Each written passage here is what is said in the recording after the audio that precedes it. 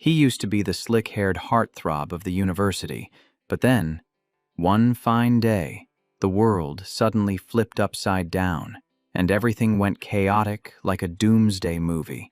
Tranbach awakened his talent and ground for 10 whole years, serving as a loyal hunting dog for Hiros, shouldering hundreds of missions without a single complaint. But after just one failure, she ruthlessly pushed him into the endless abyss, without a second of hesitation. In his final moments, all he could do was greet Hiros with a furious middle finger. And right at that moment of despair, our protagonist was suddenly thrown back into the past. Just to be absolutely sure, he immediately pulled out his phone to check the date. June 5th, 2032, exactly 10 days before the universal will descends. After that day, more than 90% of humanity will be completely wiped off the map. But within the disaster lies opportunity, as survivors can awaken their hidden talents. Dungeons, instances, rare gear, and all sorts of items will appear all at once. The first thing he has to do isn't to run away, but to upgrade his talent. In his past life, someone discovered that talents secretly take effect 10 days before the trial, and if activated early, they will level up. And luckily, our main character was reborn right during that golden window. His old talent was just E-rank virus resistance. To upgrade it, he needs to use a virus to stimulate his body, and, coincidentally, there are sick people in the city acting just like zombies. He sneaked into the hospital, confirmed the patients had turned into zombies, and then secured some serum to bring back. After that, he returned to his dorm room, and luckily, his roommates weren't there at the times. He knew clearly this was a life-or-death gamble, and one wrong move would end everything. But repeating his past life wouldn't be any better, so he gritted his teeth and injected it straight in. As soon as he injected it, his body convulsed violently, and the pain was so intense he collapsed onto the floor. In his delirium, the image of Hiros appeared clearly before him again. She tempted him to give up, to sink into the darkness, and continue being her lackey, just like before. Perhaps his hatred was so deep that when his consciousness was at its faintest, her face became even clearer, and it was that very hatred that pulled him back, refusing to let him collapse. The next morning, the door burst open, and his classmates started trickling back in. His pale face and terrifying gaze almost gave the three of them a heart attack. What happened? Tranbach, one of them asked in a panic. The voice pulled his reasoning back to reality. He froze for a few seconds, then immediately acted as if nothing had happened. "Oh, you guys are back. I'm gonna go wash my face." Only then did they dare to breathe a sigh of relief. Looking in the mirror, he smiled with satisfaction. His theory was correct. The talent had been upgraded. Now he just had to wait and see what level it would reach when he officially awakened. Suddenly, a voice rang out, congratulating him on becoming a pioneer with the Early Awakener title. He recognized the universal will immediately, which meant our protagonist was a full 9 days ahead of everyone else. He waved his hand to open the system panel. All attributes increased by 5%.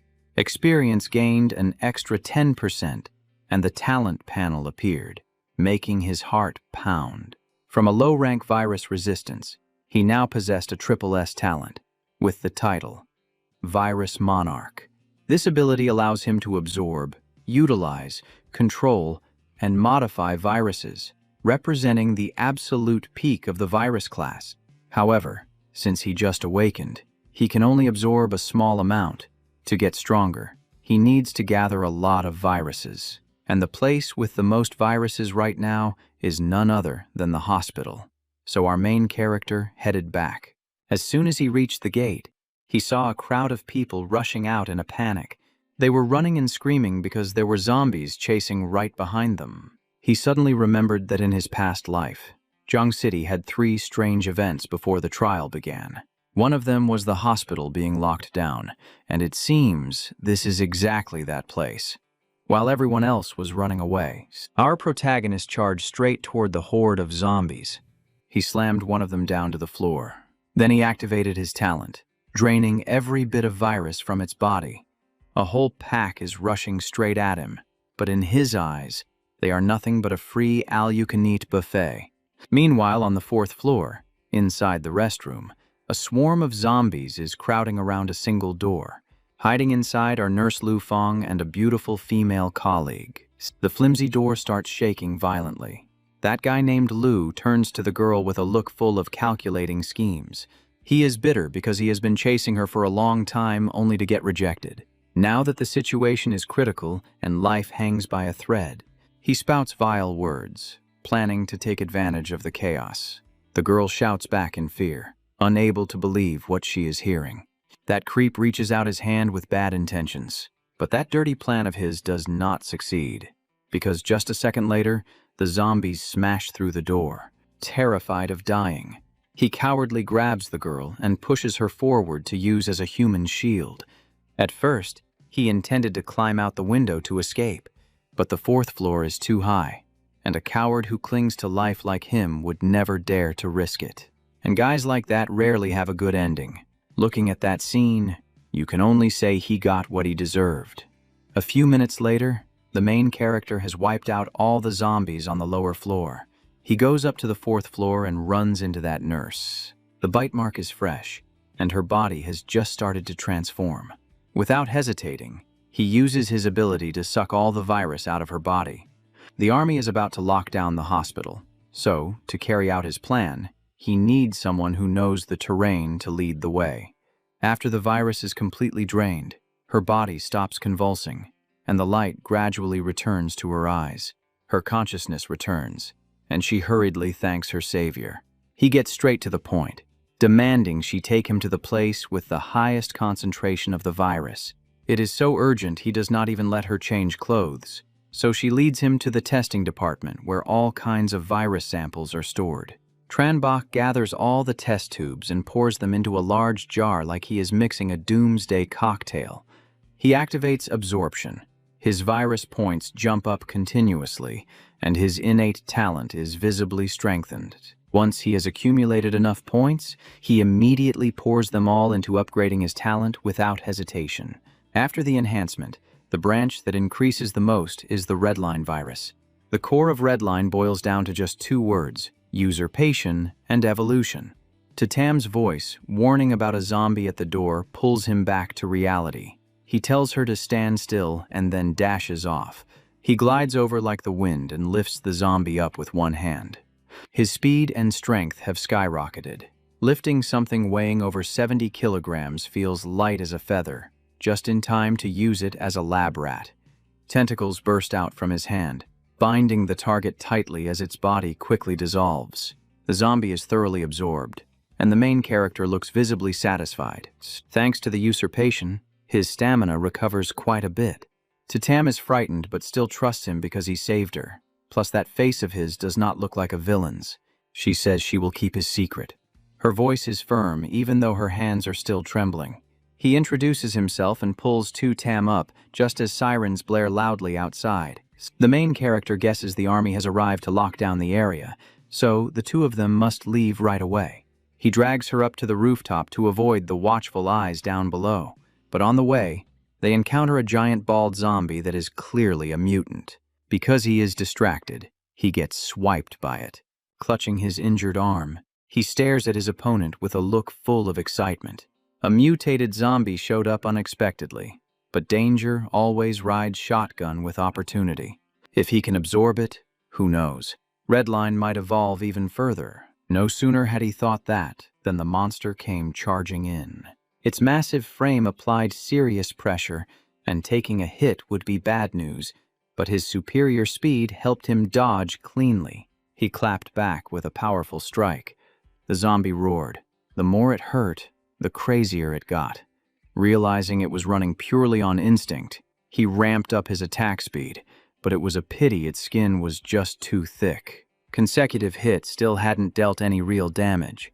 Fighting on feelings would only drag this out and make the enemy more aggressive. Tam gathered all her courage, smashed the fire extinguisher cabinet, and tossed him an axe right as the main character dodged a blow. He snatched the axe out of the air with extreme precision. With a weapon in hand, his vibe completely leveled up. In no time, A clear slash mark appeared on the zombie's chest, and he fought harder and harder. His overwhelming speed and agility quickly had the opponent struggling. When it was running on fumes, the main character stomped down hard to pin it. He was getting ready to absorb it when he was suddenly hit by a final counterattack. He spat out a mouthful of blood, sending Tam into a panic. The axe slipped from his hand. The zombie clamped down, wanting to tear him to shreds, but the male lead isn't that easy to take out. From his wound, tentacles surged out thick and fast. They wrapped tight around the target and started taking over, the roaring gradually fading out. Struggling was useless. It was already too late, and Tam stood by, watching it all go down. Only now did she finally dare to let out a breath. The process of absorbing the level 2 zombie concluded pretty quickly. The breakline virus evolved successfully. He unlocked the Bone Claw ability and was super satisfied. But before he could even enjoy it, the army had already surrounded the place. They shouted for him to raise his hands, started a countdown, and warned they were about to open fire. Without skipping a beat, he scooped up Tam and dashed through the hail of bullets. Following her lead, the main character ran straight up to the rooftop. After evolving, bullets didn't seem to make much of a dent anymore. Once they hit the highest point, he asked for her home address. Then he held her tight and jumped straight off the roof. Tam turned pale with fear, clinging to his neck and not daring to open her eyes. He moved between the buildings, quickly arriving at Dongfang Complex, and even though he said he was fine, she still insisted on checking his wounds. He was forced to take off his shirt, revealing a ripped body that made things a little awkward. She blushed but still tried to take a look, reminding him there were still a few spots that hadn't fully healed. The main character joked that if he absorbed some more life force, he'd heal faster, which made her even more flustered. She shot back that if he wanted to, he would have done it ages ago. He laughed half-jokingly, saying the timing before just wasn't right. The atmosphere got a little steamy, and he teased her with a few more lines, turning her face as red as a tomato. Shyly, she said she was going to shower first to get clean. He agreed, and the two went into the bathroom. Let's just say what happened next was pretty intimate. Meanwhile, his phone was buzzing off the hook with texts from a roommate and Tongka asking where he was. The three strange events before the trial were the hospital lockdown, the explosion in the suburbs, and the monster slaughterhouse. While grabbing breakfast, he tried to piece together memories from his past lives. The third event was pretty vague, and few people paid attention to it. Then Tam called to report that two strangers claiming to be sent by Tong Tu Quinn were inviting him over. She was suspicious because Tong Tu Quinn is the queen of Jiangthan, so why would she be looking for a mere college student like him? The protagonist told her just to let them wait outside the door. He figured Tong Sa's mother had meddled, and if she had tracked down this address, she definitely knew something. So he decided to go meet her. Tong Tu Quinn was the top tycoon of Jiangthan, someone both the underworld and the lawful side had to respect. After the trial descended, she awakened an Arank talent in his past life. She even built her own force and unified Yangthan during the chaotic war between three factions. She became the renowned queen of Gyeongthan. Right now, bodyguards were leading the main character to a suburban cold storage warehouse, a place where he used to only look up at her from afar. But now he was planning to tame her to make the most of the 10 golden days given by the cosmic will. While he was calculating his moves, his eyes landed right on a pair of bright red high heels, exactly the style of a big boss lady making an entrance. The two bodyguards bowed their heads in greeting. She looked much younger than her age, and with that face, no one would believe she was the mother of a university student. She started by apologizing for dragging him out here, but he cut to the chase and asked, "Auntie Tong, what did you call me here for?" She said it was because Tong Sa had panicked this morning, reporting that he lost contact at the first hospital. Then she suddenly stepped close, grabbed his lapel, and gave a smile that was dangerous, but sweet. She said she wanted to see what was so special about the boy who made Tong Ka worry so much, dropping bait as she spoke, exactly like a queen. But the protagonist didn't like beating around the bush and asked for her purpose. She immediately made an offer, join her side, and she would even let him be her son-in-law if he liked Tong Ka. He replied succinctly, "I do not see any reason why you would need to recruit me." She said she had already seen his performance at the hospital. Then she stated bluntly that anyone who saw it would be impressed. Her audacity made him feel a bit heated. He remembered that he had dealt with the cameras and power before leaving, yet she still managed to dig up information. She was truly a tough opponent. Her people managed to recover part of the data, and she even had an insider in the hospital named Luke Lai. According to the report, there was an extremely strong person who wiped out the zombies, and there was even a video of him dragging Tam to escape. She smiled, held out the video, and added, "This morning we also fished out an acquaintance of Tam from the quarantine zone, named Lu Fong." The protagonist thought to himself that the simp was surely a goner, but who would have thought he still managed to drag himself here? Last night he heard Tam rambling about him, but since the story kept switching channels, his impression was not very deep. Back to the present. She held quite a bit of information, so he decided to play along for now, wanting to know where the quarantine zone was. But she guarded that secret like gold. She gave an ultimatum. "Agree to join my side and I will tell you." He laughed. "Auntie, you understand me too little. I cannot be your subordinate." See, he followed up with a sentence that sounded incredibly arrogant. "It should be you becoming my subordinate." Then he immediately flexed his new claws from the bone claw skill. She froze, and her assistant Lan Duang rushed forward to shield her, asking, "Is this a mutation of the zombie virus?" He replied calmly, "Wrong. Become my person, and I will tell you. How does that sound?" She became even more interested, pushed her assistant aside, and stepped forward, saying a few claws could not subdue her, while also teasing that he already had a young, beautiful nurse. He lifted her chin provocatively, making the atmosphere tense but extremely captivating. And in reality, in an apocalypse, having someone with potential like her would provide support of much greater value. Hearing him mention the apocalypse, her eyes lit up, realizing immediately that he knew much more than she thought. Two foxes met, and finally settled on the smoothest plane, equal cooperation, where her support would be exchanged for information, and the two shook hands. Right at that moment, bang, the tense sound of a gunshot rang out nearby. She immediately turned her head, her eyes looking anxiously toward where the gunshot came from. She said that last night Commander Huang borrowed the cold storage to freeze living zombies and quarantine survivors. The gunshot must have come from there, which meant something bad was happening. The protagonist was surprised that they found a countermeasure so quickly. Low temperatures made the zombies significantly slower, but they did not know that extreme environments also increased the mutation rate, and a premonition flashed in his mind. A suburban cold storage plus a mutating zombie. Could this be the second strange event? The suburban explosion. Just thinking about it was exciting, and he was eager to go see just how freaky this mutation was. Over there, soldiers were struggling to confront a zombie that was so ugly it was depressing. A bulky body sprouting messy faces and limbs. Faced with that mutation, they even had to resort to using grenades, but it was useless and only made it furious. Trio Lien Truong changed tactics, splitting into small teams to throw grenades to stall for time while waiting for reinforcements. She calmly said, "Tell your men to stop throwing and fall back." Her voice so cold he thought she had taken the wrong medicine.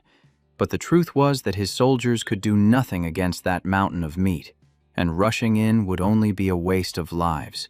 She ordered the soldiers to protect the warehouse staff and survivors, leaving the monster for someone else to handle.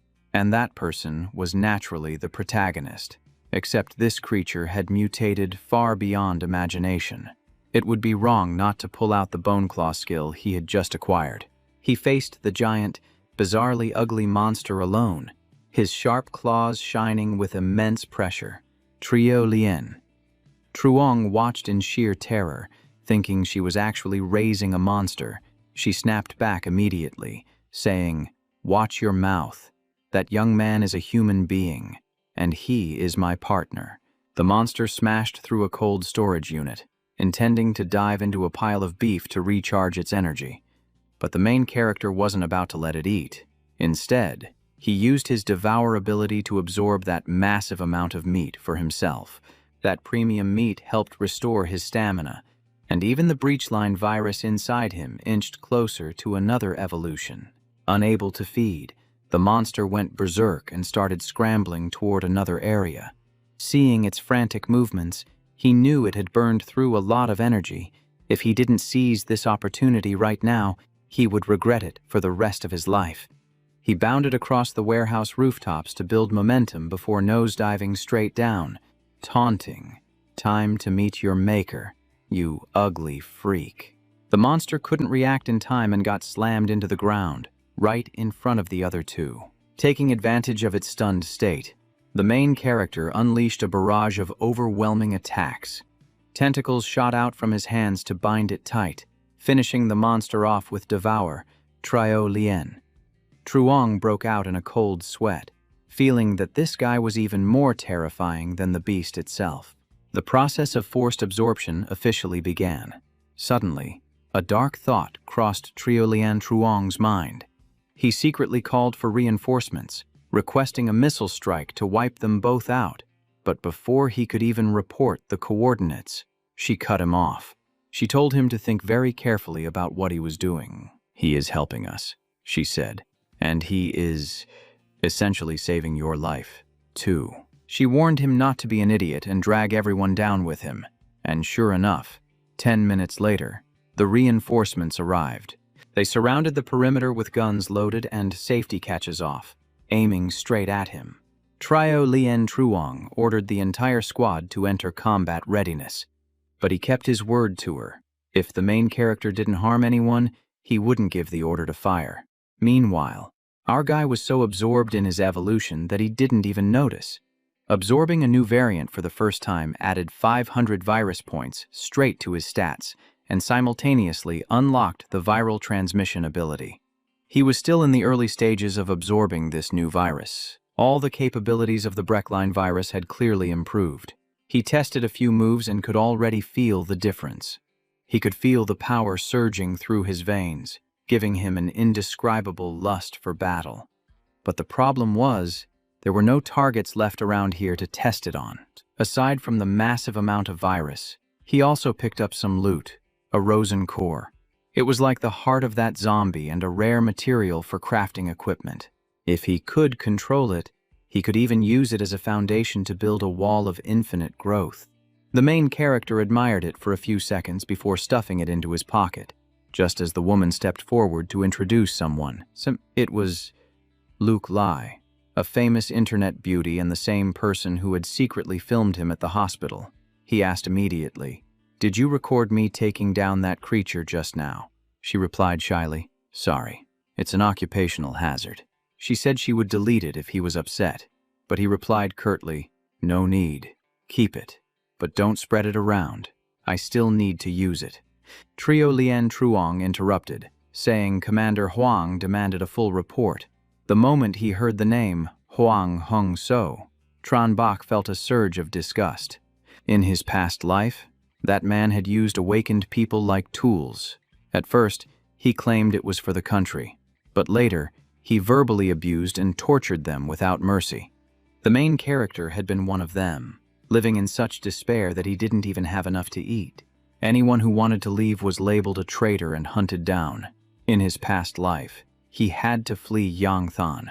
So, in this life, even if you paid him, he wouldn't want to see that man again. He turned to Tong Tu Quinn and asked point blank, "Do I really have to go there?" She answered immediately, "No, you are my partner, and I haven't even gathered all the information yet." She stood her ground, asking why they had to report to them first, while Trio Lien Truong still tried to pressure him using civic duty as an excuse. But she didn't back down an inch. She wasn't even afraid of Huang Hung, so, let alone a mere captain. A soldier reported a disturbance in the quarantine zone. Hearing that, he immediately asked if Lu Fong was there, and it turned out he was indeed the one causing the most trouble. He demanded to meet Lu Fong alone. Trio Lien Truong didn't want to agree at first, but out of respect for her, he allowed the meeting. Lu Fong walked up, arrogantly bragging that his father was the vice director. While he was rambling on, a hand was placed on his shoulder. It was the main character, silently activating his viral transmission. He leaned in close and whispered about how Tatam was nearly thrown to the zombie horde.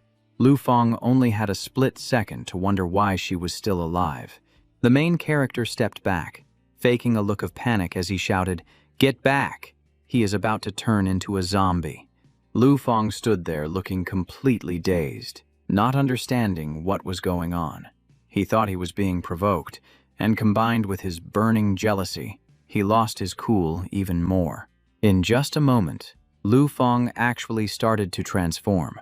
The main character empowered his left hand with the Rosen force he had just absorbed, turning that guy into a live test subject. A single decisive strike ended everything. He turned to the woman and said, "Let's go. You passed the test. I will tell you a few more things." She saw that he was getting stronger by the second, and knew he would surpass her sooner or later, so she took the initiative to hold his hand, saying she wanted to follow him. He raised an eyebrow and smirked. "That remains to be seen, depending on your value and how you perform." The whole group returned, and she invited him to her villa for a meal. He agreed, then opened his item inventory. This was after the battle with that giant monster. Besides the core, he also received 2 skill books. The first one was Frenzied Blood Drain, which increases attributes by 3 points for 10 minutes, but has a 1-day cooldown and reduces stats by 50% afterward. Just hearing it sounds exhausting. The other skill was Muscle Enhancement, which bulks you up and doubles your strength efficiency, but you trade away your agility. It definitely did not suit his fighting style. Even if he did not use them, these 2 books were still incredibly valuable for newly awakened people. Selling them for money or using them to win people over were both solid options. He checked his assets: 6 gold, 35 silver, and 6 copper coins. The trial was about to begin, and he had to build his own force. Thinking that, he spent 5 gold to establish a chat group. He was summoning pathfinders to prepare before the official trial descended upon them. He vowed to build his own empire, and even make heroes bow down at his feet. After 3 hours of driving, they finally arrived at the villa. He talked about the will of the universe and the upcoming trial, making her even more eager to follow him. But he only accepted people with ability or absolute loyalty. She was confident she could meet those requirements. With the apocalypse right around the corner, self-preservation was the top priority. Regarding ability, she believed she was fully qualified. Currently, all the power and wealth in Jiangthan were in her hands, but after the trial, all the rules would change. He told her straight up, "Your current power will only make you a more attractive target." She imagined the scene of herself and her daughter being oppressed, and she shuddered with fear. If her ability was not enough, then that little bit of pride was not worth keeping either. She knelt down, accepting to follow him, offering up all her power and resources. Watching the Queen of Jiangthan bow before him, the main character was extremely satisfied. He said, "Show me more of your value. I still have tasks for you." She messaged Lan Duong, ordering Luke Lai to send the video and then take her back to rest. At the same time, she wrote an article about him and pushed it to the featured spot on the forums. The headline had to be really hot, something like Pathfinder Bak Day. Lan Duong followed orders, while Luke Li still lingered, not wanting to leave just yet. Perhaps she was moved by that heroic display earlier. Her phone started ringing again. It was Tong Ka. He picked up the phone, and the girl instantly flared up, asking why he was holding her mother's phone. He replied briefly, "She is busy. If you have something important, come back here and say it." She was annoyed but still listened. She talked for a while before realizing he had already hung up. Her embarrassment turned into rage, and she vowed she would make him regret this. She had absolutely no idea that her mother was currently standing on his side, because she wanted to protect her daughter. The woman used every word possible to prove her value. The next morning, Tongsa followed her mother to a secret warehouse in the suburbs, still thinking he was making the whole story up. She ordered her to stay silent and observe. Meanwhile, Lan Duong reported that she had checked all the locations with zombie rumors. In the end, only this place remained, formerly an underground casino. Now, about 160 people inside have all turned, but there are no special variants like Rosen. At first, he thought this might be the third event, the Monster Slaughterhouse. But this location is too remote and news travels slowly here, so that event is probably happening somewhere else. Whoever created it is likely gathering zombies, just like he is. The military only dares to capture a few for research, so who has the guts to round up this entire horde? Whether it is a curious warrior or another early awakened individual, it certainly piqued his interest. He cracked his knuckles and ordered the door to be opened. The moment the door popped open, the zombies inside swarmed out like a flood. He faced the entire swarm alone without flinching. Song Ka was stunned seeing this for the first time, while Tatam stood by her side, quietly observing. Anyway, let's get back to the main point. The main character went to town for a while, leaving zombies scattered everywhere. One look and you could tell he just wiped out the entire nest. Thanks to that, he snagged the Zombie Hunter title. Equipping it boosts all attributes by 5 points and adds 5% to zombie hunting efficiency. That is not all. His virus points can also be exchanged for the zombie virus serum formula. This item is top tier because not everyone can be as tanky and immune as he is to handle the virus on their own. So, he spent 300 virus points to redeem the formula. As for the remaining few zombies, he kept them alive because he already had a plan.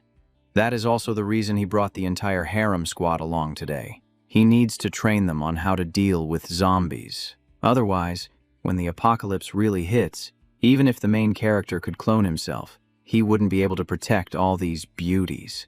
Let me see your skills, one for each of you. Who is up first? He asked as he threw a zombie forward, and Lan Duong was the first to step up. After all, she is the close personal bodyguard of Song Tu Quinn. Her speed and strength are clearly superior to the others. The zombie had barely hit the ground before she took it out in a single strike, dropping it instantly. The main character nodded in extreme satisfaction. Her moves were fast and precise, proving that Lan Duong is definitely not a burden. Next up was Song Tu Quinn. Since her physical strength isn't as high, she brought a baseball bat along. She still managed to take down the zombie, but he only gave her an average score because it took her 10 hits to finish the job. The third person was Tatam, whose strength is several levels lower than hers. She had to struggle for quite a while, using her entire body weight to pin it down before the zombie finally stopped struggling. The main character wasn't very satisfied but gave her a passing grade. That left only Song Ka, the fragile school beauty. At this point, she was frozen with fear, her face completely drained of blood. She was holding the baseball bat, but her hands were trembling so much she could barely lift it. He was visibly disappointed and pulled Song Tu Quinn aside. Song Ka has an incredibly weak constitution, and he does not have the time to mentor someone with a let's take it slow attitude.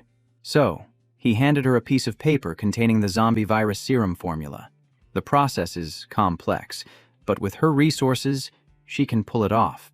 This will not only help Song Ka avoid the zombie virus catastrophe, but also serve as a cash cow during these chaotic times. She thanked him for his trust, promising to do her best and guard the formula carefully. She is naturally intelligent, so he trusts she knows exactly what to do.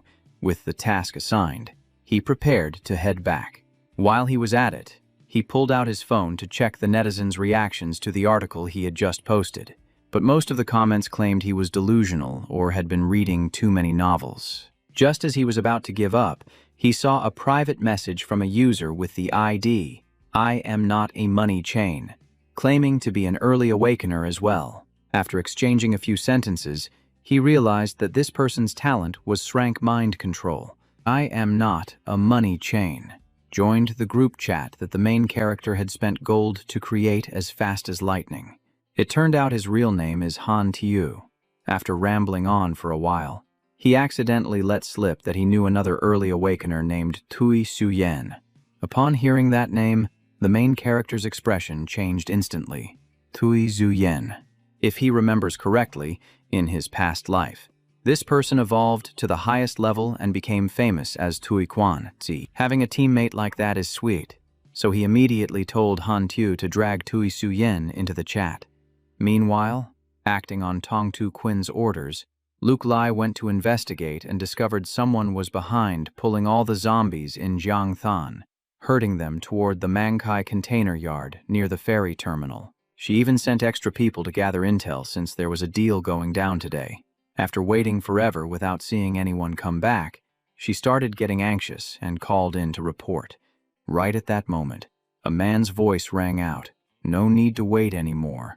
And then 2 bodies dropped right next to her feet. It was the 2 subordinates she'd sent out to scout.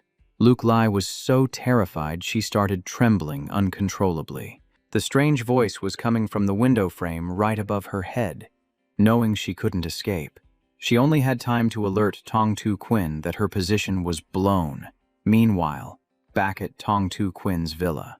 The main character was still chatting with his new group of friends, all early awakeners. Lu Ho was confused about his talent, so he told him to send the info over. His talent is the SS-Rank Yin Wood body. Yin wood is extreme yin timber with durable vitality. Just hearing about it sounds like someone who is hard to kill. Activating the body costs 1 spirit point, and opening the yin soul costs another physique point. The main character advised him to have over 3 spirit points before opening it, and Lu Ho actually has 5. While he was busy chatting, Tong Tu Quin ran in, looking completely frantic. She was visibly worried but didn't dare hide anything. She reported that Luke Lai had tracked down the container yard and gotten captured. The enemy demanded she come personally to negotiate. And hearing that, the main character's face went ice cold. He asked point blank, "Did Luke Lai rat you out?" It was a simple question, but it hit as heavy as a hammer. His gaze was so cold that Tong Tu Quin immediately dropped to her knees. She swore that since she trained Luke Lai herself, there was no betrayal, and the problem lay with the 2 scouts. He reluctantly let it slide and agreed to go rescue her. At this moment, Luke Lai was tied up at the Mankai container yard. The guy who captured her was named Hin Mang. Luke Lai's mental state was shaky, but she still refused to submit when forced to drink alcohol. Meanwhile, Hin Mang just saw it as a little entertainment while waiting for Tong Tu Quin to arrive. Hin Mang said in a tone that was half threatening, half coaxing, "If you refuse a polite toast, the penalty drink is going to be hard to swallow." Then someone replied with a bit of sass, "That's not very classy. What if she just doesn't like alcohol?" The person speaking wasn't Luke Lai but the main character, appearing out of nowhere without making a single sound. He even casually pulled up a chair, moved Hin Mang's dining table over, and sat down like he owned the place. That entrance made Hin Mang wary, and he took a few steps back, asking, "Who are you?" The main character replied, "Who I am doesn't matter. I'm just here to take her home." Luke Lai's eyes lit up, while Hin Mang guessed he must also be an early awakener since he got close without being detected. After he untied Luke Lai, Tong Tu Quin was already waiting outside in the car. Hin Mang was smart enough to figure out that she had already been recruited. The Queen of Jiangthan doesn't bow her head easily, so he became even more curious about the young man standing in front of him. He asked, "You must have some pretty cool tricks up your sleeve." "Huh." Then he invited him to socialize, bragging that Jiangthan has 3 major powers: the Queen, the City Lord, and the Commander. He said the City Lord was already on his side, and the Queen was with the main character. He wanted him to help him become the Emperor, promising the highest rewards, but the guy refused without a second thought. The glass of wine in Hin Mang's hand dropped to the floor. Since playing nice didn't work, he switched to intimidation. He bragged that his SSS-Rank talent was the highest. The main character sneered, because he had already observed that Hin Mang had real power, collecting zombies and using living people as ingredients.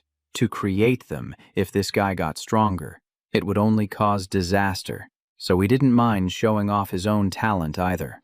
He dropped a line that made everyone freeze. "You aren't worthy of me following you, because my talent is at SS rank." Seeing that talking wouldn't work, Hinmang immediately switched to fighting dirty. His talent is Slaughter Evolution, which makes him stronger the more he fights. This skill can drain a portion of the target's attributes for himself and then continue to evolve. Tranbach really didn't expect to encounter such a pure combat talent, and combined with those fierce claws, this fight wasn't going to be a walk in the park. He smirked and said he hoped that after the guy faded away, it would help boost his attributes, telling him not to be a disappointment before lunging straight at the main character. Since it had come to this, there was no holding back.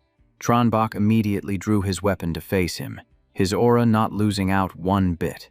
Seeing the main character ready to throw down, Hinmang got even more excited and directly activated his skill, Brutal Slaughter. That was when he realized the guy had been holding back, so he immediately raised his guard to the highest level. Since he didn't know exactly what that skill did, he was forced to fight carefully, watching his every step.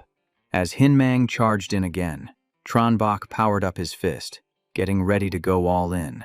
Just like when he dealt with Lu Fang, he poured all his strength into throwing a punch that roared like thunder straight at his opponent. In an instant, the entire container yard was torn apart by their clash, looking just like a scene out of an action movie. That guy really lives up to his reputation as a pure strength talent. He has been fighting for so long, yet his stamina has not dropped a bit. In contrast, Tranbach is starting to run out of breath. Both his muscles and endurance are showing signs of giving out. In terms of pure physical stats, he is a step behind his opponent in every way. Hinmang roars while attacking, demanding to know where that SSS-Rank talent is, telling him to stop hiding and unleash everything he has. He keeps taunting him, trying to force the protagonist to show his hand. But Tranbach just calmly responds that his talent has been active for a long time. It is just that the guy did not notice. As soon as the words leave his mouth, he gets tossed straight into a shipping container behind him by the guy's single hand. The enemy's eyes are full of disdain, thinking the protagonist is far weaker and just bluffing. He is even about to declare that in the face of absolute power, those petty tricks mean nothing. But before he can finish his sentence, Hinmang suddenly coughs up blood, and his expression changes drastically. A series of system windows pop up, warning that the virus concentration has exceeded the immunity threshold. All his stats are being slashed, accompanied by debuffs like fear of light, fear of water, physical instability, and a massive drop in reaction speed. He stands there, frozen, completely unable to comprehend what is happening. From the rubble, Tranbach slowly stands up and casually asks, "Your physique is not bad, seeing as it took this long for the virus to kick in. So, how does it feel?"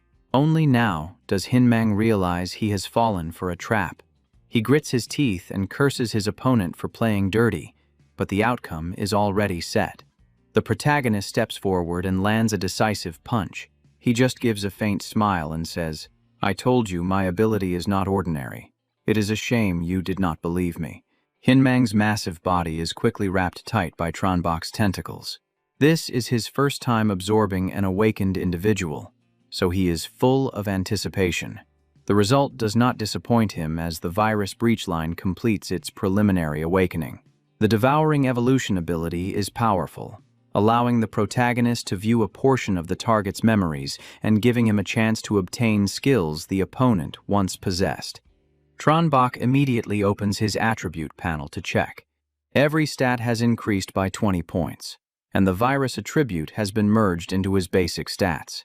It is truly a massive leap forward. He also bends down to pick up Hinmang's set of claws. This item is also extremely valuable. Just looking at the stats, he can tell the guy had taken down quite a few mutated beasts. Otherwise, he could not have been this powerful. Besides the claws and biological items, a Grade C crafting blueprint also dropped, making the protagonist even more excited. From the moment of his rebirth until now, his talent has climbed straight from rank E up to rank SSS. In his previous life, He would not have dared to imagine this, even in his wildest dreams. 3 strange events before the trial helped him get a huge haul. He even managed to recruit Tong Tu Quinn, the future city lord of Jiangthang. Seeing the protagonist return, she obediently opens the car door to welcome him. The feeling of having power in his hands is truly amazing. With his current strength, hunting monsters before the trial is no longer necessary. In the final days before the cosmic will descends, he is determined to arrange everything for his post-apocalyptic plans. While he is observing Jiangthan through the window, Tong Tu Quinn's group comes to report on their progress. All the tasks the protagonist assigned have been completed. Luke Lai selected the Tong family villa complex as the defense hub. After the apocalypse hits, they will immediately clear and occupy it. Meanwhile, Tatam is in charge of supplies, and the full list has been sent. These beauties are not just pretty faces. They are extremely competent at their jobs. Tron Bach checks his watch. There are only 10 minutes left before the cosmic will descends. He sends a message to the Vanguard group, warning them not to get complacent just because they have rare talents. They need to stay absolutely calm, as he does not want anyone disappearing from the roster in 10 minutes. By now, all the members look to him as their core leader. In their eyes, Tron Bach is their one and only monarch. Some are eagerly awaiting the trial, while others are anxious about the approaching storm. A tense atmosphere hangs over the entire room. Only the final 3 minutes remain. The protagonist calls his harem to stand by the window and gaze upon Jiangthan one last time. Before this, peace becomes a thing of the past. The countdown clock ticks away the final seconds. Tongsa is trembling with fear. The others hold their breath in anticipation. 3, 2, 1. At exactly midnight on June 15th, the cosmic will descends, the trial officially begins, and Jiangthan instantly falls into chaos. The sky turns a blazing red, and monsters appear everywhere. They kept throwing themselves at humanity without stopping. To survive, humans were forced to awaken talents, hunt for experience points, and level up, while other races also joined the battle for survival. Secret dungeons and massive cracks appeared all over the sky. Those places were death traps, but also the only chance to break through and gain power. Tron Bach stood silently watching, running through a dozen plans in his head, when the system announced that the hourglass had successfully recognized its master. He immediately told Tong Tu Quinn's group to leave the rooms. Because the secret of his rebirth relied on this hourglass, he couldn't let anyone know about it yet. But when he turned back, he saw everyone standing perfectly still, and outside, a falling airplane was frozen in midair. That's right, time had been completely frozen. The hourglass on Tron Bach's chest emitted a brilliant light. It floated in the air, and the system announced that the connection was complete. An information window popped up, stating this was a soul-bound item capable of rewinding the past and erasing lost timelines. The remaining cooldown time was a staggering 72 years, 6 months, and 7 days. That was the reason for his rebirth. And the hourglass also had a preservation mode to save his current state, acting like a save point with a 1-hour cooldown. The corners of Tron Bach's mouth curled up in satisfaction. Such an overpowered survival skill only had a 1-hour cooldown, and that was just the craziest part. In that instant, time started moving again as if nothing had ever happened. Tron Bach immediately ordered Tong Tu Quinn's group to check the villa's security, and, if it was safe, they would clear the surrounding area the next morning. The next morning, the area around the villa was piled high with zombie corpses, truly the result of a fierce night of purging. And so, the real combat debut of his harem officially began. Tong Tu Quinn H awakened the SSS-Rank amethyst pupil, which could turn ordinary objects into amethyst, increasing attack and defense based on mental strength. Among her abilities was a standout skill called the Crystal Iron Pupil. Thanks to it, she could clearly see the target's attributes and analyze effects based on the difference in mental power. The zombie in front of her had all its strengths and weaknesses exposed, and she swung her amethyst sword with decisive force. It was a clean finish, and the monster collapsed without being able to fight back. The next person to awaken was Lan Xuang with the rank talent, Way of the Assassin, specializing in stealth and assassination. Her breath was concealed. Her agility in the dark increased by 30%, and her first strike dealt 100% more damage. She stood right in the middle of a zombie horde without being detected. Timing it perfectly, she rushed in barehanded and took out a dozen zombies by herself, acting like a true assassin. But not everyone fought that well, and people on the protagonist's side quickly got injured.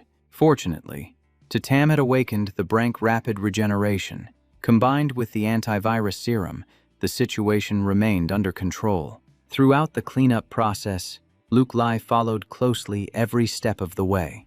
For now, there were no unexpected incidents. Seeing that everything was stable, Tran Bok assigned tasks and then took off like the wind. He dashed swiftly along the Dongsun Mountain Road. In the early stages of the trial, vehicles and guns were useless, so he had to rely solely on his physical stamina to make it in time. In his previous life, on the first day of the trial, he had seen a mysterious symbol appear in the sky over Jiangthan University, and for many years after, he regretted not going to check it out that day. But this life was different. Tran Bok sped straight toward Jiangthan University. After clearing the surrounding zombies, he held his breath and waited as the symbol gradually appeared. It was the sign that a divine avatar was about to descend. The protagonist quickly took the position closest to the symbol so he wouldn't miss the opportunity. But before he could take more than a few steps, a man calling himself a merchant spoke up, inviting him to trade. Tran Bok flashed a cunning smile and said it was an honor to trade with him. The other party claimed to be just a merchant, but his aura was anything but simple. Thanks to memories from his past life, the protagonist knew his true identity well and immediately launched a series of strategic praises. "It is you, isn't it, the god of trade, Lido?" Realizing his cover was blown the moment his name was called, Lido stopped trying to hide his identity. He handed over a VIP card from the Gopin Merchant Guild, promising a discount on any props purchased with it. Knowing full well how much this guy loved being flattered, Tran Bok took the card and made sure to butter him up with a few compliments while he was at it. Lido opened his inventory, starting with an S-Rank Thunderwalker class change scroll, which allowed the user to control lightning to buff their melee combat. Next up was the S-Rank Touch of the Death God, a legendary sniper rifle worth 500 gold, truly a piece of top-tier gear. Seeing those two items, our MC's eyes lit up like Christmas lights. He wanted both of them so bad it hurt, but the problem was that he was flat broke, and with the trial just starting, there was no way he had that kind of money yet. Lido wasn't running a charity here. He told him to go earn some resources first and then come back to trade. Tran Bok immediately switched tactics, reminding him that gods couldn't directly participate in the trial themselves. If he wanted to turn a real profit, he had to invest in an evolved human like him. Lido suddenly looked interested, while the MC didn't beat around the bush and asked straight up for the treasure praised by the gods. But a merchant needs to see the profit potential before anything else. Lido demanded that he prove his worth right then and there. Without saying another word, Tran Bok unleashed his SSS-Rank talent, making the old man clap his hands in admiration. The talent was so unique, unlike anything he had ever seen before, so he decided to give the kid a shot. Lido allowed him to pick one item from the shop, a rare opportunity granted solely because of his incredible talent. But to secure long-term investment, the MC still had to prove his strength and how fast he could grow. Right after that, the system sent out a notification for a new mission. The mission was titled, "The Final Investment," issued directly by Lido. He accepted it immediately, receiving a gold coin that could be used to summon a clone of Lido upon completion. The MC hadn't given up yet. He asked to see the treasure that even the gods coveted. Lido pulled out another scroll, and this one was SSS-Rank. Using it allowed someone to possess two classes at the same time, with all stats and skills stacking on top of each other. That item was so overpowered that even the deities would turn green with envy. After showing it off, he tucked it right back away, classic merchant move. Leidu left, and the MC opened the mission panel to check out the real challenge. To get the most valuable investment, he had to prove he was truly worthy of it. The mission was to find a hidden dungeon at Zhangcheng University, take down a marked monster, and bring back a part of its body.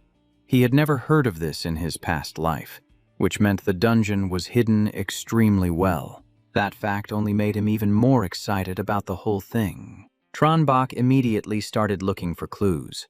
His first stop was the gymnasium, but the moment he stepped inside, he sensed something was wrong. He saw two foreign guys bullying some other people. They were using their awakened powers to pick on weaker students. The MC couldn't just stand by and watch that happen. At first, the opponents looked down on him like he was nothing, but in the blink of an eye, both of them were knocked out cold.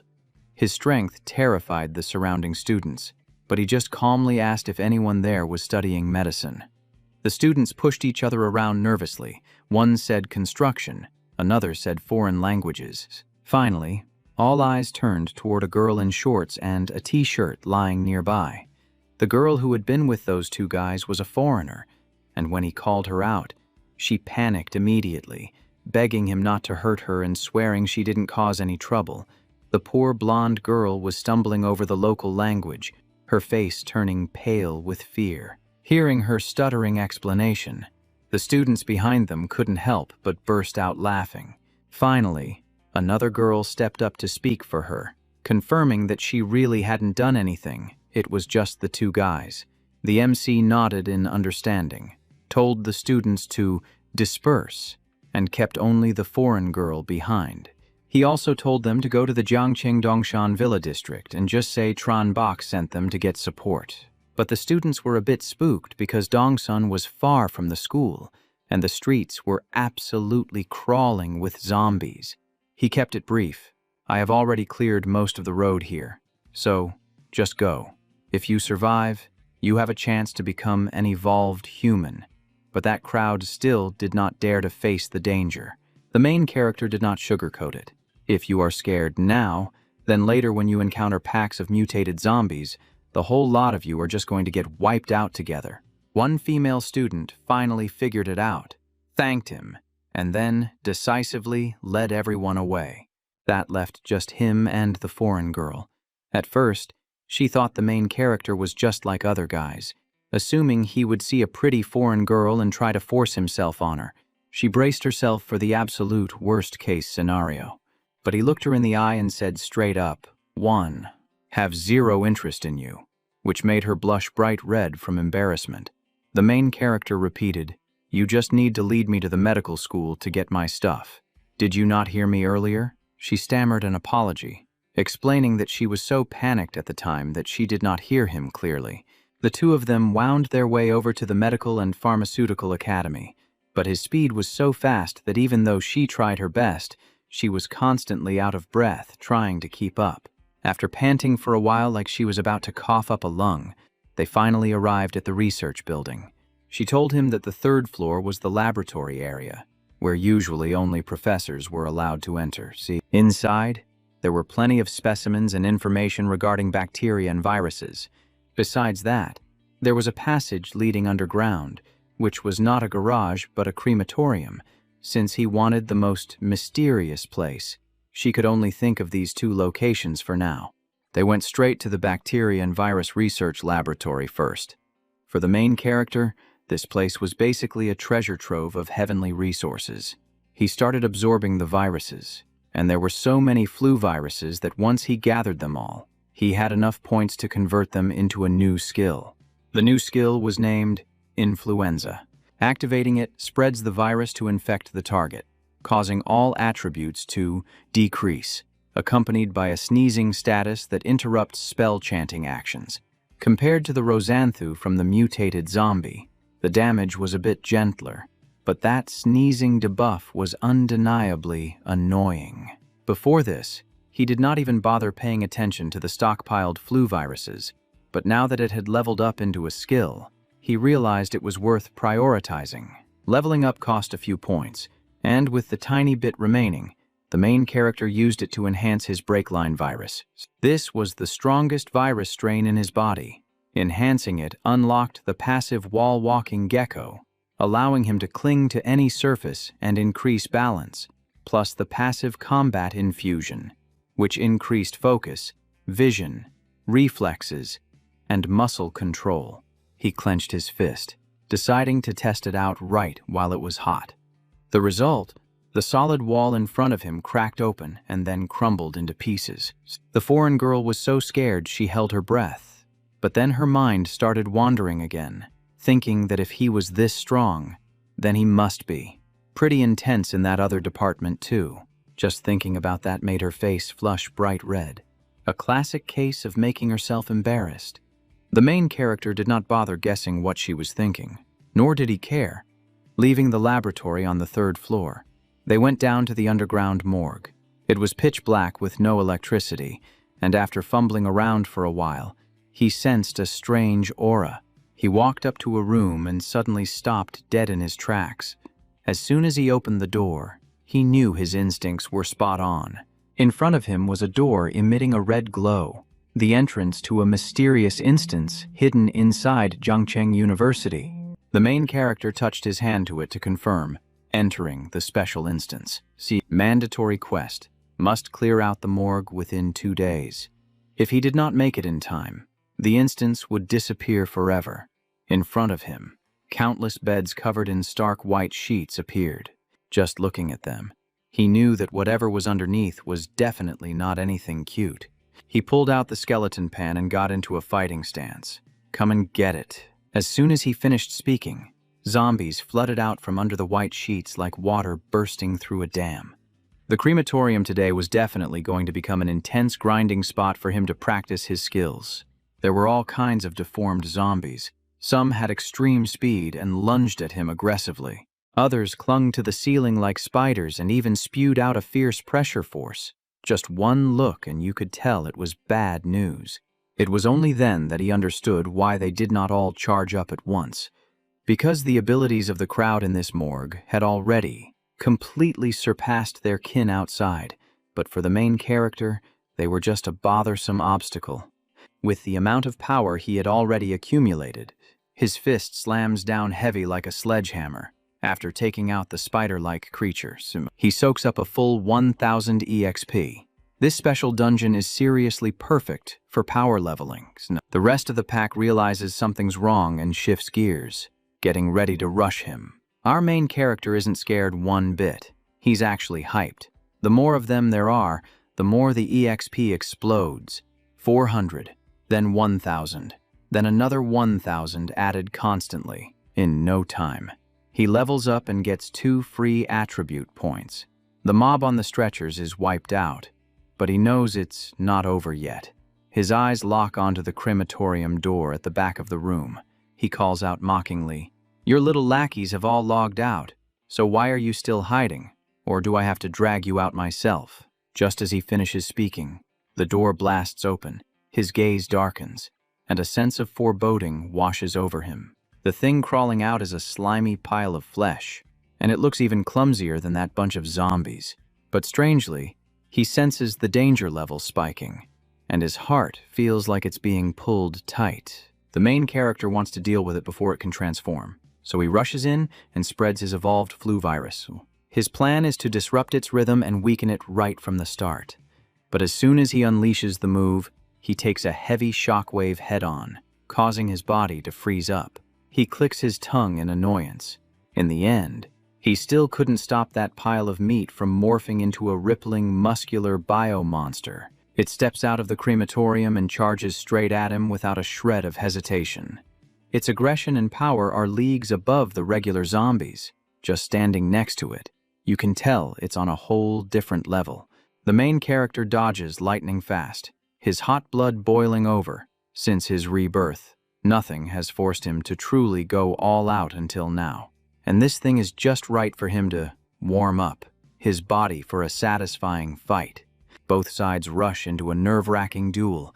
It drags on for a whole hour, yet he still hasn't managed to finish off his opponent, because it regenerates incredibly fast, healing itself constantly. He laughs coldly.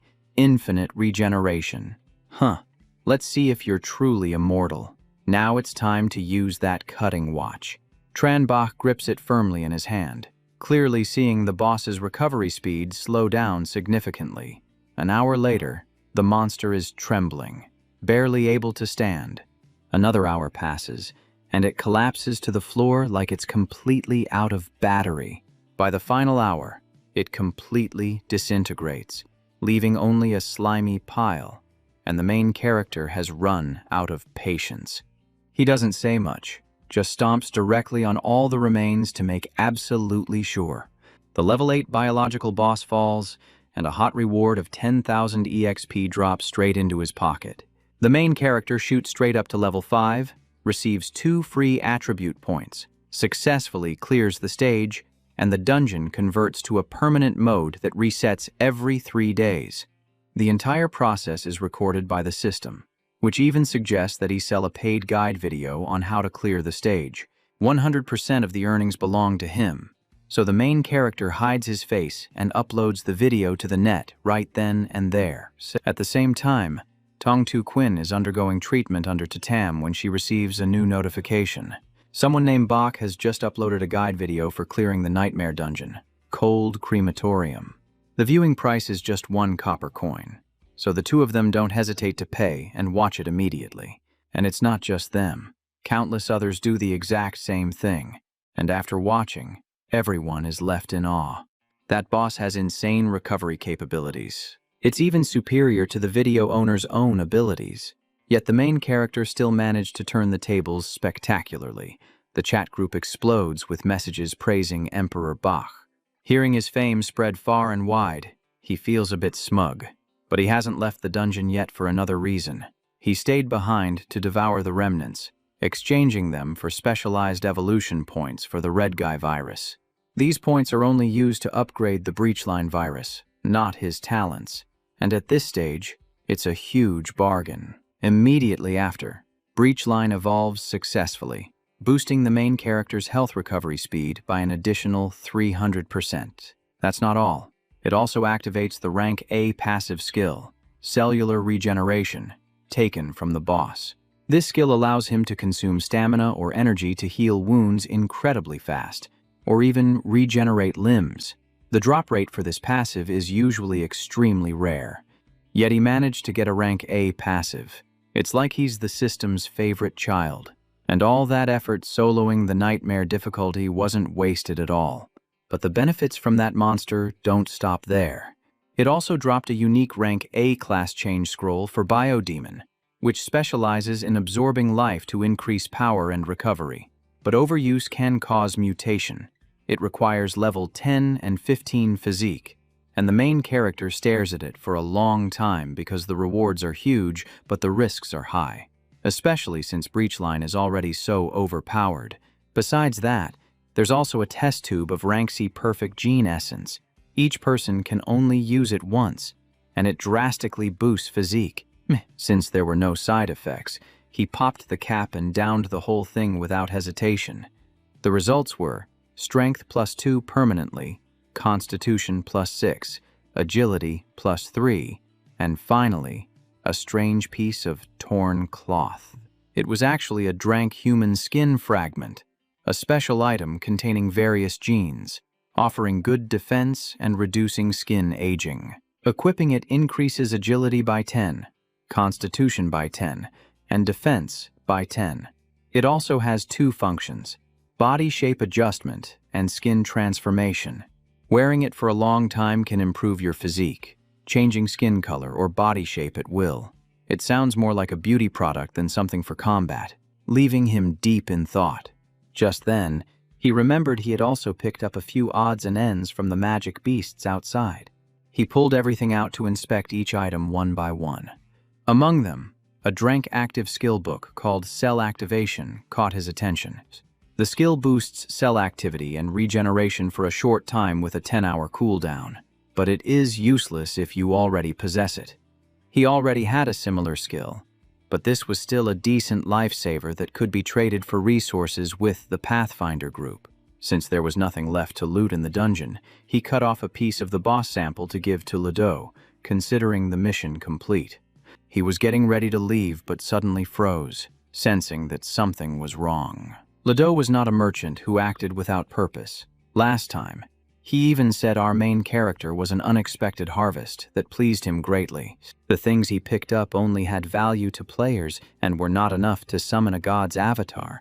So what was the real goal? His gaze stopped at the crematorium, the only place left unexplored. Without thinking too much about it, he crawled straight inside. Inside, there was just an iron bed, a fire pit, and smoke-stained walls. At a glance, nothing seemed special. There was a large oil pipe on the ceiling, and even though he hated tight spaces, he decided to climb up for fear of missing a clue. He gathered his momentum and leaped up to grab onto that sloping pipe. Its length even exceeded the height of the room itself, but climbing to the very end revealed only a dead end leading nowhere. While he was deep in thought, a strange face suddenly appeared right in front of him. Acting on reflex, he threw a punch straight at it. As a result, that thing turned out to be a hidden item, with all its attributes showing nothing but question marks. He suspected this might be a fragment of a hidier item. It might even be related to SSS-Rank or deities, and that was the craziest part. He held the mask and examined it closely, almost certain that Ledo's real target was this. A mischievous smile appeared on his face as he left the dungeon. Outside, the hot foreign female student was still waiting. After watching his video, her attitude changed completely. She expressed fanatical admiration, while he clearly looked annoyed. The only thing he cared about was the number of coins earned. He opened the information panel to check his assets. In total, he had 912 gold coins, 75 silver coins, and 32 copper coins. He had escaped poverty but still did not have enough, 1,000 gold coins to be exact, to open the warehouse, a place with absolute system protection. He believed that with the viral speed of the video, he would reach it sooner or later. The two of them left the academy, and she thought she would be taken to the villa. But he refused because the night was too dangerous. Hearing that, she suggested a high-end hotel near the school, fully equipped and not too crowded. Not sure what she had in mind, he still let her lead the way. The result was a love hotel, where she tried on all sorts of costumes to attract him. Meanwhile, he kept saying he was not interested, but he did not reject her advances at all. And so, the two of them spent an emotional night together. The next morning, his assets were enough to activate the warehouse. Once opened, he immediately stored all his precious items inside. Dressed neatly, he moved on to the next phase, flipping the coin Ledo gave him last time. The summoning process began. Rumor had it that when trading with Ledo, emotion was the bargaining chip, and he would adjust the conditions based on the other party's state.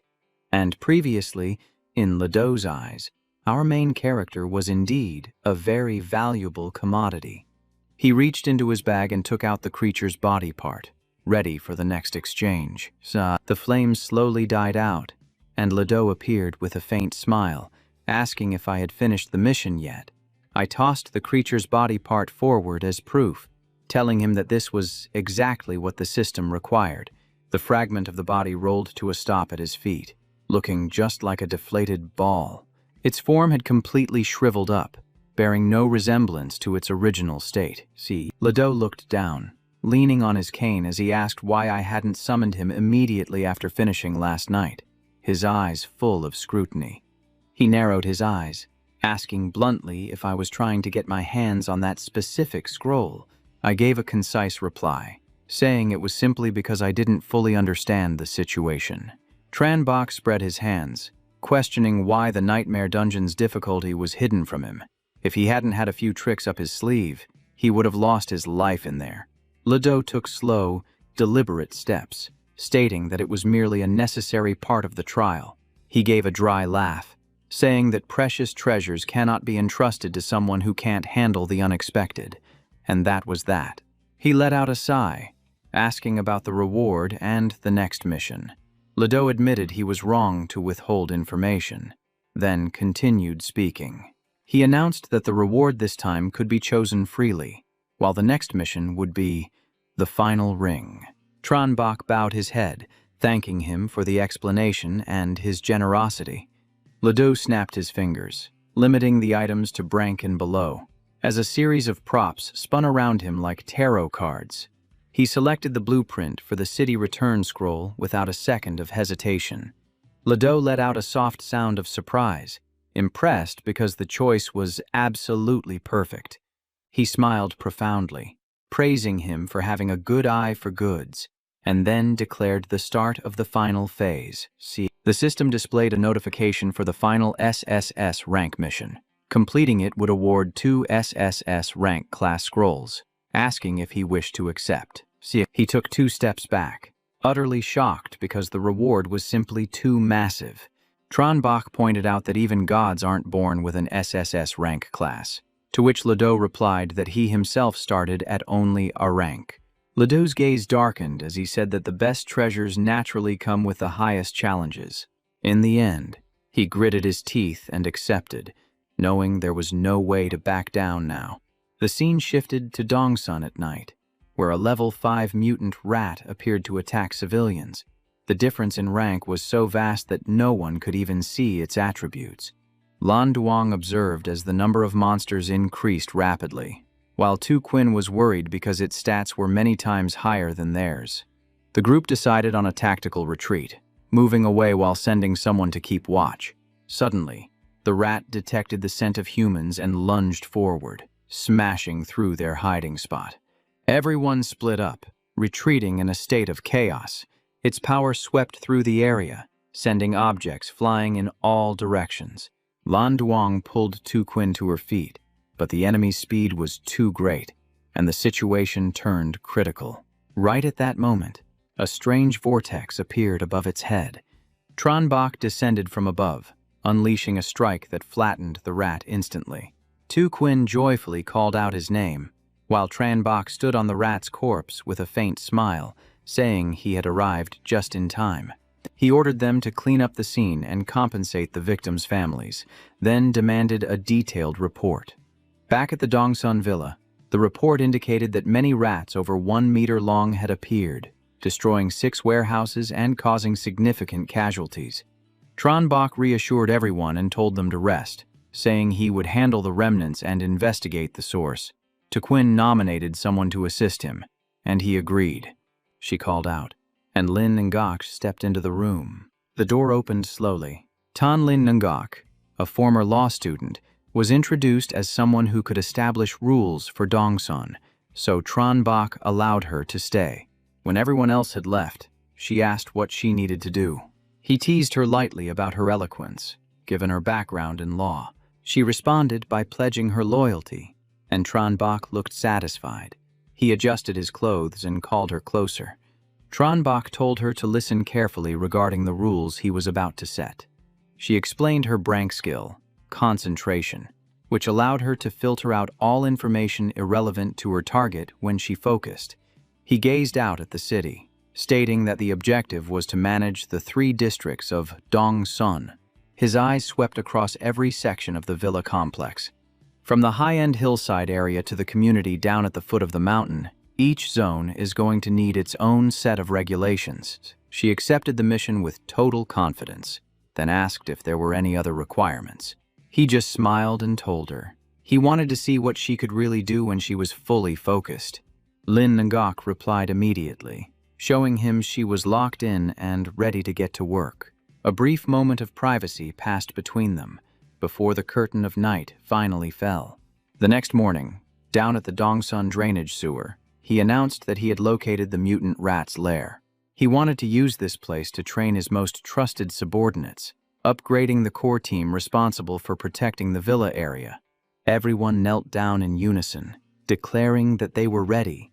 He laughed out loud, telling them to stop calling him Master, and instead address him as Emperor Bach. They all accepted the order in one voice. Emperor Bach then stepped down into the cold, rushing water. He walked up to the iron grate blocking the entrance of the sewer. With a burst of strength, he ripped it open, signaling the start of the purge. The system activated a special mission, and everyone confirmed they had received the notification. The mission required them to wipe out all the mutant rats and the Rat King. with the rewards to be determined later. The group ventured inside. Although the space was dark, their torches lit the way, and it was actually cleaner than they had imagined. A noise echoed through the tunnel. He raised his hand to signal a warning, just as a swarm of rats came rushing out. He channeled his energy, readying himself. The sheer number of them was no joke. The entire team charged forward at once, engaging in combat. The rats were dealt with quickly. He shouted for everyone to check the area thoroughly, and someone picked up a piece of equipment that had dropped. Quinn reported that they had cleared 16 sections of the pipe and were getting close to the source. Suddenly, another dark shadow appeared, and she volunteered to take it on herself. He reminded her to use Scout first, so she activated her crystal insight skill. Her face went pale. This was a level 7 boss. The rat lunged at her. Its strength was nearly 39, and its speed was over 40, moving so fast she couldn't even read all its attributes. In that critical moment, he dashed forward. A warning shouted out, and everyone was left stunned by what happened next. Tranbach swung his blade and slashed straight down. The rat didn't even have time to react before it lay dead on the ground. Information popped up on the screen. Equipment of the plague messenger, one who spreads faith and disease, leaving nothing but decay wherever they go. He chuckled. A set item. The Rat King actually dropped a set piece. He tried on the boots. The grade was low, but if he collected the full set, the effects would skyrocket. He looked up. Now that the Rat King had been dealt with, the only thing left to finish the mission was to investigate the source. Quinn looked around warily. They had passed through 5 sections of pipe without seeing a single rat. Suddenly, he raised his hand to stop them. The system was sounding constant alarms. Viruses in a sewer were normal, but this type hadn't existed before the experiments, and it was impotent enough to threaten even evolved humans. He stared straight ahead. The source of the mutation had to be very close. He spoke up immediately. Quinn, don't go any further. Turn back now. She replied with a single word, Roger. He walked deeper inside. With every step, the virus points shot up rapidly, making him curious about just how intense it would be when he finally reached the source. A bizarre figure appeared inside. He paused for a moment, then smirked. This place really was a paradise for him. The corpse was emitting a thick, overwhelming aura. Just standing near it, he could feel the pressure. He observed it closely. Was this the source of the plague? Based on the virus density, he began to analyze the situation. His eyes landed on the arm, clutching a scroll. The cause of it all clearly lay in that object. He reached out and pulled the scroll from the corpse's hand. He opened it up. It wasn't an item. The contents spoke of sacrifices, divine fire, and the plague sect. He frowned. That was a name he had never heard before. He closed the scroll. Whatever. He needed to absorb all the virus first. His strength was definitely going to get a massive upgrade. Suddenly, his arm started branching out like tree roots. He flinched in surprise. What the hell was happening? A gloomy aura covered everything. The system announced the mission was complete, awarding him 2,000 EXP and the Flesh and Blood wall item. Remember to subscribe to the channel so you don't miss out on peak moments like this. Notification. You have not been corrupted by the plague. Received plague mark. Activated a new SSS-Rank mission from the plague sect. The SSS-Rank mission requires finding the plague messenger to prove I am the true God in the prophecy, with rewards waiting ahead. He realized this mission was directly related to divine authority. He smiled slightly. If he became the plague god, he would be qualified to face heroes, so he definitely had to find that messenger. Just then, a gate suddenly appeared. Maine realized it was a dungeon forming, so he reached out to touch the vortex.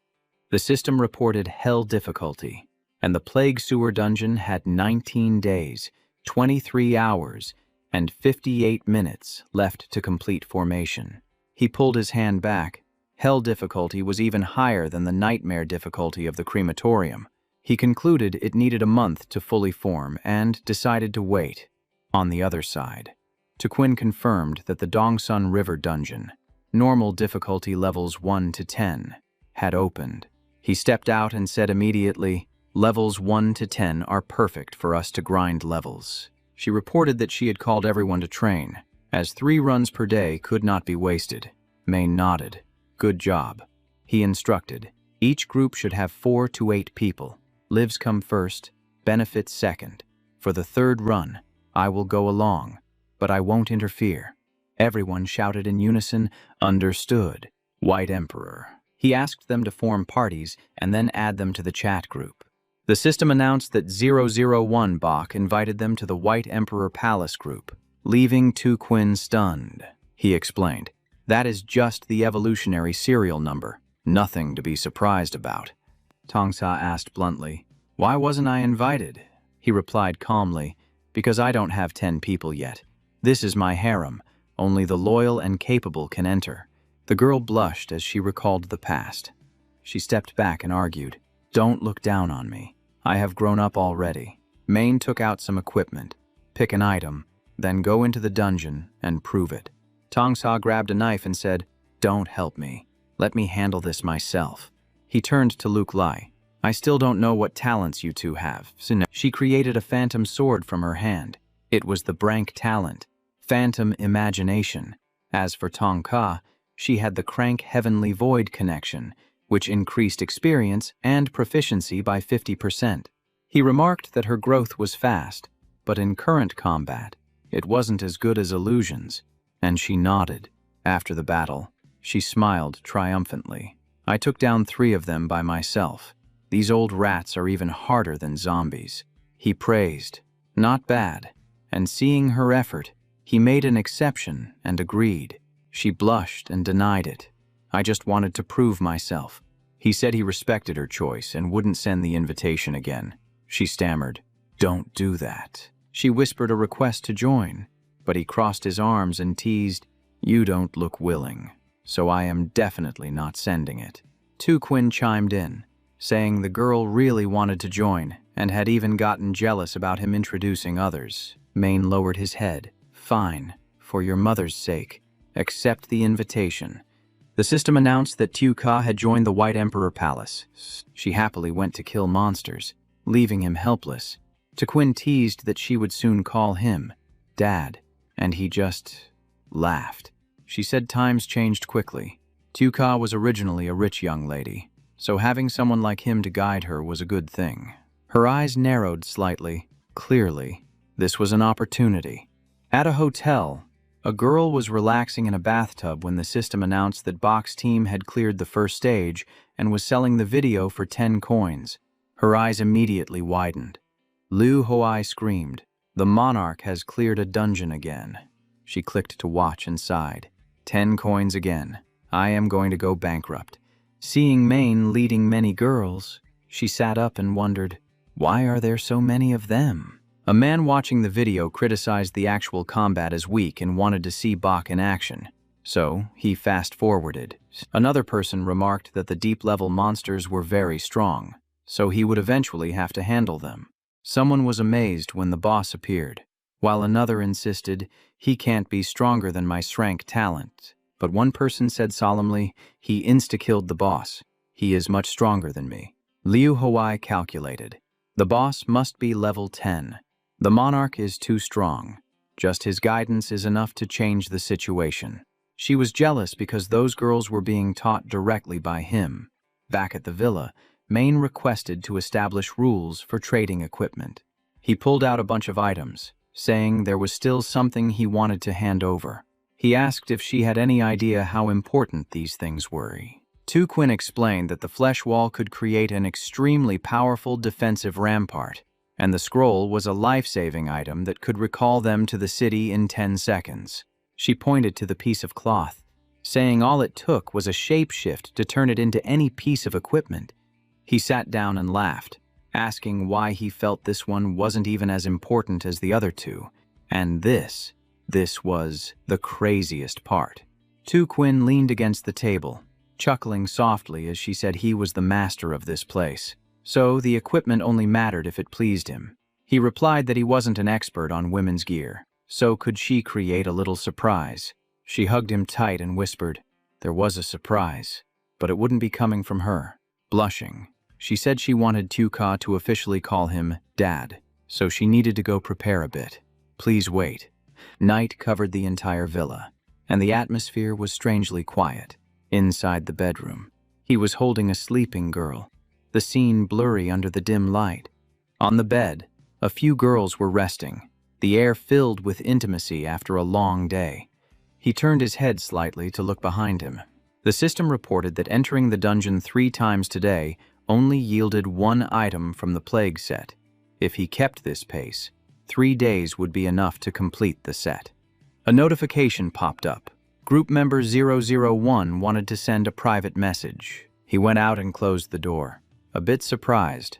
Was it Mong? She messaged that she had watched his strategy video and wanted some pointers. He replied that if she wanted guidance, he needed to know her talent or attributes. She read the message carefully. He said if it wasn't convenient to reveal her talent, sending her attributes was fine, but it would be harder to evaluate. She typed quickly, no, she would send her talent to him. He thought about it. In his past life, he hadn't heard her name, but the Chiich group were all pioneers. When he saw the information, his eyes went wide. A light flashed, and the score suddenly showed 31. Rank SSS, infinite growth power. He was astonished. For a talent like this to be nameless, perhaps she had fallen early in his previous life. He asked for the specific effects. She replied that the dream butterfly skill allowed her to enter dreams just like the real world and take items from within them. Dreamweaver could adjust everything within the dreamscape, though there were currently limitations. Shared Dream allowed her to invite others into the dream world through the Tatam dreamscape. He smiled. As long as her real body wasn't exposed, it was almost unbeatable. She asked to invite him into the dream for instruction. He refused, since he had no protection inside the dream. She tried to persuade him, saying she would set up an evolution contract to ensure safety. He reminded her that a contract recognized by the universe required at least 10 gold coins. He asked if she had 10 gold coins. Why would she even need him to teach her? She said monsters in the dream died in real life too, and she could adjust things with Dreamweaver to earn gold, plus she would gift him extra items. A Drank skill book and a special Frank prop appeared. He admitted her ability was no less impressive than his own Monarch virus. She persisted, saying that if she didn't improve her combat skills, she would eventually be in danger. He understood her weakness was not increasing physical strength. This was the fatal flaw. He asked her to send the contract, thinking to himself that he had to pull this talent into his team. The system reported the contract was valid for 24 hours, and violation would result in losing one's identity. He pressed agree. The moonlight outside the window grew deeper and deeper. He lay there thinking about the Tutam dreamscape, which required 3 minutes of focus. Mong sent over a card. He looked at the night sky. If she evolved to the point of completely manipulating dreams, that would be terrifying. He closed his eyes and drifted into sleep. Inside the dream, Mong appeared to introduce herself and confirm the contract. He introduced himself too, asking if this was the dream world, because it didn't look like a training ground.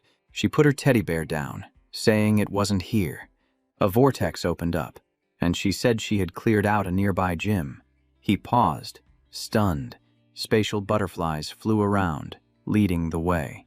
He opened the gym door, surprised by how vast the dream world was. She explained that the dream world existed independently. She could only enter and adjust it, and it reflected the real world. He nodded and began the training. She ran villa area. Tuquin reported that the rules had been posted everywhere, and there were people explaining them. He was satisfied with this. He said he had cleared the surrounding area and was about to leave, handing the management over to her. She was surprised because he was still missing one piece of his set. The system displayed the 4-piece plague set, which increased all attributes and inflicted a disease debuff when attacking. He decided not to wait for the E-rank item anymore, as there were far more valuable opportunities out there. She hugged him and told him he had to come back, joking that if the White Emperor Palace got flooded, who would deal with it? He laughed and said they should hold a meeting to discuss drainage blocking. Late night fell once again. The girls were resting on the bed, and the atmosphere was peaceful. He also enjoyed this rare moment of relaxation. The next morning, he woke up early, got dressed, and gently left the room so as not to wake anyone. When he went out and met Lan Xuang, he asked if she was looking for Tequin, but she said she was looking for him. She reported that there were people causing trouble at the foot of the mountain. He was surprised, since the rules had already been established. He asked in a cold voice if they didn't know how to handle things according to the rules. She stammered that there was a classmate of his in that group. He immediately told her to take him there, and she replied, "Understood." The scene shifted to the foot of Dongsan Mountain, where a brat was pointing and screaming, "Tran Bok is here. I see Tran Bok." Lan Duong turned back and spoke bluntly, saying that this group was upset about the 1 coin per day fee. They wanted protection for free and didn't want to pay anything.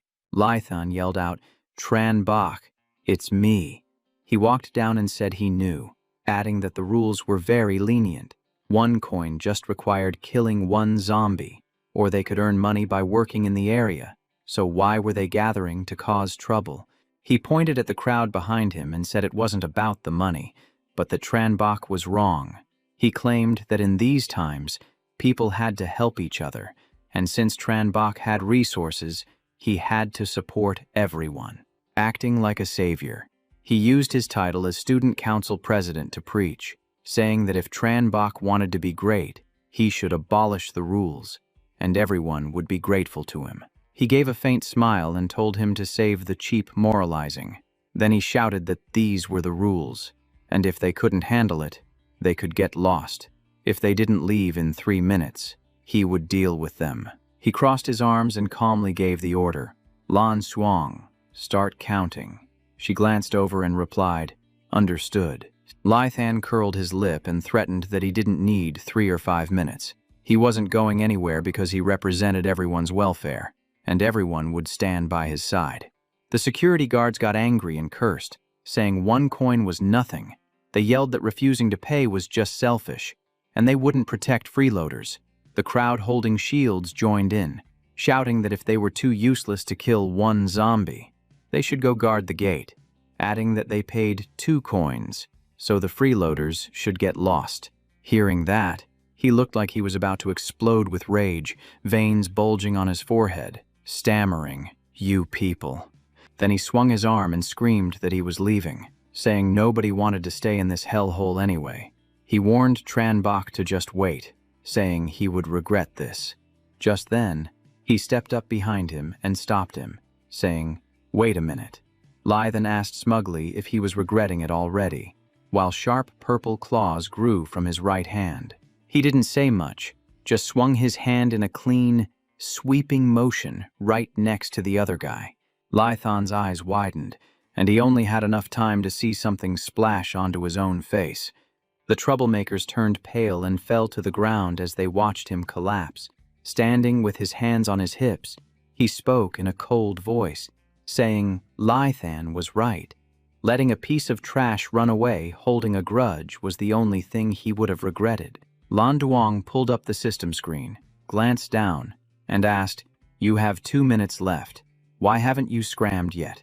A young man immediately dropped to his knees, begging frantically, "I followed the rules. I will accept the punishment. Please, just give me 1 more chance." He retracted his claws and spoke calmly. "Smart choice. Take the punishment for 1 month, then return to normal." The man hurriedly agreed, and then the rest of the group also knelt down to beg. He turned away and instructed to hand them over to Lan Xuang. She replied respectfully, "I understand." Just as he left, a notification popped up on the screen. Mong Mong has sent a message. The message appeared, "Master, increasing my strength is really hard right now. My mental power is high, but I lack attack skills." He replied immediately, "Be patient. You will get one. I will keep an eye out and help you find a mental type attack skill." She asked her master which city he was currently in, saying she would come find him once she left the sect. Main replied, "Jiang Cheng." Hearing this, the girl got super excited since she was right in Wuchang. He immediately suggested that if she wanted to tag along, he would come pick her up. A message popped up instantly. Really? That would be awesome. He looked up, recalling his past life. Near Wuchang, he had once accepted an SSS-Rank class quest. It was not SSS rank, but it was enough capital to exchange for important documents and information. Thinking of this, his eyes lit up with anticipation. Looking up at the high sky, he made a quick decision. Head to Wuchang first. Inside the Jiangcheng Hotel, Labin anxiously asked how much food was left. Chihua replied they could only last 3 days. Labin clenched his fists, furious because that special zombie had taken down 5 people, and its senses were terrifyingly sharp. He looked down at the red tyrant zombie on the street, lamenting that just going down to the 10th floor would get them spotted, wanting to get out the door. That was as hard as ascending to the heavens. Tantri Hoa crossed his arms and sighed deeply. Just listening to the situation felt hopeless. Getting stuck here like this meant they were doomed sooner or later. Suddenly, Nguyen Thi Vai pointed outside and screamed. 2 buildings away, a black shadow swept across the rooftop as fast as a lightning bolt. Labin widened his eyes, only catching a blurred afterimage. Chi Hoa was suspicious, wondering if it was a new type of special zombie. Hearing that, they were about to pull the curtain shut because it was too dangerous. The Vai hurriedly stopped them, saying it looked like a human. Chi Hoa did not believe it, and Labin was also skeptical. Nguyen Thi Vai coldly affirmed she could not be mistaken. Thanks to her ability, Tang Diet Tu Yet also looked outside with a serious expression. She narrowed her eyes and added, "He is heading right toward us." Outside, Tran Bok stopped on the rooftop. Hearing the commotion, the tyrant down below raised its head to look up. Seeing the notification, he was as happy as if he had won the lottery. A tyrant? Huh. It even has a bone weapon blueprint. Main considered carefully. Using too much force would affect the drop rate of the head and the completeness of the bones. Without hesitating, he dove down. His left hand mutated. He made a split-second decision. Chop off the head for a quick kill. Chihoa stood at the window asking about the situation. Diet Tuyet behind him advised him to stop watching, warning it was too dangerous. The Vai shouted that they were fighting, and the person had turned into a claw. Labin suspected it was a monster, and then her eyes widened in shock. He finished the tyrant, and it looks like he is absorbing it. The Vai shouted in excitement, "Wait a minute, I can see his face now." Down on the street, Tran Bok stood tall next to the corpse of the tyrant. The system displayed a notification. Elite Tyrant destroyed. Received 2,000 EXP. Devouring successful. Comprehensive power increase. Received 800 virus points and 5,000 evolution points. Blacklight virus unlocked muscle enhancement form. Another notification popped up. Shield form unlocked. He felt the mutation in his hand. The muscle enhancement did not affect his appearance, and the defensive shield was nearly double his own durability. Such a huge profit. Up high, the Vai yanked the curtains open and screamed, "Tran Bok! It is Tran Bok!" Hearing his name called, he looked up and asked who it was. His eyes were full of question marks as he looked up at the high-floor window. Main rolled his eyes, seeing that all the windows were tightly closed. The window to Thi Vai's room was pulled shut in the blink of an eye. Labin covered her mouth, worried he was a monster in disguise. Diet Tuyet agreed. Just then, he climbed up and asked if anyone was inside, introduced himself, and confirmed that someone had just called his name. She pushed Labin away, ran to the window, and called out loudly, "It is me, Nguyen Thi Vai." Seeing her face clearly, he calmly said, "Oh, so it is the best friend of the eldest Miss Tong." Thi Vai anxiously asked about Song Ka's situation. Main explained he had established a base at the Dongsun Villa with hundreds of people. Tong Tu Quinn was managing it, so it was very safe. The Vai blushed and double-checked. Really? Labin asked in amazement if there really was a base with hundreds of people. Trihoa sarcastically asked if the Queen of Jiangcheng was managing it for him, or if he was just blowing smoke. He leaned back in the chair, crossed his legs, and said they would know if they went. He did not tell lies that were so easily exposed. Just then, the door opened. The person entering called his name loudly. He turned around. Koi Chin. Lam Koi Chin pointed and made a fuss. Lai Fong and Triu Mok behind him also cheered. It really is Tran Bach. He stood up and asked why they were here. Koi Chin explained that day he brought people to help the beauty queen Nguyen with a part-time job. Triu Mok gave an awkward smile, saying he intended to ask if Maine was free, but Lai Fong said he was busy. He suggested that if they wanted, they could go to the Dongsun base, where there were many students from Zhang University. But the rule was to contribute 1 copper coin every day. The whole group agreed immediately. Labin remembered the tyrant and cried out. He said if they had not been blocked by it, they would have earned money already. The road to the base was dangerous, so he hoped Maine would go with them. He said he had other business, but he only encountered 1 tyrant on the way. Hearing that, they lamented that they were truly unlucky. Maine waved his hand to summon a blue card, turning it into equipment that dropped down. He called Koi Chin, Blockhead, and Nguyen Thi Vai, saying these were low-level items he did not use, so he was giving them to them. Patting Labin on the shoulder, he said he had to leave urgently. Since they knew the location of the base, they could make their own way there. He thanked him profusely. Everyone told him to stay safe.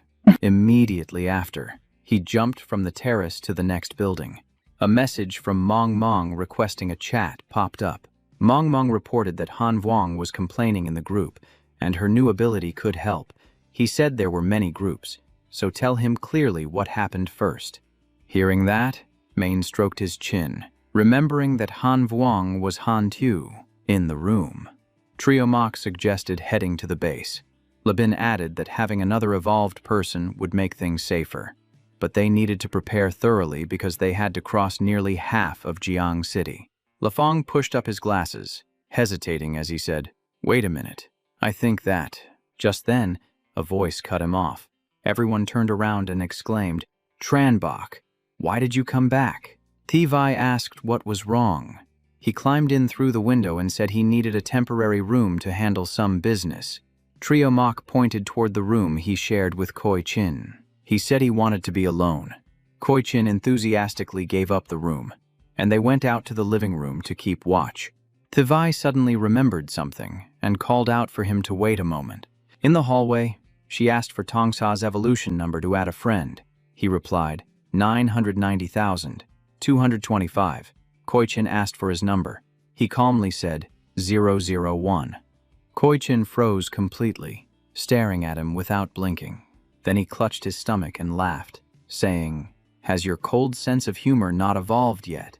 Triu Mok said to just add it and see. The system immediately announced that evolved person 001, Bach, had accepted.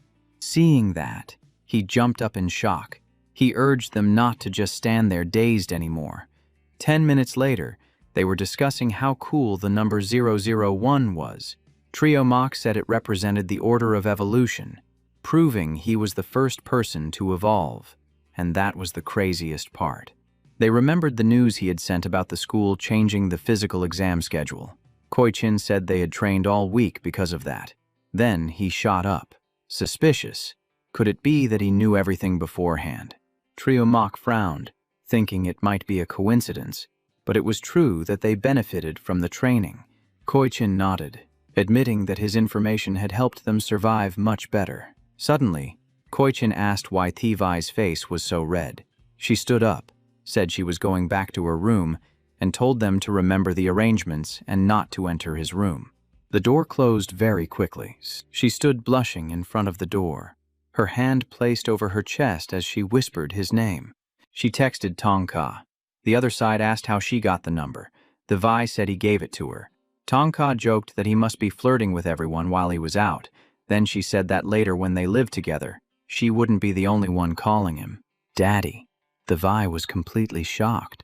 Remembering that message, she covered her blushing face, wondering if those two were thinking the same thing she was. The Vi widened her eyes, unable to believe that he and little Ka would be living with everyone. At the end of the hallway, Lafong's voice rang out, saying this matter wasn't simple. Labin also suspected something was wrong. He seriously said that the story about Tong Tequin managing the base sounded like bragging. Devai stood there, looking at the two of them in bewilderment. Elsewhere, the dreamscape space opened up. He landed with wings on his back and greeted everyone, saying he arrived late because he had finished arranging things in the real world.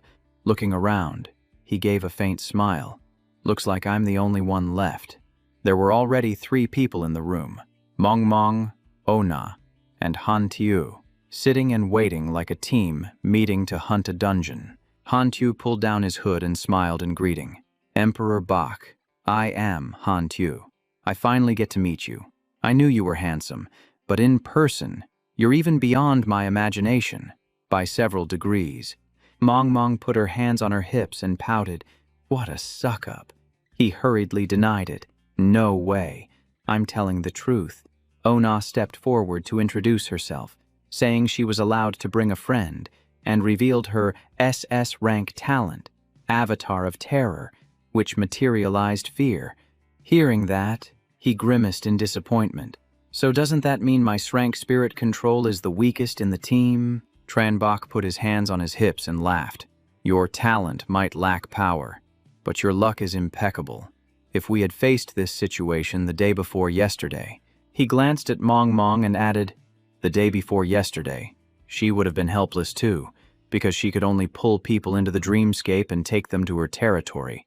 He explained immediately that using tongue in the dreamscape as a core was the only way to open a path for everyone to reach his house. He raised his hand and looked at the other 2. Actually, she just finished learning it yesterday. The girl nodded sharply to confirm. He scratched his head and laughed heartily. Then my luck isn't too bad, is it? He raised his hand to wrap things up quickly. Mong Mong can't keep 4 people in the dreamscape for long, so let's talk about the difficulties. He pointed ahead. I have an exclusive mission instance. Send the mission photo here. It's not far, so I'll explain on the way. The system displayed a summary, family mystery, and SRank exclusive mission. Among the assets his father left behind, there was a file from Hong Tin Mental Hospital with a stranger's name. What was traveler's disease? Why did no one mention it? And was mental talent related? The clues lay in that hospital.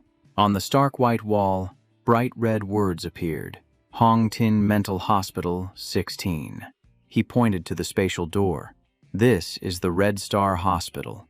When I found it, it had already become a dungeon instance. Then he turned back and said, I tried entering once, but I had to bail out very quickly. He clutched his chest in worry. The mobs are nightmare difficulty, ranging from level 5 to 12. I couldn't get past them, and I couldn't wait to level up. After I gave up, the will warned me that someone was watching me and might sweep me and everything else away from here. He smiled slightly and extended his hand toward the door. Got it? The system asked if the team wanted to enter the instance. He looked at the 3 of them and shouted concisely, Let's go. In the Mado dreamscape, all 4 of them appeared inside the Hong Tin Mental Hospital instance. Ona glanced ahead. Just small fry. Mong Mong hugged her arms.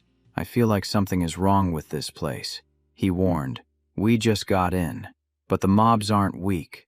Be careful. Suddenly, a nurse staggered out. Her body twisted and distorted in a creepy way. Ona stepped forward. Wait a sec.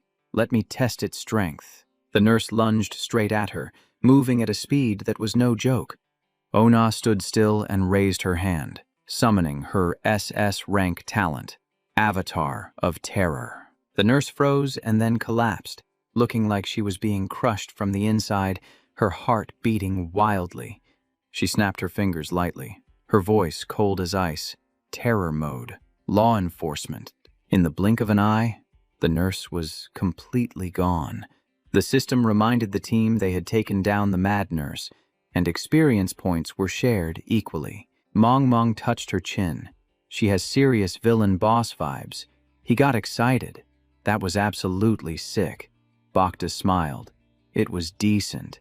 Then a blue card fell into Ona's hand. An active mental attack skill causes an explosion in range. comes with a monster luring effect. She read it and immediately cheered. Hey guys, our team is insanely lucky. It dropped an explosion skill right away. He stood with hands on hips, laughing. Han Tiao, you and Mong Mong both have mental talents. You guys choose. Han Tiao smiled and refused. I do not need it. I only need the quest item. Plus I already have a talent with a similar effect in here. Mong Mong beamed and took the card. Then I will take it. Thank you. She crossed her hands. And a moment later the system announced she had learned the skill-piercing Scream Blast. Bakde told her to try using it. The girl looked up worriedly. The damage is not huge, but the sound spreads really far. It might pull all the monsters out of the sick rooms. He tilted his head and replied instantly, that monster luring effect is exactly what we need. Pulling them one by one is exhausting. Just do it.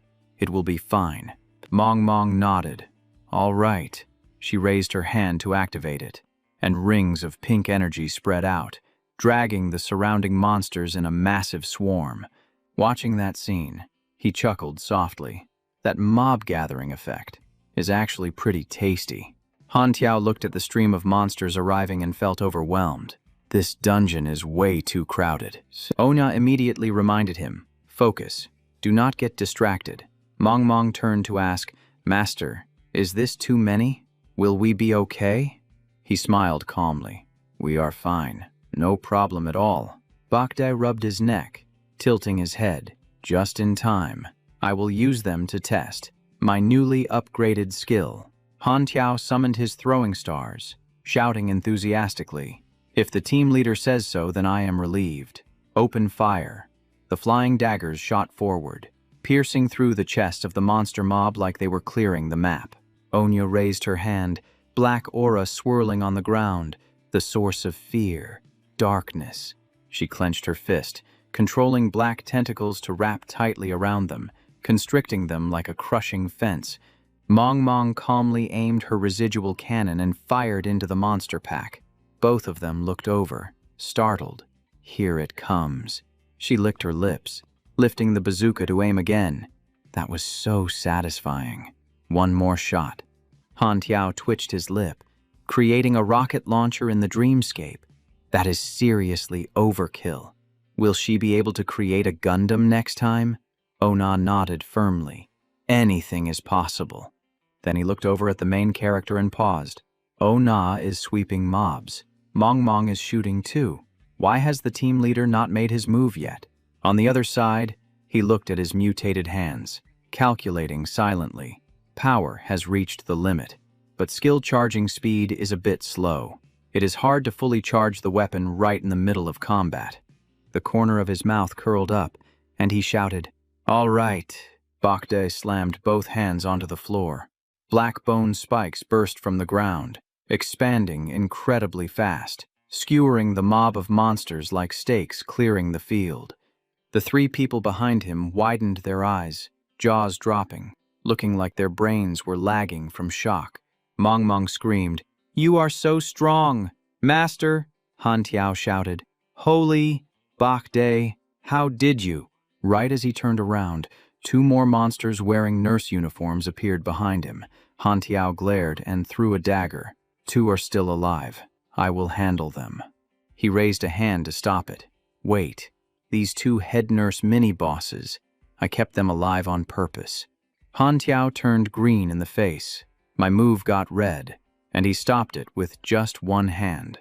Ona patted his shoulder to console him and save him from embarrassment. He looked at the system notification. Devouring Glimmer has evolved. Can view target memories. Low chance to obtain skill proficiency. Bakde reached out towards the heads of the two head nurses. Then let's read some memories. I have not used this once since last night. In the memory, head nurse Kang was tied to a cross, screaming in panic. What is this thing? The memory shifted scenes, showing her trembling on the floor, begging them not to come closer. The director with red eyes shouted, Head nurse Kang, shut up. The final memory was an endless void accompanied by screaming. Then the director muttered while placing his hand on her head. Scared to the point of madness, Her mind is truly weak, and I even planned to offer her to my master. Such a pity. Since she is crazy, she will be next month's sacrifice." Another nurse comforted head nurse Vuong, and she calmly replied that she also liked Kong very much. Head nurse Vuong remembered the scene of Kong lying in bed muttering 16, telling her to stop mumbling. Such a good, beautiful person. Why did she suddenly go crazy? Back in reality, the main character frowned in thought. 16, plus a demon-style ritual formation. I understand now, he thought to himself. In my past life as a demon hunter, I heard the mental hospital dungeon in Meido was related to demons, and could even summon one. Back then my level exceeded the dungeon, so I just read posts on the forum and skipped it. Now he instructed the whole team to look for clues for his quest, reminding them to be careful and not to split up. He looked straight ahead. There is a high possibility that something even heavier is hiding in here. Half an hour later, the entire hospital was submerged in darkness and dead silence. A kind of suspicious quiet. Han Tiao walked up the stairs muttering, asking why the monsters were lured out, but none had shown up for so long. The team had searched 3 floors with no clues. Mong Mong looked up and said there were still some traces. Ona added, "The number 16 appears very densely." Han Tiao frowned. 16 or 18, whatever. I just want to know why the boss has not made a move yet. Is he so scared of Bok Dae that he does not dare to show his face? At the end of the hallway, rays of red bone light gathered together, and a voice echoed, "Young man, you seem a bit crazy yourself."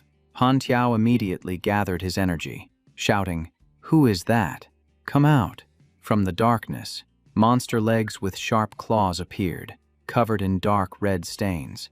The figure had glowing red eyes and introduced himself. "This old man is the director of Hongtin Mental Hospital," he added, "and also the envoy of Solomon, the 16th demon god of the 72 pillars." He stammered in shock. A demon? Oh Na was skeptical too. The director stared and snarled. Feigning calm is useless.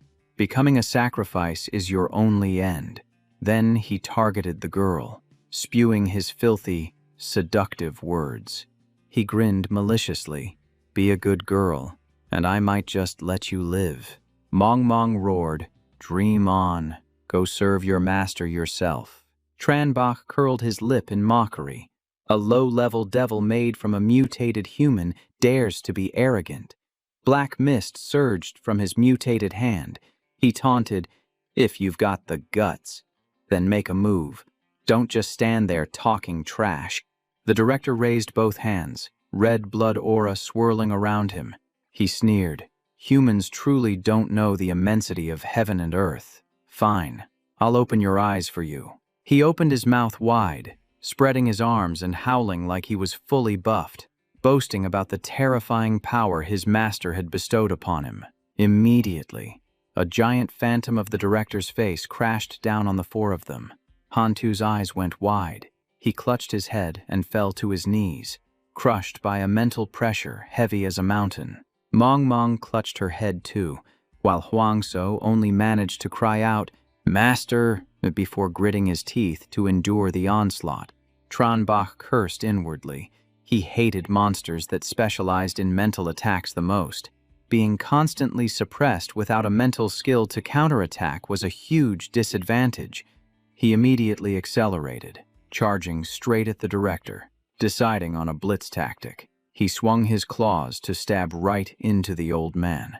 The captain lowered his head and shouted, "Great timing!" From his body, black hellfire erupted and spread like a heat wave, swallowing the surrounding space.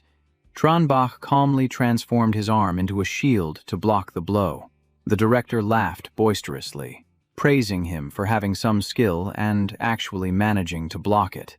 He looked at the boy with disdain, claiming that no one could break his black hellfire, and that eventually he would still collapse under the mental suppression. Tranbach frowned deeply, his wary gaze locked tight on the opponent ahead. The director roared that they were at a dead end and should just struggle in despair. Just then, Hantu confronted him and chuckled softly. A wave of blue energy radiated from his body. quickly dispelling the heavy blood aura suppressing them. Onya was surprised as the mental pressure vanished. Mong recovered and immediately complained. "Why didn't you use that sooner?" Han Tu smiled, saying he just needed to release a bit of mental energy to counter the pressure. The director immediately recognized him as a descendant of the Han family, possessing the master's bloodline. A red light flashed as he shouted that relying on bloodline wouldn't save him. The black hellfire was still enough to turn them all into ash. Han Tu stepped forward and fired back, asking if he was the master's dog. How did he dare kill a descendant? Wasn't he afraid of punishment? The director growled that the Han family were just traitors, and killing them would earn him a reward. He tilted his head back, gathering flames to unleash his hell technique. Onya dashed forward, shouting, "Don't let him breathe fire. Stop him right now." But the director lowered his head and let out a strange sneeze, freezing mid-action. Everyone stopped abruptly. Han Tu asked in confusion, "Is this a new trick?" Behind them, Tranbok stood with his hands on his hips, laughing. The effect kicked in slower than I thought. The director coughed violently, watching him approach and asking, What did you do to me?" He leaned in close and replied, "Just a skill that makes the target sneeze non-stop. I just finished upgrading it." He added, "The flu skill evolved into lung infection. The target suffers reduced stats and a sickness debuff. Spell casting fails or goes off target easily. In Stage 2, physical constitution drops drastically." The director denied it agitatedly. "Impossible. I am a high-level life form. How could I get sick?" The system announced Stage 2, severely reduced recovery, difficulty concentrating, and weakened breathing. The old man staggered, clinging to the wall in disbelief. When the notification for Stage 3, respiratory failure, appeared, Tranbok smiled from above. Even devils have to breathe. Those virus points were totally worth it. Just as the director collapsed to the ground, the system chimed in. Eliminated Level 12, Hell Dungeon Boss, based on combat contribution, received 30,000 experience points. He turned around to see the other three trembling in the distance. He raised his hand and asked, "What are you guys doing?" Han Tu covered his mouth.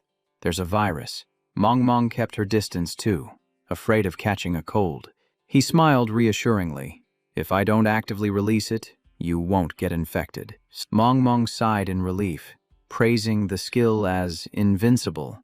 Tranbok opened his system, explaining that the boss's constitution wasn't strong and not all monsters need to breathe.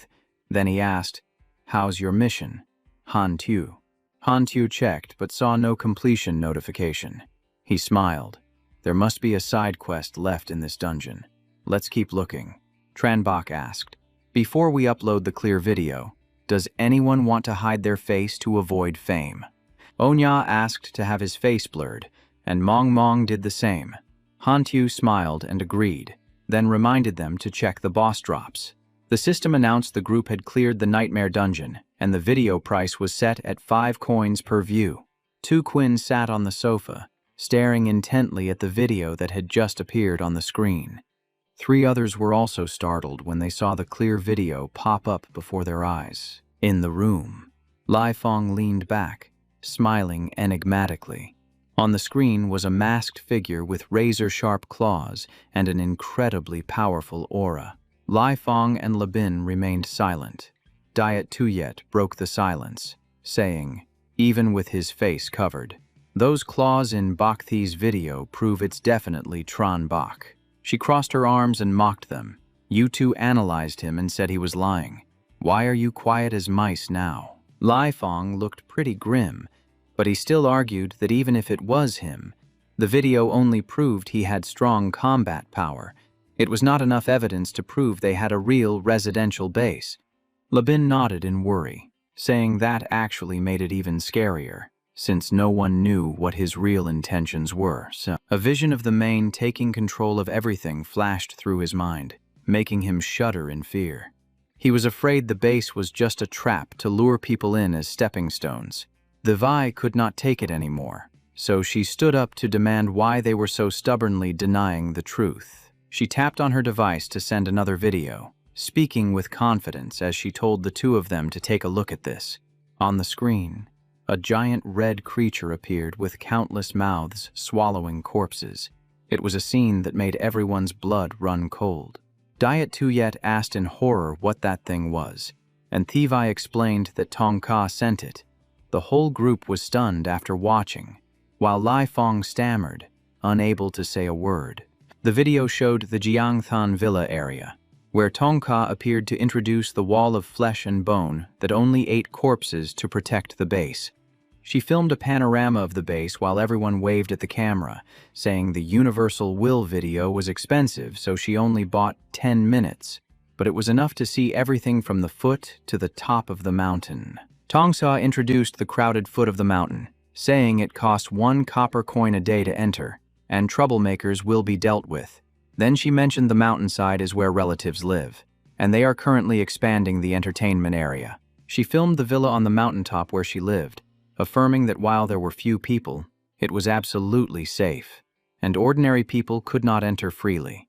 Through the system screen, everyone saw the base clearly. Tong Ka even joked that the main bad not done anything to her yet, but it was hard to say what might happen in the future. She blushed as she said goodbye, telling them to come here quickly to run dungeons and increase their physique. Diet Tuyet teased her about women's matters, while Thivai turned bright red and denied everything. She covered her face and sighed in regret, wishing she had watched it carefully before sending the video. Lai Fong cut in to say there was no longer any issue, and he had to admit that the main was truly very strong. He was about to explain when Labin cut in, worrying that Thivai could not be the main's woman. She immediately reacted harshly to deny it. Labin kept rambling on that the main was a ladies' man with many women, and he was afraid she would not be happy.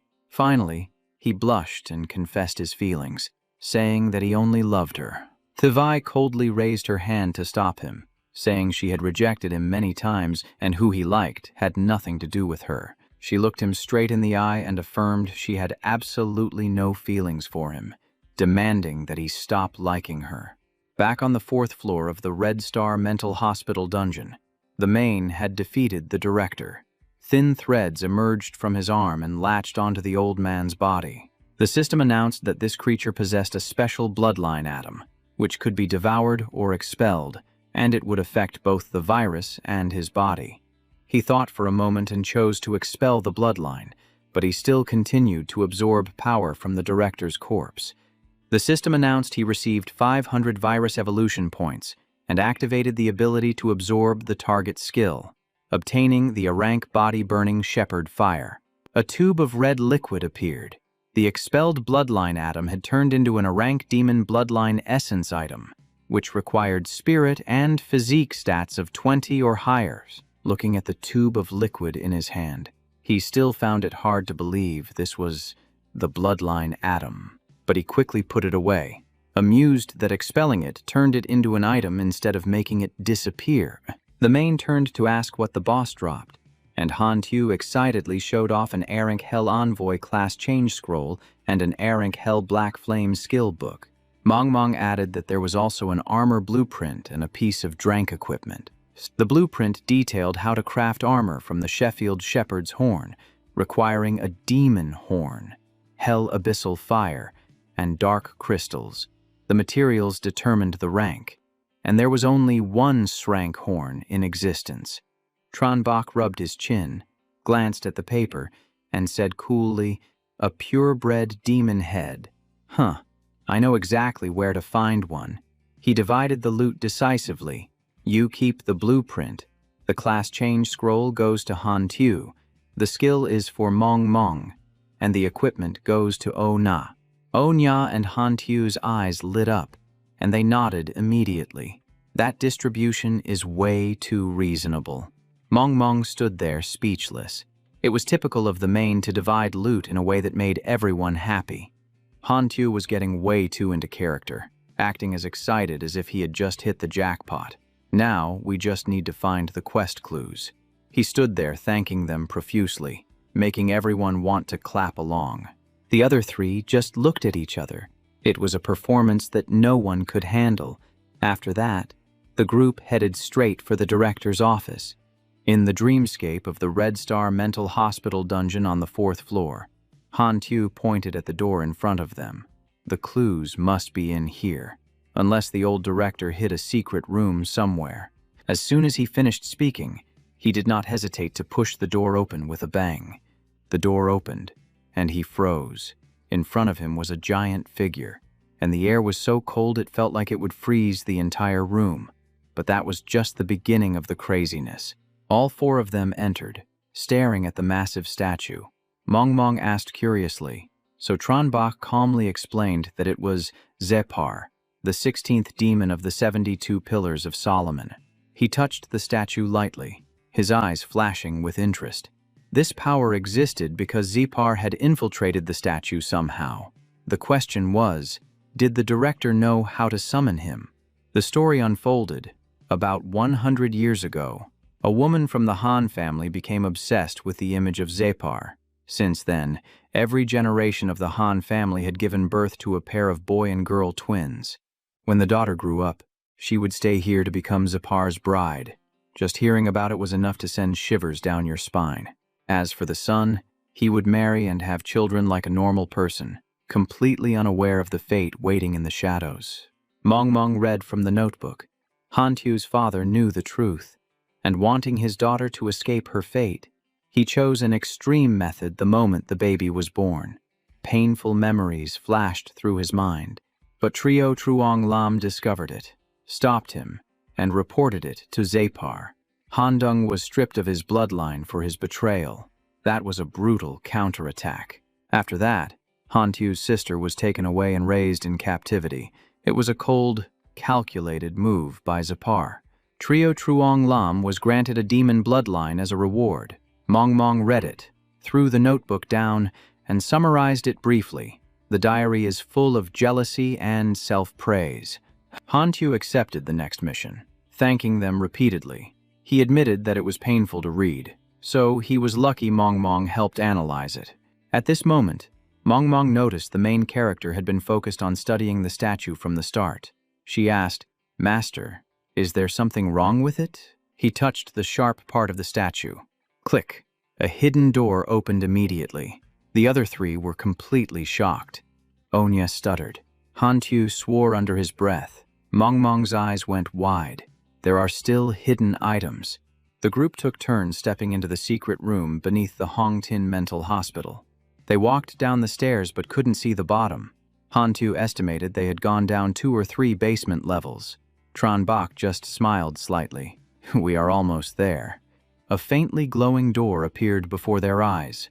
The main character's voice rang out steadily. This is where Trio Truong Lam summoned or contacted the theater faction. Stepping through the door, they saw cross-shaped pillars wrapped in iron chains. The atmosphere was extremely heavy. In the center were runes that looked like a formation array. The main character sat down and picked up an object from the ground. Ona smelled a strong, metallic stench. Mong asked what he was looking for. He stood up and opened the system share. See for yourselves. The information popped up. Hell Teleportation Array Core, used to activate the dungeon and summon the theater faction, requiring the sacrifice of 16 lives along with souls and blood. The system warned, unique item. The demon god is limited to level 12, and difficulty increases to hell mode after summoning. Han Tu was shocked. Summoning a demon god. Really? Mong was excited. If we summon it and then take it down, wouldn't we strike it rich? The main character looked at the group and asked for their levels. He was level 8. The other 3 were level 5, level 4, and level 3 about to reach level 4. Hearing that made him want to faint. He made a throat-slitting gesture and said coldly, "Once summoned, you guys would be wiped out instantly. You haven't even reached level 10 or gotten a class yet, and you want to kill a demon god." He explained further, there is a huge difference between a normal demon god and one with a bloodline. Wait until you reach the dungeon limit before coming back. Onya immediately marked it on the calendar for the future. Mong winked in agreement. Truly a team obsessed with fighting bosses. Back on the surface, Mong asked if there was anything else to do. Han-tu was concerned about his younger sister and the origin of the demon. Tran-bok asked about his father before the apocalypse. He said their relationship was normal, and that his father was just an ordinary man. He said sadly, the only unusual thing was that he turned into a zombie different from everyone else. Ona asked immediately, a demon zombie. Han-tu shook his head. It was just a plague zombie with blue-purple patches that terrified him. Because of that, he was forced to practice controlling objects with spiritual power. It could be seen as the final lesson from his father. The main character asked for more details. He suspected it was due to the chemical plant where his father worked, as many people in the same area also showed strange signs. Tran-bok fell into deep thought, linking it to the SSS-Rank Plague Sect mission. He promised that when they went to Mado, they would visit the factory, and Han-tu agreed immediately. Ona took the chance to ask about abilities. The main character told him to just speak up so the whole group could analyze it together. After the discussion, he was satisfied. This time the harvest was huge, and there were even clues about the Plague Lord. Afterward, Tran-bok returned to the hotel in Jiangthan. He had just lain down when he heard rapid coughing echoing through the room. Several people were lying around. Their attributes dropped to 0 because of the virus. They asked him if he had an antidote.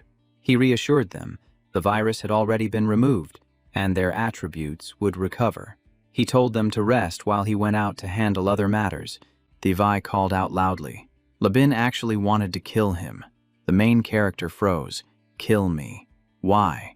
She explained. He and Lai Fong didn't trust the base. She asked Tong Sa to record a video as proof, but things spiraled out of control. Finally, she told him the entire sequence of events in detail. Being rejected, Labin screamed Tran-bok's name, blaming everything on his arrival. Thivai called him a mentally unstable person who liked to make threats. She recalled him leaving in a rage. If Tong Sa hadn't been there to protect her, she would have been in big trouble. The sound of coughing still echoed in the room. She said that if she hadn't been lucky, she would have been ruined by him long ago. Being trapped in the hotel with him for such a long time made her exhausted, but his talent wasn't strong enough to force her into anything. After saying that, the atmosphere fell into silence. She asked if Labin would die in the trap. The main character replied that the virus only weakened him, and it would take time to finish him off. Her voice turned cold. I want him to pay for this. The door opened, and 2 figures became visible. Labin's eyes turned red when he saw Tran-bok and Thivai kissing. Actually, that was the main character's plan to provoke him. If we want to piss him off, 1 kiss is enough. Right. Thivai agreed, adding that it was her first kiss. 2 days later, in the forest outside Vu Swang, the main character was moving agilely through the trees. He jumped from one branch to another. The electronic panel notified him that Tu Quinn wanted to speak privately. He stopped and asked, "What is the matter?" Tu Quinn reported that she had securely picked up Thivai and the others. She also mentioned that the forum was buzzing about a mysterious chat group. She asked him point blank, "Are you really the leader of group number 1? Looking toward Sahoa, he replied nonchalantly, "That is right. Did you forget the advertisement post I asked you to put up?" She laughed, realizing that top-tier experts would eventually join their side. He told her to just send him the trending headlines, and he would handle the rest. A post accused White Emperor of knowing about the cosmic trial beforehand, suggesting group number 1 might have been created before the apocalypse. The rumor spread like wildfire. He fell silent, thinking that perhaps it was time to truly activate the group number 1 plan. He calculated the variables: influence, power, and a sense of collective glory. It would make recruiting top experts much easier in the future. Suddenly, the surrounding vegetation withered. He froze. This was not good at all. The atmosphere turned gloomy, and the sky burned a deep red. A scene appeared before him that would send shivers down anyone's spine. The system voice rang out. Entered the hidden dungeon, village of demon worship. Tran-bok clenched his fists, looking at the digital panel with an excited smile. It was finally here, in his past life. This was exactly where he found the hidden quest to change his class to an S-rank professional demon hunter. The mission panel popped up. Mission 1. Prevent villagers from summoning demons. Difficulty D. Reward 500 experience points and permission to leave the dungeon. Mission 2. Eliminate infected villagers. Difficulty C. Reward 1,500 experience points. Mission 3. Destroy all demons and corrupted villagers. Difficulty S. Reward 5,000 experience points and a crank demon bloodline. Up above, Ngi Kwang shouted to reassure everyone. We just need to finish Mission 2 and retreat. Equipment will be shared by rolling dice fairly. If you have bad luck, you get gold coins. He thumped his chest, calling himself Brother Kwang, guaranteeing that no one would be shortchanged. He quietly blended into the crowd as old memories flooded back. In his past life, he had trusted that man for a few gold coins. During that battle, the guy deliberately missed his shots, allowing the villagers to complete the ritual, then retreated with his gang, leaving the rest as bait for the demons. In his memory, the man stood high with a spear, barking orders. If you want to live, weaken that monster for me. By the time everyone realized it was a trap, the battlefield was sealed off. Anyone who tried to flee was ruthlessly executed by him. Nearly 100 people were dragged into it, mostly solo players and small groups from the area. No one had time to organize a proper resistance, and they were quickly forced into a losing position. After the slaughter, he stood at a distance, watching like it was a show. So many fell between the demons and the human traitor. The survivors had no choice but to turn back and fight for their lives, as there was no escape left. Waiting until no one could stand, he finally yelled for his brothers to charge. He waited for the demon to be exhausted before leading his team in for the kill. But that year, he did not know that Tranbach had survived and slipped out of sight. He squeezed into a narrow crevice to hide, knowing fully well he would be silenced if discovered. Having completed Mission 1 and 2, he exploited the dungeon exit mechanic, dragging himself step by step to the edge of the instance and escaping by the skin of his teeth. Just as he was about to leave, a die appeared over his head. It was a chilling coincidence. At that exact moment, they defeated the boss and started rolling for loot. The system announced the item roll. A class change scroll for a level 5 demon hunter appeared, and his roll was 100. And that was the craziest part. The system confirmed he received the scroll. Lying flat on the ground, he burst out laughing. Those guys used the rolling system to bait cannon fodder, only to lose the most valuable loot to the sole survivor. Afterward, he left the area to avoid pursuit. The mob frantically searched for him, forcing him to leave Vu Swang and find somewhere else to survive. Looking back, his only regret was not seeing Brother Kwang's face when he lost the item. Muttering to himself, he suddenly froze when he saw something ahead. Before him lay the fallen corpse of a corrupted villager. So someone had entered before him. In his past life, it took 2 months before anyone cleared this dungeon. So why was it so early now? He frowned but reassured himself that whoever came first did not matter. In the center of the dungeon, Ngi Kwang and his gang were in combat. The system chimed. Mission 2 complete. Experience points received. You may leave the dungeon at the edge of the village. Hearing that, he laughed loudly, praising Truong Long for his accurate prediction. The group planned to retreat, agreeing to come back and deal with the boss next time. Suddenly, someone shouted that an intruder was entering. The whole gang immediately rushed over. He walked in calmly, asking nonchalantly, "Are you guys really leaving?" He brushed past Ngi Kwang and said softly, "Then I will take over the boss. You do not mind, right?"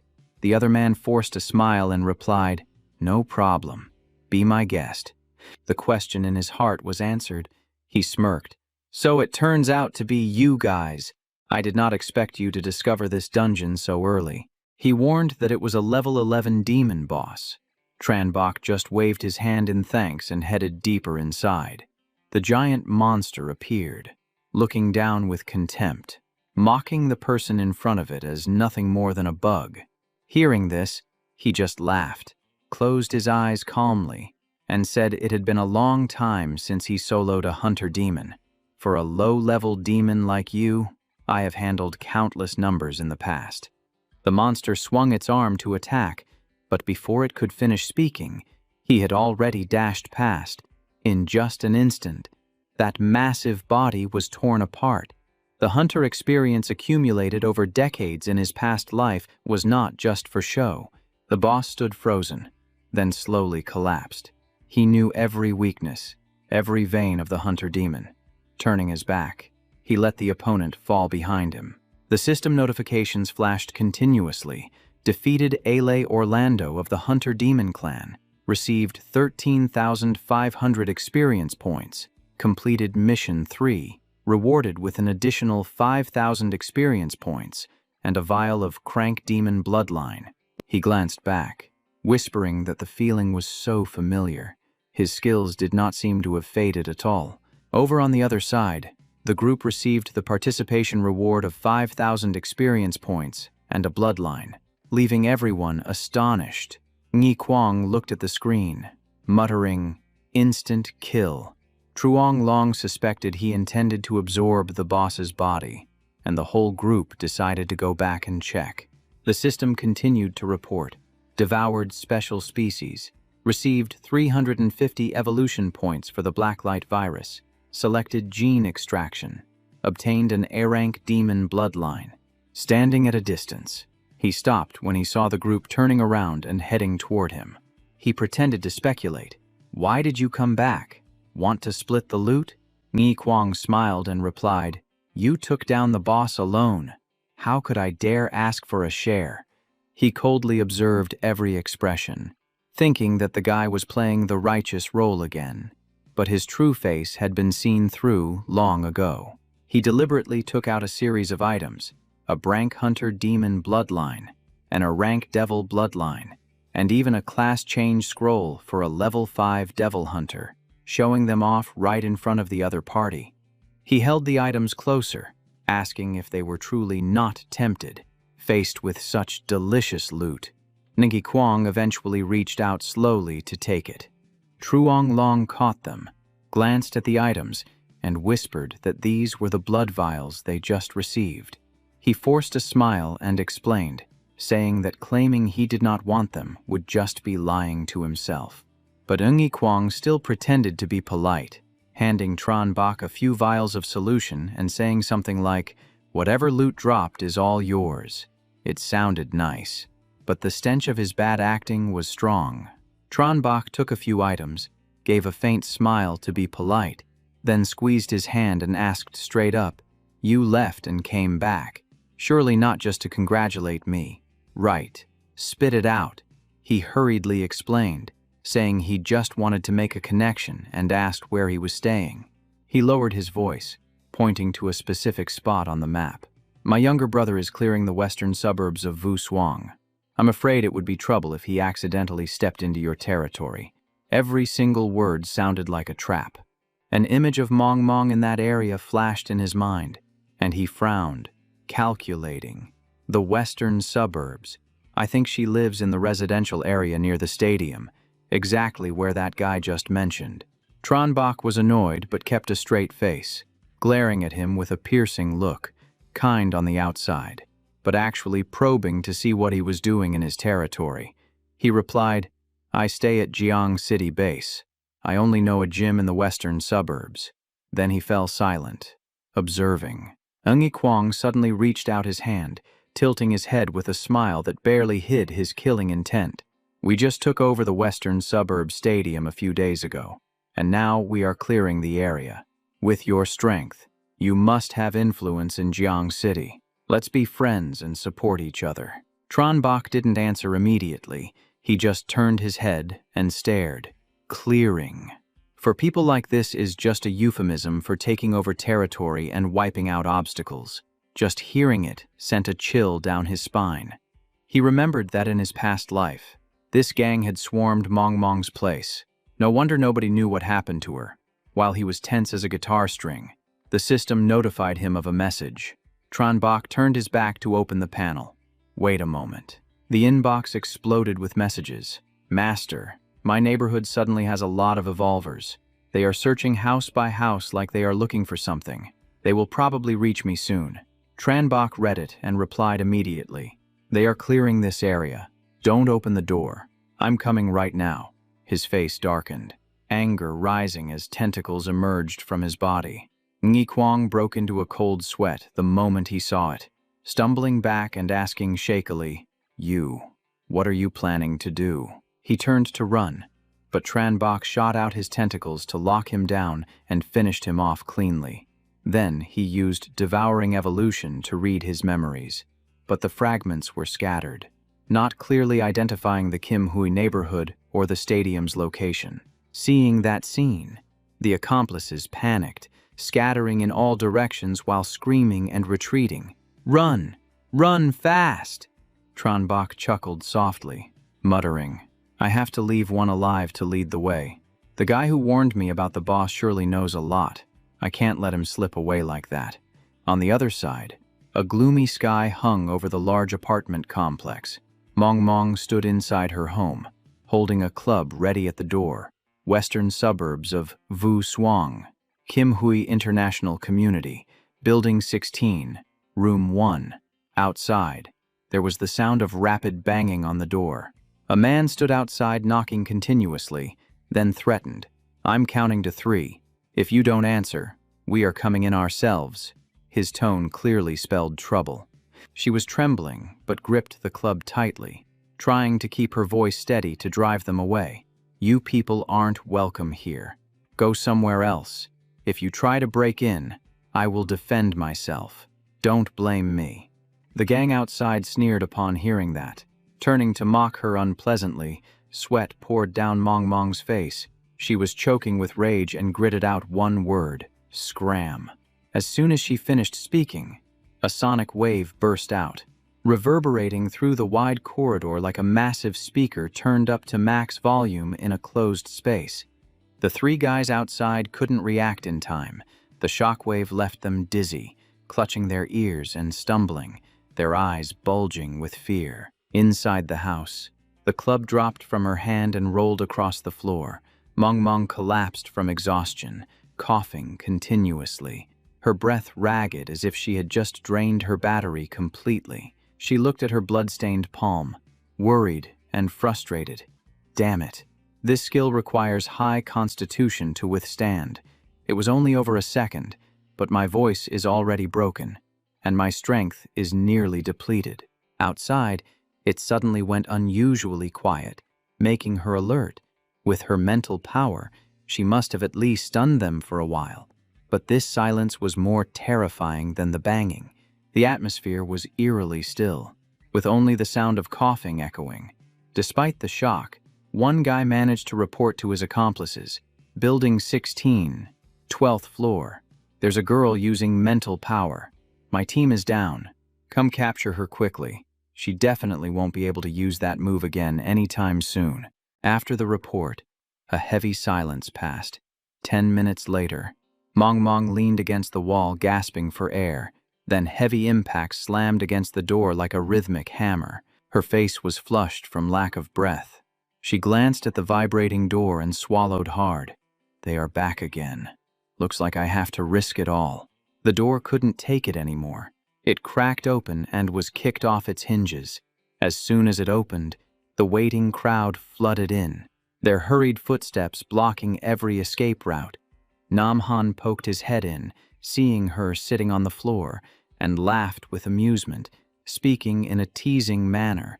The mob behind him also threw out rude remarks, laughing and pretending to care, turning the air in the room ice cold. They quickly surrounded her, forcing her into a corner. Mong Mong tried to prop herself up, gathering her remaining physical and mental strength, telling herself she might be able to trigger Hell Dark Flame one more time. Immediately after, she screamed and unleashed a spreading cloud of dark purple smoke, forcing the gang to retreat outside in a hurry. The Hell Dark Flame made them flinch, but the smoke also gradually dissipated over time. Mong Mong gasped for air, collapsing and then trying to struggle up again. She remembered her master's words, The 4 attributes must complement each other. If one is too high, it will backfire. This is truly self-torture. Waiting for the smoke to clear, they walked back in, their tone even dirtier and more threatening, trying to force her to submit. They shouted for more people, treating her like loot, and her safety was dropping to a critical level. She dragged herself along, her head splitting with pain, feeling like she was about to faint. Mong tried to crawl toward the glass door as fast as she could, with only one thought in her mind: I cannot fall into their hands. Seeing her trying to escape, the mob got even more excited, howling and urging each other to rush forward, as if they were just one step away from grabbing their prey. They reached out to block her, holding her tight and dragging her back while spewing vulgar words continuously. Mong struggled weakly, but the situation was already locked down. They lunged at her with filthy actions, making her cry out in despair. Just then, from the distance, Tranbok's figure came rushing in like an arrow, and the tables were about to turn. He accelerated, smashing straight through the glass door, sending shards flying, and landed neatly inside the house. As soon as Tranbok touched the ground, he unleashed a flurry of kicks, forcing the group holding her to stumble back. He pulled Mong into his arms, kicking away anyone blocking the path. She smiled wearily and apologized, but he stopped her, saying she did well and to let him handle the rest. He frowned, his killing intent ice-cold. You dare touch my disciple. Don't expect to walk out of here today. He placed her on the sofa. The gang outside looked at each other in confusion, not expecting the girl to still have reinforcements. One guy shouted to attack, but before they could figure out what was happening, Tranbok charged in. His movement was illusory, knocking each of them back before they could react. He summoned a shield, slamming one guy backward into the wall, leaving a distinct dent. The room went dead silent. He glanced out the door and asked in a cold voice, "Is that everyone?" A weak sound came from behind. Mong was writhing on the sofa, her face pale, cold sweat beading on her forehead. He sat down to check on her, guessing she was exhausted and suffering from mental overload. She asked in a panic where her master was. He gently grasped her hand. He pressed her palm against his face to reassure her, but just as he relaxed his guard, a sneak attacker swung a weapon at him from behind. Before the guy could even touch him, earth spikes burst up from the ground to block the attack, and he spoke calmly, "Don't be afraid. I am right here." His arm mutated, slamming hard into the ground as he gathered his strength. A series of sharp spikes erupted all over the room, instantly ending every remaining threat. 1 hour later, he looked down at her sleeping peacefully on his lap, noticing that her complexion had become much rosier. The floor was littered with motionless bodies.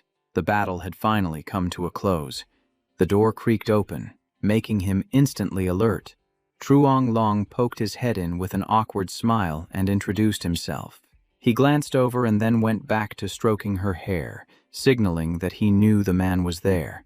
He asked calmly, "So, Tran Ningyi Kwang's team has been dealt with, right?" Truong Long knelt down to confirm that he had lured them all in and wiped them out. So he immediately asked, "Are the rest of those people your relatives?" That question made him jump in surprise. His voice trembled as he said it was just his wife and children. He was forced to join because of his A-rank investigation talent, or else his family would have met a tragic end like their neighbors. He pondered for a moment, praised the talent as not bad, and invited the man to follow him to Gyeongthang. Truong Long hesitated. He smiled, but an invisible pressure filled the air as he said he would respect the choice and not force anyone. The man hurriedly agreed, worried about those who had been enslaved. He opened his spatial inventory and suggested they settle down temporarily in Vu Swang first. He took out a vial of red potion, his eyes full of calculation. He tossed it to the man, saying the potion would help increase strength, and added that he had sent a friend request for future contact. Truong Long thanked him joyfully and left, while he called on the system to open his inventory. He looked at the system panel and noticed a strange change right after giving away the potion. His gaze locked tightly onto the newly appeared mutated mask. He remembered that when he stored the quest scroll and bloodline potions in the inventory, there was no reaction at all, and everything was clearly separated into different slots. He tried moving the items around to test the reaction. He looked back and forth between the demon bloodline potion and the mask, which was opening its mouth as if it wanted to swallow them. He decided to feed it a few low-quality vials, stuffing them one by one into the mask's mouth to test his luck. 5 minutes later, the mask let out a satisfied burp. He looked up at the sky in helplessness, thinking all those potions were just for a full meal. But then again, a special treasure had to be different from the rest. Suddenly, the mask spat out a mutated item, and as he picked it up, he muttered that it really did eat things just to spit them back out. As he held it up, the stat panel immediately appeared clearly before his eyes. Refined Demon Bloodline Aplis, Physical Enhancement Potion, requires total strength, vitality, and agility to reach 75s. He laughed loudly, thinking that if he combined this with the bloodline source from the secret realm, this would truly be an infinite essence production machine. He opened the SSS-Rank Demon Hunter class change quest scroll that had dropped from the first pureblood demon. The quest required entering the first floor of the abyss, defeating 100 demons and 100 fallen demons, and then leaving. Back in the bedroom, he put away the system panel, thinking about the abyss full of both danger and opportunity. Just as she began to wake up, she sat up and rubbed her eyes, still feeling a bit drowsy. Seeing him, her eyes turned red as she called out, "Master!" She burst into tears and hugged him tight, and after being reassured that all danger had passed, she begged to be trained to become stronger. She frowned, complaining that leveling up required too much experience, but the monsters around the dreamscape had been almost completely cleared out. With tears welling up in her eyes, she said she did not dare go out and could not find any dungeons either. He smiled, suggesting she rest before they headed to Jiangthan because there was no shortage of dungeons there. She immediately jumped up in excitement. He grabbed her wrist to stop her. Wait a minute. He picked her up, saying that at normal speed, they wouldn't reach Jiangthan even by next month. He held her and jumped out the window, telling her not to open her eyes and to tap him if the pressure felt too heavy as they glided over the rooftops. A while later, they entered a desolate forest, and he continued leaping from one tree branch to another.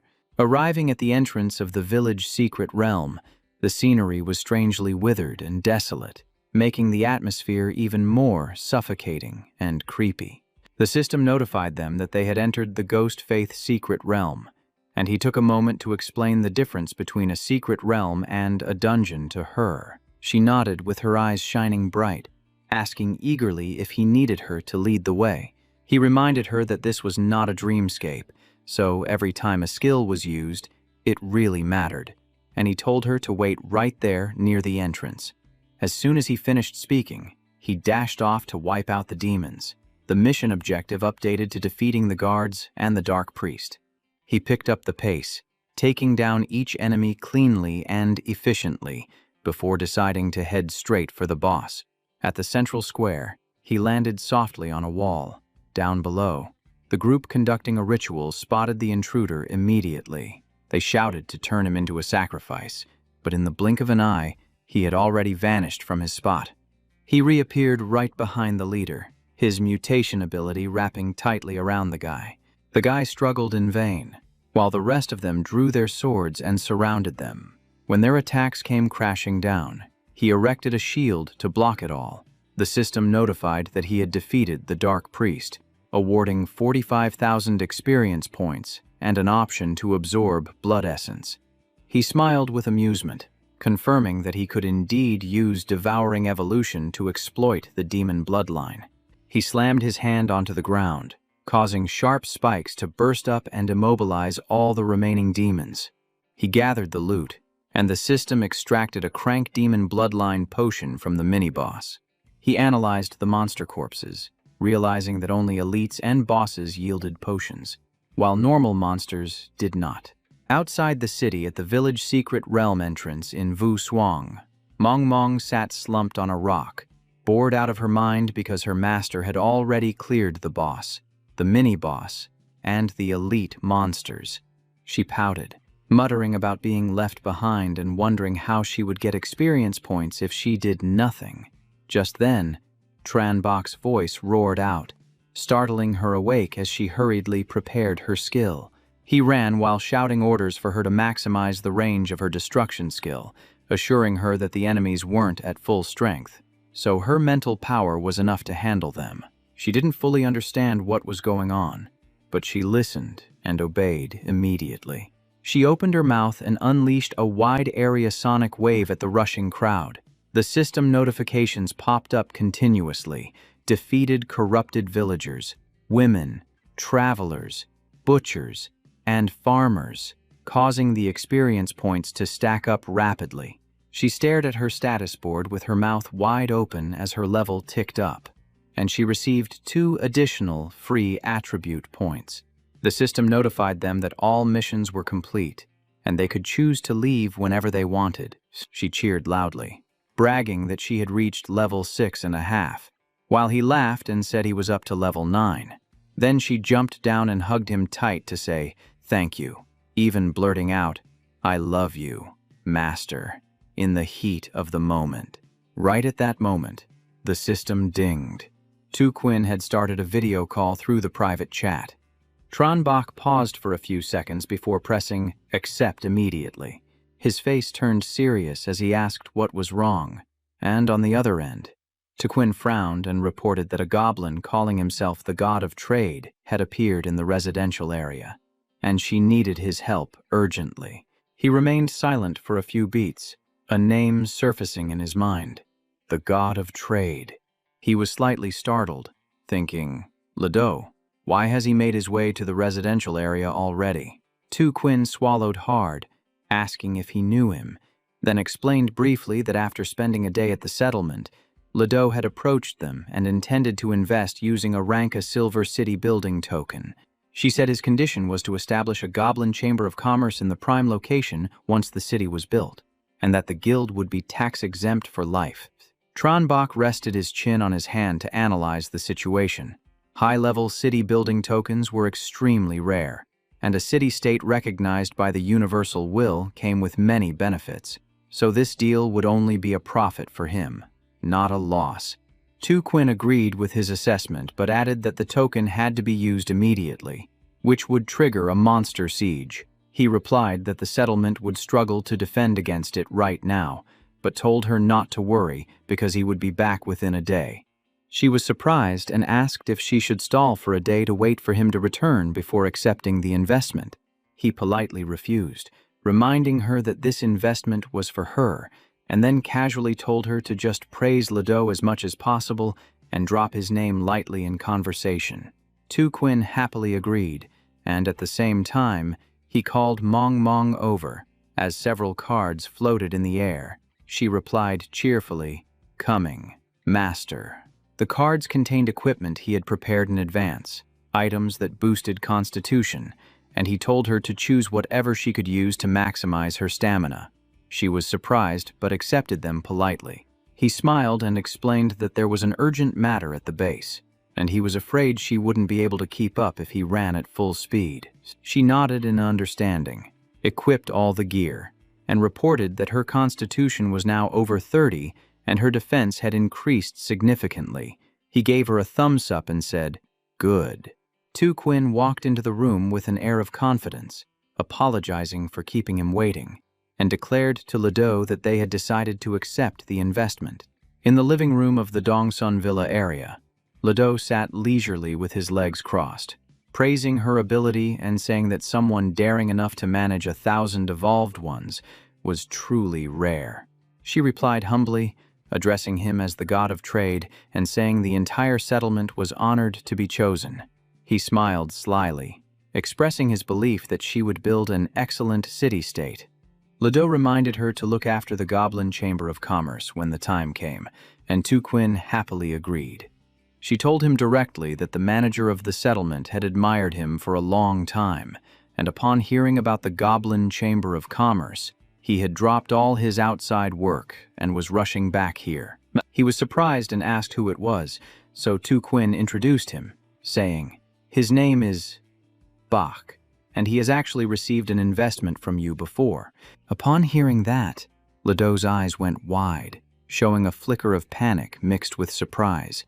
He stared at the red cards, looking a bit flustered, and stammered that it wouldn't work. This level of investment just isn't going to cut it. Tu Quinn panicked and asked why, but Ledo hurriedly explained that he simply hadn't expected that guy to be in charge of this zone. Since he's here, using this thing would be much more appropriate. Seeing the card, her eyes went wide with shock.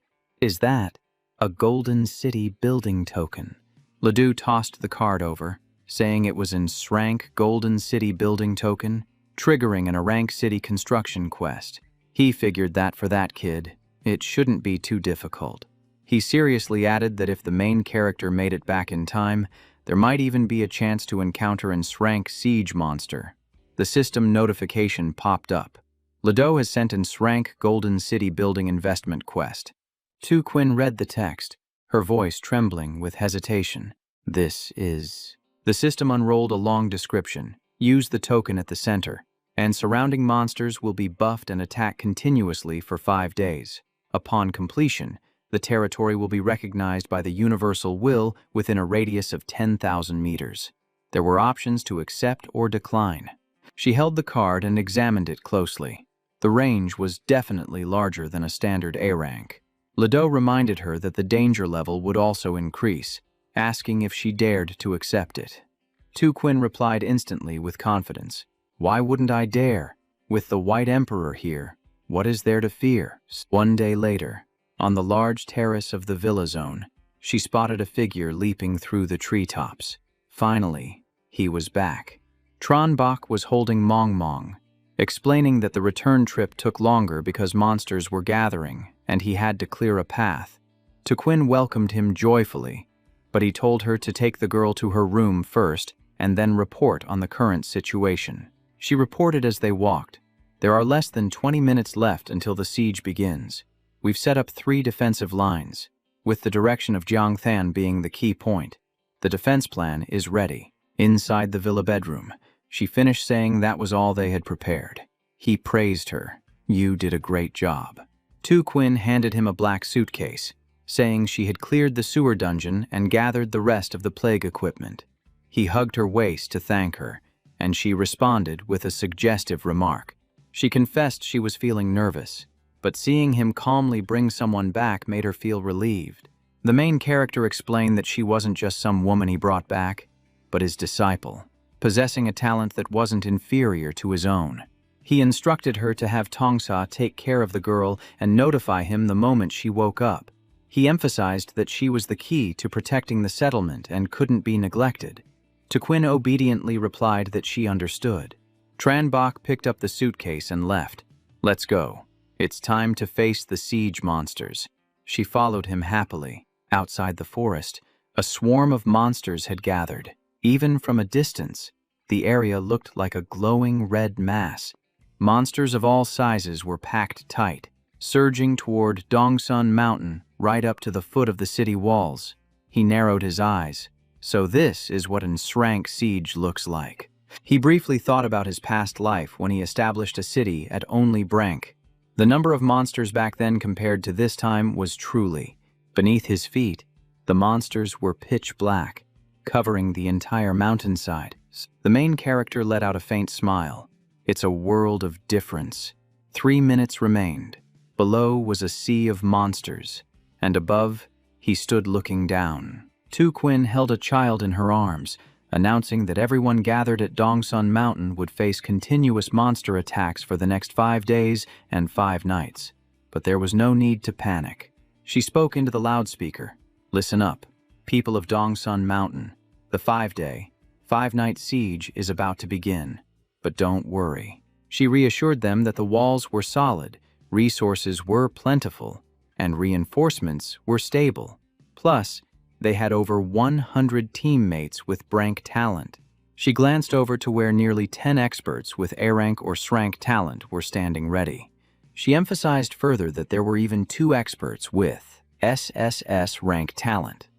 Quinn concluded that in 5 days, they would have the finest and largest territory. The defenders would enjoy infrastructure at discounted rates. Hearing this, the crowd roared in agreement. Then she shouted loudly, "1 minute left. Are you ready to harvest some money and experience, eh?"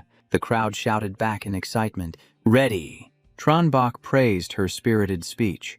She said she was only confident because of him and the girl he brought back. He ordered for the girl with the sound amplification talent to be taken to a safe place. The main character turned to ask Luke Lai how the livestream preparations were going. She replied that she had chosen the highest-end camera provided by the Universal Will. He looked toward the sea of monsters. "Good. Start the livestream." Luke Lai replied with a crisp, "Yes."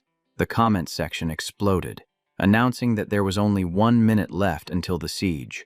The evolutionary forum was in chaos. The stream title read, "Building a City with an S-rank Golden Token."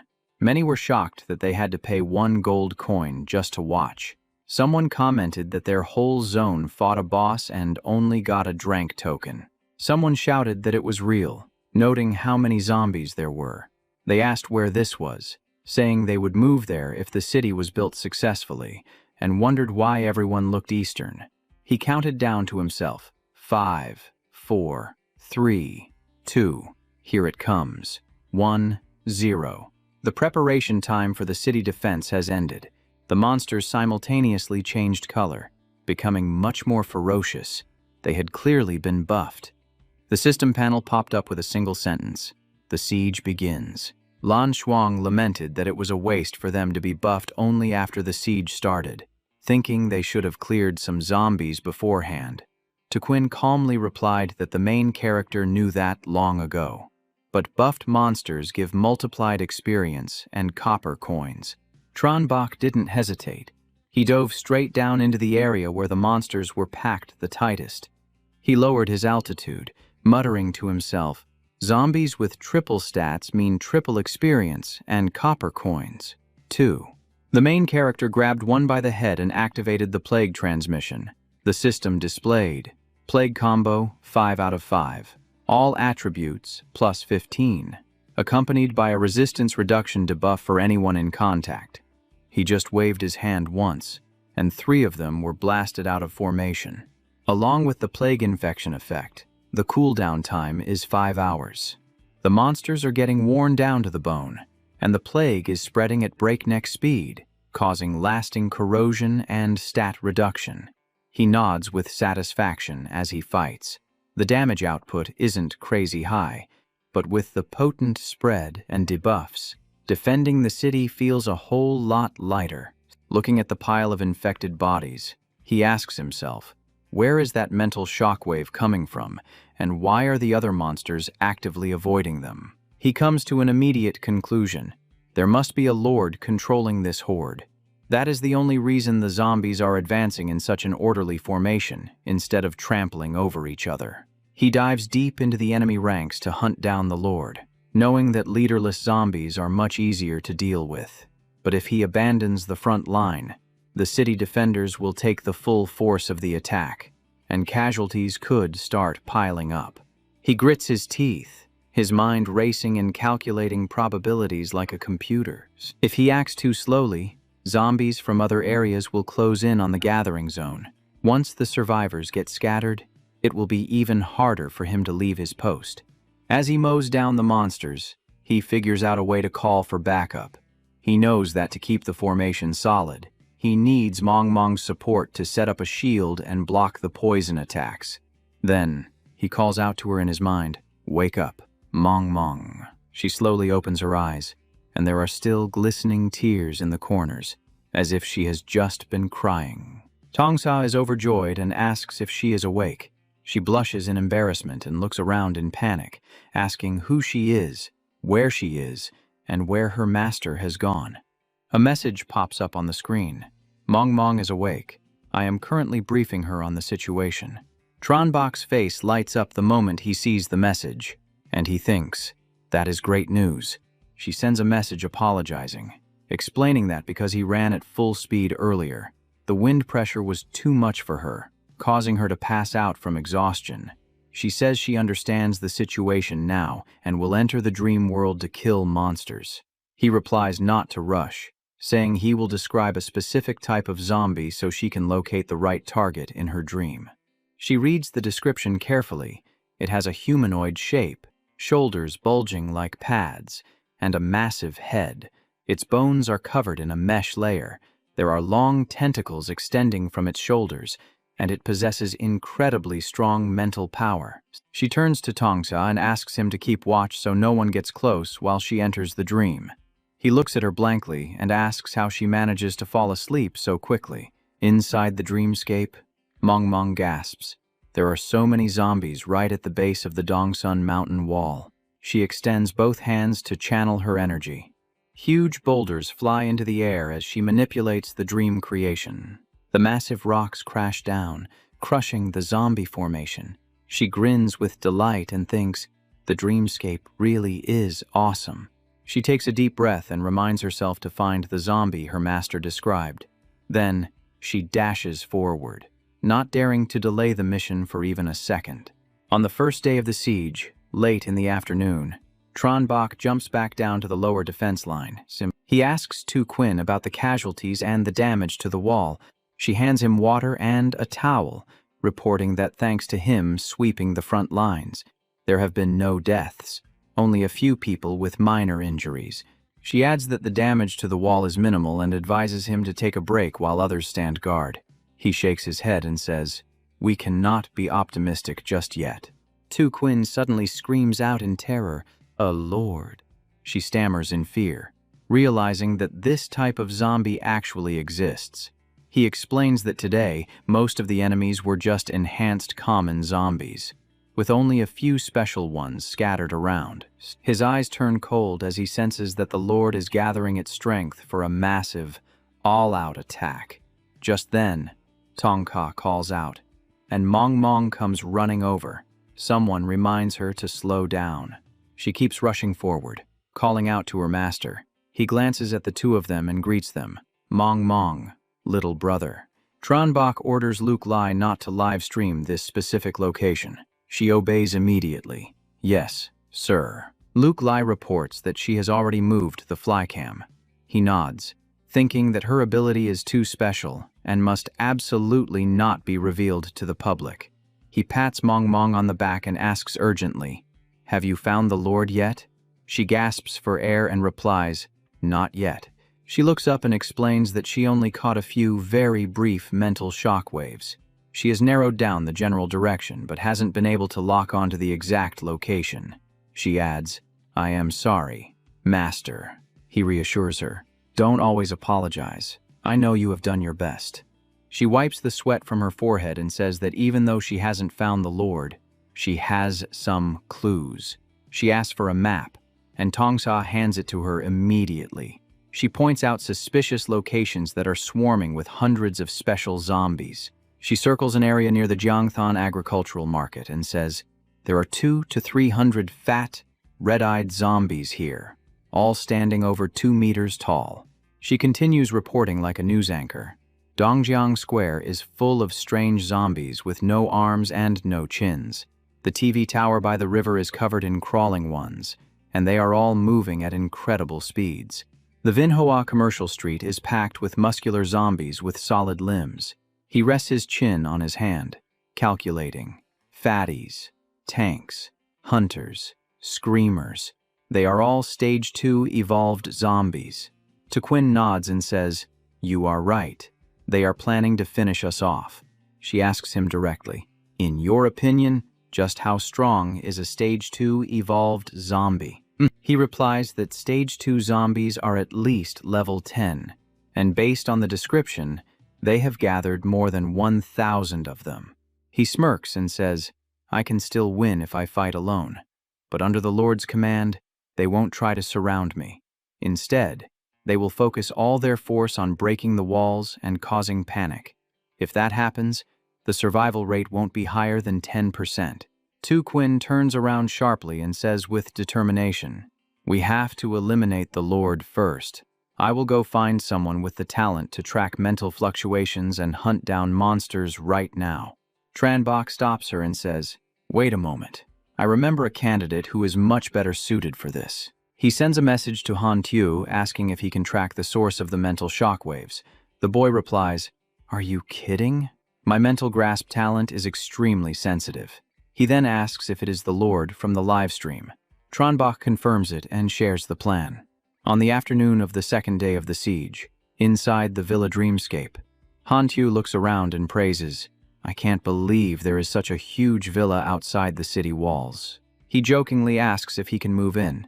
Tranbach nods instantly and says, "Make yourself at home. There are plenty of empty villas up on the mountain peak." Han Tu blushes with excitement, promising to do his absolute best. He then asks, "Should we head out right now?" Mong asks which type of special zombie they are going to deal with. He looks up and says, "We are going to the TV tower by the river." The scene shifts to the TV tower on the banks of the Dongthan River. In Jiangthan, zombies were crawling thick over the tower, emitting horrifying, high-pitched chittering sounds. Tranbach explained that scent hunters were the biggest threat because they could bypass the defense walls. He was sure the warlord wouldn't let him kill it easily, so he was relying on Han Tu to step up.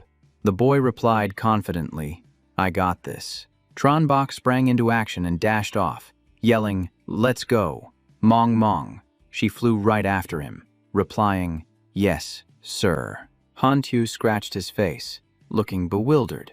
Should I research how to fly with mental power too? At that moment, she unleashed a powerful sound wave and giggled softly. "In the dreamscape, I'm still pretty strong, you know." Suddenly, the horde of zombies lunged forward all at once, as if they had been waiting for this moment. Her smile vanished instantly, and her eyes went wide. "They're too fast?" She was targeted and couldn't dodge in time. In that critical moment, Tranbach rushed in from a distance, shouting, "Mong, freeze." He conjured a defensive barrier right in front of her. The system displayed, Hellfire Incarnation Level A. The body is enveloped in hellfire, consuming mental power to maintain. Enemies who touch it suffer 2 layers of burning damage to both body and soul. The zombies were immobilized by giant spikes rising from the ground, and she coordinated with Tranbach to wipe out the statue guards. He placed his hand on the head of one zombie, finishing off the last of them. The system reported, Devoured Elite Scent, Hunter Zombie, Speed Type, Stage 3, received 200 virus points and 50 ultraviolet virus evolution points. Repeated devouring adjusted rewards by -60%. Mong looked at the number 297 in shock. It was only day 2, yet so many evolved elites had gathered. Tranbach explained that speed types gathered very quickly. This was nearly all the zombies in Jiangthan and the surrounding area. More would come later, but once the warlord died, they would scatter and wouldn't be worth mentioning. She whispered, "So, do we need to pick a gathering point to sweep them?" Just then, Tranbach noticed something unusual. He grabbed his knife, gripped it tight, and gave a faint smile. No need. He opened a map, found it. Han Tu sent word that he's locked onto the warlord's location. The two rushed toward the northeast mountains, the gathering point of Jiangthan. In the dreamscape, Han Tu pointed to the ravine ahead as the source of the tremors. Tranbach was surprised. "It's hiding right behind us. Proves it's not stupid." Han Tu grinned excitedly. "Emperor Bach, are we doing the boss raid now? I'm fired up." Tranbach said they had to return to the real world before fighting the warlord. Han Tu looked confused. "Why?" Tranbach replied calmly, "Gotta live stream it. This one's a stepping stone for my reputation." Tranbach patted his back, telling him he was a big help this time and promising to save him any gear that suited him if it dropped. Han Tu smiled softly and thanked him. "Thanks, Emperor Bach," sounding both respectful and like a hardcore fan. He looked up at Mong, mentioning it was time to wake up. Then he assigned her to lead Han Tu to take out a few Stage 2 elite zombies. She asked immediately, "Which type?" Tranbach said the target was the Screamers, zombies evolved with mental power. a perfect match for the two of them to suppress. They weren't strong in melee, but their screams caused extremely annoying interference, remaining a major threat when buffing other zombies. She accepted the order, and Han Tu also promised to get it done. The scene shifted to the northeast mountains, the gathering point of Jiangthan. Tranbach looked down at the deep pit below and stated simply, "This is the spot." He narrowed his eyes, his expression turning serious. Even without a detection skill, he could still sense the aura of a high-level evolved virus nearby, like smelling premium goods. While he was thinking, a zombie lunged at him from behind. It swiped with a heavy blow, but Tranbach dodged neatly to the side, moving as fast as a frame cut. He was slightly surprised. Hunter. This type was even faster than the Scent Hunter, a truly annoying upgraded version. Tranbach guessed this was a guard the warlord brought along. This zombie loved close combat, hitting extremely hard, and its speed was barely inferior to his own. He calculated his moves while parrying. I need to feign weakness, open up a gap to lure them in. If I drag out a melee fight, I'll waste time. If the warlord uses the chaos to escape, I'm screwed. And that's the craziest part. Just then, another one popped out from behind.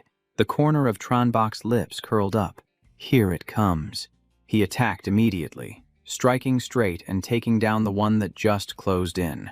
Clean and no nonsense. The two-headed zombie didn't even understand what was happening before it was lifted into the air.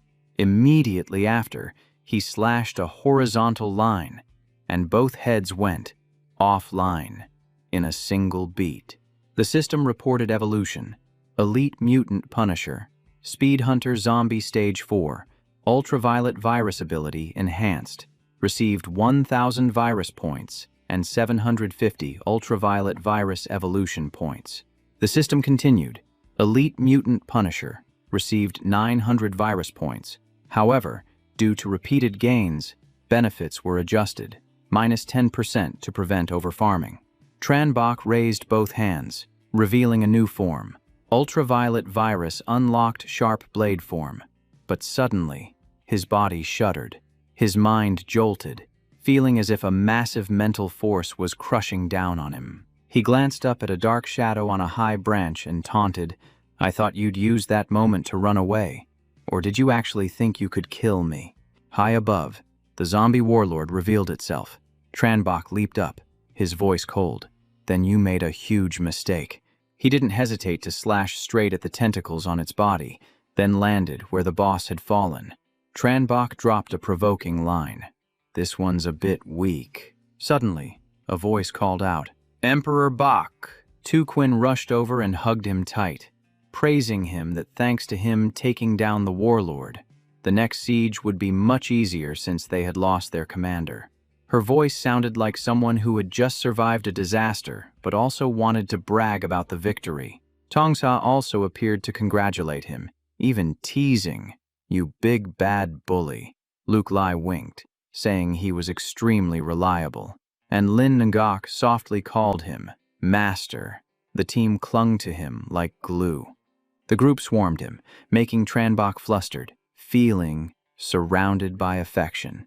He muttered, "Seriously, you guys really know my weaknesses and hobbies." But then, the smile on his lips vanished completely. His eyes turned cold, and the atmosphere instantly shifted gears. An illusion screen popped up, but Tranbach snapped out of it immediately. He stated bluntly, "Showing off an illusion at this level is just embarrassing." He turned back to look at the zombie warlord and chuckled softly. "Your illusions can't even break my basic judgment. Put simply, your mental power is lower than mine." The boss monster opened its mouth and roared, its body trembling violently, as if it was suffering from the recoil of the attack it had just unleashed. The protagonist politely mocked him, saying, "Excuse me, Lord Zombie." The system warned of hallucinations, which explains why the viewers saw him slashing at thin air 2 times. Since the livestream couldn't capture the illusions, the chat exploded with controversy, with some people doubting everything and others calling him a clown, but he just retorted, saying if he isn't strong, go try killing one yourself. Everyone was redirected to livestream room number 3, initiating the heavy attack mode, signaling that the pace of the battle was about to speed up significantly. At the gathering point on the city walls of Jiang City, the atmosphere was incredibly tense, signaling that a massive battle was imminent. The system screams out, Stage 2. Strength type evolved, Zombie the Berserk. Giant variant has appeared. Everyone stay alert. Prioritize taking out the ones being thrown up first. Don't let them land on the city wall. Class B talent throwing mastery. Every shot hits hard. Damage massively increased. Class C stringless void. Arrow bends the arrow's path in midair. Class C invisible resistance chokes the air in an area. The zombie lands with a heavy thud, its massive body shaking the ground. The space trembles. Everyone's clutching their heads in panic. Wall Section 4 is breached, and they're starting to throw zombies straight at it. The situation is tense as a bowstring. Quinn throws a dart and shouts to hold positions. Don't panic. Everyone stay exactly where you are. See, in that exact moment, the purple crystal corpse blade rushes out, unleashing a rapid flash slash, counterattacking relentlessly. The zombie screams miserably. She snaps her fingers in annoyance, her eyes filled with killing intent. With a single snap, the purple crystal spike pierces straight through the target, clean and decisive. After the moment of chaos, she reassures everyone. The White Emperor is about to take down the Lord. If we survive this wave, victory is in the bag. The crowd goes wild. Some are obsessed with the Queen, others demand to see the White Emperor, and some are shocked by the sheer number of high-level zombies gathering thickly in the northeast mountains. Someone asks, "What kind is this?" That's a strength-type evolved tyrant variant zombie. Their names were given by the White Emperor himself. Newcomers listen with wide eyes, realizing the MC has encountered them before. A loud explosion rings out in front of Tranbach. Some hater sarcastically remarks that he waited for the Lord to call for backup before acting typical jealousy toward the talented. Someone immediately explains, that is the phosphorus fire aberration. Same level as the Lord, a mental power variant, specialized in offense. Someone asks why it keeps attacking, but the MC ignores it. Simple. His target is the Lord first. If he gets caught in an illusion, he's screwed. This is the final assistant. A strength-type variant mountain of flesh appears. Someone says they've seen one even bigger that swallowed an entire city. Just hearing about it sends shivers down the spine. Tranbach clenches his fist. Hellfire erupting. He says coldly, "You think this is enough to block my path?" A strike slams straight down, the shockwave leaving the zombie lord stunned. It tries to run but gets blocked. The lord falls, and the frontline zombies go into chaos, trampling each other. Without a commander, their formation crumbles. Suddenly, a giant hand appears from above. The pressure crashing down is suffocating. The tyrant slams its palm down on the MC's position, kicking up dust and smoke as its body slowly reveals itself. But the one who got grabbed was the Lord. He stomps hard on the tyrant's trembling hand. His eyes are cold as ice. "Who gave you permission to eat my stuff?" A single slash splits the tyrant in two. Someone wonders why he didn't absorb it. But this mob isn't on the same level as the previous enemies. The tyrant refuses to give up, unleashing a horizontal slash as sharp as a steel whip. But he effortlessly neutralizes it, slashing it away in the blink of an eye. The MC chuckles, realizing the weakening effect of the plague is working, then unleashes his aura crashing toward the tyrant. He slashes across its hand, teasing that the aberration's resistance to phosphorus fire is pretty decent, so he'll borrow it. As soon as he finishes speaking, a critical punch is thrown. The tyrant and the aberration are dealt with cleanly. Items appear, bones, heart, and the Lord's brain. He collects the items and activates the Class C biochemical disaster blueprint. He has enough elite materials, even exceeding the standard just hearing that smells like top-tier gear. Class E Corpse Claw shows its attributes, adds agility, strength, and has the Ghost Shadow Claw speed boost. Requires a level 2 evolver, or higher.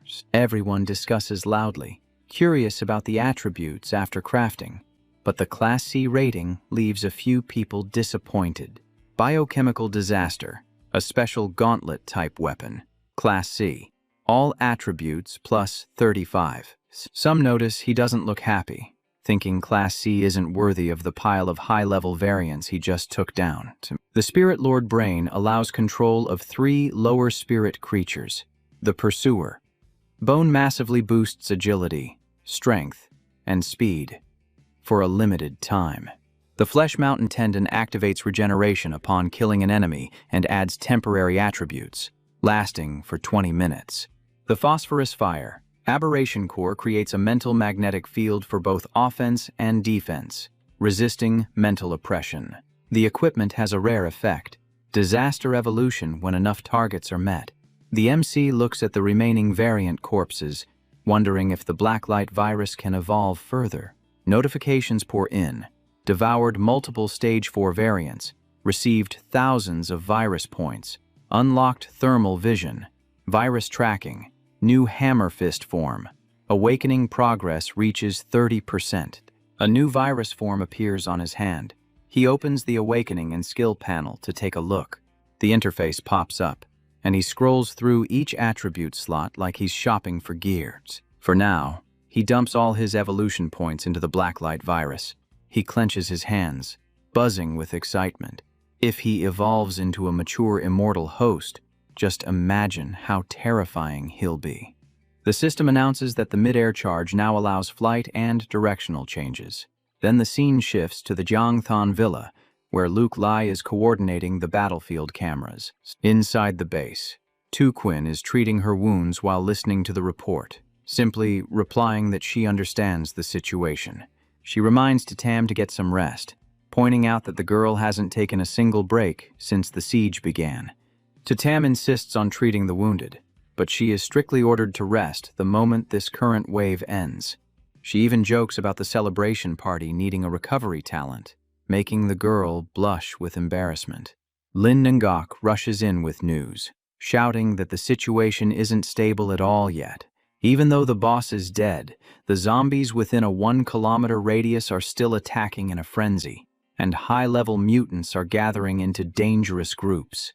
3 sections of the city wall have been breached, with the most critical danger being at sections 6 through 8 in the west. The observer reports they can only hold on for 3 more minutes, as the wall of flesh and blood is eroding faster than it can regenerate. Blood is streaming from her eyes, a side effect of her A-rank talent that allows her to lock onto targets and integrate information within her field of vision. Lin Ngosh realizes that she has been straining herself to monitor the entire battlefield, and her condition is critically bad.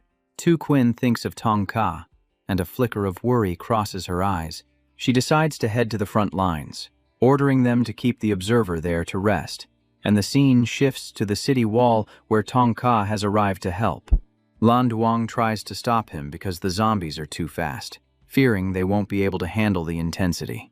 Tong Sa shouts loudly to Lan Shuang, refusing to back down an inch. Just as she yells for everyone to charge, Tran Bok appears and tells them not to interfere, leaving her stunned. So he orders them to retreat and spread the news that the boss is dead, declaring, "Leave the rest to me." She is astonished to learn the boss has been defeated, realizing that the White Emperor has returned. The main character unleashes an internal energy strike, then whips out a beam of energy, his aura exploding with power. Everyone shouts in unison to kill the enemy with full force, their morale soaring upon hearing the boss has fallen. He stands amidst the tracking virus smoke and thermal surveillance, confidently stating that victory is already decided. He unleashes a massive seismic strike, and Tu Quinn joins in with her purple crystal pond, coordinating perfectly. Mong Mong also charges in, refusing to be outdone, and continues cleaning up the battlefield. 4 days later, white dust and smoke are still drifting everywhere. Tran Bok looks at the nearly destroyed city wall, admitting the losses are immense, but Tu Quinn says that without him and Mong Mong, Zhongthan wouldn't have lasted those 5 days. And this is just the crazy part. Ledoux's lips curve up as he says in a casual tone, "I think you guys should lighten up a little. don't you? He chuckles softly, remarking that while the battlefield looks tragic, the casualty count is lower than predicted. So, congratulations. The mission was completed. Movie perfect. He declares it's time to build the city. The post-descent challenge the #1 city-state. The universe will announces investment mission. S-Rank Golden City Creation Token completed. Rewards distributed. Quinn thinks that's it, asking if there's nothing else. But Tranbach shakes his head and says, not yet. He turns around, grabs her hand, and says, come on, let's go to the spot where we use the city creation token. The scene shifts to the foot of Dongsun Mountain, where everyone is buzzing, asking, what the hell just popped up out of nowhere? The system reports, exclusive city heart, only usable by the evolver and authorized personnel. Once used, the city-state is established. The crowd freezes. The city heart belongs to Lady Tong Tu Quinn. Then they scream. The White Emperor and Queen Tong have arrived. Tranbach walks over with a surprised, oh, asking if they are using it here. Tu Quinn nods. I already had experts plan it out. This location is perfect. She explains that this place has mountains embracing the plains, making it logical for important structures, plus a large flatland and waterways for easy transport. The main character laughs. As expected of you, so thorough. Let's go establish our city. She glances back and says, wait, I want to ask Mr. Lee do something. She speaks plainly. Even though this is your investment in me, I want to make Bach the city lord. He pulls his hat down low. Don't ask me. The city heart is yours. Just keep your promise to build the Earthstar Chamber of Commerce in the center. Tu Quinn pats the main character on the back. Go ahead. I've authorized you. The system asks, authorization received. Do you wish to use the city heart? Tranbach nods instantly. Yes. The universe will prompts. Please name city-state number S001. The main character pauses briefly at the Zerozarun, then calmly names it. White Emperor City. Naming successful. Unlocking the city management dashboard. Notification spam continuously. S-Rank City Heart. City Lord receives plus 20% experience and floor climbing rate within the city. Optional toggle for 100% stat boost. Enemies inside the city suffer a 50% stat reduction. The universe will continues. You are granted top-level management rights. Stats within the city increased by 80%. It also announces globally, Evolver Bach has established White Emperor City Zerozarun, receiving 10 reputation points. The crowd roars in excitement over the stat points. Some get 3, others get 2, while some regret not risking a bit more. Then they chant in unison, long live the White Emperor, long live the Queen. The universe will concludes. The city defense mission has ended, receiving 100% bonus experience and 3 free attribute points based on contribution. Propriety. Clapped his hands and laughed heartily. Excellent. Tu Quinn glanced over. Why are you so happy, sir? Did something good happen? He explained. The protagonist has become the city lord, holding power and the strongest backing, which is exactly what I wanted. It is a perfect transaction where everyone gets what they need. The corners of his lips curled up again. Consider this investment concluded. I am extremely satisfied. He said he would continue his journey and told the boy to complete the investment mission soon. Tranbach reached out. That mission was hard enough to make me faint. Do you know that, sir? He pulled his hood down to cover his face and laughed aloud. I believe in you, young man. The main character handed a paper to Tu Quinn. Take this. It is the Golden City Building Lottery reward. Since you have already done the preliminary planning, place it in a nice spot.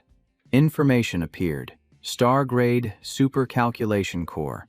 The peak of cosmic technology. Mechanical blueprint design used in trials, with extremely high growth potential. The more operations, the more beyond imagination it becomes. She froze. This is integrated automatic production. Line A can be paired with the core. You just need to load materials and it runs the full process, automatically outputting finished products.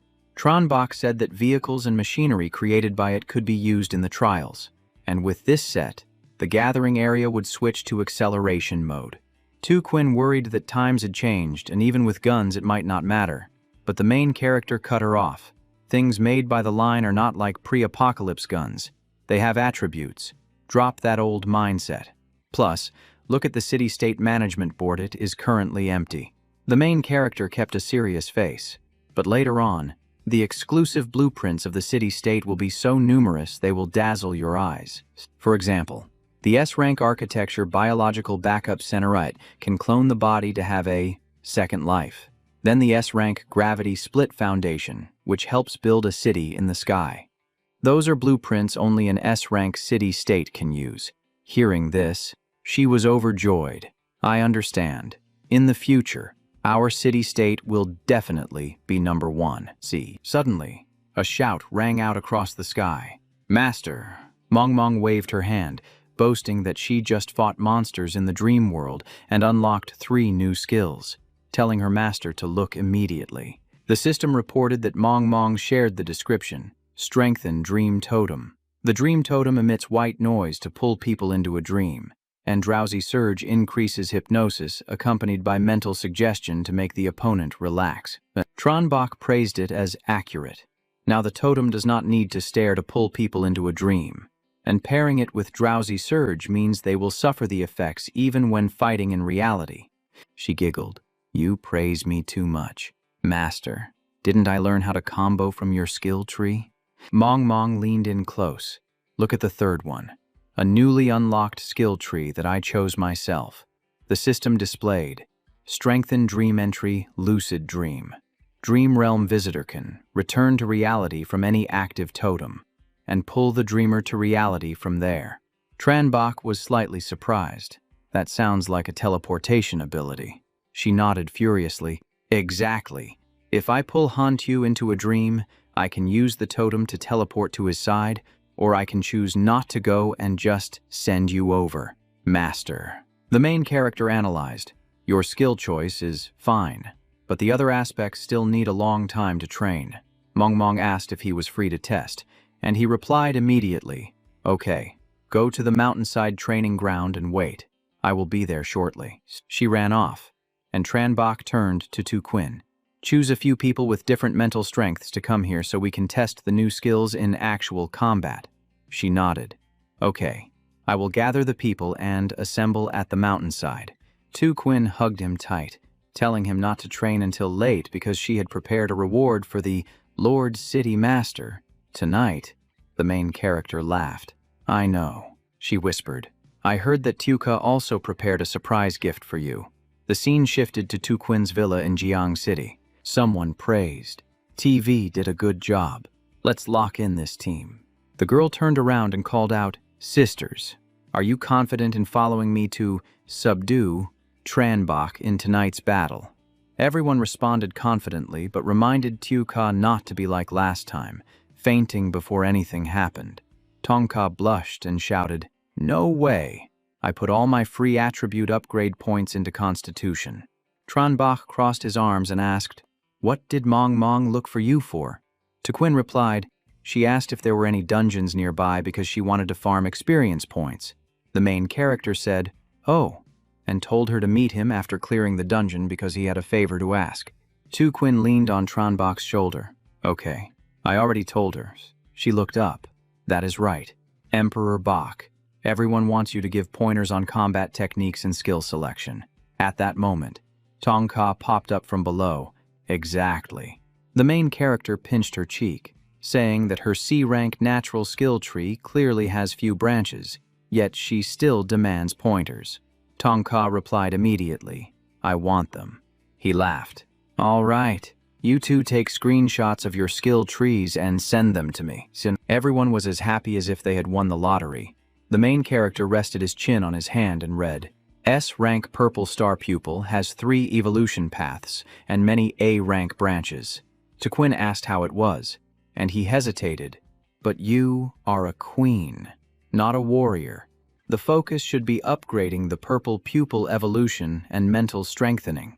The main character said branches like mind-seeing pupil. boundless depth, and noble pupil help understand the opponent, plus control is very suitable.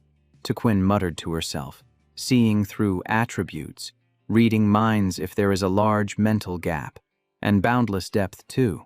She pondered, making people lose their spirits and lose direction just by looking at me, and noble fits the queen style perfectly. Tronbach turned to TV. Now it is your turn for A-rank skills. She was shy. I only have 2 trees. The main character pointed straight at it. That tree is okay. Prioritize vision threat to create a threat target. Then see what I see. To pair resonance with teammates. Later on, you will be a god-tier support. TV replied that she would unlock it quickly, and the main character encouraged her. Go for it. Your foundation is already extremely strong. He turned to Luke Lai. Your B-rank illusory knowledge image has a skill that creates miracles. She froze. Me? I checked carefully. It has no damage. The main character shook his head. Look at perceive illusion as reality.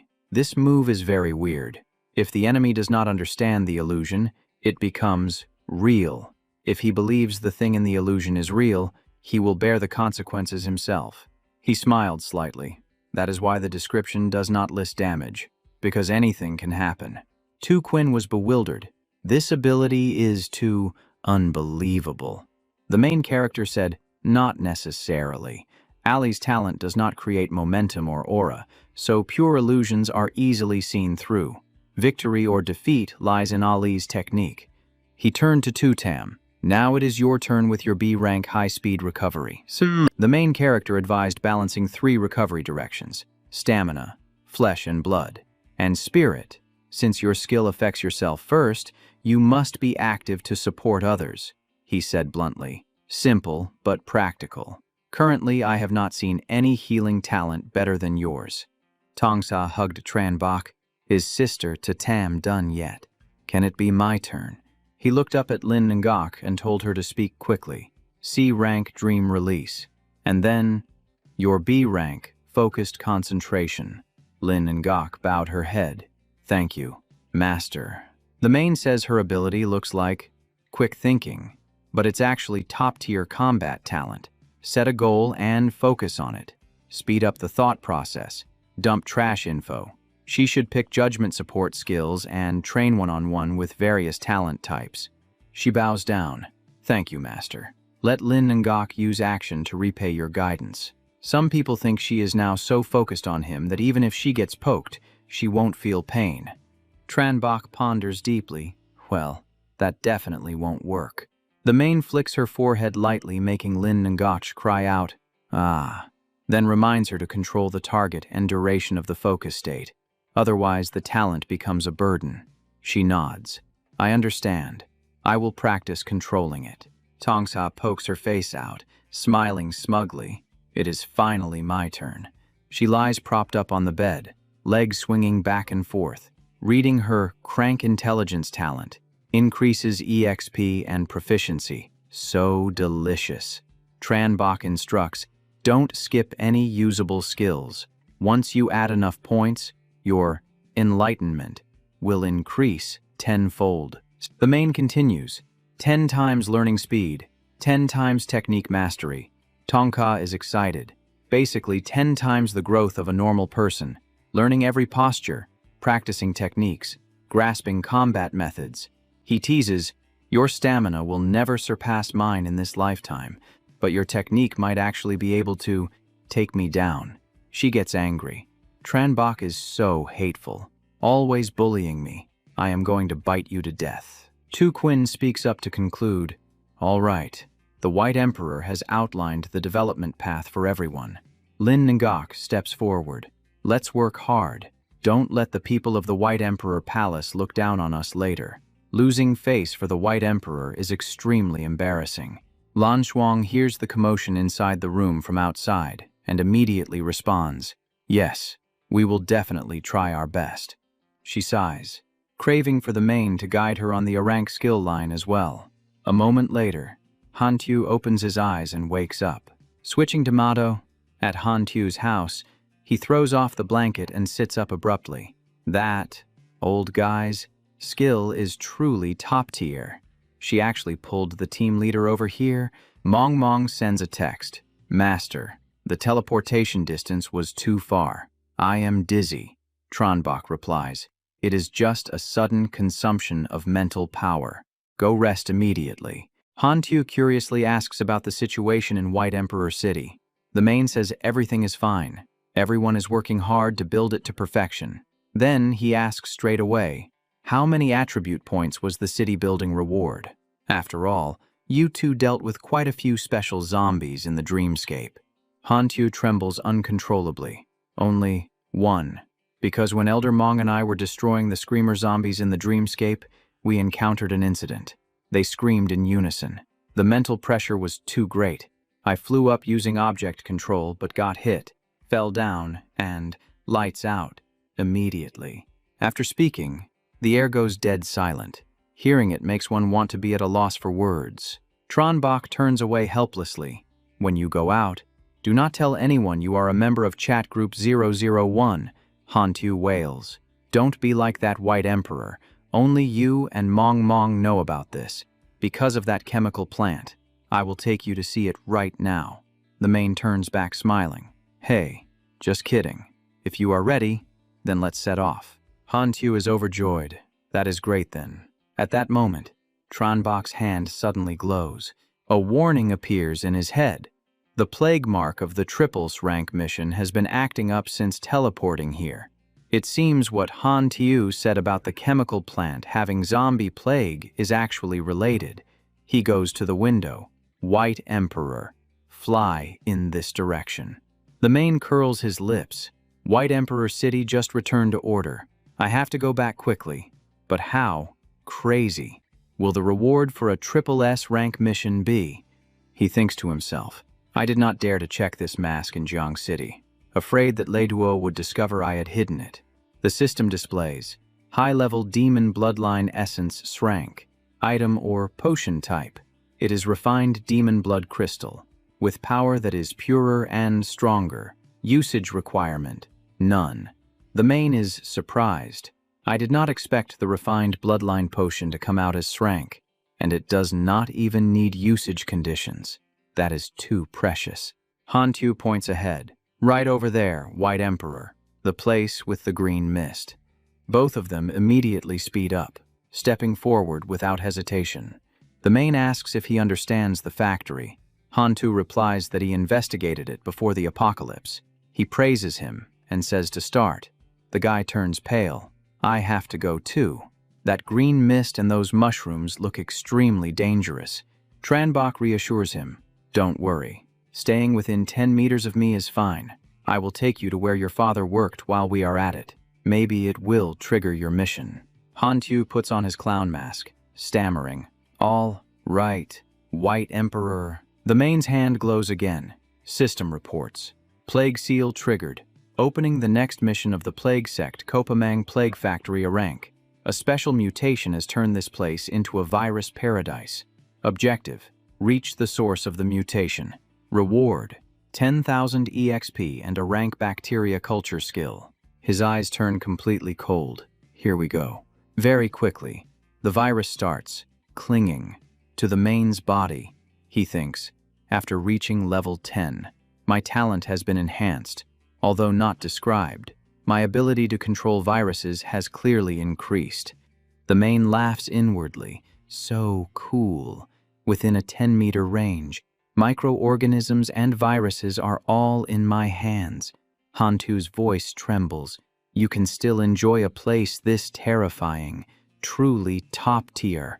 The main asks, you plan to say, pervert, right? He hums.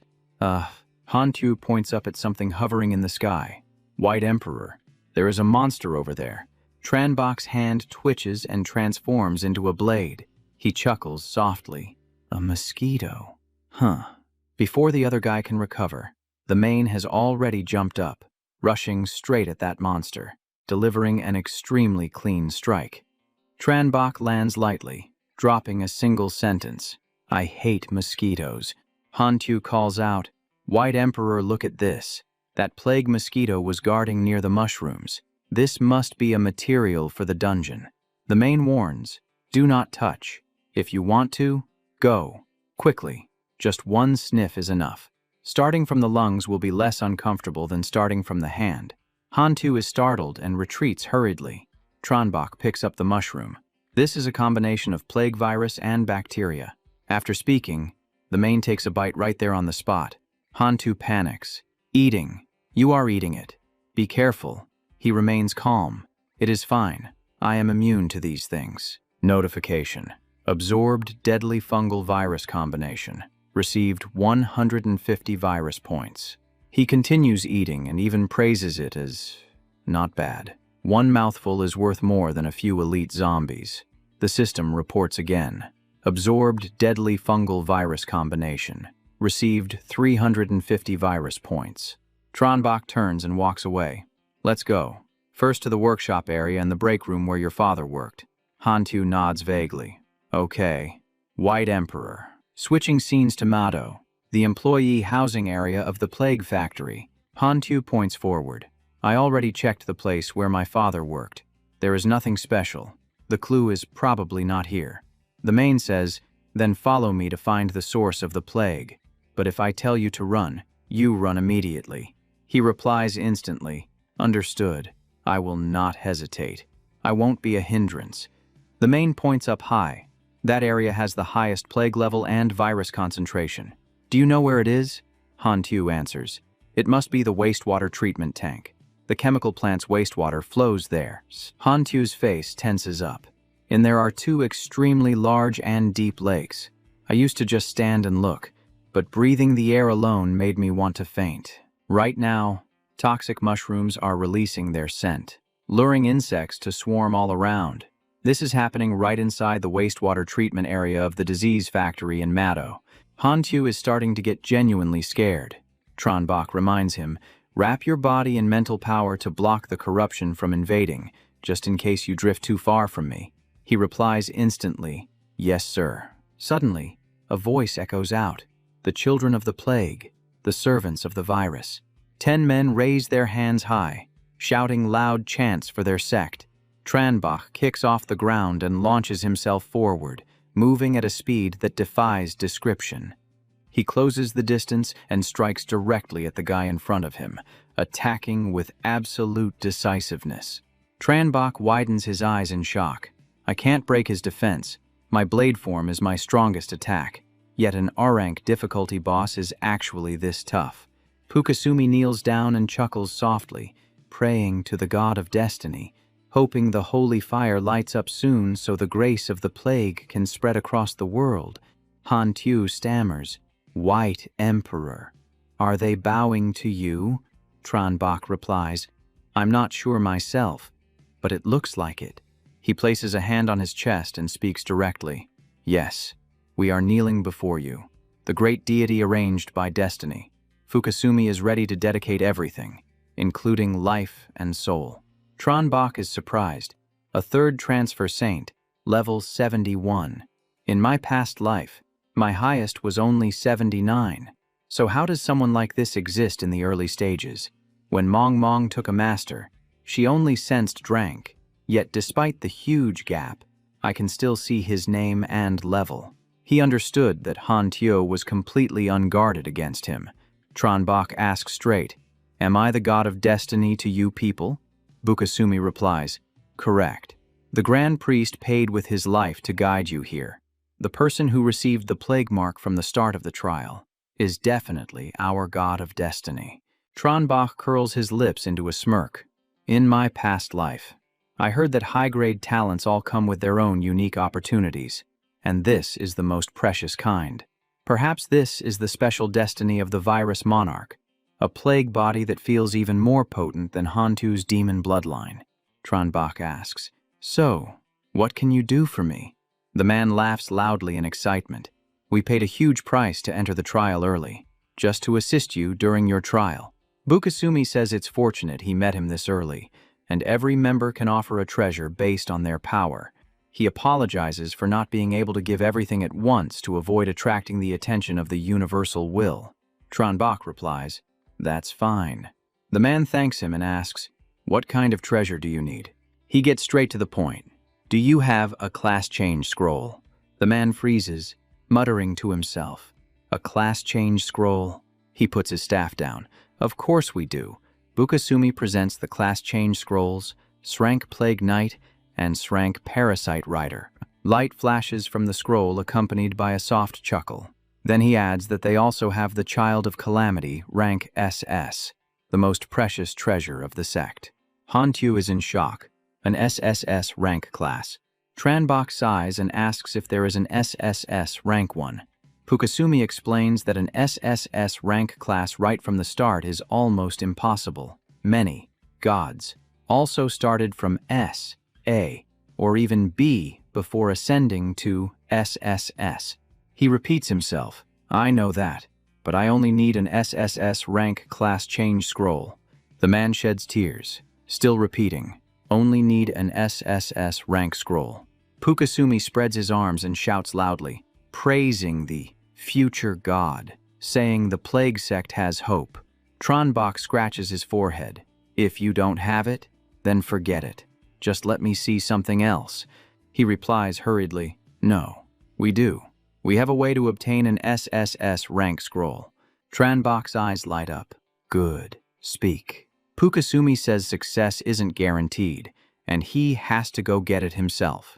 He explains, we can open a special secret dimension leading to the greatest plague event in the history of the Blue Star. You enter to collect life seeds of the plague recorded in history. Use them to condense a class change scroll, and there is a chance it will produce an SSS-Rank scroll. Bukasumi grips his staff tightly. Since there is a chance, we absolutely must try. He raises his staff high, declaring he will sacrifice his life, power, and soul to build a staircase leading to his god, opening the divine path of the plague. As soon as he finishes speaking, he roars ferociously, open, immediately.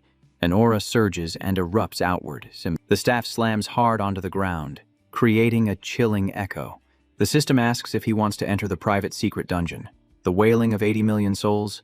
Time remaining, 2 minutes, 56 seconds, and 13. Tranbok laughs. A separate dungeon. I can't drag you in. Hantyu rubs the back of his neck and swallows hard. You mean, a boss that strong sacrificed everything just to open the door? Then I definitely don't dare to go in. Tranbok looks up at the countdown timer. The door opening has a limit. I'll send you out first. If you try to crawl out yourself, if the insects don't get you, the corruption will, no need to say more. Scene changes back to Meido, near the disease factory area. Hantyu stares at the pile of rubble, completely frozen. What in the world did I just go through? The chat system pops up, and he types, Han King here. I just said goodbye to the White Emperor. You guys won't be able to guess what happened. Dip2 asks, how is the White Emperor? Also, ask him when he and Mong are free.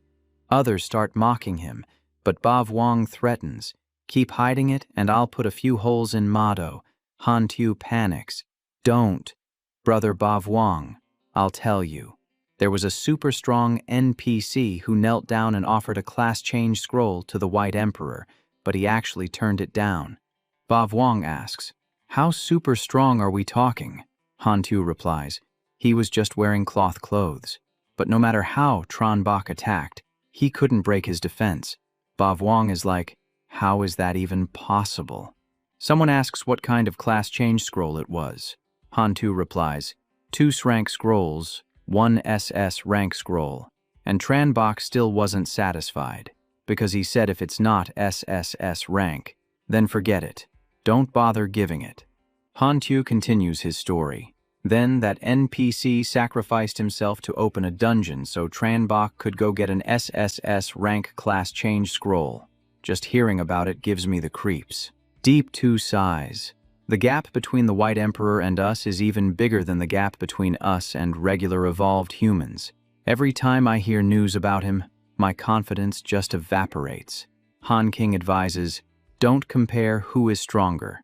Just use the White Emperor to elevate yourself. Dip2 admits that chat group 001 is cool, but says he wants to do the opposite. He doesn't want to rely on Tranbach's reputation. Tranbach looks at the bracelet that resembles an hourglass which suddenly appeared. Confused about how it got there, he tucks it into his shirt and looks up. This is... Tranbach looks suspicious. A Roman stone gate. This secret realm is southern Florence. He glances around.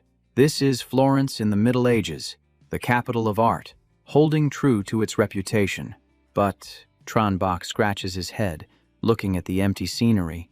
Why is there no one here? After exploring for a while, he sees a person curled up in a corner, coughing continuously. Tranbach immediately goes on alert. There's someone. He approaches, and the person panics. No, stay away. Stranger, I am a filthy sinner.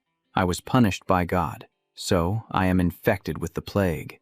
He placed his hand on the person's head, sucking the virus out. You poor thing. Do you want to keep living? The system reported that the Black Death virus had been absorbed. Virus points +3. He looked at his hand and tutted softly. So it turns out, this is the Black Death. The system triggered a quest. Contact the Black Death, opening the hidden scenario, Seed of Plague. The whales of 80 million lives. The objective is to collect the seeds of the plague, and completing it will convert them into a plague class change scroll. He wondered what the seeds were and how to collect them, figuring he needed to clarify that first. Just then, the girl pulled down her hood and snapped awake, completely cured, muttering as if she realized something. Elena turned around and made the sign of the cross, smiling radiantly. Thank you, divine envoy, for driving the plague away from me. I vow to follow and serve you. Tranbach held the beak mask and smiled faintly. That's right. I need followers and a reputation. It will be much more convenient to have people to run errands, gather intelligence, and find items. He put the beak mask on. No need to make the sign of the cross. I am not a messenger of the gods. Elena froze. Then which god are you the messenger of? He stepped back. I am not a messenger. He spoke with absolute certainty. I am the god of plagues. Go and tell everyone that I can cure their illness, and tell them to come to the Lord's Square to find me. Elena shouted loudly through the streets. Everyone suffering from the plague, listen to me. The god of plagues has descended and is at the Lord's Square. Let's go. The god will drive the sickness away for us. And behind her, someone was hiding in a doorway, watching. She ran everywhere shouting, Everyone, go to the Lord's Square. Don't suffer anymore. The townspeople poked their heads out to look, still in disbelief. Elena screamed, Come out and look at me. You all know me. Inside the houses, people whispered, Who is screaming like that? Someone replied, It's poor Elena. She must be so sick that she's gone delirious. But she kept shouting Henry's name, recounting how her family died from the plague, and insisting that she had recovered. An old woman opened her door a crack and asked with a trembling voice, Child, are you really healthy? Elena replied succinctly, Grandma, you've been listening to me scream all this time. Did you hear me cough even once? Elena persuaded them. The god of plagues healed me. No need for donations or bloodletting, and no need for prayers. Just go to the Lord's Square. A hand was placed on her forehead, and the woman burst into tears. It's true. No cough, no fever.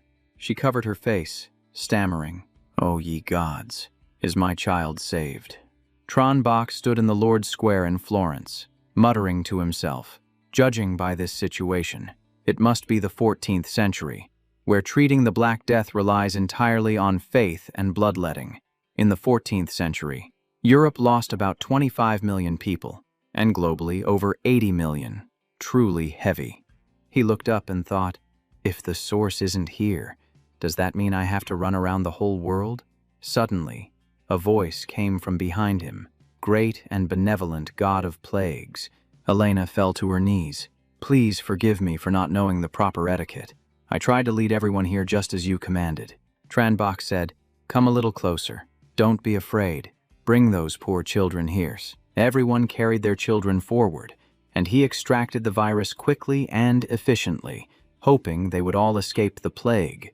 Wisps of virus gas rose up and were immediately absorbed by him. The children who were coughing their lungs out just a moment ago had now calmed down, their eyes wide open as if they had just survived a disaster. Tranbach flew up high to absorb the virus, and the whole square fell into a dead silence, watching him, no one daring to breathe loudly. Voices calling out, "Mom," "Dad," rang out, children comforting their parents. "Mom, don't cry. I feel better," a mother sobbed. "It's okay."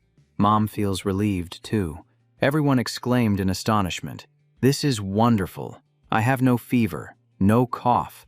My strength is coming back. This is truly a miracle." Someone shouted, "The great Lord of the Church of Light," but was immediately scolded. "You idiot. That's not the God of light. Don't insult the God of plagues." A man knelt down crying, "Thank you for saving us.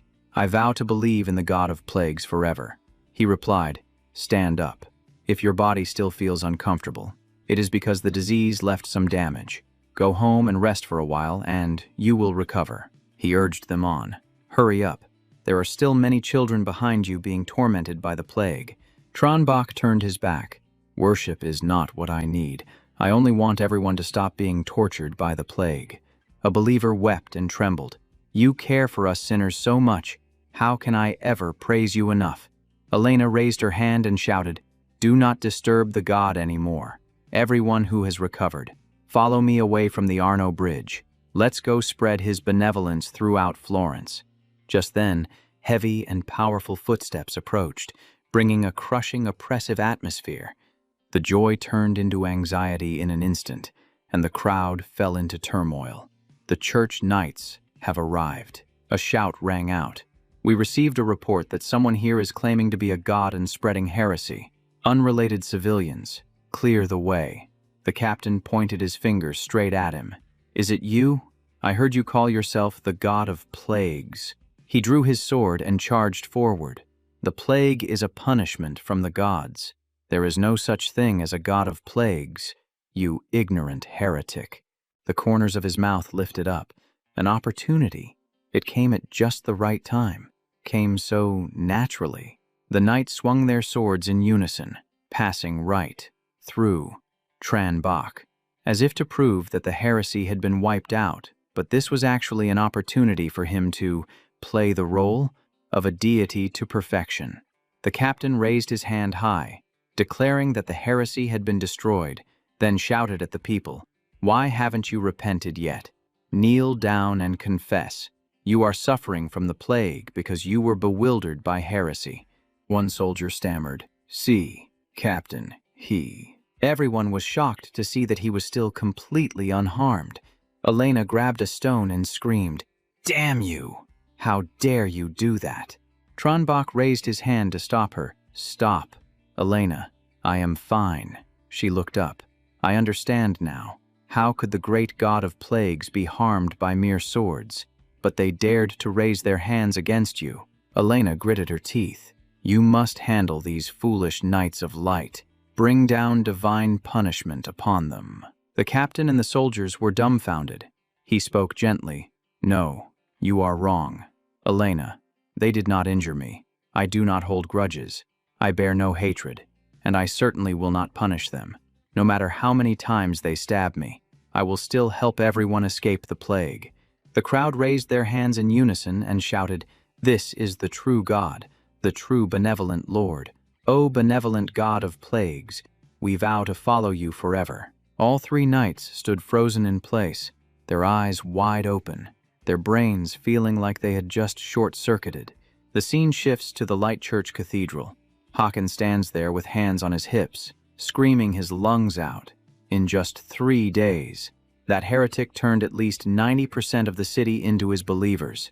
It is Sunday, yet only 7 people came to the sanctuary. He blames Ron, saying they should have sent the whole night squad to deal with him that day, but Ron stopped it. Now their people have run over to that side, leaving only 5 knights, not even enough to guard the church. Ron responds calmly, "I remain firm in my decision. Archbishop Håkon, You also witnessed exactly what happened over the past 3 days. He says that the man appeared too suddenly and revealed the ability to drive away the plague. In just 3 days, he traveled across the entire city and healed absolutely everyone. John adds that he taught believers how to prevent and contain the epidemic. He even guided them on how to care for those who had just been cured of the filth, but had not yet fully recovered their health. Ron frowns. His doctrine is incredibly strange, filled with new words like tiny organisms, hygiene, reproduction, and bacteria. However, he does not restrict his believers at all, nor does he force them to make offerings. John adds that the man also said a benevolent deity would not want good people to fight each other over faith.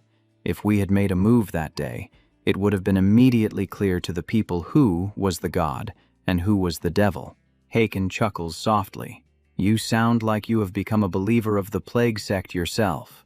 John grinds his teeth. Are you not worried about the Church of Light and our Master? Ron answers directly. Our Master is the supreme true God, so there is no need to worry about him. The ones we need to worry about are ourselves. I have already written a letter reporting everything to the Pope. Tranbach raises his hand, looking at the condensed mass of viruses. This is the plague life seed. In a nobleman's room, the main character thinks, I had to extract viruses from all over Florence just to condense this tiny bit. Knowing how to get the life seed is good news, but the progress across the whole city is pitiful, which is bad news. The system reports that the Black Death Plague Seed progress is at 0.001. I received the Plague Pillar ability to erect a plague column. Anyone who prays and undergoes baptism can transfer the filth into the column, and the disease will turn into a plague life seed. Tranbach falls into deep thought. Looking at it this way, I will probably have to run around the entire world to condense enough plague life seeds. Elena suddenly walks in and interrupts. My lord, your most loyal believers are waiting for you. He nods. Okay, I understand. The main character steps outside, and the whole crowd looks at him with admiring eyes, as if they are witnessing a true miracle. They chant the doctrine in unison. All things decay, but living beings are imperishable.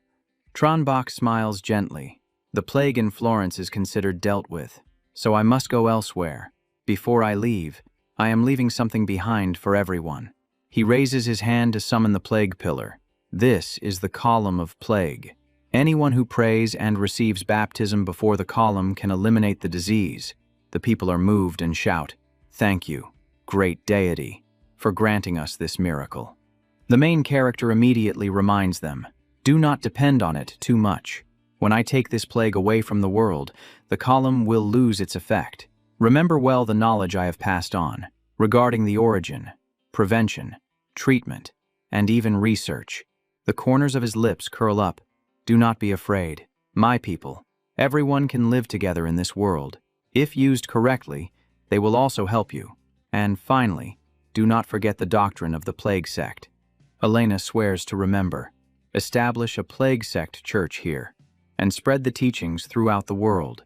The main character pats her head. Thank you. I am counting on you for the future. Then he whispers, I hope you all never have to suffer from the epidemic again. Goodbye, my children. The shouting still echoes. All things decay, but living beings are imperishable. The main character looks back one last time and repeats, All things decay, but living beings are imperishable. He exclaims that he can still hear the people chanting the doctrine even from far away. The fanaticism of this era is beyond imagination. His eyes turn cold. But this is exactly what I need, because it helps collect the plague life seeds faster. Tranbach thinks to himself, the reputation of a god draws people together, saving countless amounts of effort. Without the divine name, it would probably take at least 10 years to finish condensing. Now, it is much less of a struggle. In that case, I will just use the identity of a god to clear this dungeon instance. See you. A few days later, at St. Pietro Basilica in the Vatican, a person kneels to report. The Pope speaks in a low voice. The war in the East has failed. The demons released a plague to harm living beings. And right at this critical moment, a heretic is using the plague to steal believers from the Radiant Church. Temple Knight Captain Sauron asks, "Do you mean the one calling himself the god of plague who can cure it?" Then he speaks with disdain. If their faith is not firm and they believe such a scam, then they are truly beyond saving. The Pope stands up, leaning on his hands. No, he walked straight from Florence to here, and he truly did repel the filth. Sauron is shocked. He actually eliminated the plague. Could it be? The Pope cuts him off. No, because he could do it. He is definitely a demon. The demon released the plague and then took it back, pretending it was a miracle to deceive believers and keep them from ascending to heaven. The old man shouts loudly, "Cunning demon, to dare play such a dirty trick." The Pope continues, "The heretic has arrived in the Vatican. I ordered people to lure him to the square and also gathered the public to watch." The old man urges, "Sauron, take the lance of Longinus. Kill the demon in front of everyone to proclaim the prestige of the Lord, for the believers, and to cleanse the evil spirits." Sauron presses his hand to his chest. "May the Lord protect us. I will kill the demon so the world can see the truth." The scene shifts to a large square. Queen Jiang introduces this as the largest square in the Vatican. The little boy says excitedly, "Sir, please wait a moment. I will go tell everyone you have arrived. Everyone is looking forward to seeing you." The main character replies, "Thank you. Little kid, go quickly. I will wait right here." Tranbach crosses his arms and smiles slightly. After leaving Florence, the churches in other places blocked me outside the city, closed their doors, and fabricated stories about me being a demon. But here, there are healthy people coming out to welcome me. He laughs. What a dirty trick. A sculpture bearing the symbol of the Church of Light. The main character mutters, "It seems they have run out of patience and decided to deal with me right here at their headquarters." He looks up. But this is also a chance to wipe out this annoying church once and for all. Come on, let me see what tricks you people have prepared.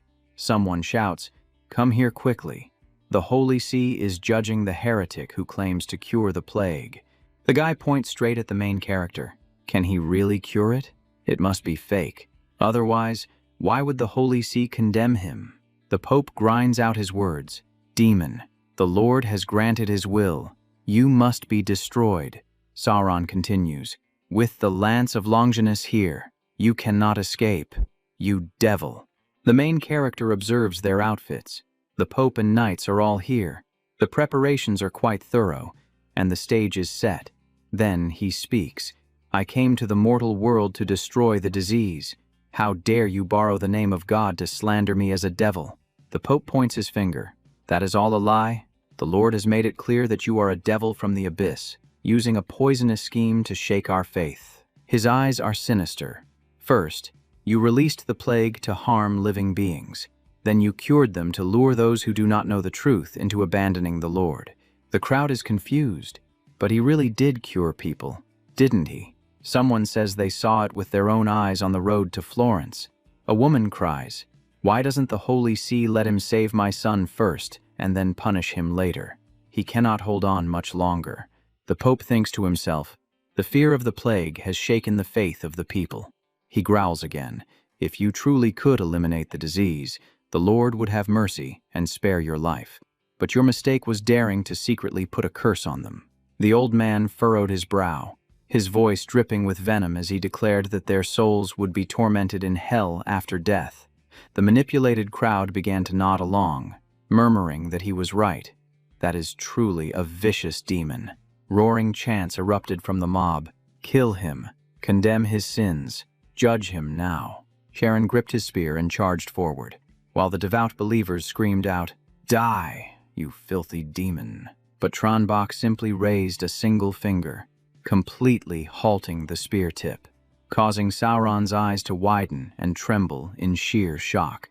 The main character spoke calmly, "Let it go. For this spear already made a mistake once when it wounded the Son of God. Now, it has no desire to repeat that sin a second time. So, do not force its hand."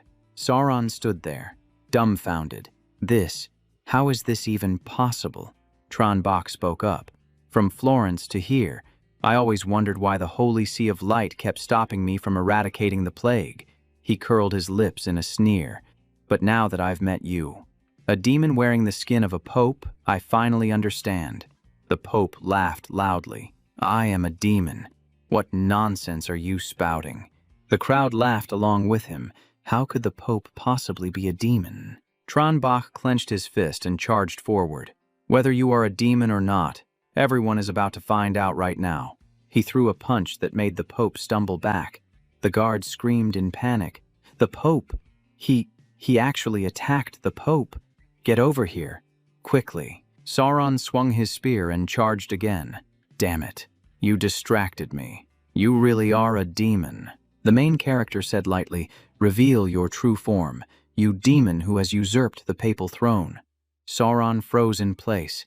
Suddenly, the Pope's body twisted and deformed, horns sprouting from his head and sharp fangs exposed as his aura completely changed. Panic swept through the crowd. Those are devil horns. What is happening to the Pope? The old man gritted out every word with bitter hatred. I am going to kill you. Tranbach chuckled internally. This is playing out exactly as I planned. He thought to himself, my imagination filter is too terrifying for people of this era. If I used it wrong, the citizens would have believed every slanderous word the Pope said. The main character reminded himself that arguing with the Pope was stupid, and even releasing a virus to take him down might not convince the people. Luckily, I have the Agrade Demon bloodline essence that I condensed when I went to pick up Mong Mong. He calculated his move, used the memory filter to force it into the Pope's body, crush it, and then inject the zombie virus as double insurance. The system announced, item used demon bloodline essence, A+. No matter which one takes effect, the Pope will be suspected by the believers and seen as a monster. At that moment, the Pope opened his mouth to gather energy, and a fireball appeared as if he were about to spew flames. The citizens screamed in terror and panic. It's a demon. Run for your lives. Tranbach understood clearly. The manifestation of a demon-breathing fire was the effect of the bloodline essence, so the outcome was set. The conditions for using the Agrade Demon bloodline were originally very strict. Sauron stood there in shock.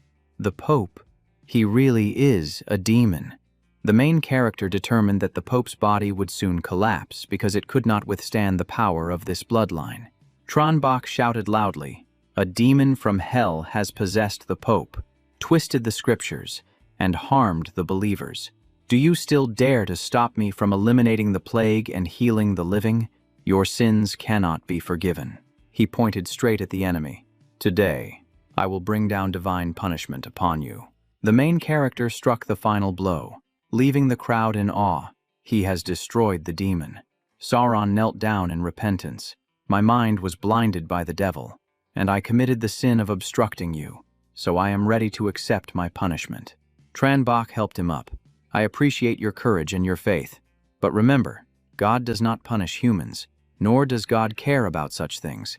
I came here for only one purpose, to take the plague away. Sauron rejoiced.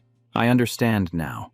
O great and benevolent God of plague, I will bring everyone infected in the city to you immediately. Since the Vatican was cleansed, the Holy See declined rapidly while the plague sect rose to power, so his actions in Europe were no longer obstructed. The title God of Plague spread everywhere, and every city with an outbreak prepared to welcome him.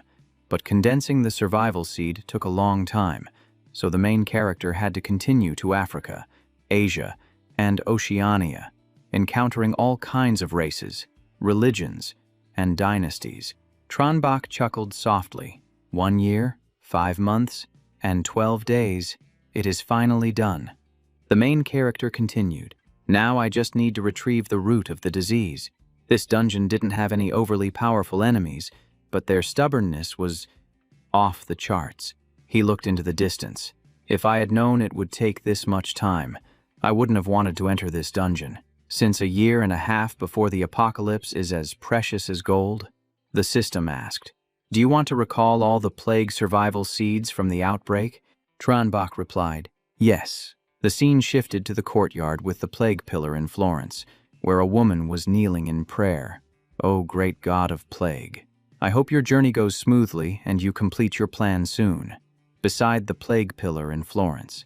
Elena froze, her eyes widening. A man asked what was wrong. High Priestess Elena, what is happening with the god's pillar? She replied, the god has completed his journey, and now he wishes to return to the divine kingdom. Elena urged them, everyone, recite the teachings the god gave us, so he knows we have engraved them in our hearts. The commander acknowledged the order. Yes, High Priestess. She wept tears of joy. We are called the Plague Sect not because we worship disaster or destruction. The man finished the thought. And it is certainly not because we praise corruption and death. At that moment, on the streets of medieval Florence, so everyone prayed in unison, because we wish for peace in the human world and for everyone to be healthy and happy. Energy surged and wrapped around the plague pillar as the people whispered, that is why we must understand the plague, so that it can never harm us again. She continued, therefore, we want to control the plague, turning it into something that helps us extinguish evil. In the past, due to ignorance, we used to slaughter each other. Now that we understand the plague, we no longer violate each other. In the future, when we can control it, we will stand shoulder to shoulder. And finally, the plague will transform into our weapon. All of us regard this as a combat ritual to protect all living things. It will make that bunch tremble in fear. It will make even the bloodthirsty and fierce ones hesitate. It will cause the enemies of all living beings to fall completely. All things will eventually decay, but billions of living beings will stand shoulder to shoulder, constantly developing, never fading away. The main character pondered, all things decay, yet living beings are immortal. He heard it, the sound of their prayers. May the glory of my master shine upon the world forever. He opened his eyes. Is all of this a devout prayer? The system reports the mission is complete. Now, leaving the instance. Scene change. The plague factory at Matos. The reward is generating. A scroll appears. The system. The system announces the class change scroll for the life and death catastrophe. Rank SSS. Creation opens up countless possibilities. Touching creates infinite surprises. Conflict brings endless disaster. And destruction opens up infinite new life. Do not be afraid. You are a part of the life and death catastrophe. It is also a power that inherently belongs to you. Requirement. Possess the talent. Virus Monarch. Rank SSS.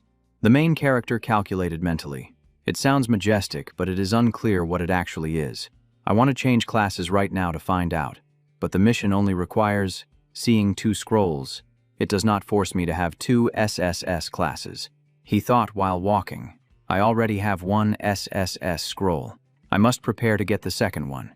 As far as he knows, deep in the abyss, there is another SSS scroll. The system suddenly reports, the Plague Factory mission failed. He stood frozen. What was that? Did I not already find the source of the Plague Factory? He refuted himself. No. When I met Bukasumi, it did not report completion, so the source in the mission must have transformed because of his existence. He sacrificed himself and disappeared, so the source also dissipated because it lost its power support. That is why it failed. His eyes glanced toward the mushrooms. Could it be these guys? Then the main character worried again.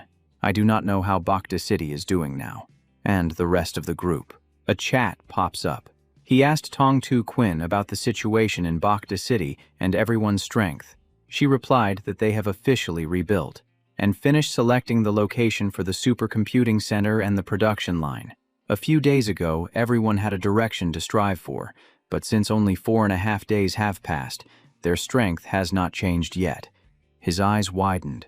4.5 days. Clearly, I was in the instance for 1.5 years. He looked at the necklace. This must be related to the time clock. When it bound to him, it merged as one, appearing or hiding according to his consciousness. The main character clenched his hand. It appeared on its own in the instance, but this style of 1 year like 1 day seems to only affect him. The system displays the chat. Han Vuong said he just received a report that the Plague Factory mission for him and Bacta failed. The whole gang asked repeatedly, "Where is Diep 2?" Did Tui Suyen get the SSS scroll yet? Someone mentioned not to worry about the scroll. They do not even know if Bakde is alive. Someone reassured them. Failing one mission does not necessarily mean something bad happened. The main character laughed. It turns out Hantu also received the mission, but it must be different from his because he has the plague seal. He felt helpless. What have these guys been saying in the group chat these past few days? Then he saw a whole row of teasing. Since it failed, is Lord Bach de Sad? I will give you a hug. Lu Ho even played along by offering to adopt the sad Bach Day, conveniently flirting non-stop. Then the mockery continued. Come here and duel. The failed crow. Tui Suyen reassured the team leader, praising him as the strongest she ever met. Bavuong flexed. Men do not fear failure, only pity the SSS class. Han Vuong concluded. The instance opened by sacrificing a level 7 boss, so failing is normal. The information is displayed clearly. The life and death catastrophe, SSS scroll, did not fail at all. The failure was because the key NPC who was sacrificed as the mission target disappeared, so the factory mission failed. The whole group went chaotic, calling for Diep2, calling for Lu Ho, mocking. Is this even human speech? Someone congratulated him on the SSS scroll. Bavuong suggested upgrading the chat group to an alliance. Diep2 explained that upgrading would attach the alliance name when speaking. Lu Ho read the guide, saying there are many benefits but the fee is a bit steep. The main character spoke straight. He planned this a long time ago. He just did not know if the brothers would agree. An alliance is an organization. If one person prospers, then the whole gang prospers, and the group will have more surplus. He opened a vote on whether to upgrade the chat group to an alliance group, telling everyone to consider it. If more than 2/3 agree, they will upgrade. Han Vuong messaged that it was clear, asking if Boss Bach needed to come over to rest. When he returned, the bed is already warm. The main character replied briefly, "Who wants to sleep in your warm bed? Give me a villa in Meido. I will tidy up a room to rest." Han Vuong said, "Okay." Scene changed to a high-end villa area in Meido. He praised the place for being really spacious. He scanned the surroundings. Thermal tracking and virus tracking both showed no living creatures. It is temporarily safe. In the basement, Nguyen Tuyet spoke with a trembling voice. "Sister, someone came in. I am scared." Nguyen Kai comforted her. "Do not be afraid. I will handle that guy." The younger sister pulled her back. "No, do not overdo it. Just chase him away." The main character lay with his legs crossed. Leisurely, indeed. Being outside is better. I just need to spread a little virus and then rest easy. He took out the Chinese medicine pillow from the instance to test it in the bedroom of the Meido Villa, and as soon as he put it down he felt sleep would be much better. He was slightly surprised. The system displays Dragon Country Medicine Pillow. Ranked a daily use item that helps calm the mind and spirit. Long-term use improves sleep, and it also has light defense against mental invasion. Using it for a long time helps the spirit become steadier and grow. He sat up abruptly. Why did it turn into a prop? In the instance, it was just a normal medicine pillow. The main character was confused. What is going on with my inventory? The item appears. Dragon Flower Blue Vase, rank Sia City. State display prop, suspected to be the lifeblood of a craftsman. Placing it in the City-State Architecture Museum will increase base performance.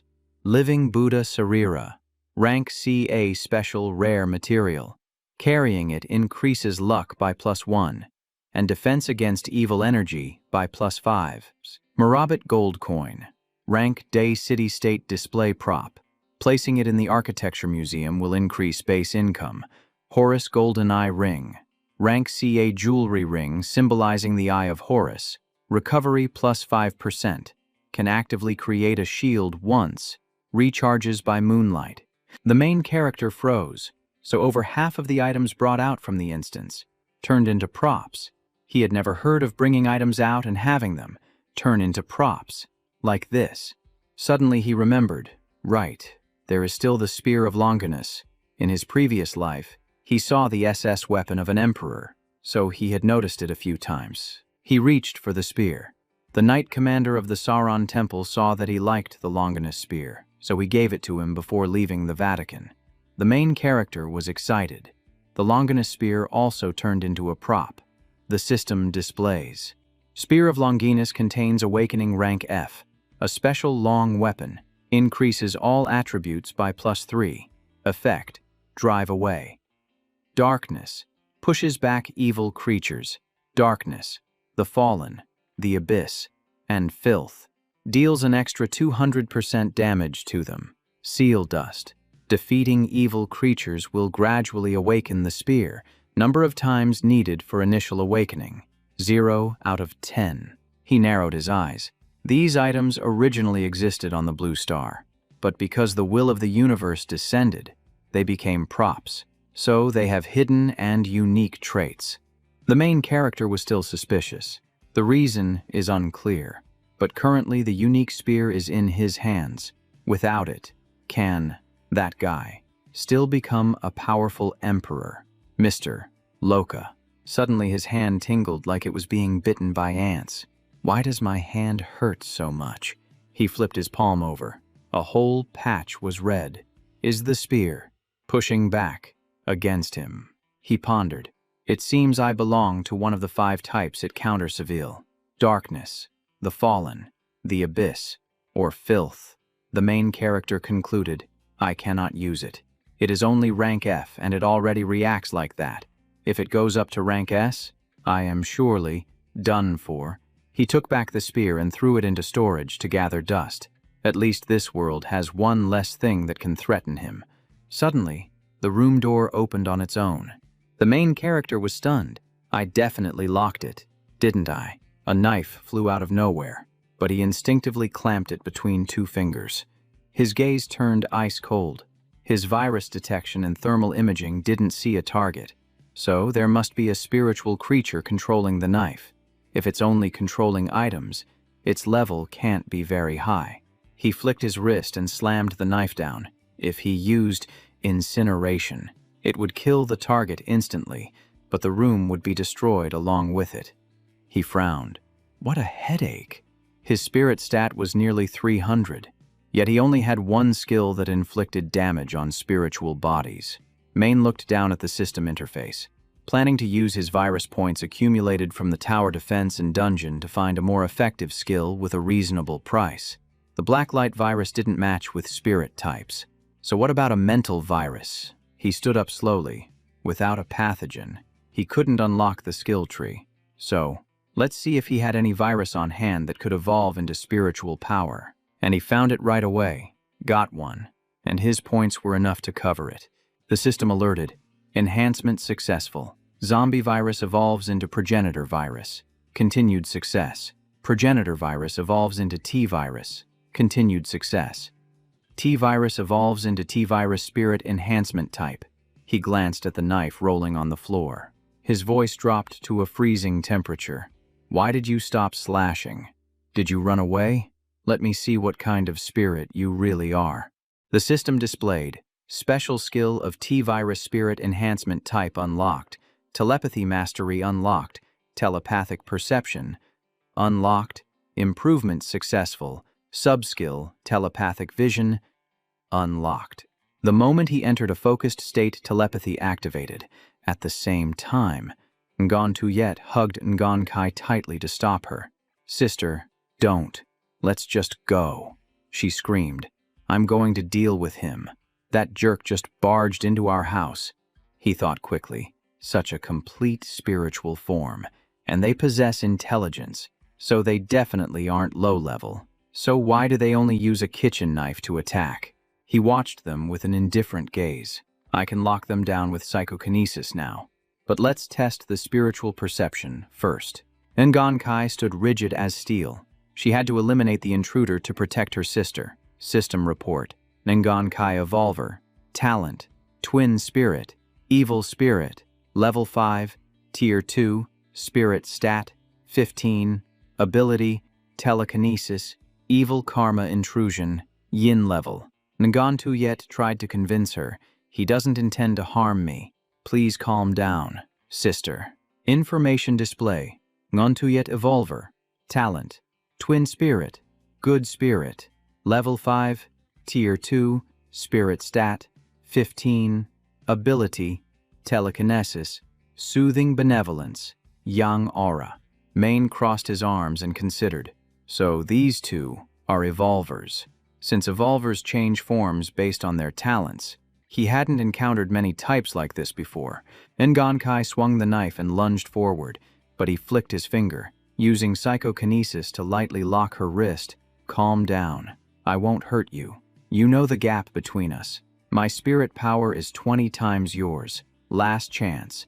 If you keep messing around, I will deal with both of you. She gritted her teeth, while Ngontuyet hurriedly begged, please, please don't hurt her. He laid out his conditions. I won't touch you two, but you have to obey me. She screamed, you bastard. Brother, my ass. You have dirty intentions, don't you? Come at me. Don't you dare bully my sister. He let out a faint smile. Pervert. Huh. Or is that just where your mind went first? She was furious. Main raised his hand to stop her. Stand still. I have a few questions. Do you two know what's happened to the world? Do you know how to use the Evolver mask? Ngontuyet replied, we know everything.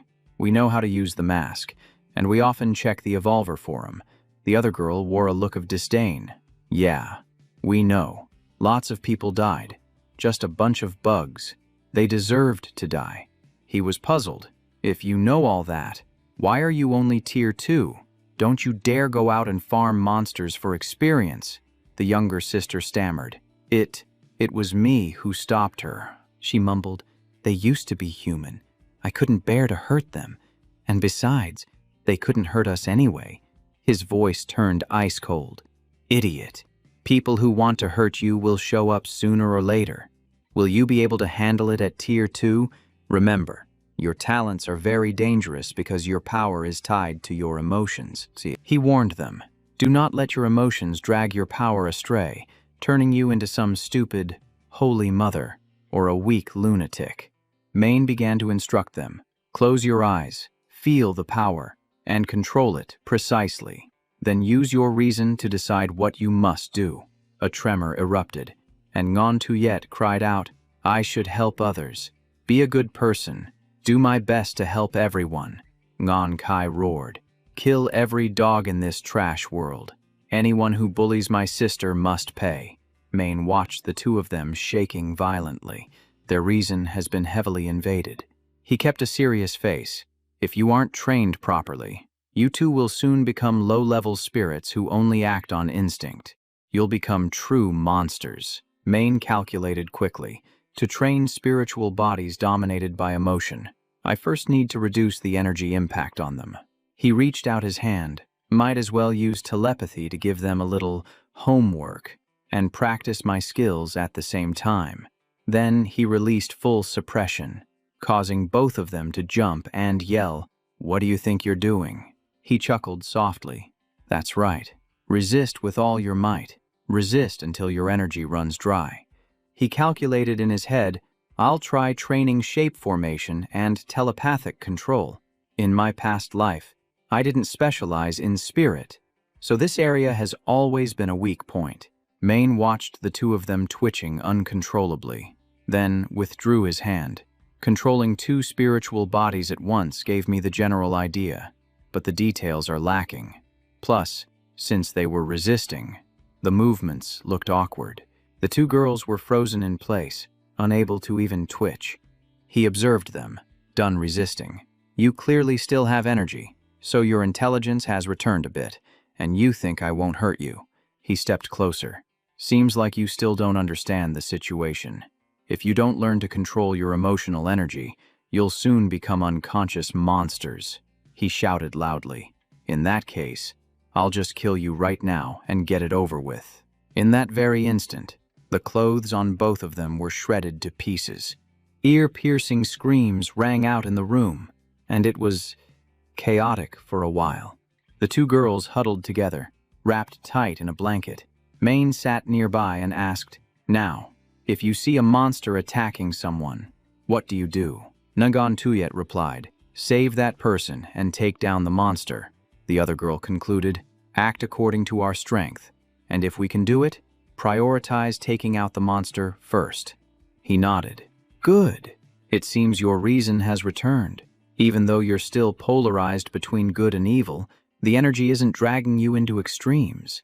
The younger sister whispered a thank you and called him Big Boss, while the older sister just snorted coldly. I'll make you taste your own rough methods sooner or later. Maine stood up.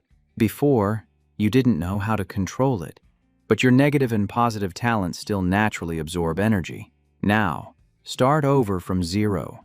I'll teach you a basic technique. He raised his hand. Try releasing your accumulated energy outwards and manifest it as clothes on your body. That sentence made both of them freeze, like someone hit the pause button. They looked down at the gear on their bodies. Maine turned his back and spoke. How much energy you keep depends on your individual strength. Once you master this, I'll take you out during these days off to gain a few levels. Scene change. Demon City. Dungeon. Red Star Mental Hospital. Nagan Tuyet threw a punch and unleashed her move. Benevolent Spirit, Remnant Heart Salvation. Ungan Kai also activated her skill. Evil Spirit. Malice Waltz. The two girls coordinated perfectly, with the rapid notes holding the rhythm of malice, while the circling yang gathered thoughts of kindness. The system announced, Mini-Boss Head Nurse has been eliminated. She clung to his arm and pressed him. How else are we supposed to show off now? Boss? The main character warned her immediately. Don't try sneaking your malicious karma into my body. It's useless. She huffed and turned away, having been called out. I bet it's just because you're something too twisted for bad karma to stick. Just then, the system screen popped up with a message from Mong Mong. The message appeared. Mong Mong reported that Sword Immortal needed help clearing a nightmare rank secret realm dungeon. He was spamming the chat. I really am not a Sword Immortal. Boss Bach, please help if you're free. I sent the invite privately. I really am not a Sword Immortal. Then he asked urgently, Diep2 has one slot left. Can my little sister go? Introduction to the Mount Shu Mountain Path Dungeon. Nightmare Difficulty Special Edition. The road to Mount Shu is harder than climbing the blue sky. Ancient fairy mountains are desolate. Only the echo of swords remains. The long path is blind with fog. Every step is a trial. If you aren't accepted, you fall into the abyss. Entry conditions. Only the evolved class. I am not a Sword Immortal. Code 098 can be captain. Maximum team of 4. Team level must not exceed 10. The main character chuckled softly. So that's why he's in such a rush. He's level locked. He thought to himself, I never heard of a Sword Immortal in my past life, probably because he couldn't find reliable teammates and died in this very dungeon. The chat popped up. Sword Immortal said Bach arrived at the perfect time. He hadn't changed classes yet, so he was stuck at level 10, urging them to form a team. Bavwang demanded the last slot be rolled for fairly. Lu Hoai cut in, saying there was already an announcement. She was going this time. Sorry, everyone. Han Vuong mocked that it was backstage manipulation, asking the old Taoist if he was selling his backside. Yet, while Ba Vuong offered double the price, he explained he really wasn't a Sword Immortal, and since the dungeon related to traditional cultivation, he was bringing Tran Hu, promising to prioritize everyone next time. The main character said, All right, we're stopping for today. Let's go back. The older sister was surprised. We aren't fighting anymore. I can still kill more. You know, he replied curtly. No, you two can't handle the monsters ahead. The boss attacks with mental energy. Going in further is just throwing your lives away. The older sister scoffed lightly, while the younger sister happily accepted the order. We'll listen to everything you say. Boss, inside the Mount Shu Range dungeon, at a thatched cottage at the foot of the mountain. Mong Mong saw him appear and called out, Master. She introduced him. This is Tran Hu Bat Hu. He said, Senior Bach. Just calling me Tran Hu is fine. Suddenly, another person stepped out from behind Tran Hu. Tutuan patted his shoulder. Big Boss Bach. I finally get to meet you. Then he introduced himself. I am So Tu Tuan. I really am not a sword immortal. The main character waved his hand. Hello everyone. Tran Hu. Tu Tuan. He was startled. Tu Tuan. Why are you carrying so many swords? Is your talent related to weapons? He nodded. That's right. The system displayed. Sword immortal Maluses. Sword equipment to activate sword chi. Strength depends on mental power. Can self-create sword techniques. Each time a sword technique is created, all attributes permanently increase, with the increase depending on the rank of the technique. The main character praised succinctly, not a bad talent. He smiled shyly. It's nothing special. Big Boss Bach is too kind. He turned around. If we have enough people, let's head out. The scene shifted into the dungeon, at the start of the Mount Shu mountain path, where Tu Tuan spoke. Has everyone received the mission prompt? Climbing from here to the peak completes the Mount Shu mountain path. Mong Mong remarked, with such a short introduction, this path must be tough. The main character replied, I'm looking forward to some surprises. Let's go up. The team stuck close together as they walked, and Tran Hu frowned. The fog is rolling in. He warned, be careful. Watch your step and check your surroundings. This is likely the first trial. Suddenly, an old man up high grumbled, the mountain road is hard to travel. The mountain road is hard to travel. The main character rushed forward to greet him. Hey there, old man. But his feet stopped dead in their tracks. He was confused. I just ran at full speed but still didn't get any closer. Could this be? He spread his arms and pulled out a strand of aura. Then he wrapped it straight toward the man, who kept repeating, the mountain road is hard to travel. The heaven and earth 5 elements are all hard to pass. Very quickly, the old man reset and walked normally. The main character concluded, it's an illusion. Tu Tuan asked, Master, what's wrong with that old man? He suspected, a guiding illusion. Everyone, remember the words he sang. He pointed and laughed loudly. I heard it clearly. He said the heaven and earth 5 elements are all hard to pass, singing it so slowly. Tran Hu rested his chin on his hand in thought. This fog counts as water in the 5 elements, and with visibility like this, is this the first trial? The old man chanted again. Water rises, mist is thick, flowers seen in the fog, hard for one to return. The main character was startled. Not good. There's danger, the system announced. The biohazard disaster gloves have been equipped. His eyes narrowed, entering a state of maximum alert. A sudden force struck, shocking him heavily. Something rushed in fast, and he raised his shield just in time to block. But the sword's force was too solid. Even with his constitution plus the shield's defense, it still pierced through. This was crazy. Immediately after, a sword was pulled out and revealed itself. Then it vanished again. Mong Mong panicked. Master, are you hurt? Tu Tuan darted his eyes around and shouted, Careful. My senses can't pick up its sword intent. Tran Hu turned back. Got it. Activate the talisman I gave you. My mental power can't detect its position either. He raised the talisman in his hand high, deploying a protective layer. Golden Light Defense Talisman. Tran Hu confirmed quickly. It's coming. Straight from the east. Lightning guiding art. Right at that moment, a sword zoomed in, pinning straight into the protective layer right above his head. He glanced at it. Yeah, that's a really high-quality sword. Tran Hu shouted, Emperor Bach, watch out. The golden light barrier won't hold much longer. The protective layer shattered with a snap, and he grabbed the sword. It's fine. I've subdued it. Mong Mong gasped in awe. Master is so cool. Tran Hu's face went blank. Wait, when did you subdue it? Tu Tuan was also confused. This flying sword has consciousness, so why isn't it resisting at all? He chuckled softly. Let me show you guys just how intense this thing really is. The system display appeared. Level 12. Water Jade Swimming Dragon Sword Spirit.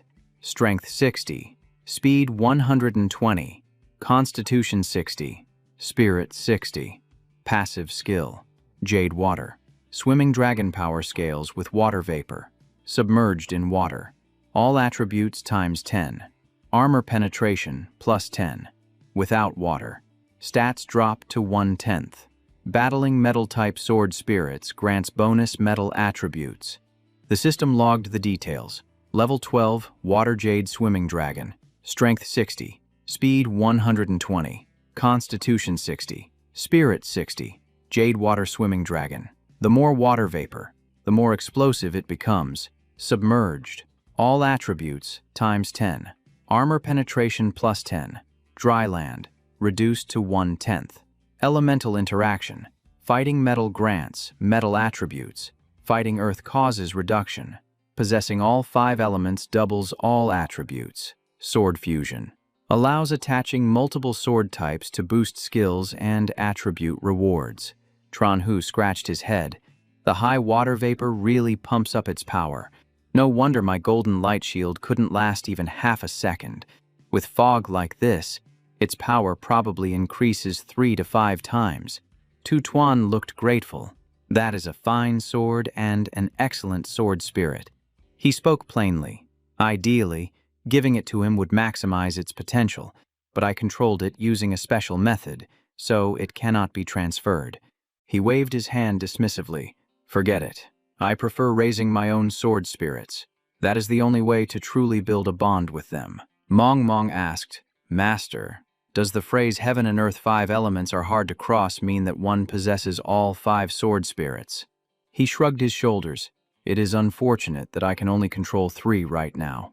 If I get the chance later, I will come back and collect the full set of 5. The system displayed the description for the skill Biochemical Calamity. Hideer Overlord Brain active.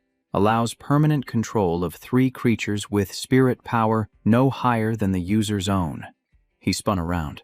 The danger is past. Let's keep climbing.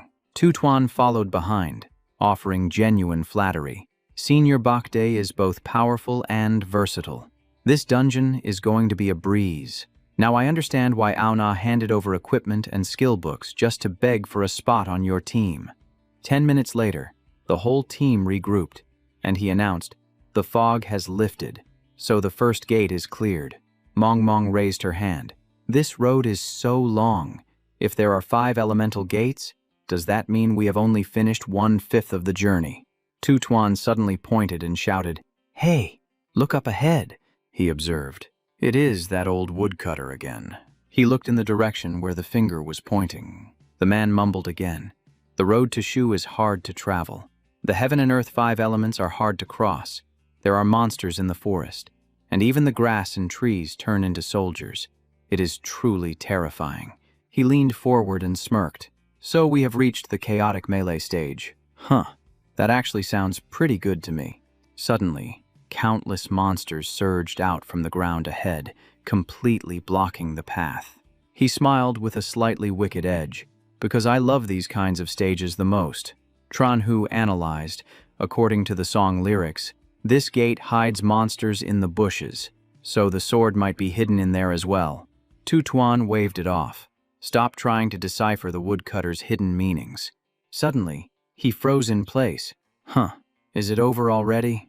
Because by that time, he had already wiped out the entire horde of monsters. The system display appeared. 5 elements. Wood Hidden Water Sword Spirit, level 12, Strength 50, Speed 120, Constitution 70, Spirit 60, Skill, Resilient Grass Flask Power Scales with Vegetation Quality, Maximum Attribute Multiplier of 5, hides within plants or wood to charge power. Fully charged shots have 10 times the power and penetration. Elemental Generation and Inhibition apply. Sword Fusion available. He praised it. Water generates wood. Nice.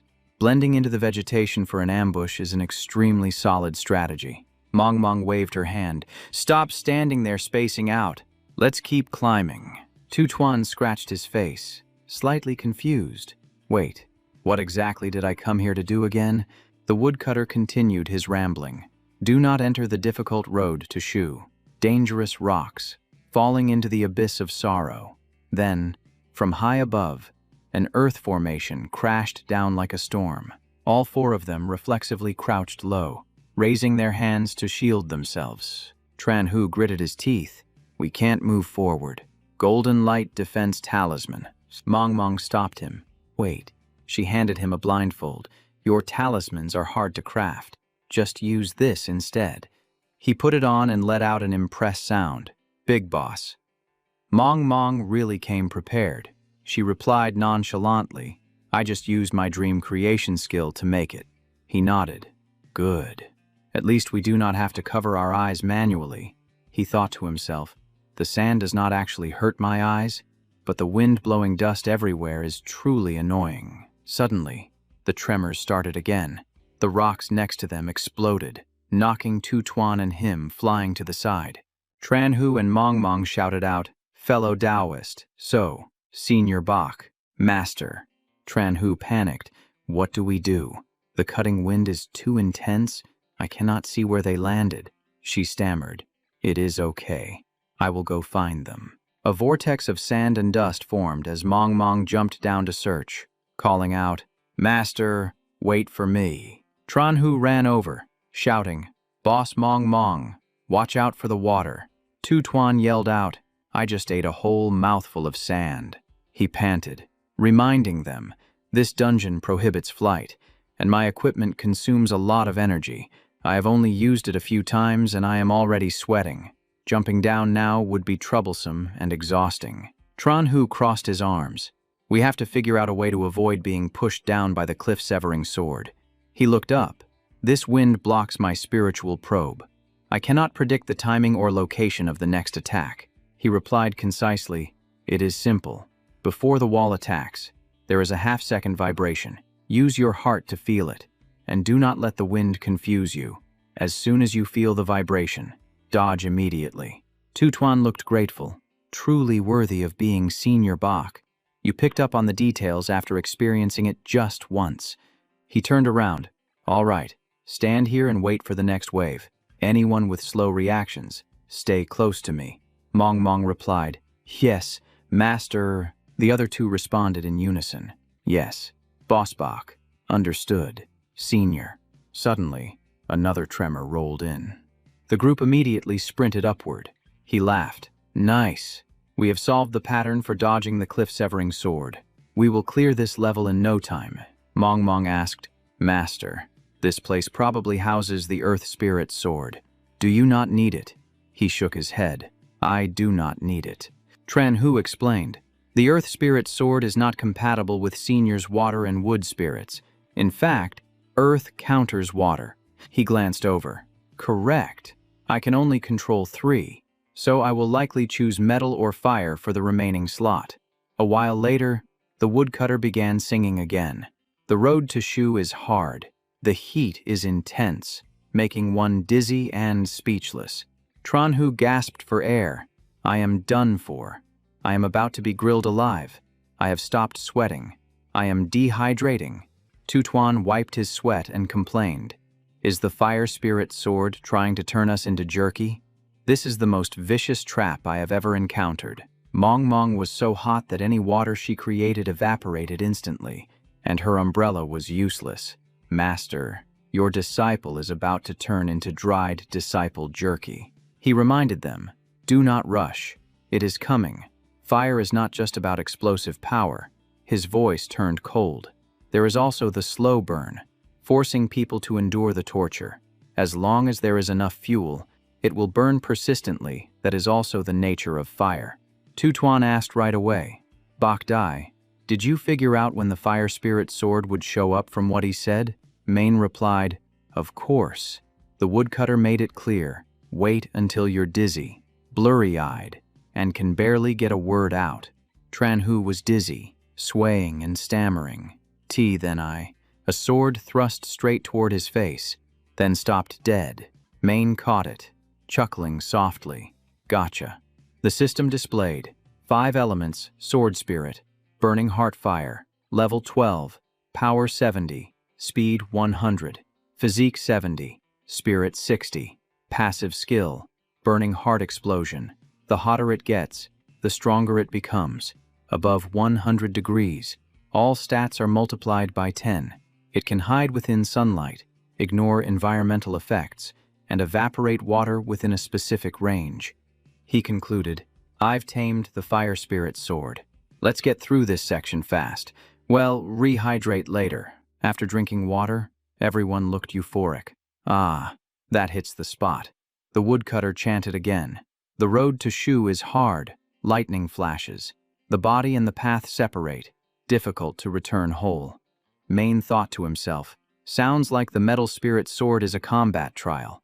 Perfect timing. I'm actually pretty ticked off about getting roasted in the sun. I've already tamed the fire spirit's sword. So, metal spirit sword, sorry, but you're going down." Tutuan remarked, "Up ahead must be the metal spirit sword's territory."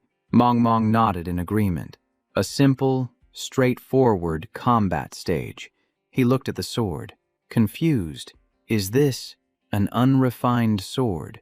Tranhu replied, "Unrefined, unsharpened, but there's a golden glint. It's definitely not simple." Maine agreed. "Spot on, but don't overthink it." He charged forward, swinging his blade. Just hit it and well find out. In that instant, his entire body was blasted backward.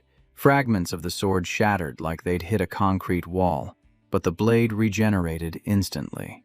The corner of his mouth curled up. "I get it now." Maine leaned in. "So you're the type that gets stronger the more you get hit." Huh. He settled into an attack stance. 100 refinements into steel. True gold, whatever you call yourself. Let's see if you can power up infinitely. As soon as he said it, he leaped high into the air. He clenched his fist, winding up for a punch packed with internal energy. A series of explosions erupted, kicking up a cloud of dust. Tranhu asked, "Did you hear what Senior Bach said?" Tutuan replied, "I heard him. I was just wondering, can that sword really upgrade infinitely?" He froze. "That's exactly what I was thinking." When the smoke cleared, the sword gleamed brightly, looking as fresh as if it had just been quenched in water. Tranbach held up the trembling sword. The golden light was as thin as a cicada's wing, but the recoil was intense. He chuckled softly, doing a quick calculation. Power is nearing 200. It must have dumped physique to boost power and speed. The other swords totaled 300. Though, he gripped the hilt tighter, glanced at his opponent, and asked point blank, "So, what's your physique stat exactly?" He snapped the blade with a clean crack. The system immediately reported the destruction of the 100 refinements metal spirit sword and awarded 25,000 experience points for combat contribution. Maine felt a bit let down. It felt like it only had 10 points in physique. Good thing he didn't pick the metal spirit sword. He hated the style of losing repeatedly to get stronger, not to mention dying that easily was a joke. Mong suddenly spoke up. "The woodcutter is out." The woodcutter raised his voice in song. "The mountains of Shu are hard to tread. The mountains of Shu are hard to tread. The 5 elements hall of heaven is hard to pass." He drifted past, the power of the 5 elements flooding the mountain, and offered a warning. "The endless road is difficult enough, but if your Tao heart isn't steady, the path will not open. It is best to turn back." As the woodcutter walked inside, he kept repeating, "Turn back. Do not seek immortality." She looked flustered and asked her master what to do, but he immediately felt something was wrong. He gave the order. "So Tutuan, we're taking the long road from here. You take the lead." Tranhu nodded. "I get it. This instance belongs to you. You're the only one with the true heart to seek the Tao. If my resolve wavers, I'm done for." He praised the other's intuition, then asked about the woodcutter descending the mountain. The man laughed, saying it was hard to say. "For sure," but Maine lowered his voice. "I think it's a trap. He's trying to lure people into taking a shortcut. The real path is down below." His gaze sharpened as the fake woodcutter passed by them again. A chill ran down his spine. That guy could probably finish off anyone who dared to try going down the mountain. Tutuan clutched his head, moaning that he couldn't see anything and fearing he wasn't qualified. Maine told him to just have the heart to seek the Tao and stay firm. Tutuan shouted back that he did have it and was very firm. 4 hours later, the system announced that the Shu Mountain Path secret realm had been cleared. Streaks of light flashed, sweeping across the sky like divine currents. They dropped into everyone's hands like special deliveries. The system announced that those who cleared the stage received the special reward, the Shu Mountain Token. A chest appeared. After accepting the reward, they could leave the instance at any time. The instance would not reopen. Instead, it would convert into a one-time normal dungeon for evolvers. The Shu Mountain Token was a special item. Holding it granted the title, Shu Mountain Disciple. Equipping the title allowed entry to the special map, Shu Mountain, Level 10. 89 tokens were personally bound and non-transferable. He looked at the Level 10 requirement and clicked his tongue. This map was going to be brutal. He did a quick calculation. The white rank mission now is to find the second SSS scroll. I need to finish Lados mission before I can change classes. If I don't change, I'm stuck at level 10. I'll wait until after the class change to come back to Shu Mountain. Tutuan said, let's have Bokdai choose first. He nodded in thanks, then assigned the order. Bokdai first, Mongdai second. Tranhu spoke up. You guys don't need to yield to me. Just getting this token is enough for me to be grateful. Scene change to the villa area. He lay with his legs propped up on the mattress, staring at the ceiling. Nguyen Tuyet came over to ask if he was awake, while Nguyen Ki teased, sleeping in the middle of the day. Your body must be weak. He pushed himself up, laughing. If I were weak, you wouldn't be able to touch physical matter even if you used your entire spirit body. How would you beat me then? She shot back, showing off. Are we? Want to test that? I think 3 seconds is all I need. He swung his legs down and said simply, I picked up a skill book in the secret realm that suits you. He winked. Knock me down, and the book is yours. Nguyen Ki floated up, yelling, I'm about to dissolve. Nguyen Tuyet joined in. Me too. He sat on the bed with a nonchalant smile and asked if she knew how to be polite yet, pointing out that he had stood still the entire time without even trying to fight back. Nguyen Kai tilted her head and teased him, asking if he had a crush on someone, wondering if that was why he felt the need to go so easy on everyone he met. He pulled out a book, explaining that his high physical stats gave him excellent control, and since he saw how hard they were trying, he decided to reward them with this before tossing it straight at her. Nguyen Kai reached out to catch it, but the book passed right through her hand and hit the ground with a dull thud. The corner of his mouth twitched, and he stood there, frozen, staring blankly at the scene unfolding before him.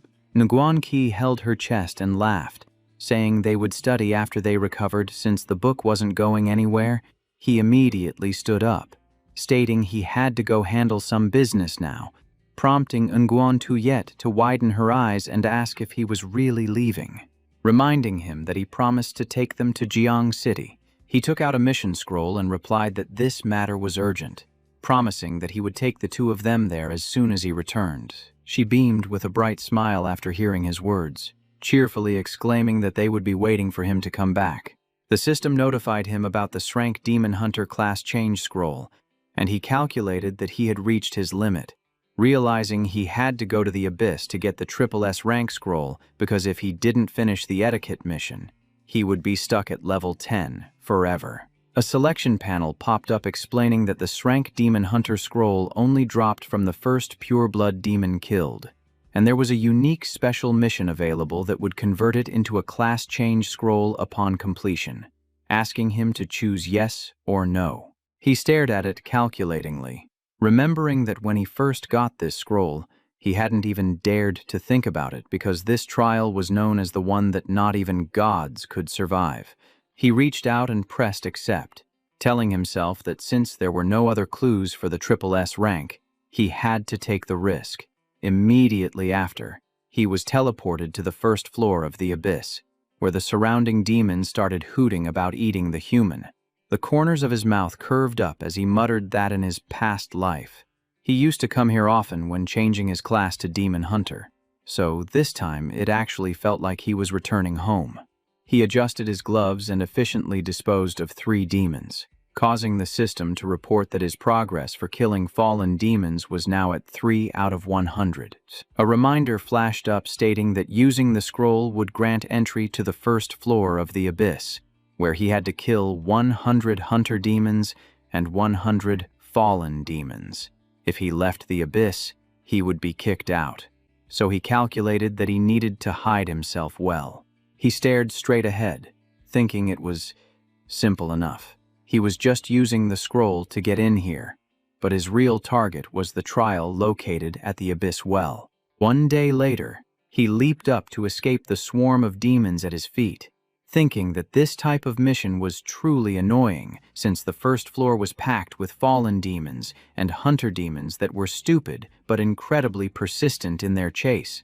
He dashed away, telling himself that if he slowed down to shake off one group, another would just gather. Suddenly, he looked up and saw lava ahead, realizing that the abyss well had already erupted.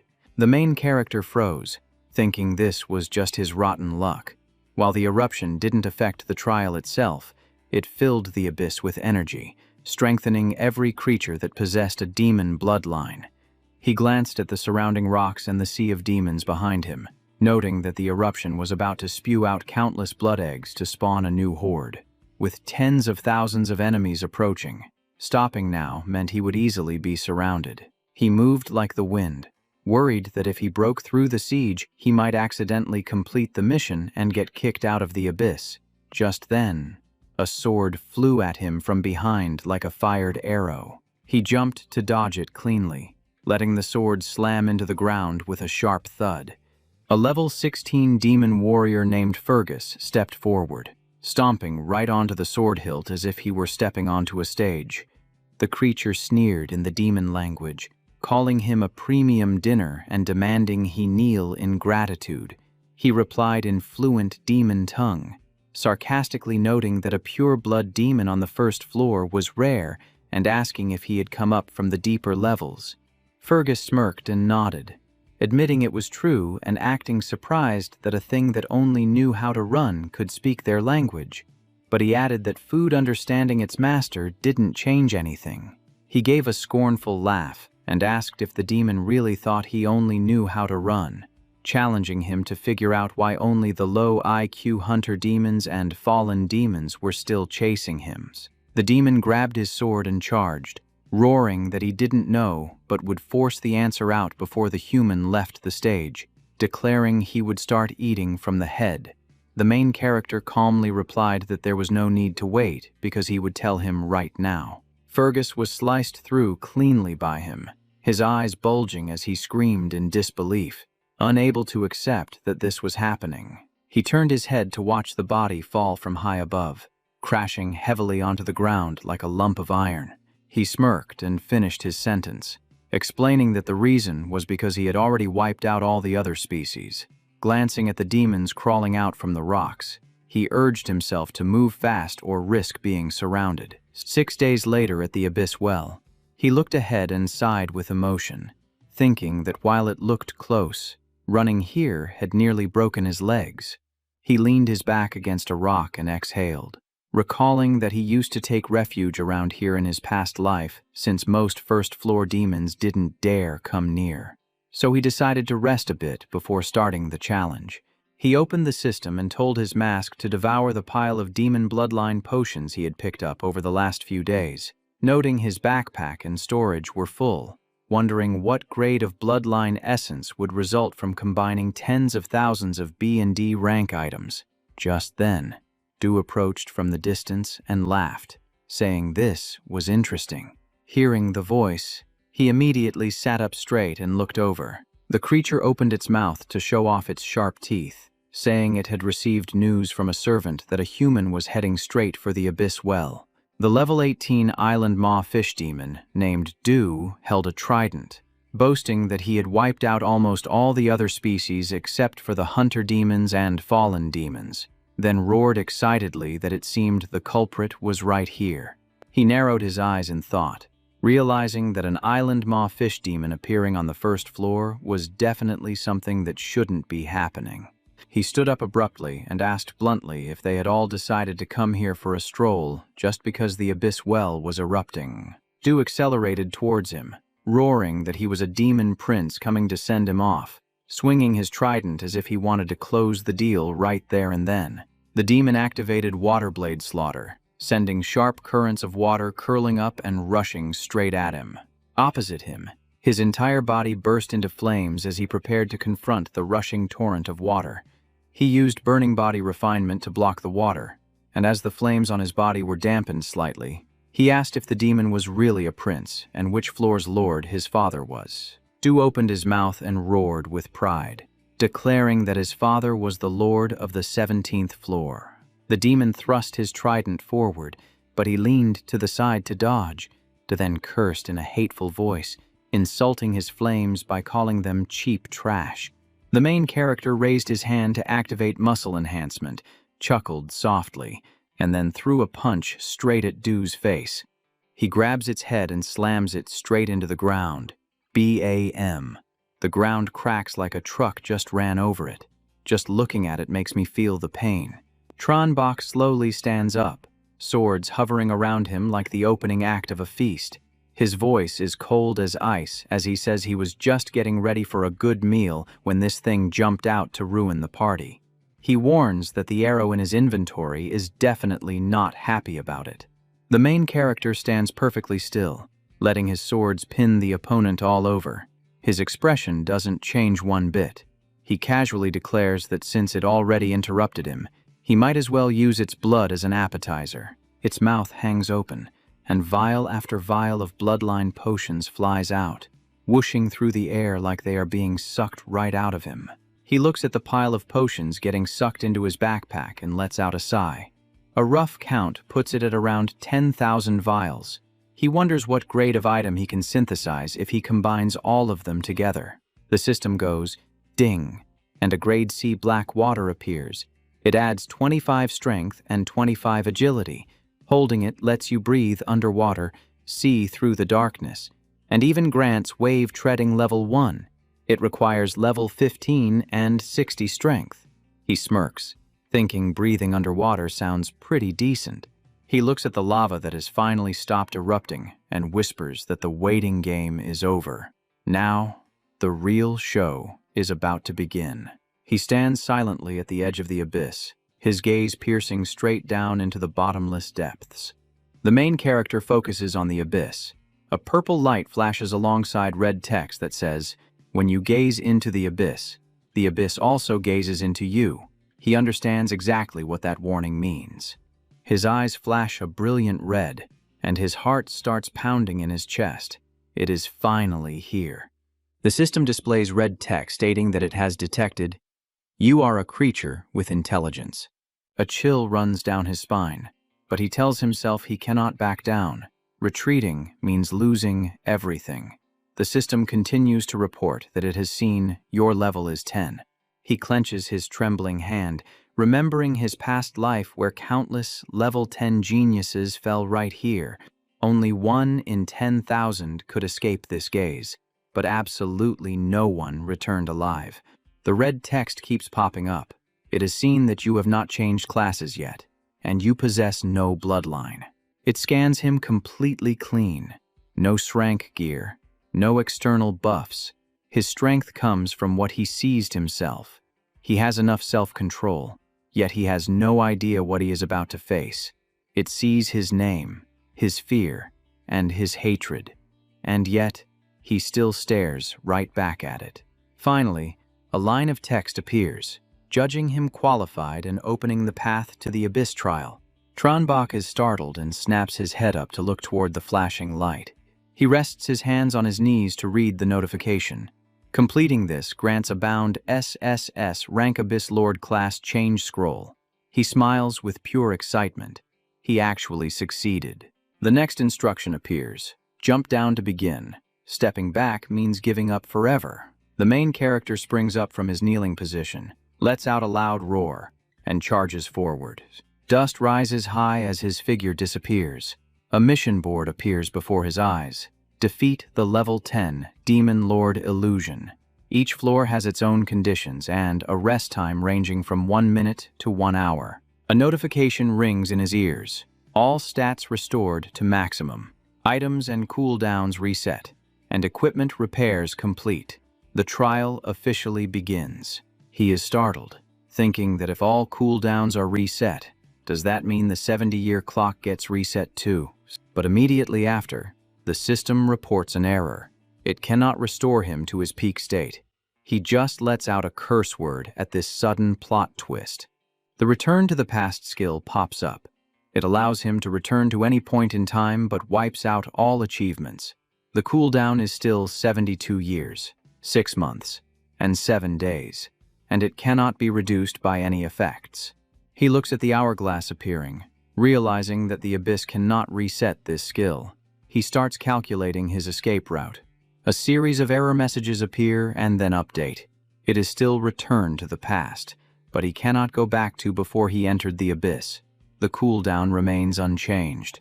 As soon as he touches the ground, the system confirms his status is fully restored, and the trial begins.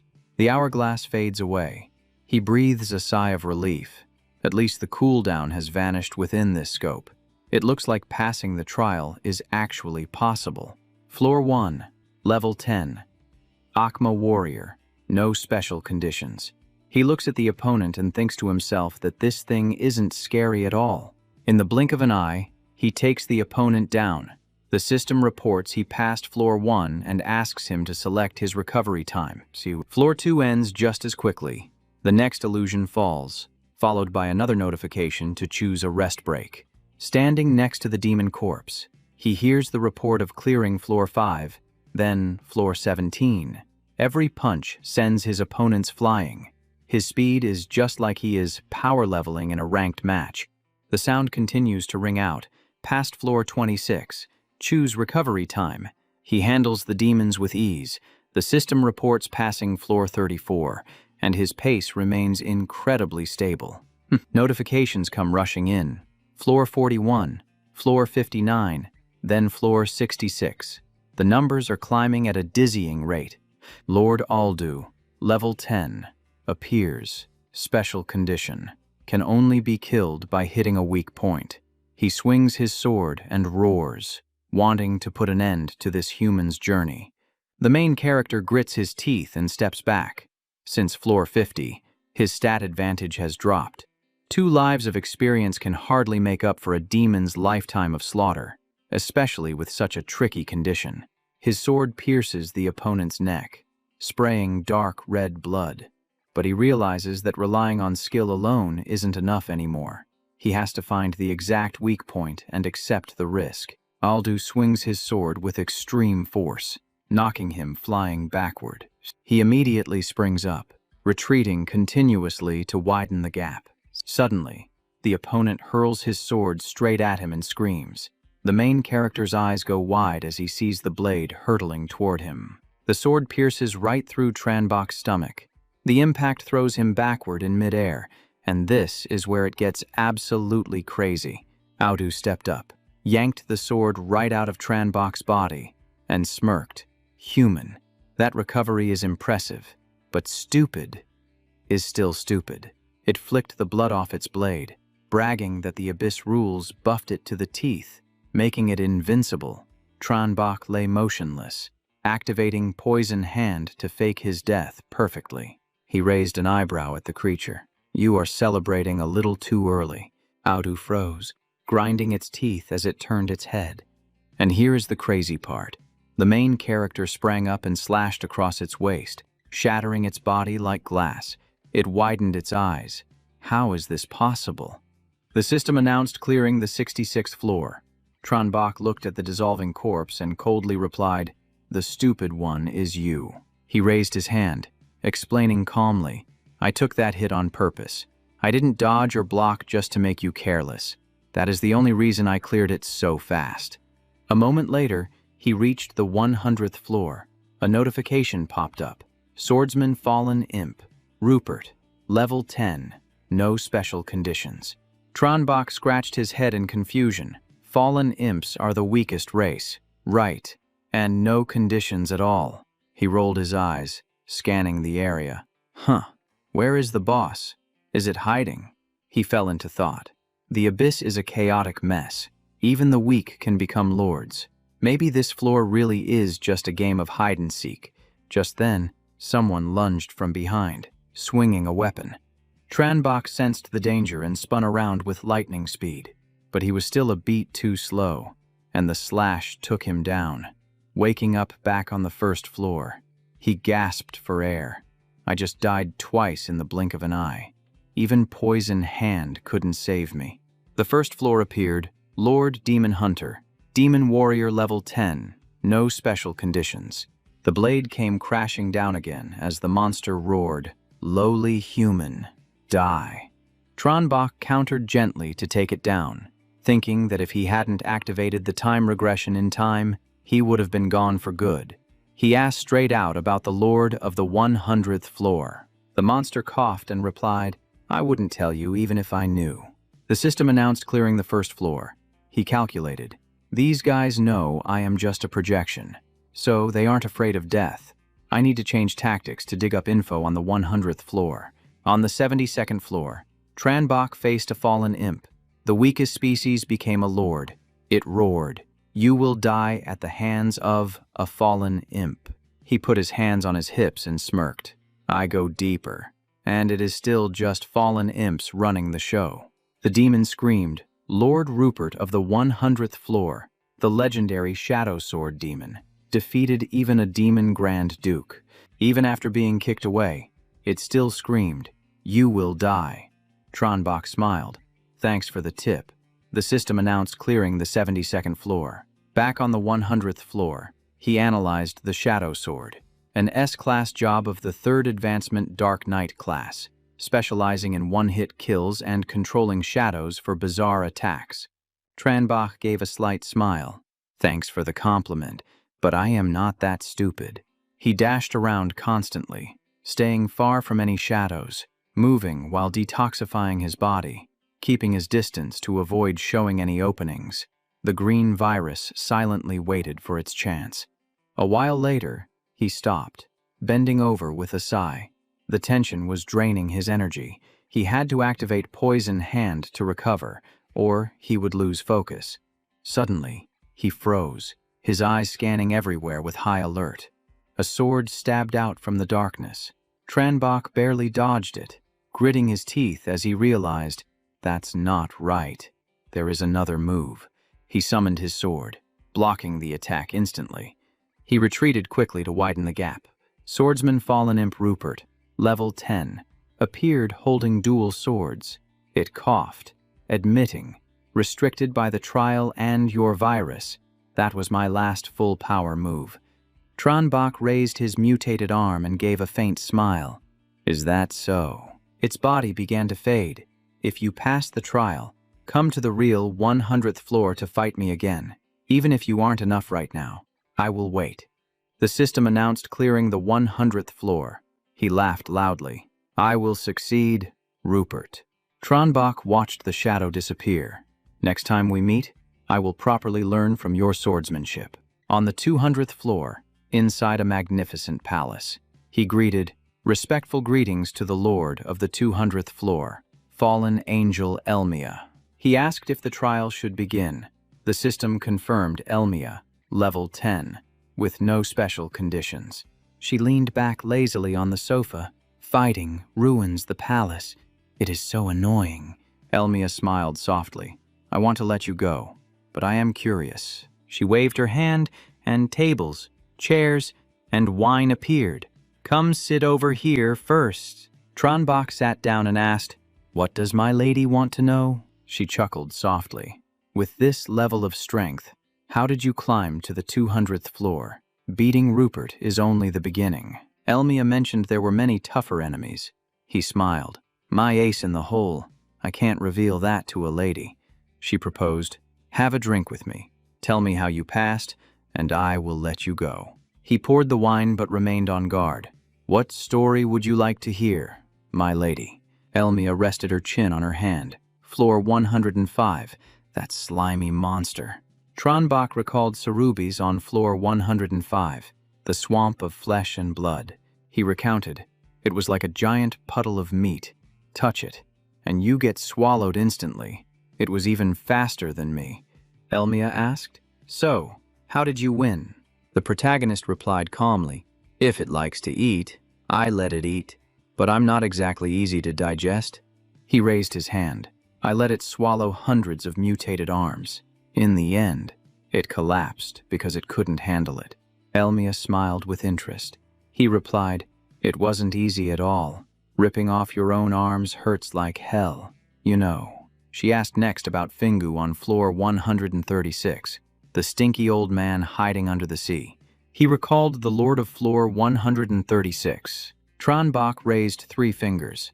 I have to thank his grandson for gifting me some top-tier gear. She laughed. What about the girl on floor 153? He remembered the mutated insect lord of floor 153, residing in the middle of a lava lake. He raised his glass. She killed me 15 times in a row. He explained that high temperatures don't affect the virus, but the lava made it hard to get close. She kept diving down there to recover. He sighed. It took me 5 days to level that lava lake just to force her to show her face. He admitted she was the toughest opponent within the first 200 floors. Elmia mentioned that floor 186 was even harder. Tranbach quickly interrupted her, the image of the terrifying mutated insect queen flashing through his mind. He gave a forced smile.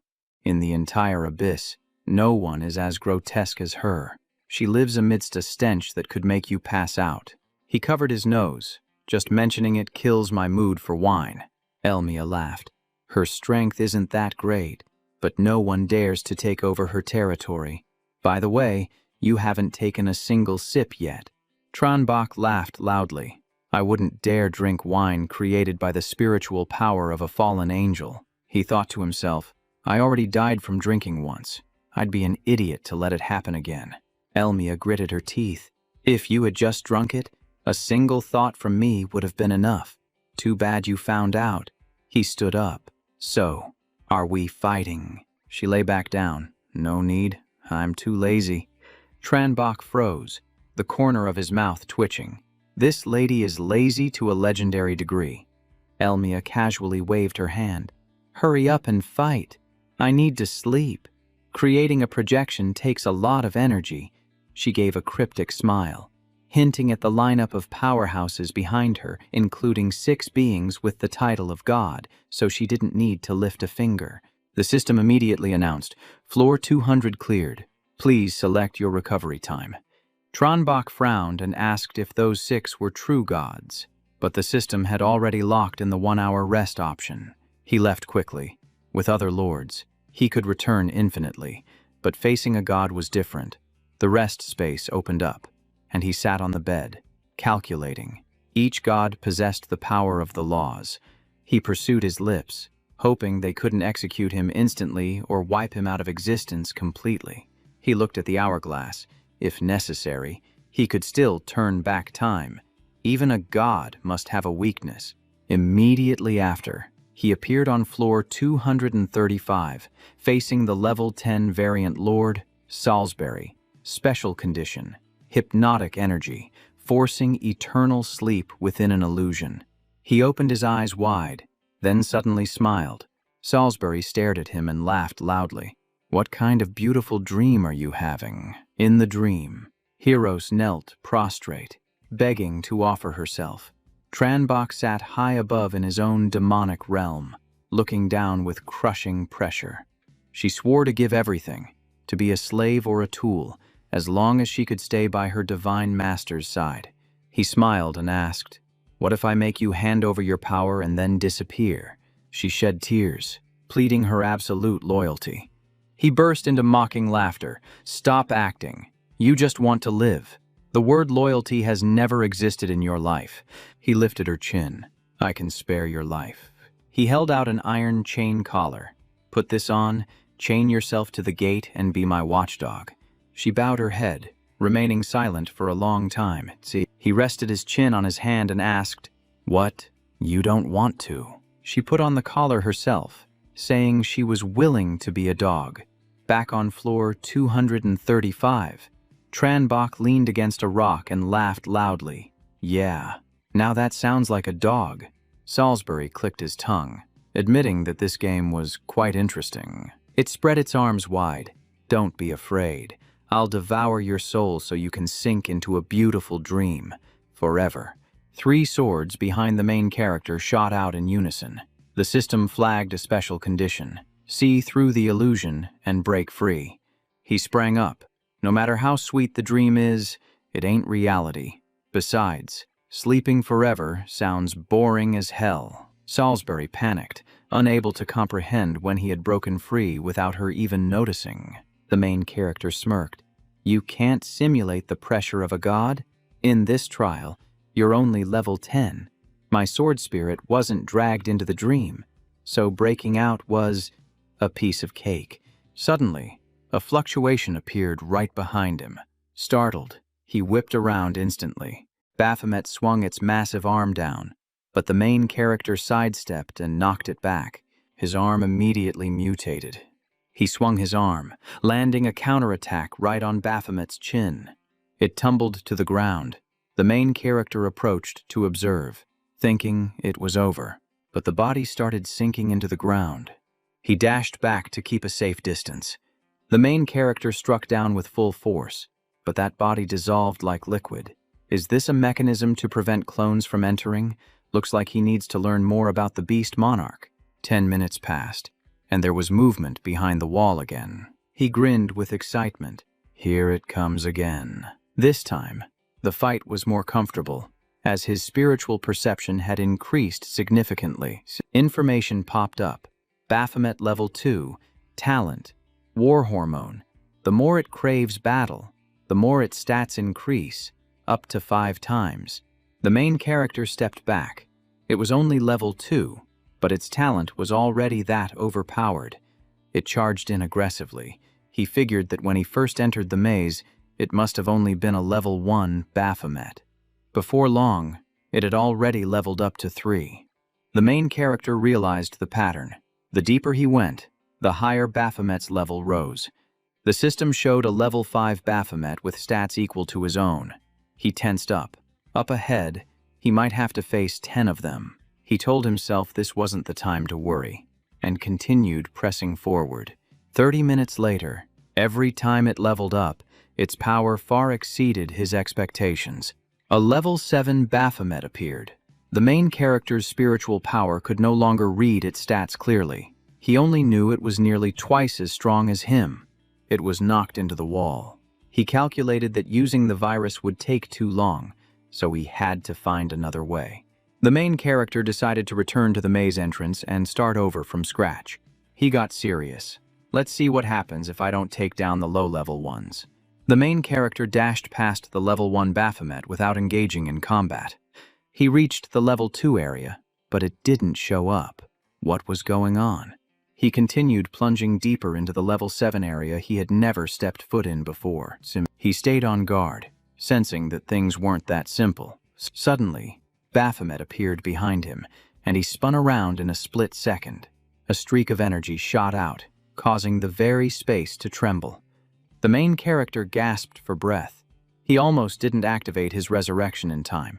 Its speed exceeded the limits of his reflexes. He realized that attack was at least level 8.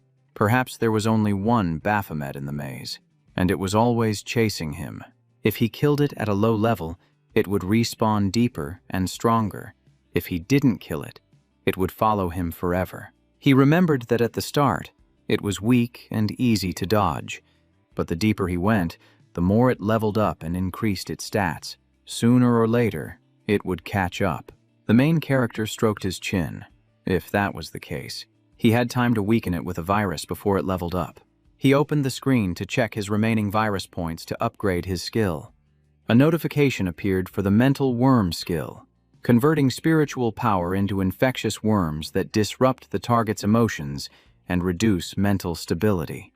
The main character grinned. It was a new skill unlocked after he got telekinesis. He was certain that negative emotions would suppress Baphomet's battle-hungry talent. Get ready. Main taunts the level 1-3 format for being too weak, causing it to immediately charge at him.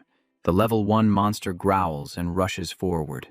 He runs while provoking it, waiting for it to level up on its own. As he drags it deeper into the maze, its eyes glow brightly, and its aura explodes. 3 format unleashes its power, knocking Main far away. The level 2-3 format displays new stats. Its battle blood hormone talent has tripled, and its aura has visibly skyrocketed.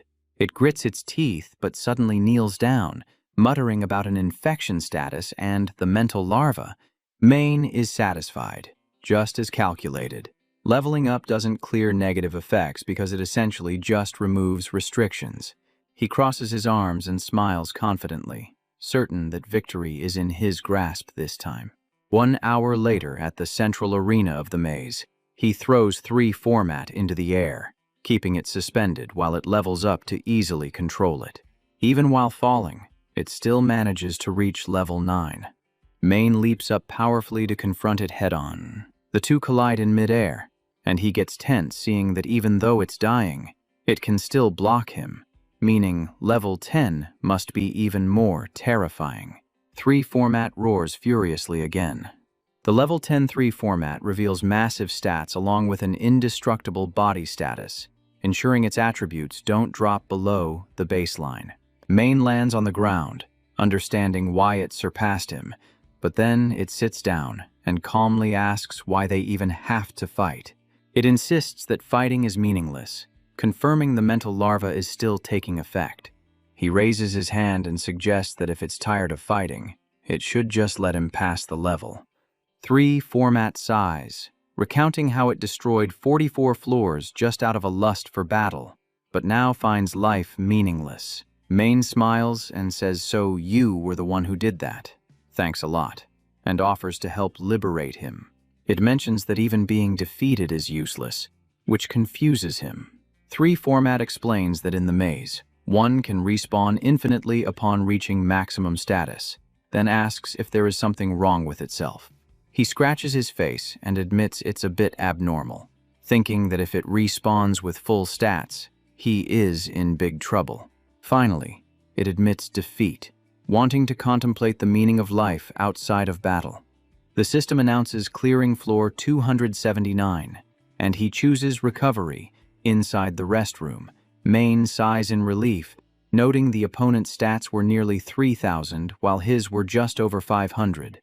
Luckily, he had the spirit worm. He wonders curiously who the next god will be. A red warning appears, indicating that floor 350 is the pillar space holding up the continent.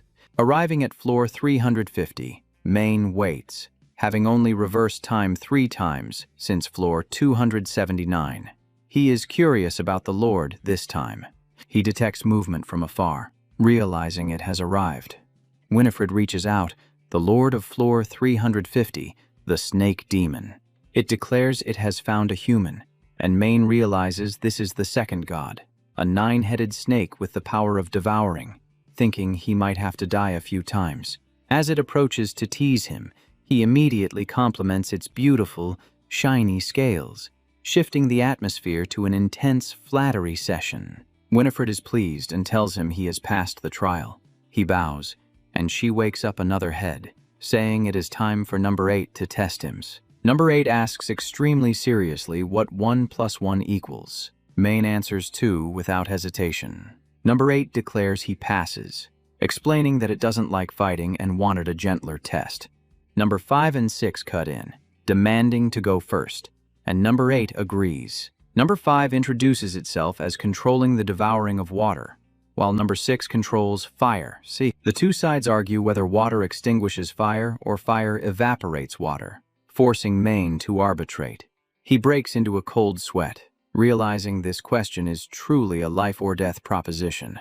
The trial involves supporting one side and making the other admit they are weaker. Main understands that any answer could lead to ruin, while number 5 presses that water-extinguishing fire is the natural law.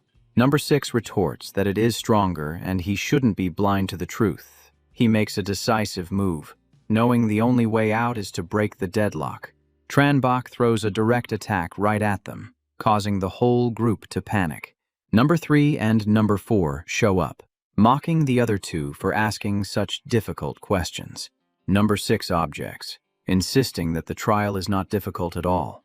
The other two suddenly realize that he probably thinks any answer he gives will be wrong, and Tranbach just forces an awkward smile. They declare that he has passed the stage, so he does not need to answer anymore. He feels exasperated, thinking that these gods are truly childish.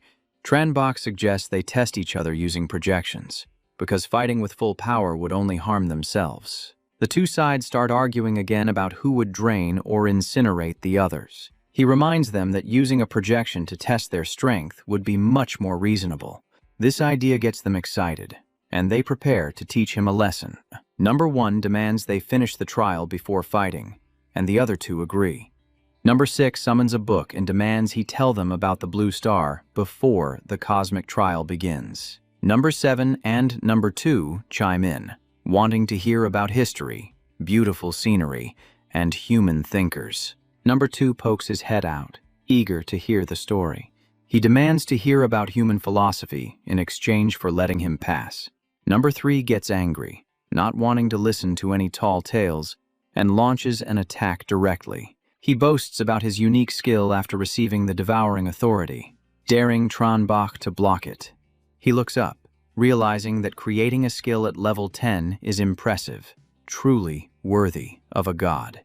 Tranbach analyzes that the skill moves slowly but has a massive suction force. He tries using psychokinesis to block it, but the devouring power far exceeds his own virus.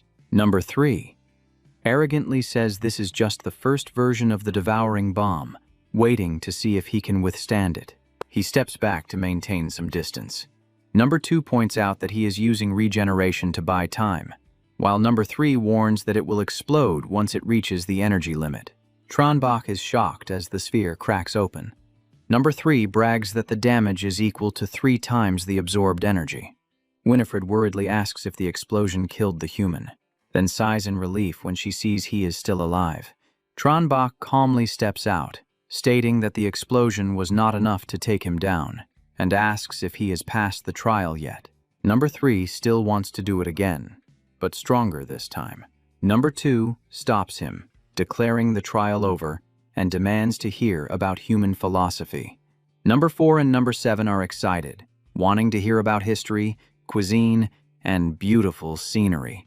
Tranbach winks, thinking that this task is far too simple for him. After the storytelling session, the gods nod in agreement, praising human culture as interesting, and one by one declare that he passes. Tranbach looks up and asks directly, "So, what is the final trial?" Number 1 gives a faint smile and says, "The rules are simple. You just need to survive until Number 5 and Number 6 determine a winner." Tranbach glances around, thinking that since this floor is so vast, staying away from the fighting should be enough. But he is still suspicious. The 9 trials were strangely easy. So are they just lazy? Or are they planning something deeper? In the center of floor 350, the devouring one laughs loudly, leaning in close to ask, "I won. Are you convinced yet?" Number 6 growls, "You only won at level 10 when I was still small, so I do not accept this result." The other one sticks out his tongue to tease him, saying he always has an excuse, while Number 3 gets angry and tells them all to shut up. He is annoyed because the second brother in Old Fourth let Tranbach pass the trial, showing clear discomfort. Number 4 softens his voice, explaining that this is an investment, and letting the human proceed is beneficial for them. If he defeats Baphomet, he has a chance to become the Lord of the Deep Abyss. Having someone who owes them a favor and possesses the devouring authority would be a huge profit. But Number 3 is skeptical, noting that floor 375 has the wolf god who masters assassination, so it will not be easy. Number 2 shudders, adding that the guy can use stealth without consuming energy and is extremely vicious. They are sure it will be hard for Tranbach to pass, but he has already arrived at floor 357, the domain of the Wolf Lord. He looks at the information panel, and the word assassination makes the atmosphere turn heavy. Tranbach admits that he hates this style of one-hit decides-all combat the most. Suddenly finding his leg tied up, he instantly morphed his limb into a blade to slash through it. The rope fell away as he reacted with lightning speed. Sharp spikes shot up from the ground, making him glance around with high alert. He flipped backward to dodge, then retreated to put some distance between them. Above him, something looking like a preset spiderweb appeared. The protagonist swung his sword to slice it apart, refusing to get tangled up. But something triggered, and an explosion came rushing in. Using his agility, he scrambled away from the blast's epicenter. Dodging while forced to use poison hand, he still hadn't caught a glimpse of the actual enemy. He roared out, wondering just how many traps were set, then activated Hellfire Body Incineration to boost his power. Energy flared up beneath his feet. He gritted his teeth, wondering if this guy was the god of assassination or the god of traps. Just as he cursed silently, a voice rang out from behind him, saying, "Thanks for the compliment." The space remained empty, without a single soul in sight. He activated thermal tracking and psychokinetic vision. Something plunged down from above, and he took a hit in the blink of an eye. Turning back time, he looked at his hand, realizing that was way too fast. The opponent's stats were higher, the traps were endless, and his stealth was beyond tracking range. He decided to release a virus first this time. Once infected, he could use virus vision to pinpoint the location. He unsheathed his claws, getting ready to destroy the traps. He slammed the ground, diffusing force to shatter the terrain. Thick layers of traps were revealed as he cautiously stepped forward. Spiked nooses, heaven and earth nets, beast trap nets, quicksand, ghost grass, and violent thorn trees. It had everything. Just a few dozen meters held nearly 100 traps, and not a single one was repeated. Jin Okehu flickered into view behind him, claiming this forest was his territory before launching an attack. He rewound time again, realizing the enemy had been right beside him from the very start. He frowned, wondering how to break this deadlock. Rewinding to the 5th time, he still got punched back. On the 8th attempt, another explosion hit him. The hourglass screen appeared yet again. He realized that even though he was weaker by 3 formats, this wolf was 3 times stronger than him and had dangerous traps. The only way was still the virus, but the moment his stats dropped, the enemy would finish him off instantly. He believed the spirit worm would cause it to lose patience. He climbed up high, spreading the lung virus and spirit worms down below first. He stood watching, seeing that it was coming. His legs sprouted tentacles, using the traps to buy time and wear down the opponent. As Jin Okehu approached, the protagonist smiled. The plan was starting to work. He continued laying out a trap path. He just needed to drag the enemy's stats down to his level to feel confident. The wolf roared, chasing right on his heels. It unleashed a fierce attack, but the corners of his lips curled up slightly. The hourglass appeared once more. Rewinding for the 10th time, he felt even more confident. Each time he went back, he ran further, repeating the tactic even on the 15th try. The hourglass was working non-stop. He glanced back to observe the reaction. On the 23rd attempt, Jin Okehu started to look up with suspicion in his eyes. Another explosion triggered right in the middle of the trap forest. It charged forward, roaring in rage, determined not to let him get away this time. The protagonist grew more confident, knowing that the more rushed the enemy was, the easier it would be for him to fall into the traps he had personally laid out. He stopped in his tracks and turned around to face his opponent head-on. Then, the protagonist stepped back a bit further to maintain a safe distance. He analyzed that this attack was twice as strong as his own defense. If the beast kept charging, it would walk right into the trap. And sure enough, it got blasted back. The protagonist smirked and said, "Perfect timing." The opponent's stats were no longer overwhelmingly superior, and on top of that, he was heavily injured. The protagonist leaped high into the air, knowing the moment to put his life on the line had finally arrived.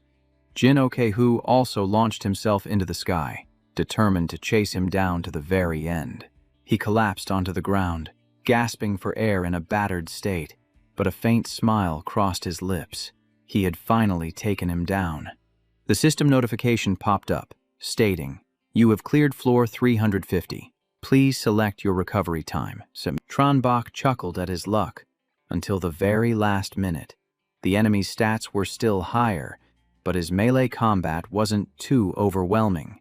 After resting for 1 hour, he looked at his tattered equipment and noticed the plague status had also dissipated.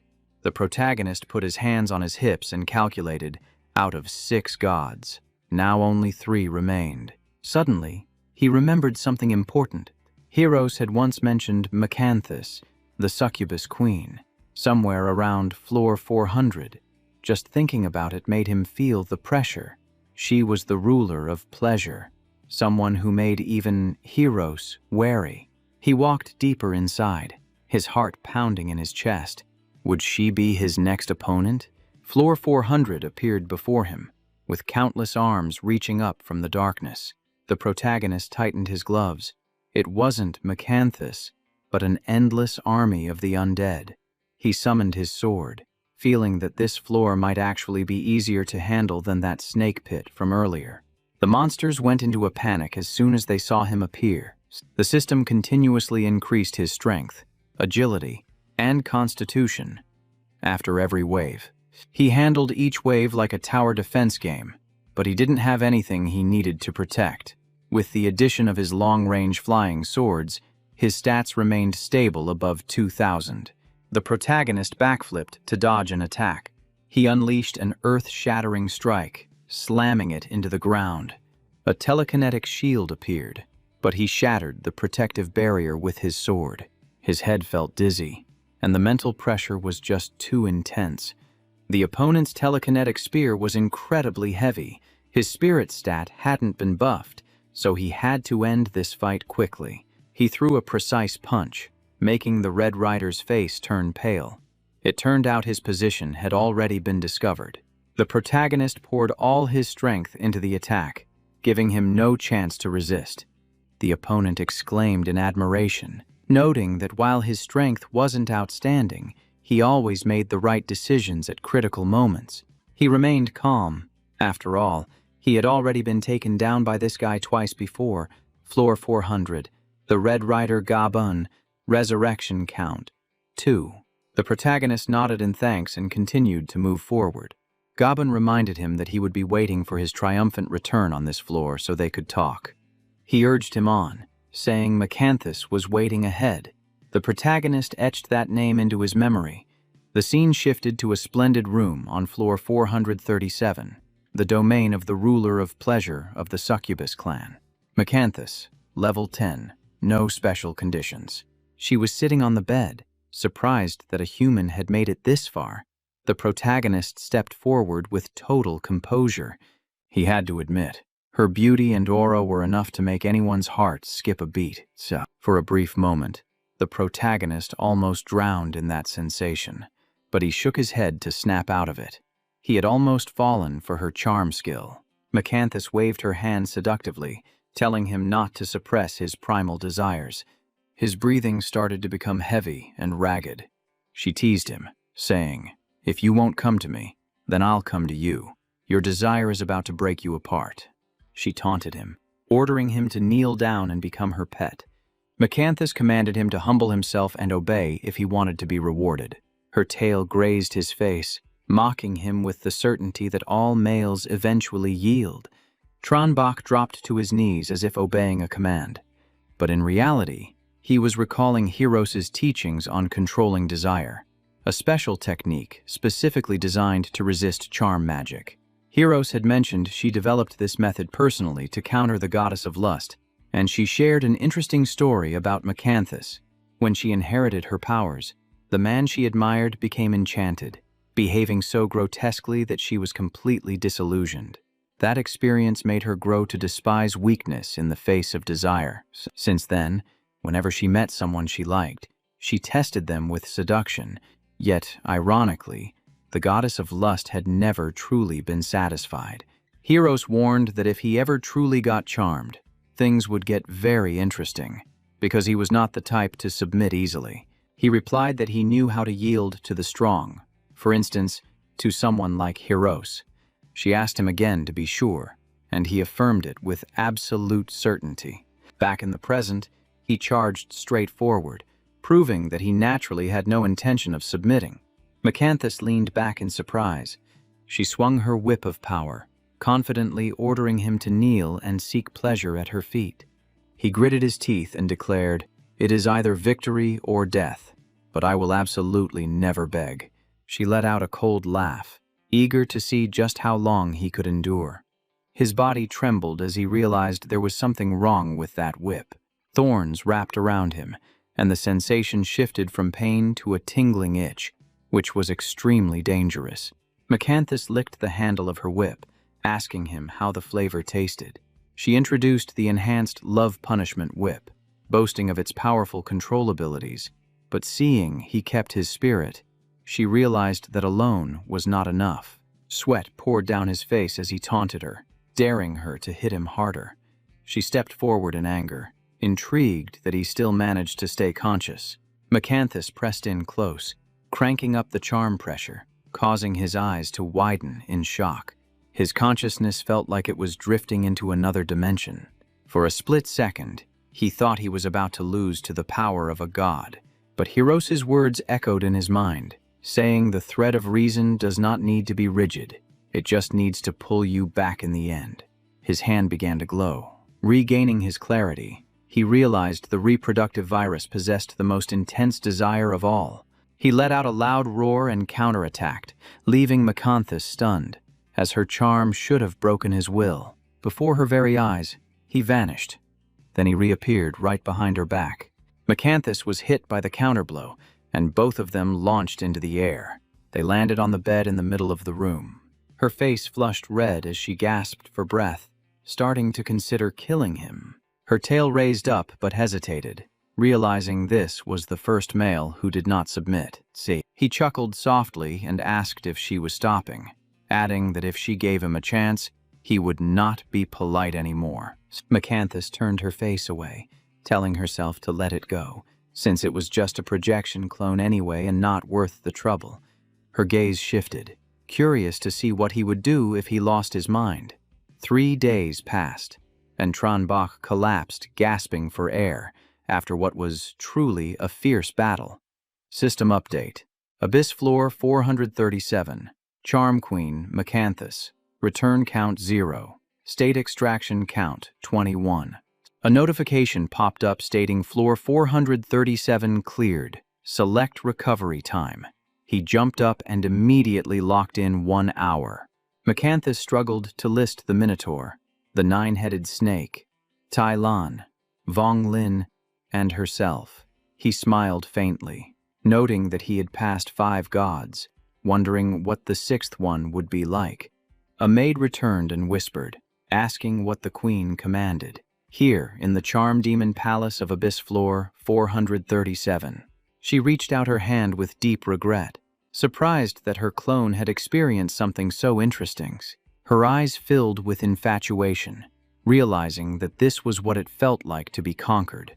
She then hatched a plan to go down to Floor 500 and deal with him personally. She would let him pass the trials and charge straight to the floor of the gods, just so she could taste that sensation once more.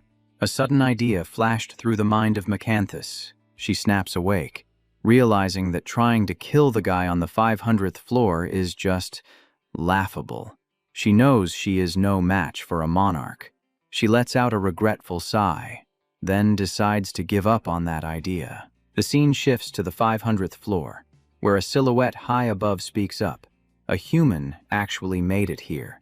If you clear the final gate, this miracle will become a legend. Agaris smiles confidently, saying that you cannot become a legend. Your journey ends right here on the 500th floor, in the domain of the Akma royal family. Monarch Agaris is level 10, and this floor has no special conditions. The main character isn't scared at all. He rushes forward, telling the guy to cut the chatter. But suddenly, the main character freezes, completely confused. He switches his vision, activating thermal tracking and spirit sense. He is on high alert since thermal tracking is useless and his telekinesis is blocked. He figures he is going to die a bunch of times here, but it is strange that his opponent hasn't attacked yet. Just then, the system announces that he has cleared the 500th floor and asks him to choose a recovery time. The main character's jaw drops, wondering what on earth is going on. Agaris smiles, calling it interesting. The main character turns back to observe him, totally bewildered. The silhouette dissolves into thin air, leaving behind only a wish to meet again someday. He breaks out in a sweat, unable to understand why he was let through so easily. He is confused, thinking it should have been a tough fight. The system notifies him that 1 second of recovery has been selected, warning that if it is under 1 minute, he will enter the next floor immediately. It asks if he wants to confirm. The main character nods without hesitation, confirming the choice. The system announces that the 501st floor has collapsed. Entering the 502nd floor, he feels both nervous and curious. He has already passed 6 gods.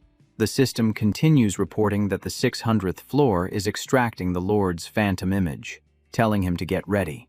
Hearing there are another 100 floors to go, he breaks out in a cold sweat. The system updates, Floor 600, Level 10, Demon Avatar. Reading this, the main character is stunned.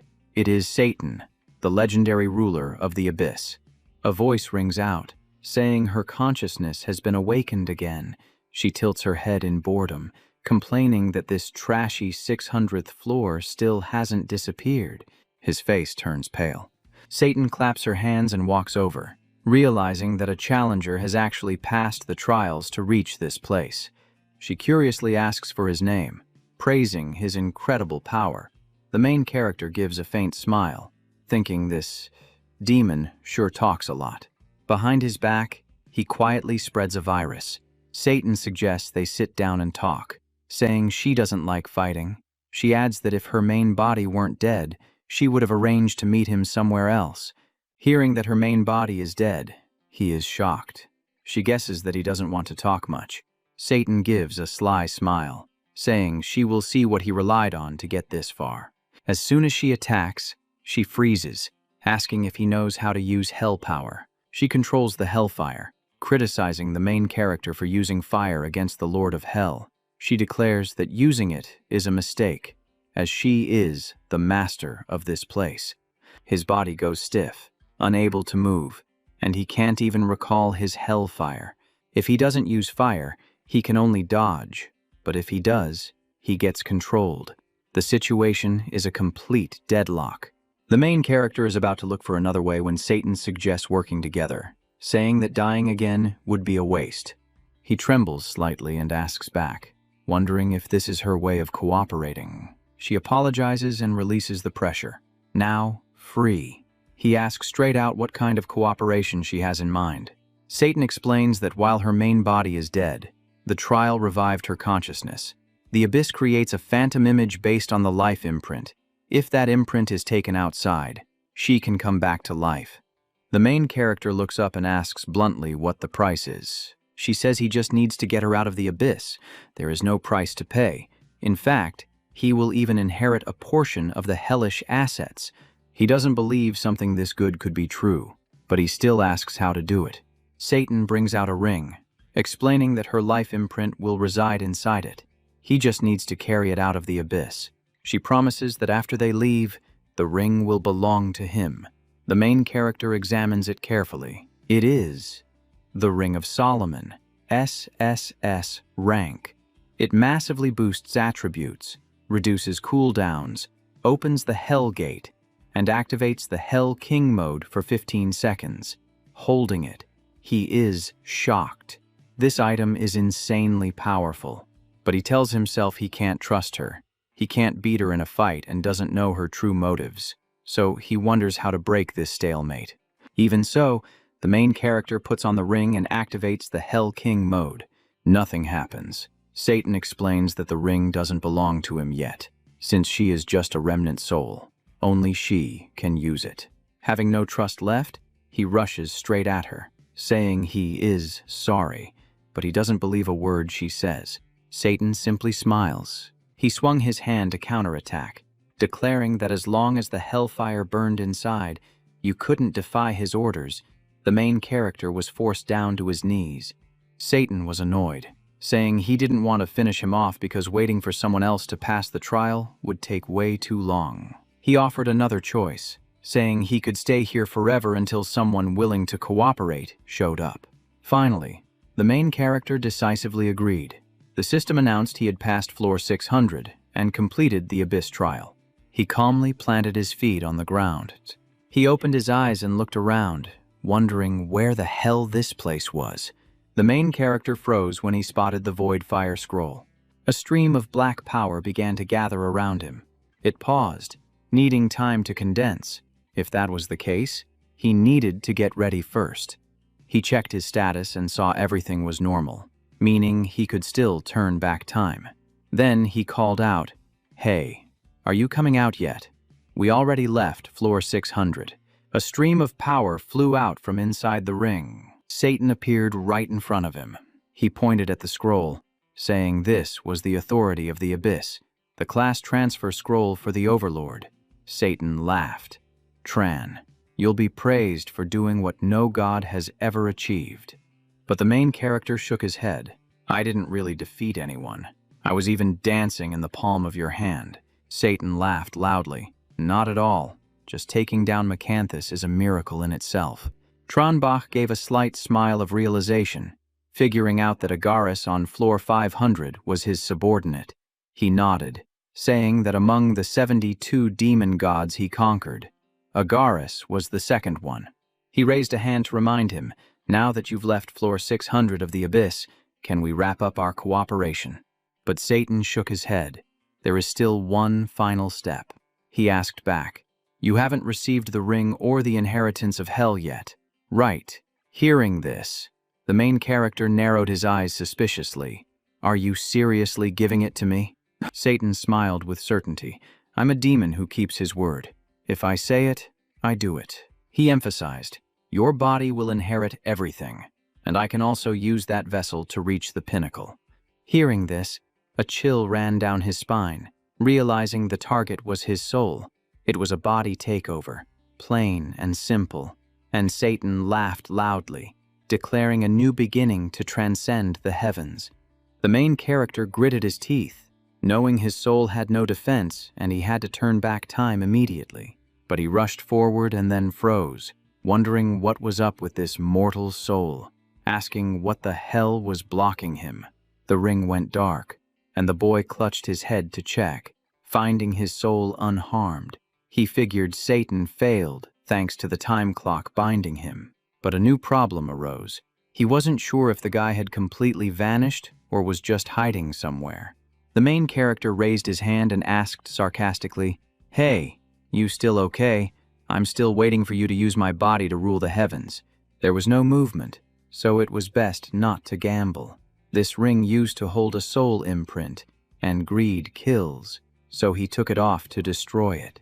Ring of Solomon, damaged, plus 3 attributes, 70, 2 seals weakened to a tiny fraction. It required collecting demon god souls to unlock and could open the gate of hell. Reading the info panel, he was totally stunned. He sneered, saying he wouldn't regret destroying such defective junk. Suddenly Satan popped out begging, "Wait, let's talk this over slowly." He tried to regain his composure and asked, "You're not serious, are you?" The main character calmly retorted, "Whatever you want to say it fast." Satan bowed down to butter him up, praising his strength and wisdom while begging for a way out. He waved his hand, "Cut the act. You're not trustworthy, so hand over all the goods." He started sweating, saying he had nothing right now, but the inheritance in hell was still there, begging him to believe it. The main character emphasized that he needed a guarantee. The other hurriedly said he would definitely be able to verify it. Finally, he agreed, saying he would let him out when needed, but for now, he had to rest in the backpack. Satan clasped his hands and pleaded, "Can't you take me with you?" He cut him off, saying only the inventory protected by the universe's will was safe, so he didn't have a choice. He then held the second SSS scroll and got excited. The system displayed the Abyss Lord SSS class transfer scroll, requiring level 10 and passing the trial, the ultimate place of despair and darkness. The main character decided that keeping it in the backpack wasn't enough. He had to store it together with the living calamity, to be sure. He calculated that he just needed to call Ledoux to finish the mission to get the dual class, and then return to floor 1 of the abyss. He chose to summon Ledoux at floor 1 for safety. An object was activated. The structure materialized, and Ledoux appeared, sighing and complaining about why he was summoned to this god-forsaken hellhole. He grumbled that even hell has merchant guilds, but the abyss is just full of demons who don't have a clue how to trade. The main character smiled and asked if he didn't like this place. The old man nodded, saying that besides the demons, there isn't anything of value here. Ledoux asked about the purpose of the summoning, reminding him that the first mission coin could only be used once, and any future summons would cost extra fees. The young man asked if the contract and the rewards had been prepared yet. The merchant confirmed that everything was ready and had already been recognized by the will of the universe. Ledoux was skeptical about whether he had actually completed the task. In response, the main character pulled out 2 SSS-Rank scrolls with a confident smile. The scrolls floated silently in the air right in front of him. He looked excited, noting that this was the power of the virus, which he found to be truly interesting. Ledoux curiously asked about the second scroll, but then he froze as he realized exactly where he was standing, the abyss. He shook his head, thinking it couldn't possibly be that scroll, considering that even Satan himself had failed to obtain it. The main character calmly held it out and asked if this was the one he was talking about. Ledoux's jaw dropped, cursing under his breath as he realized this was the Abyss Lord scroll. He let out a laugh, confirming that it was indeed the Abyss Lord class advancement scroll. Suddenly, something came rushing toward them from the distance. He sensed a killing intent and thought Ledoux was trying to rob him, but the merchant just gave a faint smile. Then, he praised the main character for always creating miracles that went far beyond anyone's expectations. Finally, he handed over the dual-class scroll, confirming that it now belonged to the young man. He accepted it but was still suspicious. The contract clearly stated that in exchange for the 2 SSS scrolls, he would have to pay an equivalent value to Ledoux in the future. Ledoux emphasized that the investment phase was over. The contract was now in effect, and they were long-term partners from this point on.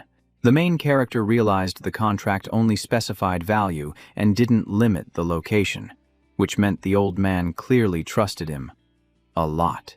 Ledoux suggested that if he ever took control of the Abyss, he should let him open a merchant guild there to teach the demons how to trade. The young man smiled and replied that it would not be a problem.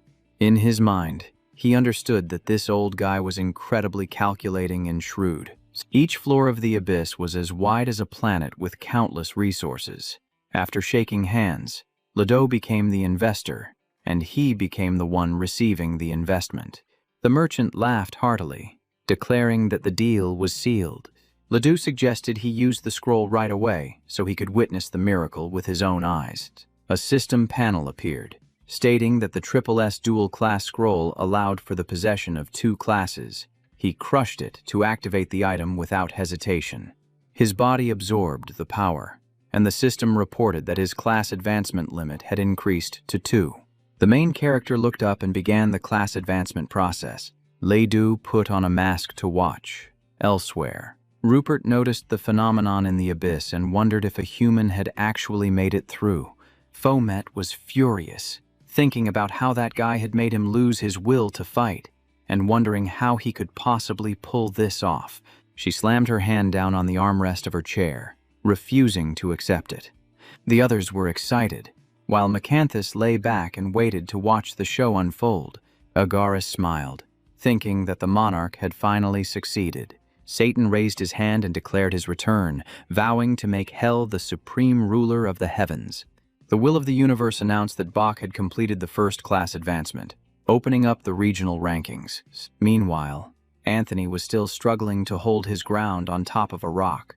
The clown activated a mechanism inside its body.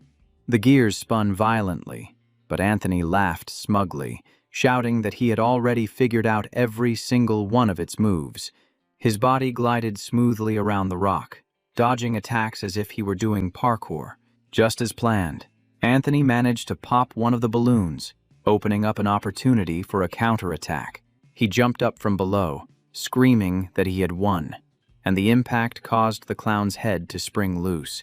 Anthony clenched his trophy tightly in his hand, his face beaming with joy, thinking he had finally succeeded. He shouted loudly that he was definitely the first person to change classes this time, telling Bach to listen closely to his name. Anthony Bob crushed the item in his hand just as a notification popped up from the Cosmic Will, congratulating the evolved one. But the name announced was Bach, who had completed the first class advancement. Anthony froze. Say what? He was furious, one step behind again. The system notified him that he had advanced to the S-Rank Performance Clown class. The chat group went wild. Diep2 cheered that Boss Bosch was definitely SSS rank. Han Vuong regretted not meeting the requirements yet. While Ba Vuong grumbled, everyone was arguing about the class advancement axis. Din Din asked if everyone had seen the new leaderboard yet, and Han Vuong replied that he had. The system announced a successful advancement. Default faction, Dragon Nation. 10 minutes for adjustments, after which changing factions would cost a heavy price. He confirmed joining the Dragon Nation. The system reminded him that only those over level 10 who had advanced could enter the leaderboard, and the top 10 would add reputation to their entire faction. The global #1 title increased item drop rate by 20% when activated. The MC nodded. With this extra drop rate, the endgame profits would be huge. He realized the leaderboard hadn't revealed all its benefits yet. It would definitely become more valuable later on. He opened the class interface. Time to check out the powers and skills properly. Class, Scourge of Life. SSS rank.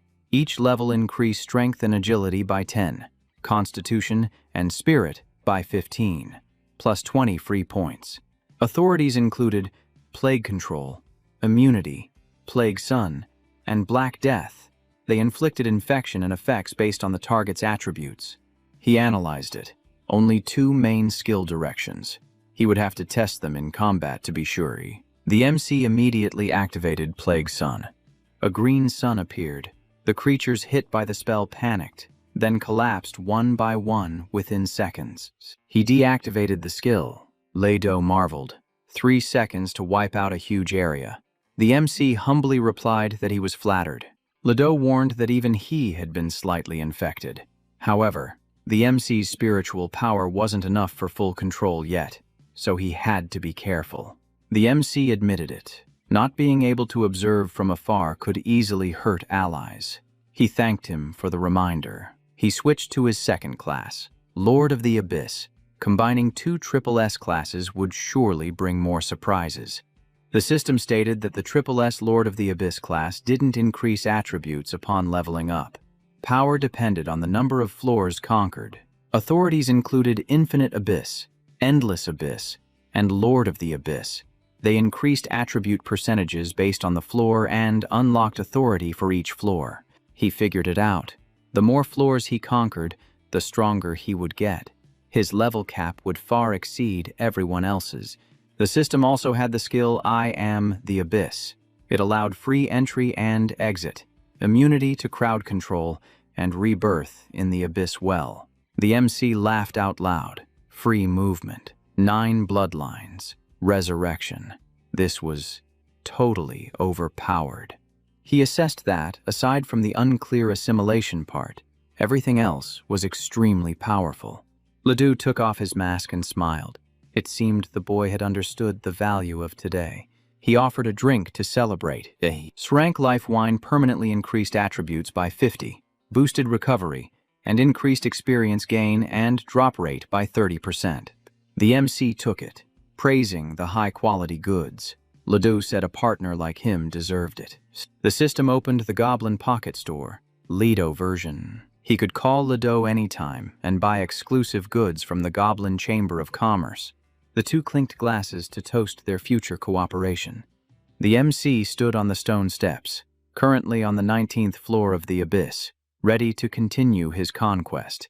Floor 19 was completed, adding a total of 45 attribute points. The system reported failure on floor 19. He had to conquer floor 18 first. He realized he couldn't skip floors and decided to try abyss absorption. Only an rank demon mask remained in his backpack. After absorbing it, the system showed the mask added 3 attribute points and a lifesteal effect, but modifying it like that seemed a bit wasteful. He was curious. What if he used absorption on living creatures or weapons? Suddenly, he remembered something. The MC summoned the Arank spear that had once resisted him and proceeded to absorb it. The spear vibrated as if it were resisting. He praised it, saying an evolvable weapon was indeed different.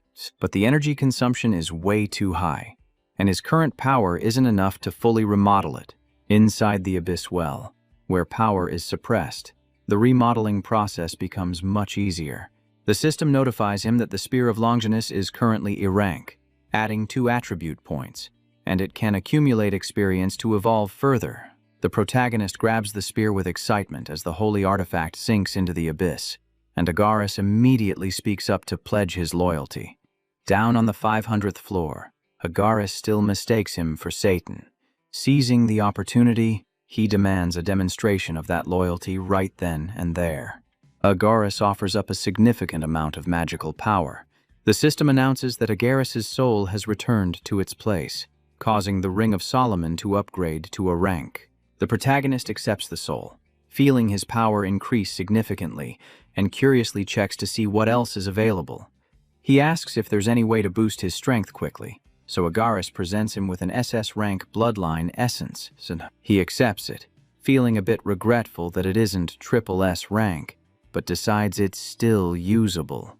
Hearing that remark, Agaris suddenly knits his brows.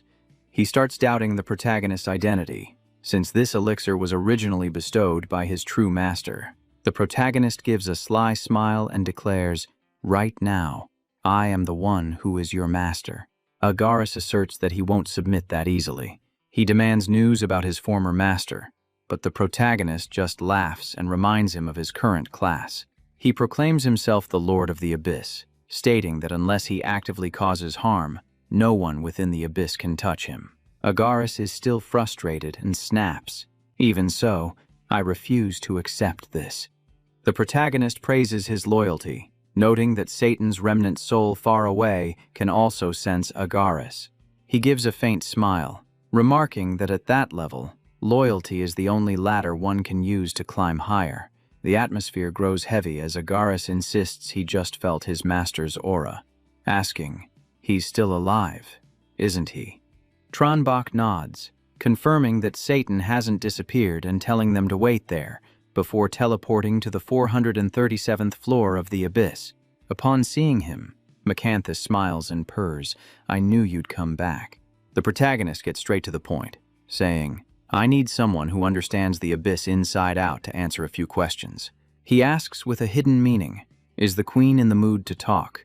To which she immediately replies, "For a lord like you, I'm always ready." But Macanthus sets a condition, saying, "I hate boring conversations. It has to be interesting for me to open up." She pulls out a long whip. He grabs the whip, saying, "Let me show you some tricks," while she teases that there are still many secrets untold, but he replies that this is enough for now. He adds that without using the whip, he basically wouldn't be able to inflict any damage on her at all. Macanthus steps closer and whispers, "Then you'd better try a little harder." She is excited to relive the sensation her clone once experienced, but he replies, "This takes time. Can you wait?" She whispers back, "As long as it's just between the two of us, that's enough. I'll wait, but don't make me wait too long." Macanthus lightly bites his hand as a warning. "If I can't wait any longer, you're the one who's going to suffer." He laughs with amusement, and the scene shifts to a high-end villa in Mado. A man looks at the 2 girls in front of him, genuinely surprised. He smiles with delight. To think there are 2 little treasures like this hiding here. This is the evolver Ngui Hao. Ngonkai and Ngontuyet warn him to leave immediately if he doesn't want trouble. Ngai Hao holds up 2 fingers, praising them as potential ghost servants. He explains that with a little more nurturing, his SSS-Rank Ghost King talent will turn anyone he defeats into a ghost servant. The 2 girls try to use their twin spirits of good and evil, but he suppresses them, dismissing it as a cheap parlor trick. Both of them phase through the wall to escape. Gai Hao is taken aback. They can actually phase through walls. He threatens that they've already been marked as ghost servants, and if they don't obey, they'll be punished. But right in front of him stands Tran Bok holding the two girls, and the protagonist asks, "How do you two want to handle him?" Ngan Kai suggests attacking, and Ngan Tuyet agrees, saying he's a bad guy who needs to be taught a lesson. Gai Hao laughed maniacally, threatening to turn all three of them into ghost slaves. The main character suddenly remembered that in his previous life, he had heard of this Ghost King City Lord's reputation. At that time, he had only ever seen the guy's back. Gai Hao roared in anger, preparing to strike. But before he could do anything, he was hit by a counterattack. He realized in shock that this was the White Emperor, and the main character replied that he had guessed correctly. Just one look was enough to tell this guy had a wicked heart, specializing in using people and turning them into ghost slaves. With hundreds of lives harmed, his end here could be considered karmic retribution. Ngan Tuyet hugged him to say thank you. The main character told them that since they were already level 7, he would find suitable job change scrolls for them. Ledo appeared, asking his close friend if there was good news or if he needed anything. The main character said he had controlled floors 1 to 9 of the Abyss, so Ledo could choose a location to open his Chamber of Commerce. He also asked him to find job change scrolls for the two girls. Ledo glanced at them and noted that although they were twins, they were essentially one entity. He took out the Earth Blessing Spirit Scroll, Class B, saying it was suitable for special evolutionary types and could link to a specific location. Ledo said this was a congratulatory gift and shouldn't be underestimated, as later on, it could be linked to a citadel or a land god.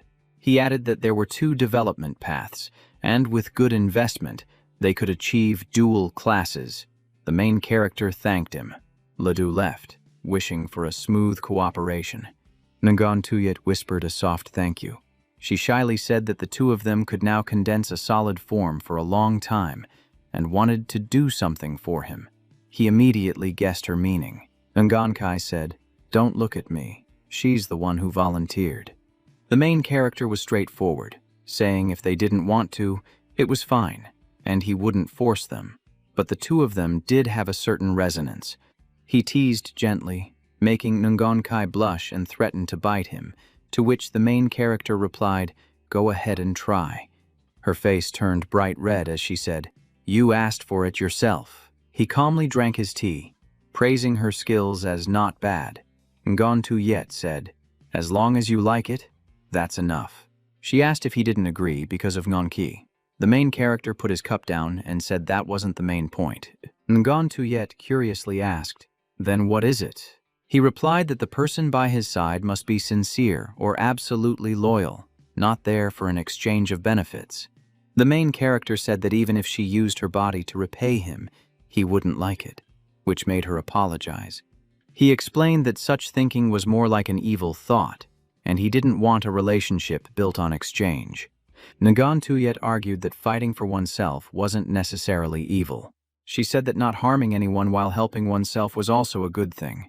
He told the two of them to just cultivate diligently. In the group chat, Tutuan was complaining about undergoing his 3rd job change. The whole group teased him, discussing Boss White's class and the lack of dungeons to earn experience. Nguyen Tien showed off the Thunderwalker Class S scroll, saying she was favored by Ledo because they were in the same chat group. Onya asked why she didn't introduce the brothers. She said next time, and the whole group continued to be rowdy. Everyone hoped Boss White would lead them on a dungeon run, mentioning his reputation that commanded respect from all. The main character read the messages and remembered the Tin Hong Mental Hospital, a place that might be related to the Demon Pillar. He messaged Han Vuong to get ready to return to the Tin Hong Mental Hospital. Han Tu excitedly asked about his thoughts on the job change, and if it was rank SSS. The chat group cheered. The main character thought that Ledo wouldn't reveal the details, which would only help build his prestige further. He announced that anyone in Mado could come along, but he refused to ask Mong Mong for help to avoid draining her energy. The main character paid attention to Din Din, who was a famous puppet master in his previous life. He set a meeting time at the gate, and Din Din confidently agreed. The scene shifted to the entrance of the Tin Hong Mental Hospital. The main character observed that there were quite a lot of people there. Han Tue said that since Boss White had cleared it once, this place had become very hot. He reminded everyone to pay attention to the mission when entering the dungeon. Suddenly, a hand pulled on his shirt. Who was it? Han Tue turned around and saw a dummy behind him, causing him to jump in fright. Din Din giggled from behind and introduced herself. Bok Dai, Han Vuong. I'm Din Din. Han Tue looked bewildered and asked, "What are you doing? Why didn't you scare Bok Dai? You're only good at bullying me, aren't you?" She replied nonchalantly, "Scare Bok Dai and get wiped out. Bullying you is way safer." Han Tue argued back, claiming she just hadn't seen his killing intent yet. Tron Bach cut them off, saying, "Enough. Let's enter the dungeon." Just then, someone called out to them, "You three, please hold on a second." Han Tue asked, "What's the matter?" The stranger introduced himself. "I'm Along. You guys have heard of me, right?" The group looked blank, so Din Din explained that Along had recently cleared many dungeons, even on hell difficulty. Along confidently called himself Brother Long and said, "My team cleared the Hong Tin Mental Hospital. We're short on people right now. Want to team up?" The main character turned his back to refuse, saying 3 people were enough. He realized the guy had no bad intentions, just way too much confidence. Along was confused and asked, "Chat group 001 usually goes with a full squad of 4. You're missing a spot. Sure, you don't want to reconsider." Thoi Kong whispered, "Boss, this guy looks like that expert who appeared in the group 001 video." Along suddenly realized something. He said he wasn't good with words, and if they didn't want to, that was fine. Han Tue replied, "You don't look too bad yourself." They said goodbye and stepped into the dungeon, leaving Brother Long to do as he pleased. Thoi Kong confirmed he didn't see it wrong, and A Long nodded. He turned to brag to his juniors. "The big shot from Group 001 also called me Brother Long. Follow me, and I guarantee you'll be famous." Inside the dungeon, the main character said the small monsters gave too little experience, so he handed them over to the other 2 to handle. Han Tue eagerly accepted the tasks. Din Din also excitedly charged forward. Nguyen Kai flew out, eager to test her new skills. The main character was startled. That flame carried the aura of the hellfire. He realized Sa Tang had taught her the skill, so he decided to unseal his ring to ask for clarification. His consciousness went inside and asked, "Sa Tang, did you teach her that?" Nguyen Kai radiated intense power. Sa Tang said the girl's talent was so high that he taught her a few moves, apologizing for not reporting it beforehand. He asked back, "You mean that child carries the hell bloodline?" Satang revealed he could also sense the aura of G3 in this secret realm. The main character confirmed that was indeed the target. Meanwhile, Nguyen had already wiped out the monsters in the hallway. He introduced her as a special evolver, just like the 2 of them. The main character reminded the 2 girls to save 10 monsters for him later.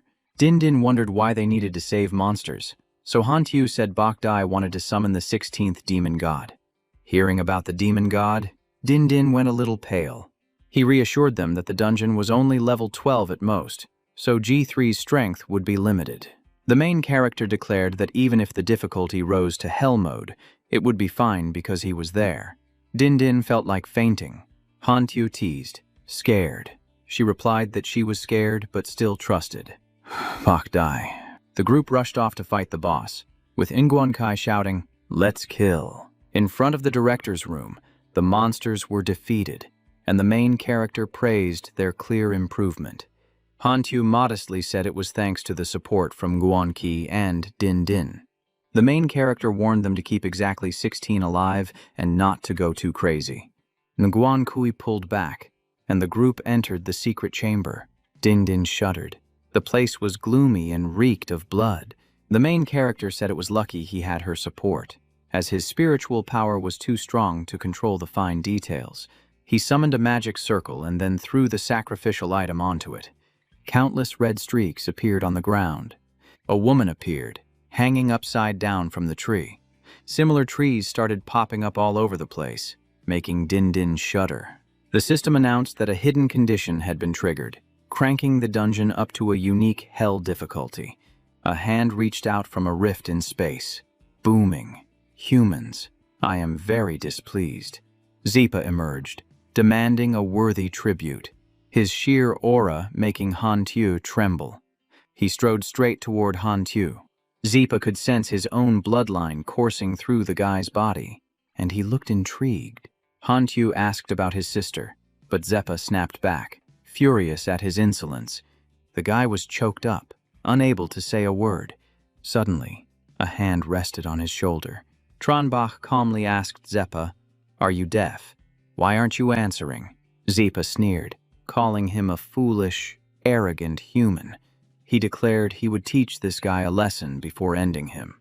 Our main character mocked him, asking how a demon usually so tricky could be this stupid, while Satang just sighed, noting the demon had no idea who he was messing with. Zepa glanced at the ring, ready to spout some demonic insults, but he froze the moment he recognized that ring. Tranbach held up the ring, saying it was just a normal ring, so why was a great demon shaking like that? He leaped up onto the altar. Then he threw a straight punch right at Zepa.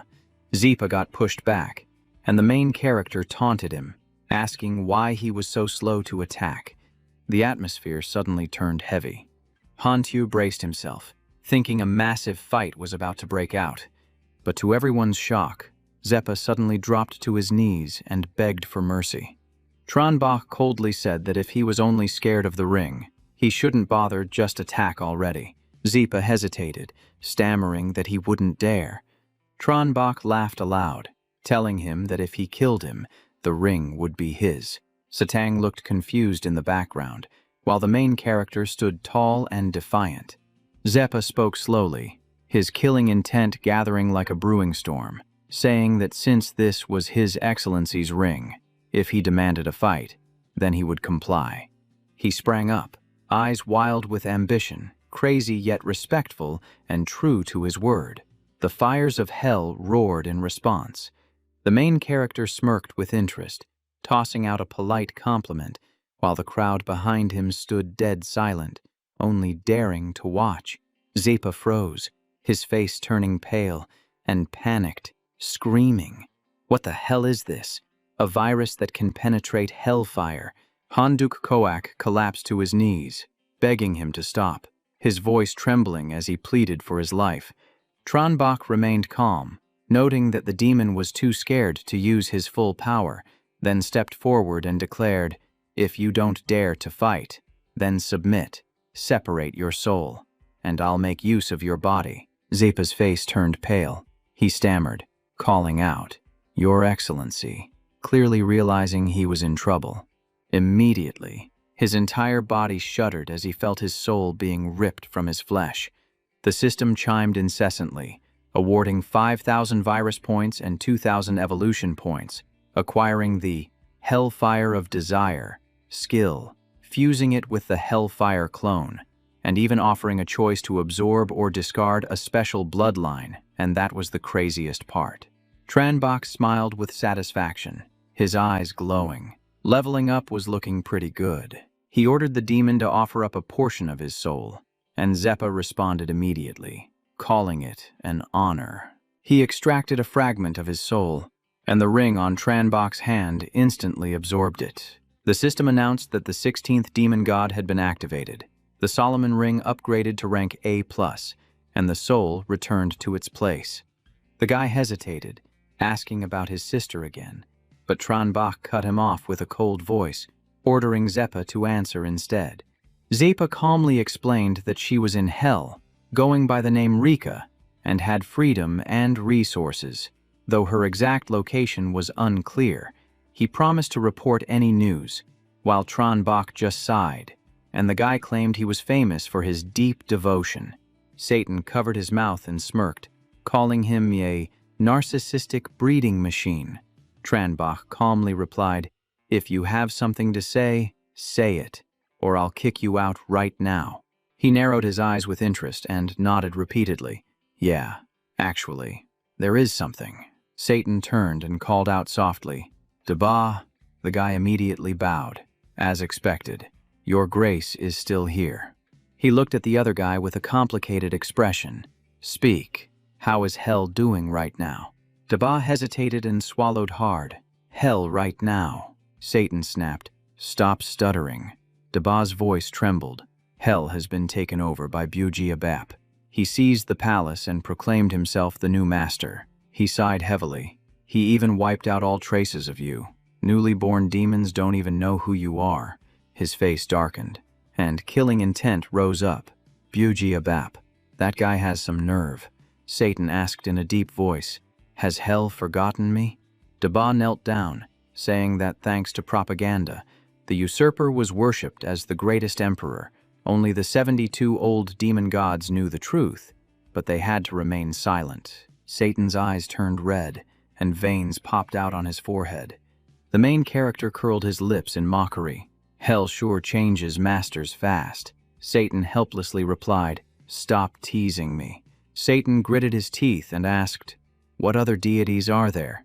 Deba replied that besides Bill, there were Lucifer, Vesago, and Paimon, but the two who opposed had already been imprisoned. He frowned. "I understand." He spoke coldly. "Go back. If anything changes, report to me immediately." Deba respectfully retreated. The system chimed. "Hidden boss, G3 killed. 0 experience points." The main character sighed. "Oh well, he isn't completely dead yet." The system continued. Cleared the Red Star Mental Hospital dungeon. Received 10,000 experience points. He rubbed his chin. "Not much experience, but enough to push me to level 12. He smiled slightly. "That works. Level 13, stats skyrocketed, plus 20 free attribute points. Awesome." The main character asked Hantu how the quest was going. He opened the panel, showing Demon Ancestor S, completed, and grinned from ear to ear. The screen changed status, confirming the bloodline truth. Knowing his sister named Rika was still alive in hell, he was rewarded with the SSS-Rank high-level demon count bloodline.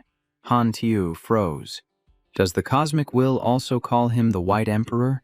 He paused when the title rang out. Hantu immediately started sucking up. Just clinging to the White Emperor's thigh is enough to finish the quest. Din Din mocked. "You're such a kiss-ass." He laughed, jealous. The main character turned pale, feeling a chill down his spine. "Let go of me. I still need to pick up the loot." She clung even tighter. "Doing quests with you is so satisfying. Remember to drag me along next time." He gripped the blueprint. "Is that it?" "But it is a super rare blueprint, so it's worth it." The system announced the Hellfire Wings blueprint, SSS-Rank wing equipment from the Abyssal Flames. It required Hellfire, 100 Phoenix Feathers, and 1 Thunder Flame. He stared intently. Wings. Truly the rarest item. He exclaimed that this land was a real treasure trove, having previously received a class transfer scroll for Hantu and a skill for Mong Mong here, see. The system reported the Shepherd's Horn blueprint again, a special defensive item. The finished product depended on the materials, and the SSS-Rank version was unique. The main character realized he was missing just one more ingredient. Leaving the dungeon, he suggested going to farm experience points and asked if they wanted to go. The two nodded immediately. Then he asked where to find monsters around level 15. She thought for a moment. "Let me see." Along suddenly spoke up. "Brother Bach, I know." He confidently said that Green Exit had dense mobs, all level 13 or higher, and few dared to go there. The main character nodded thanks, and he laughed with delight. He took the lead, telling Hantu to use spiritual power to reduce wind resistance. The boy responded immediately. The three of them rushed forward like a storm. Along watched in amazement, boasting that even the strongest person thanked him. And today, Brother Long was leading the raid. Scene changed to Green Exit, where the atmosphere was dark and heavy. The main character and his teammate stood on high ground, observing the entire landscape. He muttered, "All high-level zombies. Sweet." He reminded everyone to keep their distance to receive experience points. She excitedly replied, "Okay." Nagonkai also wanted to join the fight. He thought that if he unleashed the full Plague Sun, he would wipe them out instantly, but his teammates would probably be done for too. "I guess I'll try out a new, unmastered ability." His body transformed, entering a fully strengthened state. His hand gathered power, accompanied by the new hellfire. So the main character stepped forward, preparing to face the sea of zombies as flames erupted. The SSS-Rank skill burst forth, increasing stats by 50% for 3 minutes. With a soul-burning effect and a 10-minute cooldown, he raised his fist, and this is the craziest part. One punch crashes down, and a shockwave wipes out everything in front. The horde of zombies vanishes in the blink of an eye. Din Din's eyes go wide, and Han Tu's jaw drops. Inside the group chat, everyone starts asking about the leveling spot, so she hurriedly deletes her message. Tutuan stares at the screen in helplessness, thinking, "His basic attack is on par with my ultimate skill after the class change. Someone says it must be just a minor skill, so don't panic." But deep down, everyone knows this is anything but normal. Switching to the Ngonjia Villa, the main character relaxes and says he has leveled the two of them up to 10, so they should get ready for their class change. A treasure is tossed into the air, and a blinding aura explodes forth. He pays close attention as the space around them begins to distort. He guesses this is a special class change where the area gets assimilated, creating an Earth Fortune spirit linked directly to the villa. Satang smiles smugly, saying this profession suits them perfectly, and that the master's judgment is truly spot on. He continues the flattery, claiming that with such foresight, the master will surely stand atop the pantheon of gods in the future. The main character speaks in a cold voice. "Enough. Don't think I don't know what you're thinking." Satang forces a smile, swearing he would never betray him. He insists that his long-term value is definitely greater than that of the traitor. The protagonist replies bluntly, "I just don't want to meet Bill for the time being. As for your value," he emphasizes, "I haven't decided yet." Satang hurriedly mentions that his belongings are still in hell and asks what the master is missing. The main character rubs his chin and lists Phoenix Feather, Flame Core, and Dark Crystal. Satang immediately replies that he has the Dark Crystal. He decides to wait for them to finish their class change before heading down to the abyss to build connections, especially with the 9-headed snake. The system announces that the class change to Earth Fortune Spirit was successful, linking it to the Ngonjia Villa. The main character walks over and asks how they feel, and if there are any special effects. She opens her panel and explains that every level increases all stats. They have Twin Spirits, Twin Blessings, linking 2 locations. In the Blessed Land, skills cost nothing, and power is multiplied by 5. Plus there is teleportation and a triple buff. He whistles and remarks, "That's a lot of power. Everything revolves around the Blessed Land." He comments that this skill is absolutely broken, and Ngontuyet asks, "Really?" He explains that if they upgrade the villa's materials into heightier props, the buffs will be insane, potentially turning the entire city into a Blessed Land. She excitedly wants to link it with his city. He nods and says, "Wait for me to go down to the abyss one more time. Then I'll bring both of you back to Bokta City." Tronbok's lips curl up slightly as he asks Ngontuyet directly, "Is there a library in the city?" He stands amidst a sea of books, declaring he has brought gifts from humanity to the abyss, including history, art, and cuisine. On floor 350, the 9-headed snake is overjoyed, thanking the Lord of the Abyss profusely. Unifrit speaks in a deep voice, saying they were curious about the human world, which is why he personally brought the books. Another head gets angry and snaps, "Are you just going to say thanks and leave it at that?" Number 8 excitedly recites a poem of praise, but Winifred immediately yells at him to shut up, saying he is embarrassing them. Number 6 speaks calmly. "Since he remembered us, we must repay him accordingly." The system pops up a notification. S-Rank skill, Mystic Seeker, obtained. It can analyze targets and uncover secrets, with effectiveness based on spirit power. The main character is slightly moved. An S-rank skill book is exactly what he needed. He sincerely thanks them and promises to return the favor in the future. The nine-headed snake replies that this isn't just a gift. Helping the Lord get stronger benefits the Abyss Lords as well. He gives a faint smile and says, "That makes sense." He uses the book and learns the S-rank skill. The scene shifts to floor 500, where Satang reports that he has pulled Agaris over to their side. He is excited, having obtained the God-rank Hellfire and a high-grade Dark Crystal. Beneath the crimson moon, a roar echoes, vowing to deal with the traitor. The main character asks if the loyal subordinate is okay. Satang laughs coldly, saying, "Let him vent his anger first." The scene shifts back to the Ngonjia villa. Several materials are laid out on the floor atop a torn piece of paper. He looks at the bone, the flame, and the crystal. The materials are all there. He can now craft the S-rank horn. The system announces the successful crafting of a unique S-rank equipment. It drastically increases spirit power and casting speed, and even has an effect to control weaker targets. He mutters to himself, "First time crafting an S-rank item with my own hands. It permanently increases spirit power by 1 every day. That accumulation is going to be terrifying." He puts it on to try it out, wanting to hear the demon's incantation for himself. As soon as he hears it, he feels dizzy and his mind goes into chaos.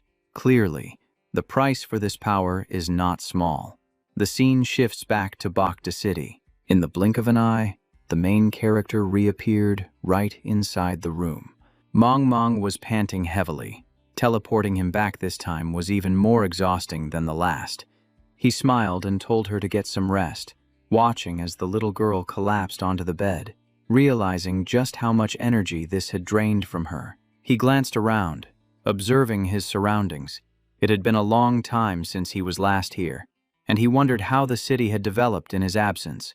He was genuinely surprised to see buildings and structures popping up everywhere, densely packing the area. Meanwhile, Tu Quinn and Lan Shuang were having a headache because they still hadn't found any job classes ranked A or higher within Jiang City. She insisted that finding these classes was the #1 priority, especially since the number of people reaching level 10 in the city was increasing every day. If they changed classes too late or ended up too weak, it would be difficult to maintain the people's loyalty and morale. They mentioned the main character, noting that while their master could suppress any issues, they couldn't rely on him forever. Tu Quinn looked worried and asked, "But then, what about us?" She spoke decisively, stating that if they weren't strong enough, they wouldn't be able to manage the city, nor would he be able to leave with peace of mind. Lan Shuang promised to find clues for A-rank classes, or higher, and right at that moment, the main character appeared, praising her for her thoughtful consideration. His gaze softened as he looked at them, whispering, "It's been a long time." Tu Quinn rushed over and hugged him tightly, saying it had been a month, causing him to startle and think, only a month. For him, it had been over 1.5 years inside the dungeon and the abyss, but in the outside world, only a single month had passed. She was overjoyed and insisted on calling everyone to come over immediately. The main character nodded his head in agreement. Everyone welcomed him back, reporting that the city laws were finalized, leaving only the internal house rules for him to decide. Luke Lai reminded him that the intelligence system needed to update his stats and skills. Everyone asked after him with concern, telling him not to think about outside matters for today. Tongsa confidently declared that she was a completely different person now compared to before, but she was immediately pulled back by the others. He teased, "Wow, so impressive. Huh, you better watch out or you'll get disciplined." Tu Quinn introduced the central mountain area as his private space, assuring him that the staff there had been carefully selected. She told him that in this place, he could do absolutely anything he wanted.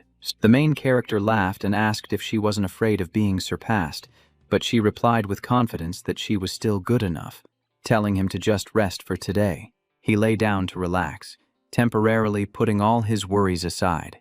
He brought up the topic of job classes again, and Tu Quinn sighed, complaining that they still hadn't found any good ones. He said, "Leave this matter to me." But she hesitated, feeling it wasn't right to burden him.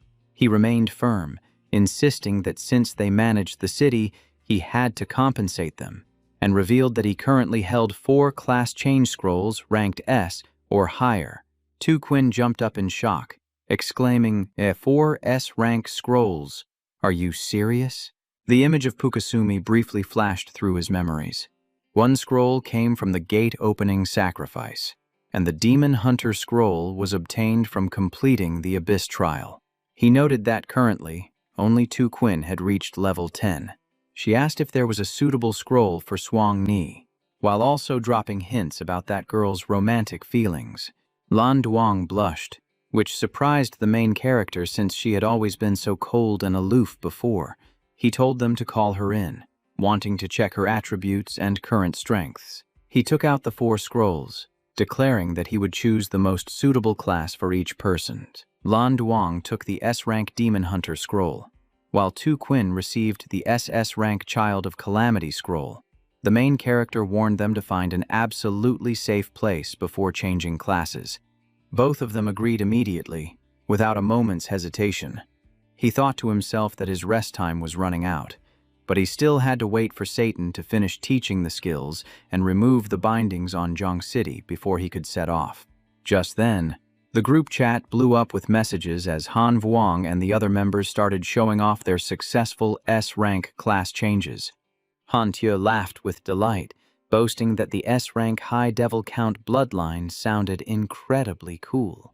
The whole group started teasing Ona, calling him the shame of the team for not having a class yet. Onya was fuming, while the main character recalled that in his past life, Lu Vuong was only A rank, yet now he had ascended to S rank. He realizes that the atmosphere in Group 001 makes everyone bolder, not wanting to fall behind. Messages keep pouring in, with everyone congratulating each other excitedly. Someone suggests upgrading the group to an alliance, and everyone agrees immediately. Din Din is also watching the screen intently. The main character smiles with satisfaction, declaring the upgrade to Alliance 001, turning on the logo before the name, and this is just the beginning.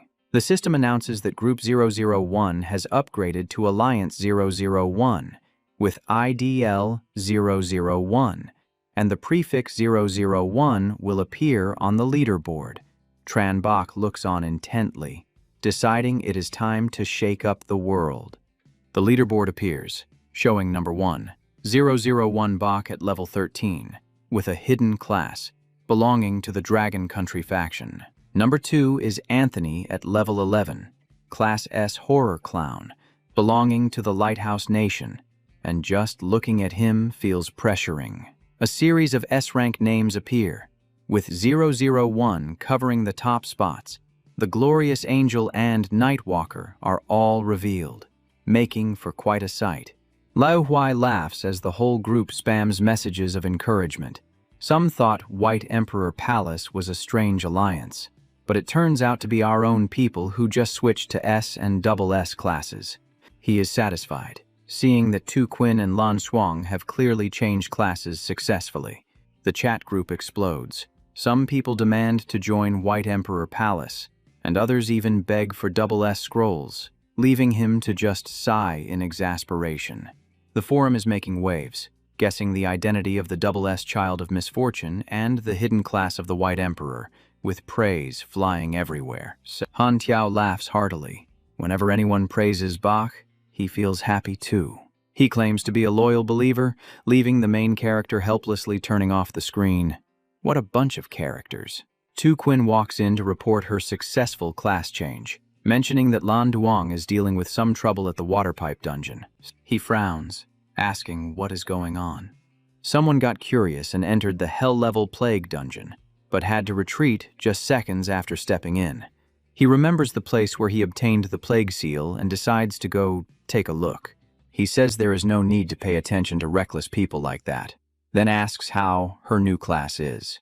She activates her skill board, revealing the SS Child of Misfortune class, which massively boosts attributes, adds hidden luck, increases experience and drop rates by 100%, and includes a misfortune, curse, and clones. The main character listens with interest, noting that it is truly a curse originating from the body, but sharing misfortune sounds a bit like playing dirty, you know. He analyzes that this skill set is extremely practical, especially the luck increase. In his past life, 1 point of luck was worth an entire A rank. He leans in to tease her, saying that now she has clones. He is probably the one who will be done for. She immediately separates into multiple clones, asking if he wants to give it a try. Switching scenes. Lan Duong reports that someone tried to enter the dungeon but was pushed out after just 3 seconds. Upon coming out, everyone went limp. Their physical condition dropped terribly, and they had to be carried away. He reminds her to focus on leveling up, saying there is no need for her to handle such trivial matters herself. She nods, and he touches the barrier, preparing to enter the dungeon. The system announces his entry into the Plague Water Pipe secret realm on Hell difficulty. Once inside, the main character observes every nook and cranny. The plague is dense, and ordinary people would not last more than a few breaths. Just then, a black shadow rushes towards him. He immediately activates his Eye of Inspection. Information appears showing a mutated Ratman at level 17, adapted to the plague, with super speed recovery and multiple attack skills. He smiles slightly, realizing it is a plague creature, and the rat immediately freezes. It kneels down right in front of him. The Plague Control Authority activates, and all weaker plague creatures fall under his control. An idea strikes him. What if he transforms a layer of the abyss into a plague layer under his control? And this is the craziest part. He lists the skills of the Black Plague Rat, such as blending into shadows and claws that tear flesh, plus spores containing acid bombs, self-destruction, and plague effects. Nearly 100 monsters have been controlled, and he is approaching the place to receive the plague mark. He detects a stronger target that seems to be the boss. Information appears identifying a Ratman marksman at level 25, the source of the disease, guarding the entrance. He tries plague control, but the system warns that the level difference is too great, resulting in failure. The main character immediately activates the shepherd gear, testing out his control over his spiritual power. The boss licks its lips, making it crystal clear that this fight isn't going to be a walk in the park. The system screams out warnings one after another, signaling that since it's a single target boss, the attribute judgment is reduced, resulting in a control failure. So he slips on his gloves and lets out a smirk, deciding that if he can't control it, he'll just have to beat it into submission. He rushes forward, unleashing the Plague Sun skill right in its face. The boss vanishes into thin air before instantly counterattacking with a lightning-fast arrow. He manages to dodge just in time, realizing that close-quarters combat is the only way to go since his plague skills aren't very effective here. Suddenly, he senses a new danger approaching as the enemy switches its ammunition type. Realizing he can't dodge in time anymore, he decides to face the attack head-on. He quickly calculates the layout of the sewer terrain, knowing the boss won't be able to open up too much distance between them. Seeing the boss retreat, he immediately suspects there might be a trap waiting for him. He doesn't hesitate and instantly unleashes a telekinetic impact. The heavy blow sends the boss flying backward, draining a significant chunk of its spiritual power. He follows up with a devastating combo, mixing heavy hammer form with hellfire. The seismic smash hits relentlessly, forcing the boss to retreat again and again. Seeing that the kill notification hasn't popped up yet, he decides to unleash a final finishing blow. But to his surprise, the boss suddenly springs back up to its feet. He lands the final slash, and the system explains that the enemy's skin-shedding escape skill has been completely incinerated by the hellfire. The protagonist realizes that it was just an escape mechanism, not a true resurrection ability. Without wasting a second, he continues to push deeper into the area. But then, the system notifies him that he has left the dungeon, and the cooldown is 7 days, so his plans have to be put on hold. The creatures that were under his control start being led away. The scene shifts over to the first floor of the abyss. He uses his authority over the abyss to release the plague creatures, activating the abyss absorption skill. The system continuously chimes in, announcing that the absorption is proceeding successfully. It sends a reminder that the new creatures have been officially recorded within the abyss. Poisonous mushrooms and blood ghost rats appear, possessing enough power to completely dominate the first floor. They break through the demon eggshells and start crawling out. He confidently declares that from now on, the abyss eggs will produce these 3 types of plague creatures, but he knows that 3 types just aren't enough. If he wants to reform the abyss, he needs to introduce even more plague creatures, because the current rule still revolves around one thing: hunting, to get stronger.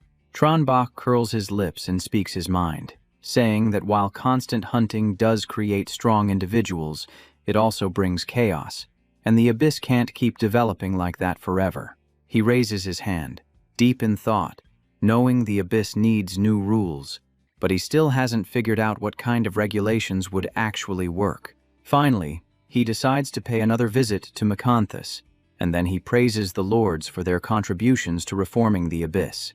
Number 1 expresses his anticipation for a future where the abyss is even stronger, even though the 600th floor is still just a shattered space. Venefres also keeps showering praise on the lord of the 350th floor. Macanthus emphasizes that what he likes most is the construction of cities and the establishment of the dwarf merchant guild within the abyss.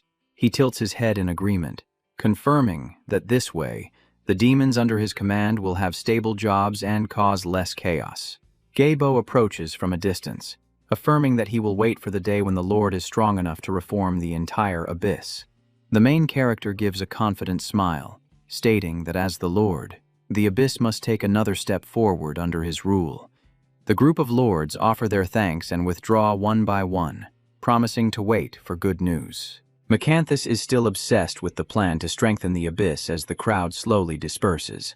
She leans in close, promising that he'll have to make it up to her next time, but he replies with full confidence, telling her to wait until he has complete control before they talk about that. Once they leave, he touches his ring and turns to Satang, bringing up the topic of loyalty. He declares that if they manage to retake Hell, he will let him reclaim the position of Lord and reconstruct his godhood. Satang accepts the order with excitement, while the main character reflects that his immediate goals remain leveling up, upgrading his equipment, and enhancing his bloodline.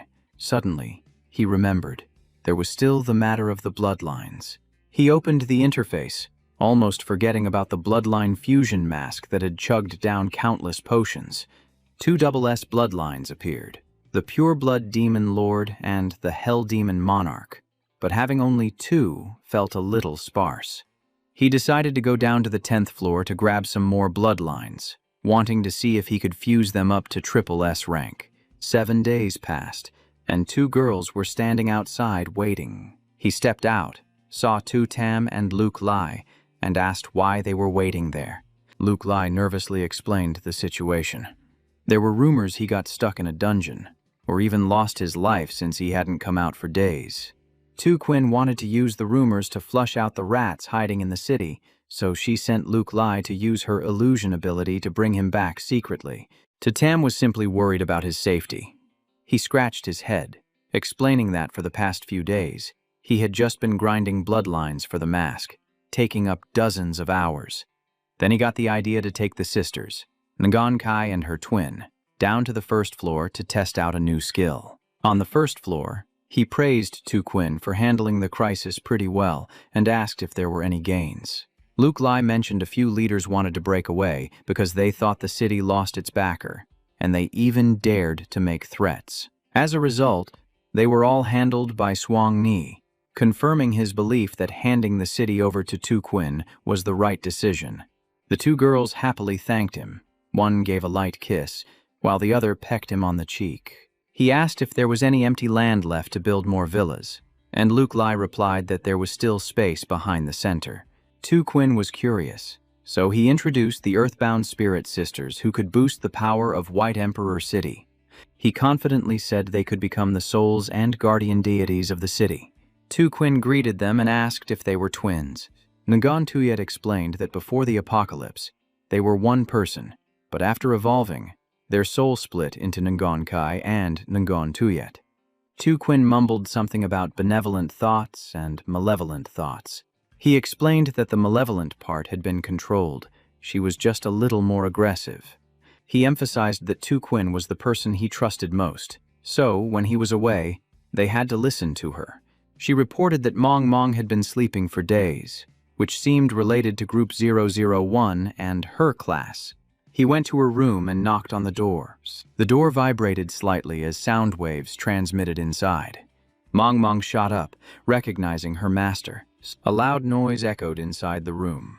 He rushed in, and she explained that she just missed a step standing up because she had been lying down for so long. She showed off an exclusive class scroll she got in her dream, saying she would level up after killing enough monsters, and she was already rank A. He reminded her to take it easy and not be too reckless, since haste makes waste. Mong Mong pulled out the Mount Shu token, saying the group was buzzing about it. He remembered it was the reward from the Flying Sword dungeon, and wondered why it was such a hot topic.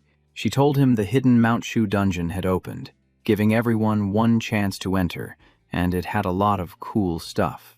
Hearing that, he got interested too, realizing the group discussed this every day. He immediately opened the group chat to check. He laughed, seeing that it really was lively. He did some calculations, upgraded a few skills using virus points, and prepared to hop straight into the dungeon to test them out. At Mount Shu, he greeted everyone, seeing that they were all present. Tranhu and Din Din said hello, and he replied cheerfully. Liu Vuong introduced himself, and he decided to call him Old Liu, an old friend from his past life. Tui Suyen and Ba Vuong also spoke up to say hi. He returned the greeting, knowing these two were also famous top-tier experts back in the day. Lien Tien appeared, who was actually the Thunder Saint from the previous life.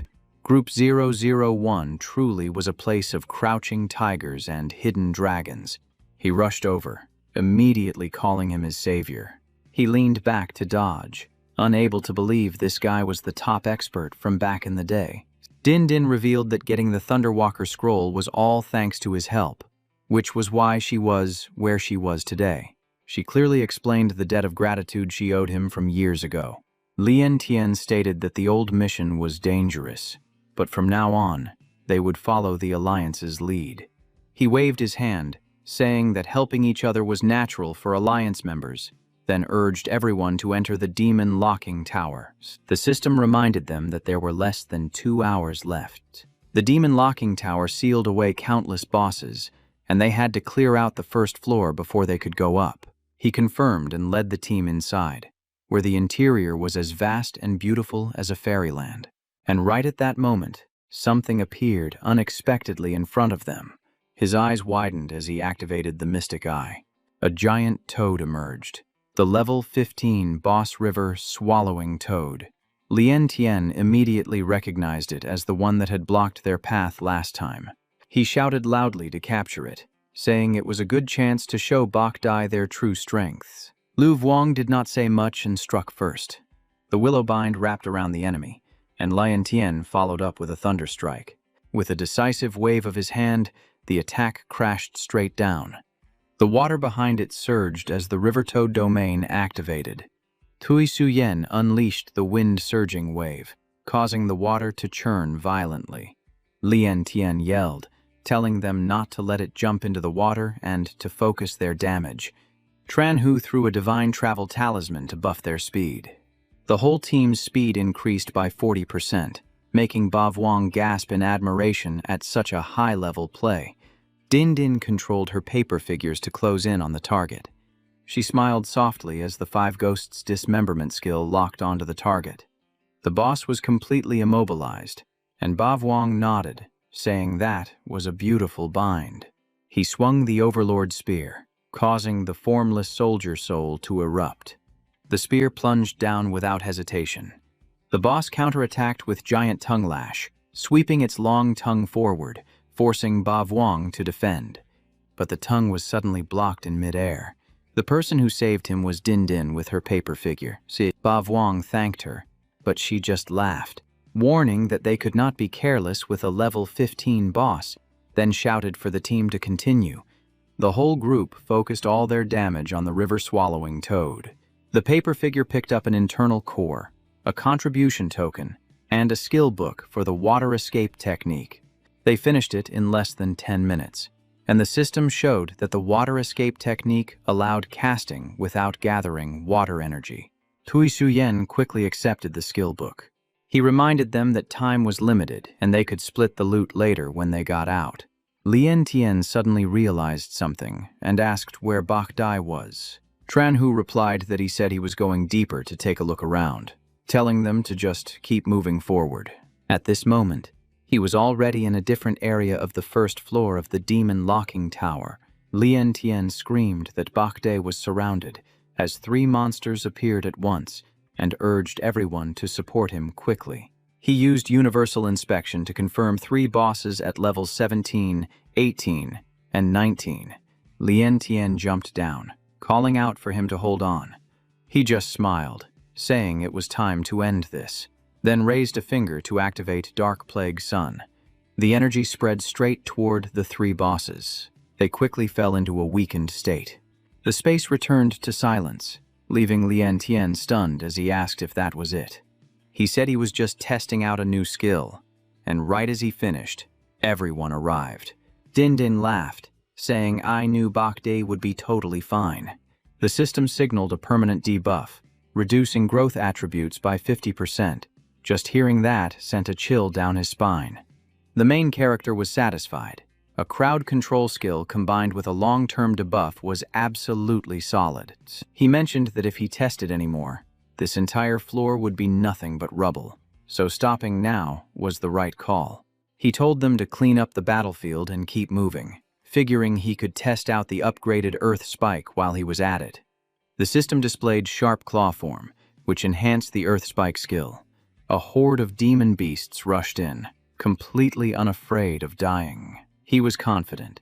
Now Earth Spike could stab and be controlled simultaneously, even swallowing targets right through the ground. A buffalo got skewered through in the blink of an eye. Liu Vuong asked to borrow the python corpse, and he nodded immediately. He remembered that Old Man Lu's ability in his past life was related to the snake immortal. His lower body turned into a snake, absorbing pure soul essence, and his strength increased noticeably. He took care of another green snake, keeping it nice and clean. Tran Hu explained about the Northeast Willow Immortal, whose body transforms into a snake and then vanishes. Old Man Lu smiled shyly, admitting his eating style was a little unsightly. He politely invited Bak Dai to move forward first. The system reported receiving 350 blacklight virus points and detecting a special bloodline that could be absorbed or discarded. Detailed information appeared. Level 0 Minor Demon Bloodline. He was satisfied. This place was truly a gold mine for hunting bloodlines. Lien Tian shouted loudly, saying they hit the jackpot. 3 inner cores and 2 contribution tokens were scattered all over the ground. He even emphasized that there was some really good loot. The paperman held up a skill book and 2 pieces of equipment, specifically the C-rank Demon Blood Explosion technique, plus the C-rank Black Scale Soft Armor and the level 0 Fox Tail Whip. The main character kept the inner cores and tokens, leaving the rest for them to split among themselves. Tui Suyen suggested an internal auction, insisting they couldn't just take his stuff for free. Ba Vuong affirmed that anyone trying to take advantage would not be tolerated. He agreed, saying they would figure it out after getting out, but for now, they should focus on farming benefits inside the tower. He proposed that they go lure the monsters while he handled the killing to maximize profits, and the whole team agreed. Ba Vuong shouted for everyone to move out. He swallowed 1 inner core. The system reported all attributes plus 10. He was surprised and immediately downed the remaining 2 pills. Suddenly, a terrified scream rang out from behind. Big Boss Bak, save me. The whole team ran panic-stricken toward him. Clearly, something had gone wrong again. A giant bird swooped down with claws snatching forward. Tran Bak immediately transformed his arm, preparing to counterattack. He leapt forward, a confident smile on his face. "Don't panic. I got this." The main character stood right in front of it and swung a decisive slash without any hesitation. The bird was knocked back, unable to resist in time. Lu Vuong scratched his head awkwardly, apologizing because he couldn't fly and couldn't be of any help. He just laughed, telling them that luring it here was already a huge contribution. From a distance, 2 more people continued dragging more targets back. Din Din and Ba Vuong were straining with all their might, and Tran Hu also sped up to return to the gathering point. The whole group shouted in unison, "Big Boss Bach, we're back." Hearing that, the main character smiled with satisfaction. This kind of efficiency was worth the money. Time flew by, and 2 hours had already passed. Mong Mong was sitting there waiting and asked about the harvest as soon as he entered. He reported that he had reached level 18, and if time hadn't run out, he would have kept farming. He handed her the bag, telling her that since she'd already used 2 internal cores, he brought these 8 specifically for her.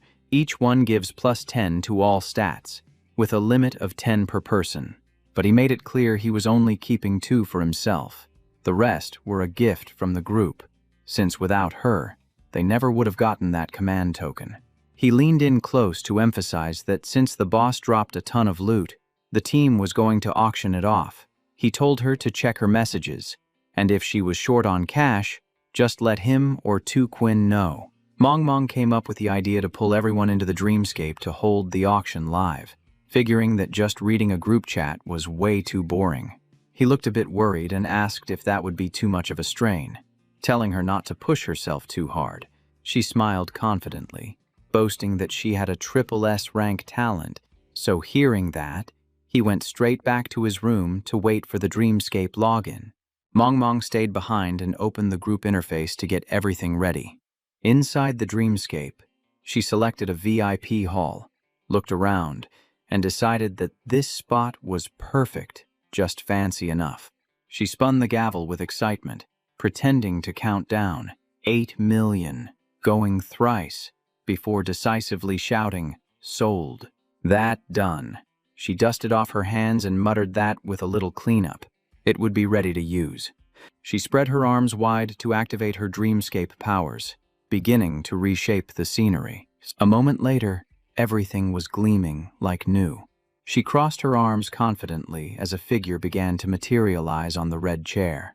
The protagonist appeared, settled comfortably in the chair, and glanced around the room, asking, "Is it about to start?" From the opposite corner, someone raised a hand and cheered, excitedly calling out to Big Shot Mong Mong. Deep Tu introduced himself and greeted Bok Dai. He replied affectionately, noting that Deep Tu looked totally different in person compared to how he seemed in the group chat. Lu Ho chimed in to tease him, saying that Deep Tu only talks a big game online, but in real life, he is actually super shy.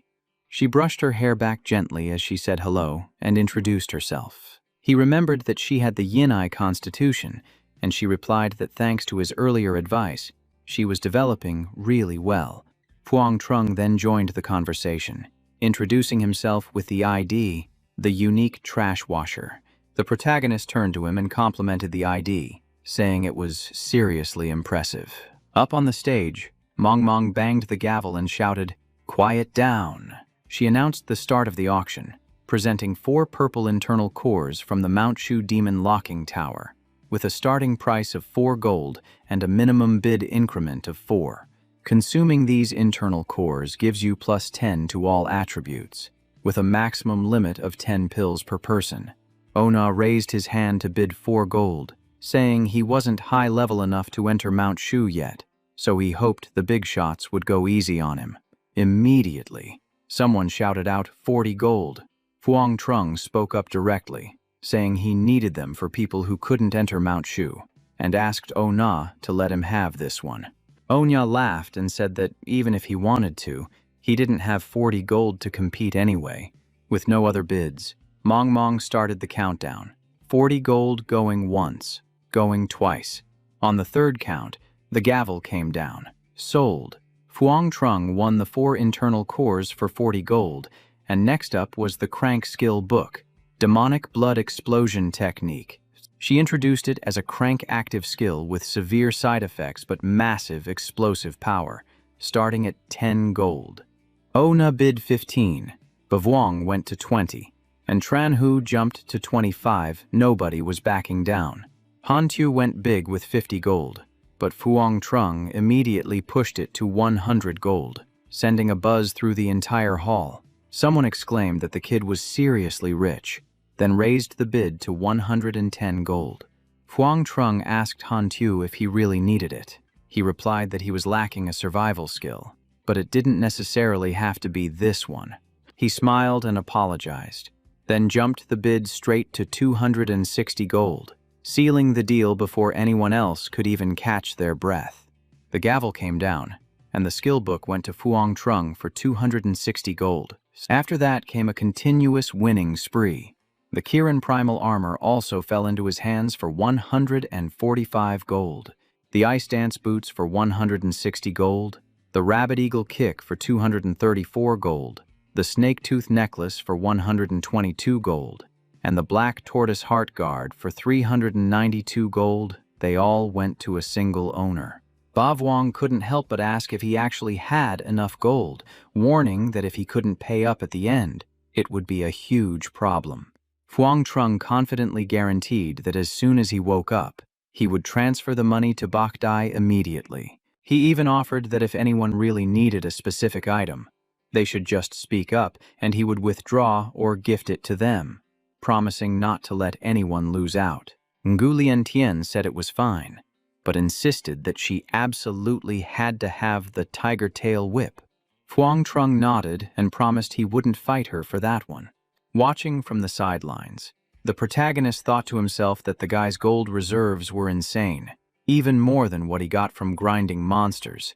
It probably had something to do with his talent or the powers backing him. He started planning to figure out exactly who was backing the guy, hoping it wasn't some dangerous organization.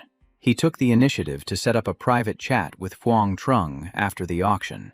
The other guy agreed immediately, saying he had something to discuss as well. Meanwhile, on stage, Nguyen Tien won the Tiger Tail Whip for 20 gold. After the auction wrapped up, everyone said their goodbyes to Bok Dai and headed out one by one. Hantu's group also withdrew, and the space gradually fell into silence. He stated bluntly that everyone was bummed out because one person had monopolized the whole event. And hearing this, Fuang Trung immediately apologized. The main character told him that he definitely should apologize, but not to him. He looked him dead in the eye and asked why he bought everything at such high markups and where that massive source of gold came from. Fuang Trung panicked, begging not to be kicked out of the group and promising to tell the whole truth, so he nodded to let him speak. He explained that he lives in the imperial capital, his family works for the imperial court, and his innate talent is related to gold and currency. The system displayed his talent as money begets.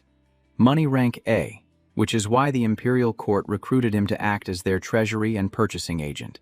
He nervously confessed that he just got greedy when he saw good items and didn't have any bad intentions, but the main character frowned the moment he heard the words, Imperial Court.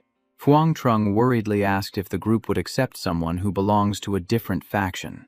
He reassured him that the group wouldn't boycott him, since sooner or later, everyone would either join a faction or establish their own anyway. He remembered that in his past life, Long Than in the imperial capital grew powerful thanks to wealth, likely due to this talent generating 1% daily, which accumulates to a massive amount. So he accepted him, but laid out clear conditions. After exiting the dreamscape, inside a villa in the imperial capital, Fuang Trung was getting his ear pinched painfully by his sister for causing trouble. He whined that she was a special forces instructor and a lieutenant colonel ranked in the top 30, while he was just a weak rank A. She let go of his ear and coldly said she had to teach him a lesson, while he rubbed his ear and muttered that he was lucky Bok Dai didn't care too much, even after knowing his identity. Fuang Nin pointed a finger right at Fuang Trung's face and warned him sternly that this had nothing to do with Bok Dai's attitude, and if he kept being impulsive, he would eventually destroy himself.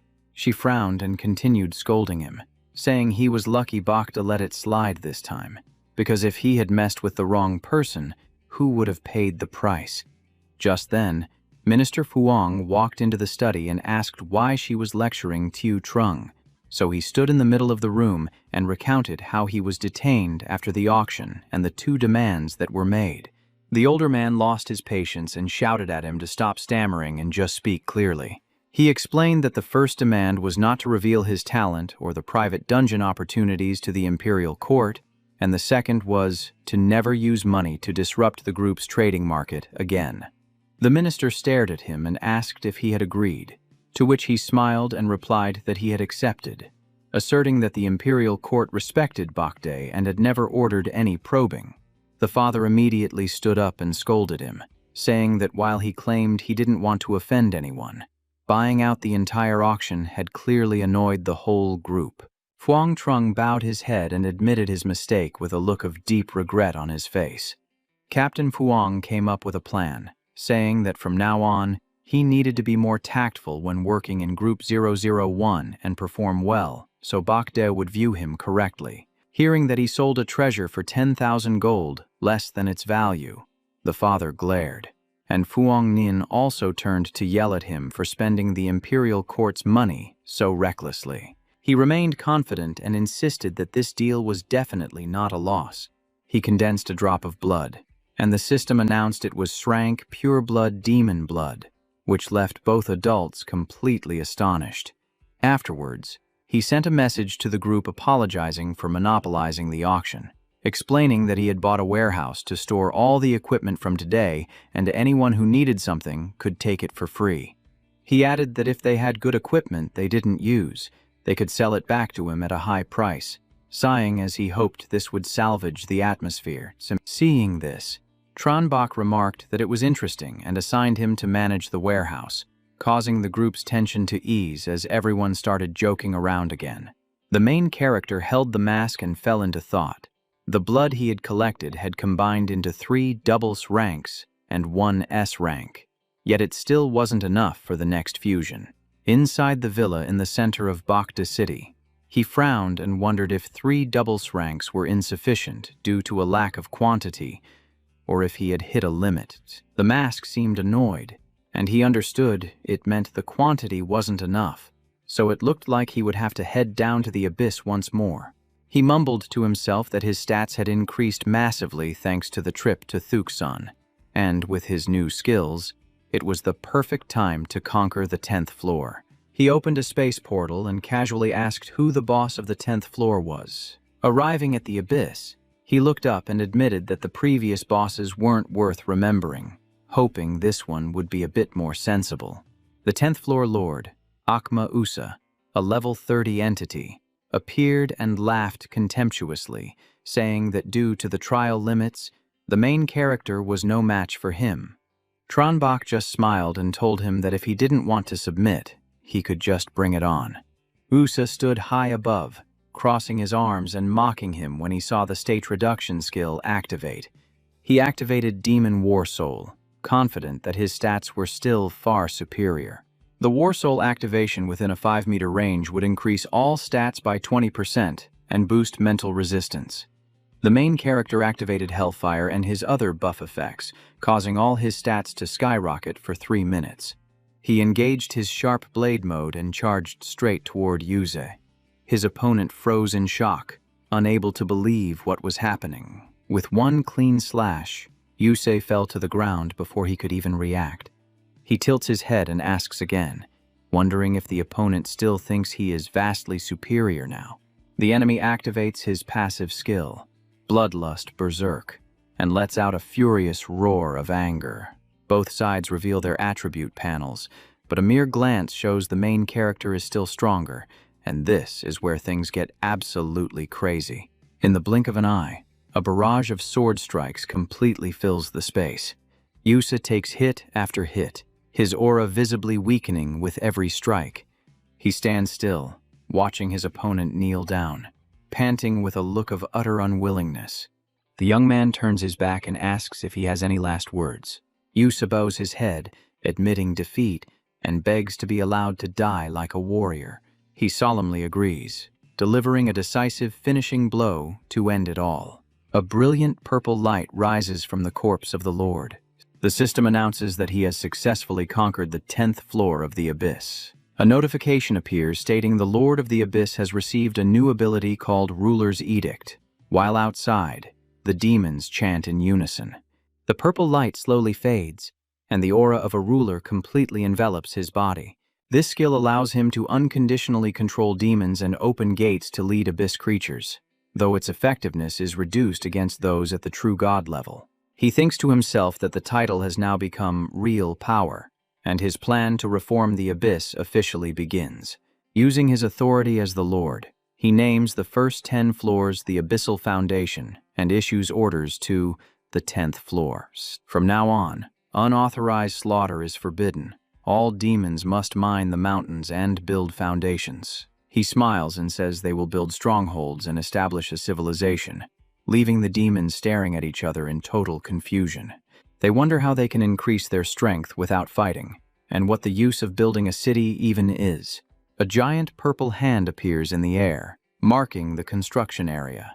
Tranbach points to the plain southeast of the Abyss well, declaring that whoever does a good job will be rewarded with S-Rank pure-blood demon bloodlines. Hearing about the S-Rank bloodline, the eyes of the entire demon horde light up with greed. One of them immediately shoulders a rock and runs off, taking the lead. The whole swarm rushes into construction, even more bloodthirsty than when they are in battle, hoping to win the reward. The tribes argue noisily about who builds better, determined not to lose to one another. Tranbach watches the scene, silently praising that their deployment speed is actually quite fast. But then he has to facepalm because they are building chaotically, lacking even the most basic procedures. He thinks he needs to teach them how to build a city and coordinate their work properly. Suddenly, the corners of his mouth curl up as he gets a brilliant idea. Ledoux steps out of the blue light, boasting that he just imported machinery from dwarven craftsmen and the god of steam, and the main character asks for his support in building the city. He asks if there is any way to help the demons build well to ensure a good future for the Goblin Merchant Guild headquarters. 2 demons start feeding rocks into the crushing machine. The little ones pour materials into the adhesive processing machine, while Ledoux excitedly introduces the function of each device. He adds that the adhesive made from Abyss materials is extremely durable.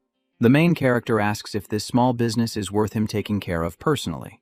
Ledoux replies that even mosquito meat is still meat, but he also has a city blueprint for the heavens, ready to give one away for free.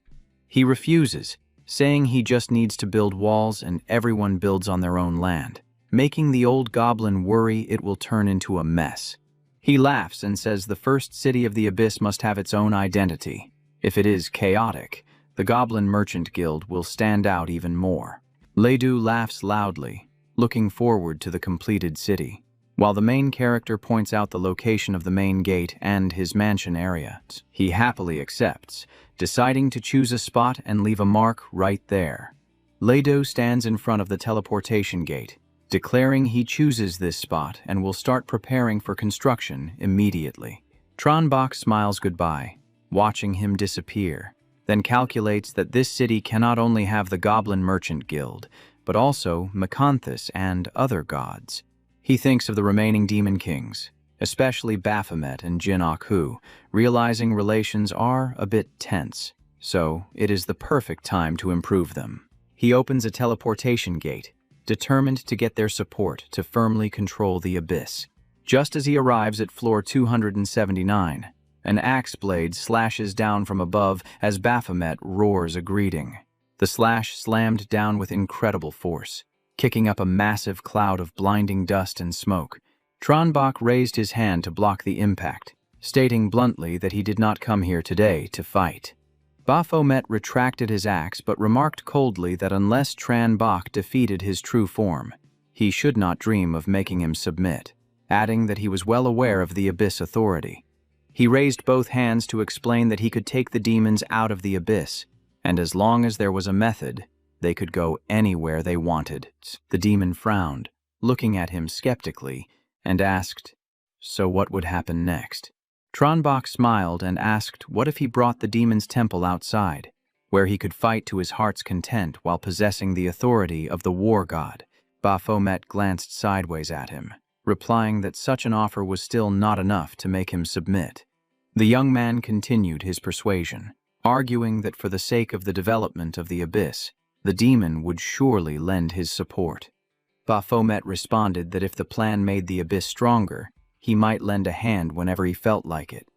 Tranbach asked if he wanted to hear the detailed plan, and the other party urged him to speak quickly.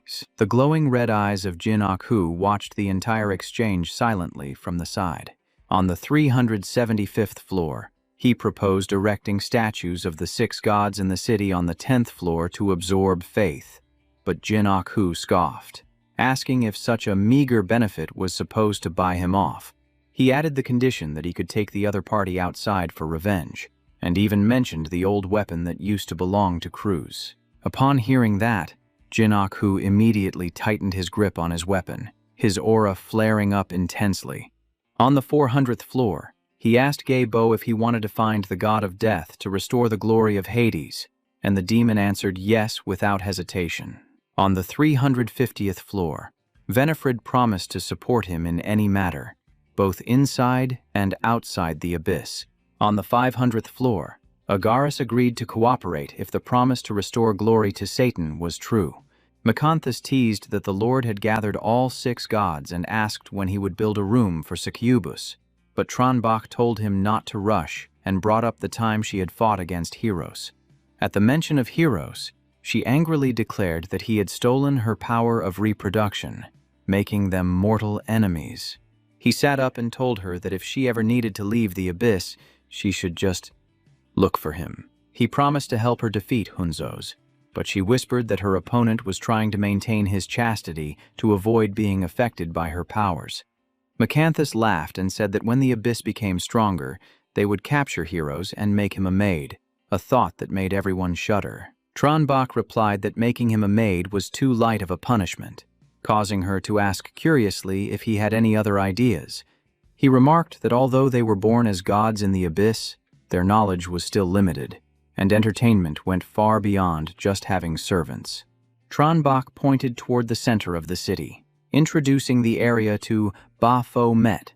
He pointed out the main gate that was facing directly toward the abyss well. One plot of land was reserved for Ledo, while the rest was up to the gods to choose, and Baphomet gripped his blade, asking if the god of trade had been brought in. Tranbach smiled and asked if he held a grudge against Ledo. Baphomet replied that as long as it benefited the abyss and followed the rules, he would not reject it. He thought to himself that this Minotaur god was a real straight shooter, and then Baphomet slammed his blade into the ground. He let go of the blade and turned his body to channel his power. A massive circle rose up from deep underground to surround the entire area. The surrounding demons were surprised, while Tranbach clapped his hands to celebrate the birth of the very first gladiatorial arenas. Baphomet remained indifferent and demanded to be sent back immediately. He said he would wait at the arena until someone worthy enough appeared to challenge him. Tranbach nodded, bidding him farewell, and waved his hand to send him away. When the demon disappeared, Tranbach thought about gathering more double-rank bloodlines to try and fuse a triple-rank one. He rubbed his chin, wondering which floor he should sweep through next. Suddenly, the abyss well shook violently, and the purple liquid inside surged upward. It turned out that the well was about to erupt. He rushed over, remembering that when the number of demons decreased, the well would spit out eggs to compensate.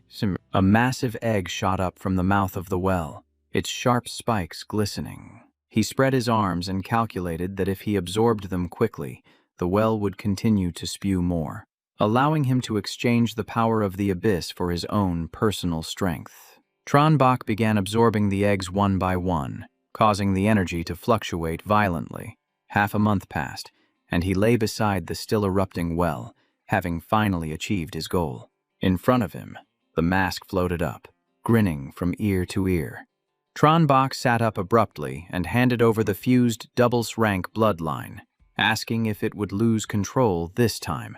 The mask opened its mouth wide and swallowed the whole thing, then closed its eyes with a look of pure satisfaction. He quietly watched for any reaction. He opened a spatial gate, figuring he might as well check out Mount Shu while waiting for the SSS-Rank fusion to finish. Arriving at Mount Shu, he looked up at the majestic scenery, but he still hadn't found the treasure pavilion yet. He remembered he had plenty of contribution tokens from the Demon Locking Tower, enough points to exchange for some top-tier gear. He dashed off to find the treasure pavilion before time ran out.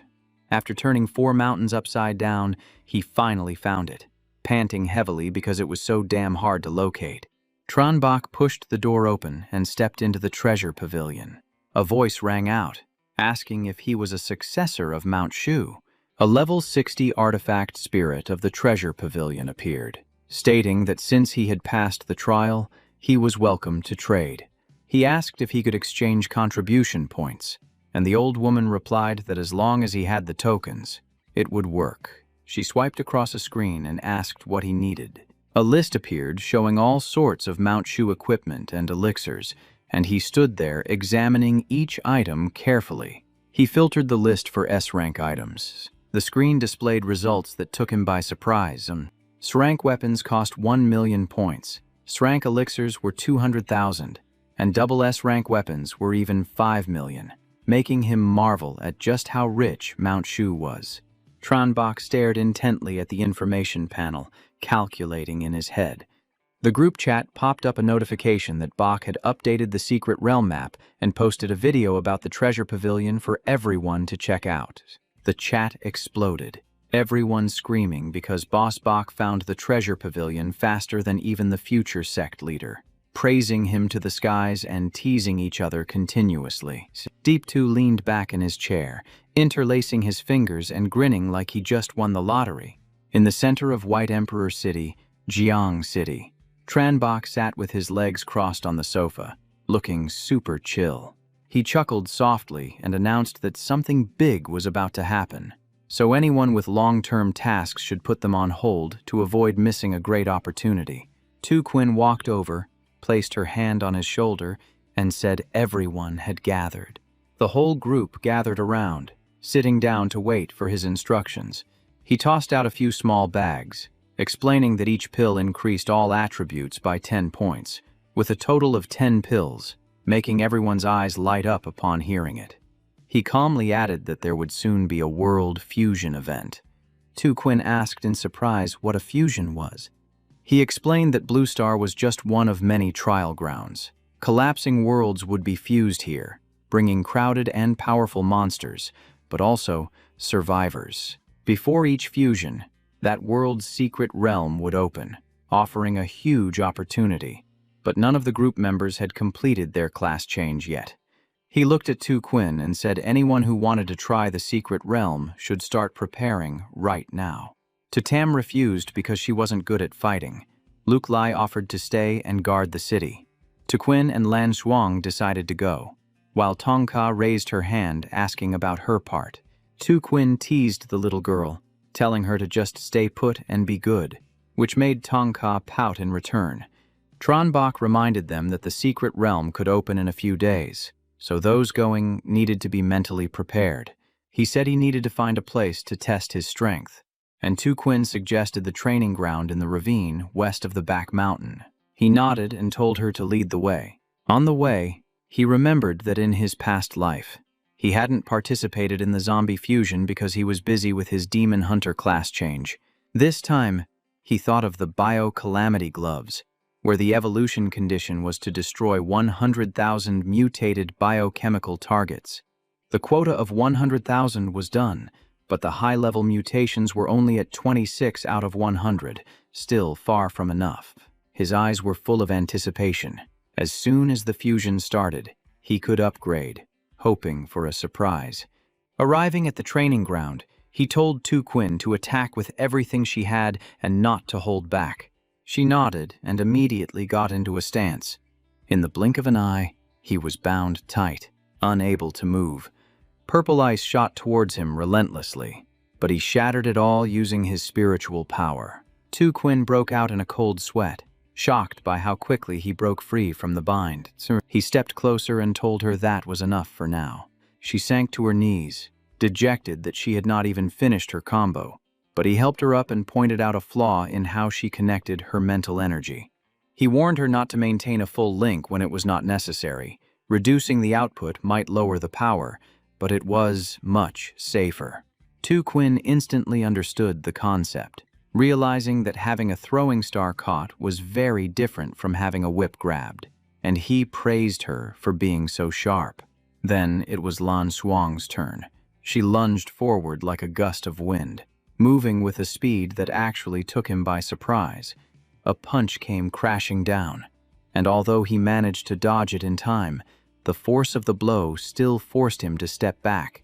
With her other hand, she instantly drew a dagger. He caught her wrist firmly before the blade could strike, complimenting her excellent skills while noting that she still lacked true life-and-death experience. Lan Xuang nodded in agreement, taking his words to heart. He analyzed her A-rank talent, Way of the Assassin, and wondered why she prioritized concealment over explosive power. After hearing her explain that her class already possessed plenty of burst skills, he nodded and praised her logical choice before opening a portal.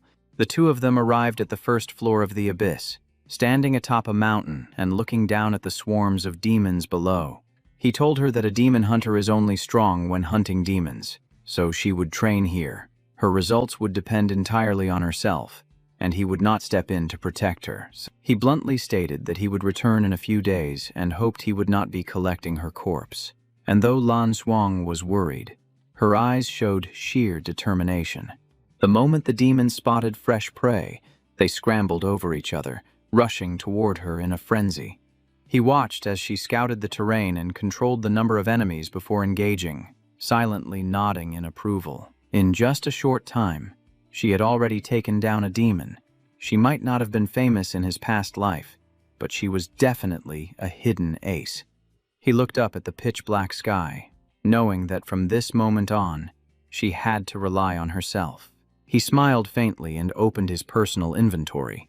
Inside, the mask appeared with 2 new horns, looking completely different from how it was before. Suddenly, it emitted a blinding golden light. An SSS-Rank bloodline was released, and with every pulse, the surrounding space seemed to grow heavier. The pure bloodline of an SSS-Rank demon monarch demanded total success. There was no turning back, only victory or death. Tronbach widened his eyes as he read the system notification. Then he let out a laugh full of excitement, declaring with absolute confidence that he would conquer it. The moment he touched it, a stinging pain shot through his entire body like 1,000 needles, forcing him to pull his hand back since his true body was not currently present. He calculated that if he were disturbed during the fusion process, he would be completely finished. He furrowed his brows, searching for the safest possible plan.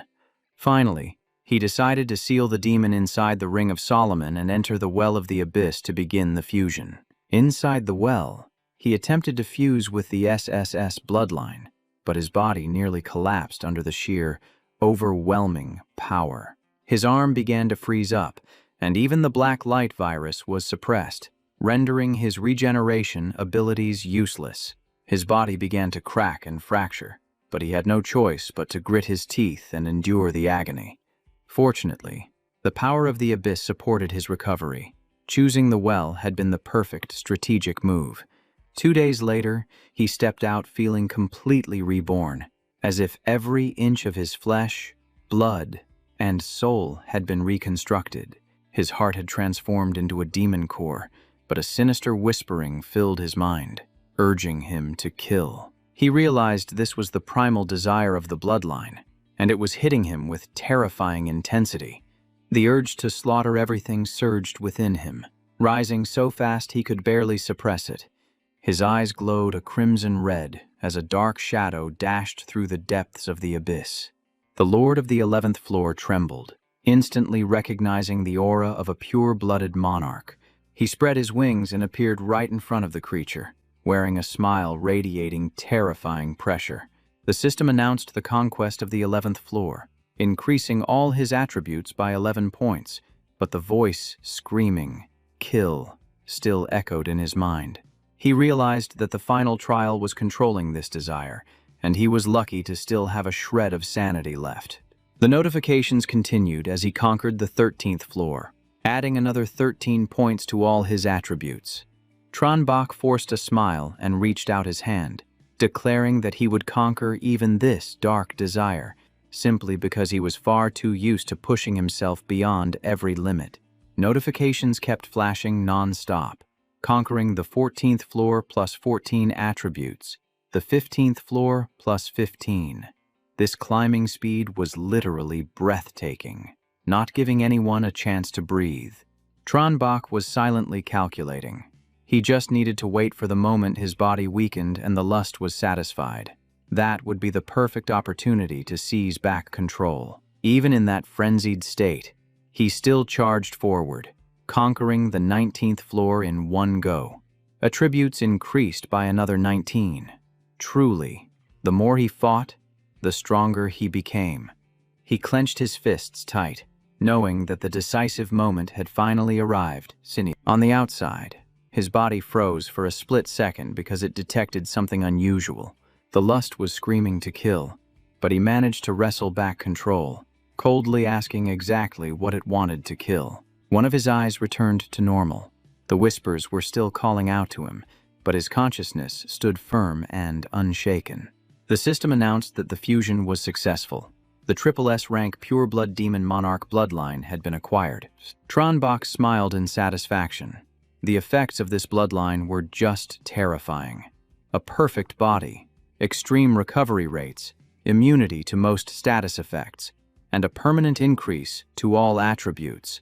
He could transform into a demon for an unlimited amount of time as long as he had enough mental power. Base attributes would double, and exclusive abilities would be unlocked. He jumped up and exclaimed, "Simple but absolutely domineering."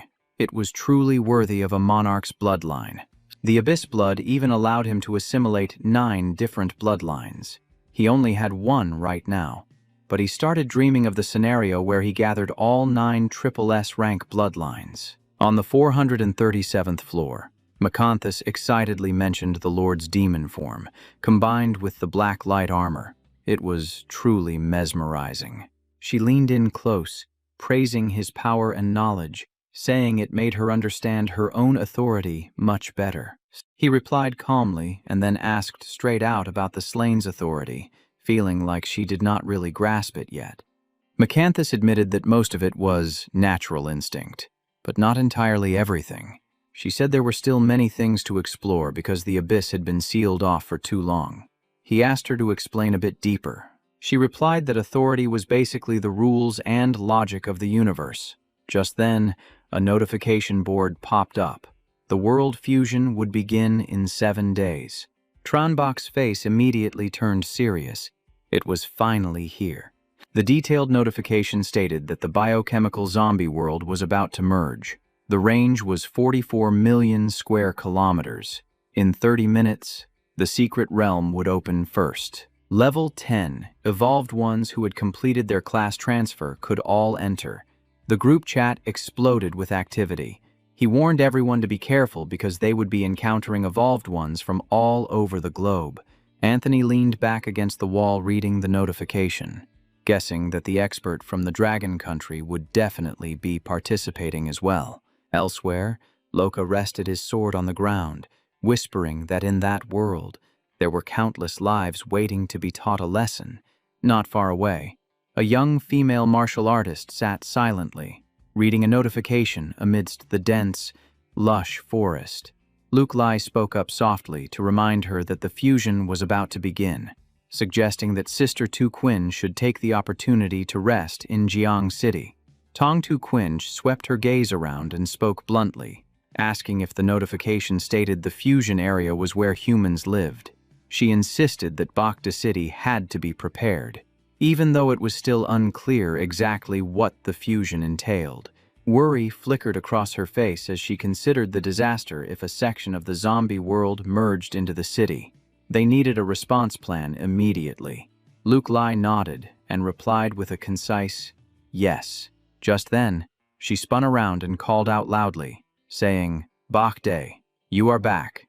A ring of light flashed as Tranbach and Lan Shuang stepped out, and Ali immediately summoned Tutam to restore their condition. Luke Lai looked toward him and responded quickly with a yes. Tranbach's voice was thick with worry as he said to go to the lounge first, then asked Shuang He if she was all right. Lan Shuang, being supported by him, assured him there were no serious injuries and he did not need to worry too much. The main character spoke seriously, noting that the secret realm would open in less than 10 minutes. He told them their condition was too poor to enter immediately, so they should recover first and team up later. Hearing this, Tong Tequin realized he planned to go solo, so she smiled and wished him a bountiful harvest. He raised his hand and replied with absolute certainty, saying, "Of course." A notification chimed, announcing entry into the biochemical zombie world secret realm, located in Sandworm City. It stated that gold could be spent to change the landing point. The accumulation board could be viewed any time, and leaving the realm was free, though re-entry would require a fee. He stood amidst the desolate urban ruins, muttering the name of the city. Just then, a violent zombie charged at him from behind. The main character glanced back, noting that its speed was not slow at all. He spun around with extreme precision, raising his hand to block the pounce right in front of his face. The zombie was locked in place, its eyes glazed over and motionless. An information panel appeared, identifying it as a level 16 zombie with the skill flesh and blood desire, and it felt no pain. The system reported tracking private funds hidden in a restroom. Killing an intermediate zombie would yield 10 contribution points, while absorbing a high-level mutant virus would add 200 virus points and 100 aura points.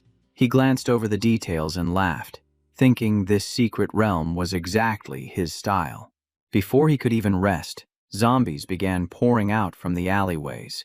The main character frowned, wondering why there were so few of them. He pulled out a bucket of fresh blood, thankful that he had prepared beforehand, and wondered if this lot had scent tracking skills. As he walked, he called out for them to come and smell this demon blood, guaranteeing they would absolutely love it. The scent of blood spread incredibly fast, and the zombies immediately went berserk. From a distance, even the sleeping ones began to wake up one by one, flocking in droves toward the scent of blood. His gaze was ice-cold as he told the zombies to come and get it.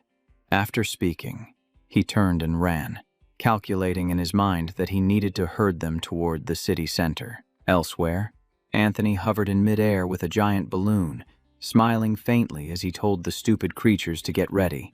The balloon exploded, sending a shockwave sweeping down that knocked the screaming zombies flat on the ground.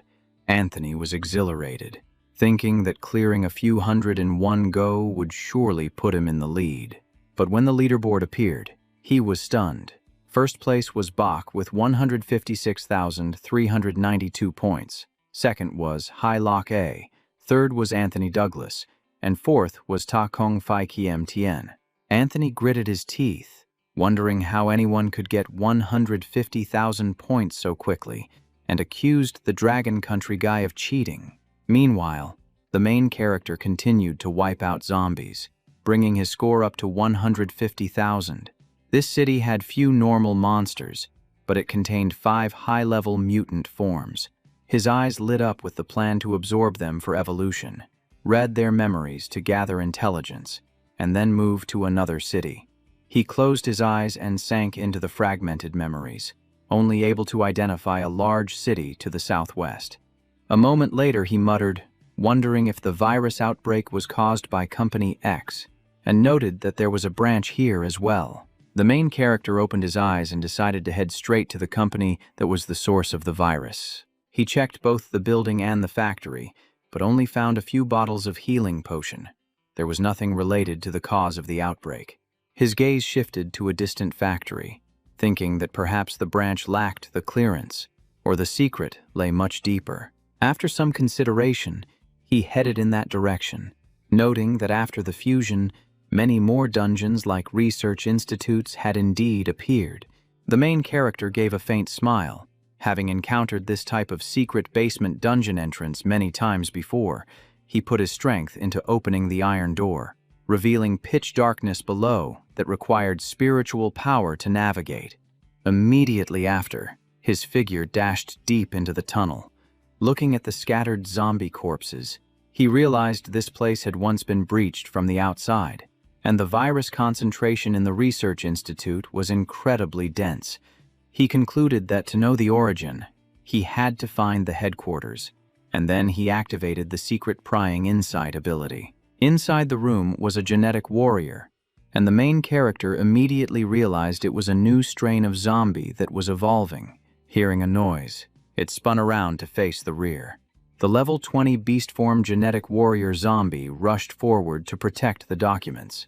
It had once injected itself with enhancement drugs and failed, becoming a semi-finished product, and now its sharp claws swung straight toward him. It seemed to retain some consciousness, determined to protect the documents. If they were taken, it would trigger a berserk state. He stepped back to dodge the attack, looking at the suitcase in its hand and sighing, noting that it was holding on tight even in death, which was truly loyal. The main character leaped into the air, coldly telling it to rest, and then finished it off cleanly. He bent down to pick up the box that had fallen nearby. After observing it for a moment, he remarked that the drug was quite decent, being Brank but belonging to a special profession.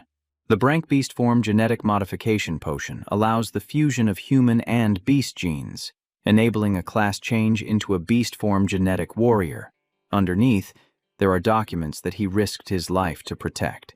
Picking the item up, he was surprised to see a class change scroll included as well. The documents contain records on gene regulation, helping to control one's power after taking the modification potion. Following this method allows a class change to the Brank genetic modifier profession. The documents have unlimited use, and when combined with the potion, they can mass-produce genetic warriors. Plus, there's an rank energy gunner scroll. A familiar face popped into his mind, and he grinned. This is perfect for Nguyen Thi Vi. Her long-range vision talent combined with a Gauss sniper rifle would be an incredibly powerful strategy. A notification popped up adding info about the genetic warrior that was just taken down. He looked around and suddenly understood. Besides the documents, it was also protecting a high-level manager. Main looked at the man lying on the ground. This must be him, Lam Nguyen. His eyes were frozen in his final moment. He picked up the business card that had fallen nearby. After reading it, he realized this guy was the general manager of Company X in Sa Trung. This card must be able to open something. The system announced the acquisition of a special high-level manager ID card, completing a hidden quest. It triggered a special dungeon that opens in 4 days, and only those with the card can enter. He nodded in satisfaction. Useful, indeed. And clearly, he wasn't the only one with a card. His eyes paused on the marked points. It seemed every city had a Company X branch. Without hesitating, he sent a message to the group channel.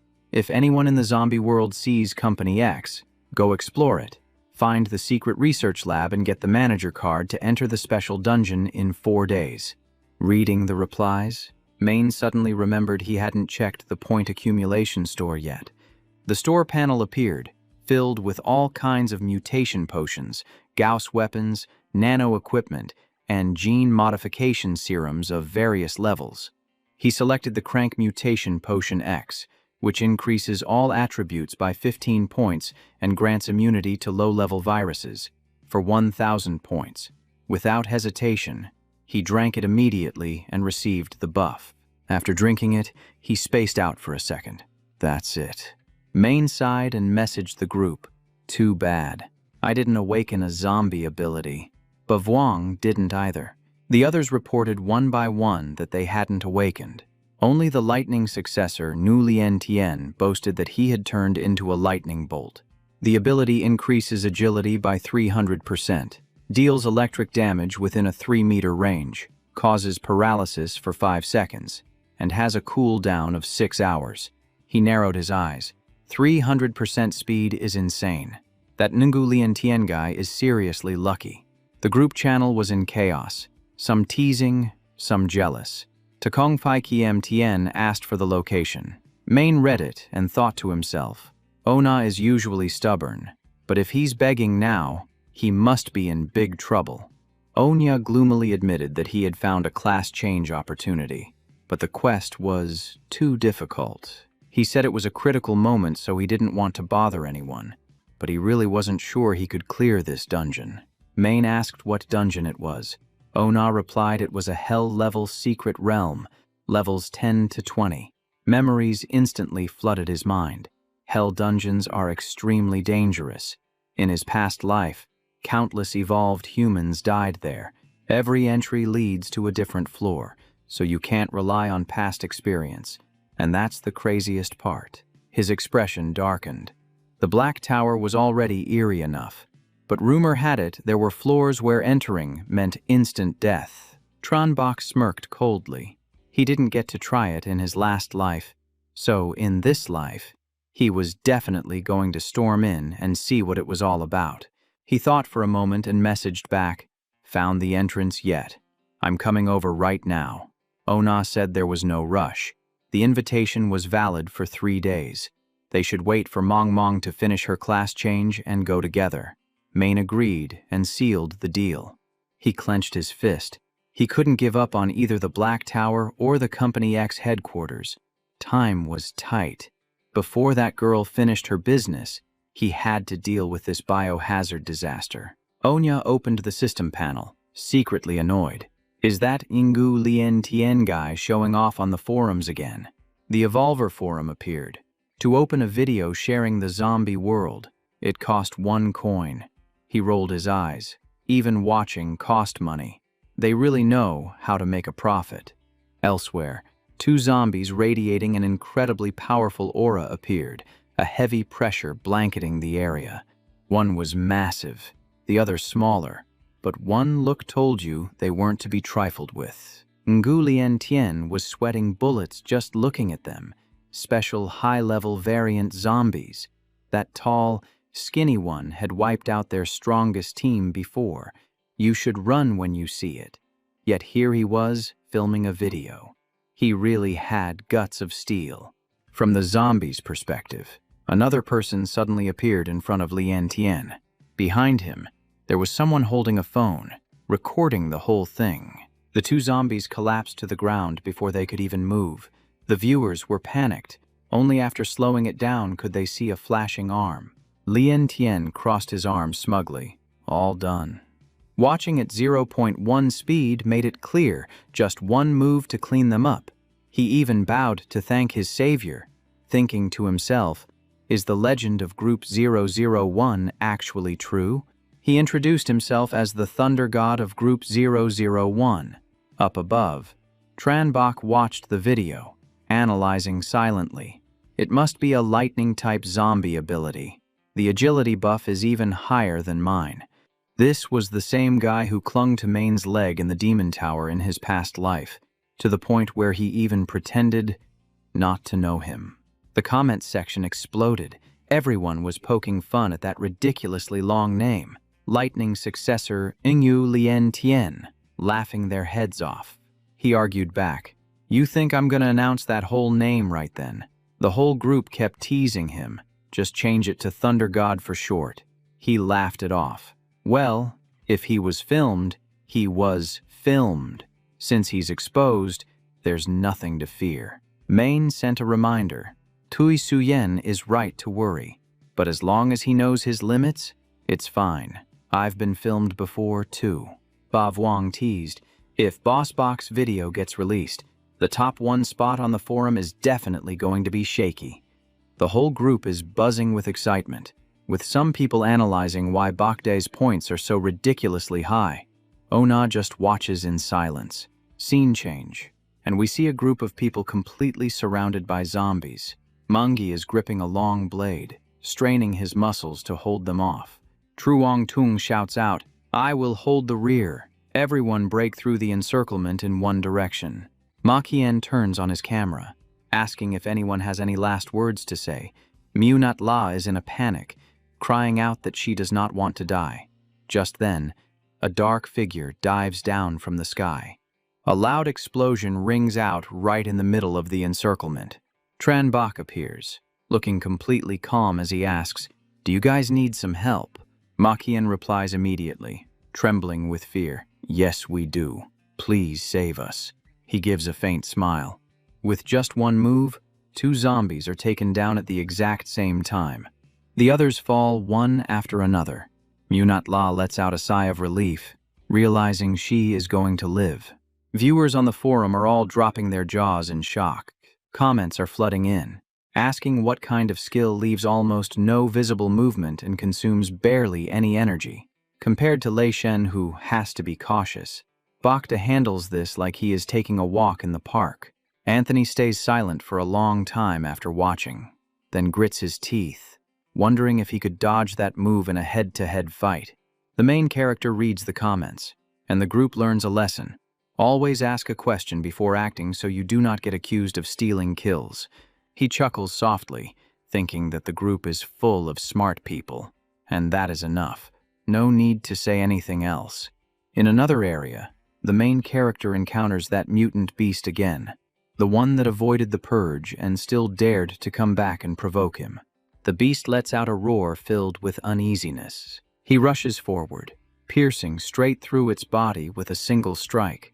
The system reports that a special high-grade mutant has been defeated, and the biohazard disaster gear meets the conditions for evolution. Power bursts from his hands, and the main character widens his eyes, realizing it is finally happening. His hands begin to transform. The system announces that biohazard disaster has evolved into the Branksol weapon Doomsday Judgment, adding 100 to all attributes, increasing hand defense, activating infection and transformation skills for 30 seconds, and binding the soul to Evolver 001, Bach. The soul weapon has bound itself to his arm bones, allowing him to summon or retract it whenever he pleases. He looks at the 10 million experience points needed to reach rank A, wondering if it will have any effect on the black light virus forms. 10 minutes later, he tests it out, finding that the hand defense is effective against claws, blades, heavy hammers, and even whip forms. Right at that moment, Mong sends a message saying, "Master, I have finished my class change." In Jiangthan, the little girl runs over calling out, "Master." He smiles and asks if she was successful. She answers honestly, saying that 1 million monsters were just about enough. But the final triples rank challenge was to defeat herself in a level 15 dreamscape, and she ran out of time, so she only managed to get the SS class dream missed. He pats her shoulder to comfort her, saying SS is already very good, and it can be upgraded later. The little girl nods, saying she understands.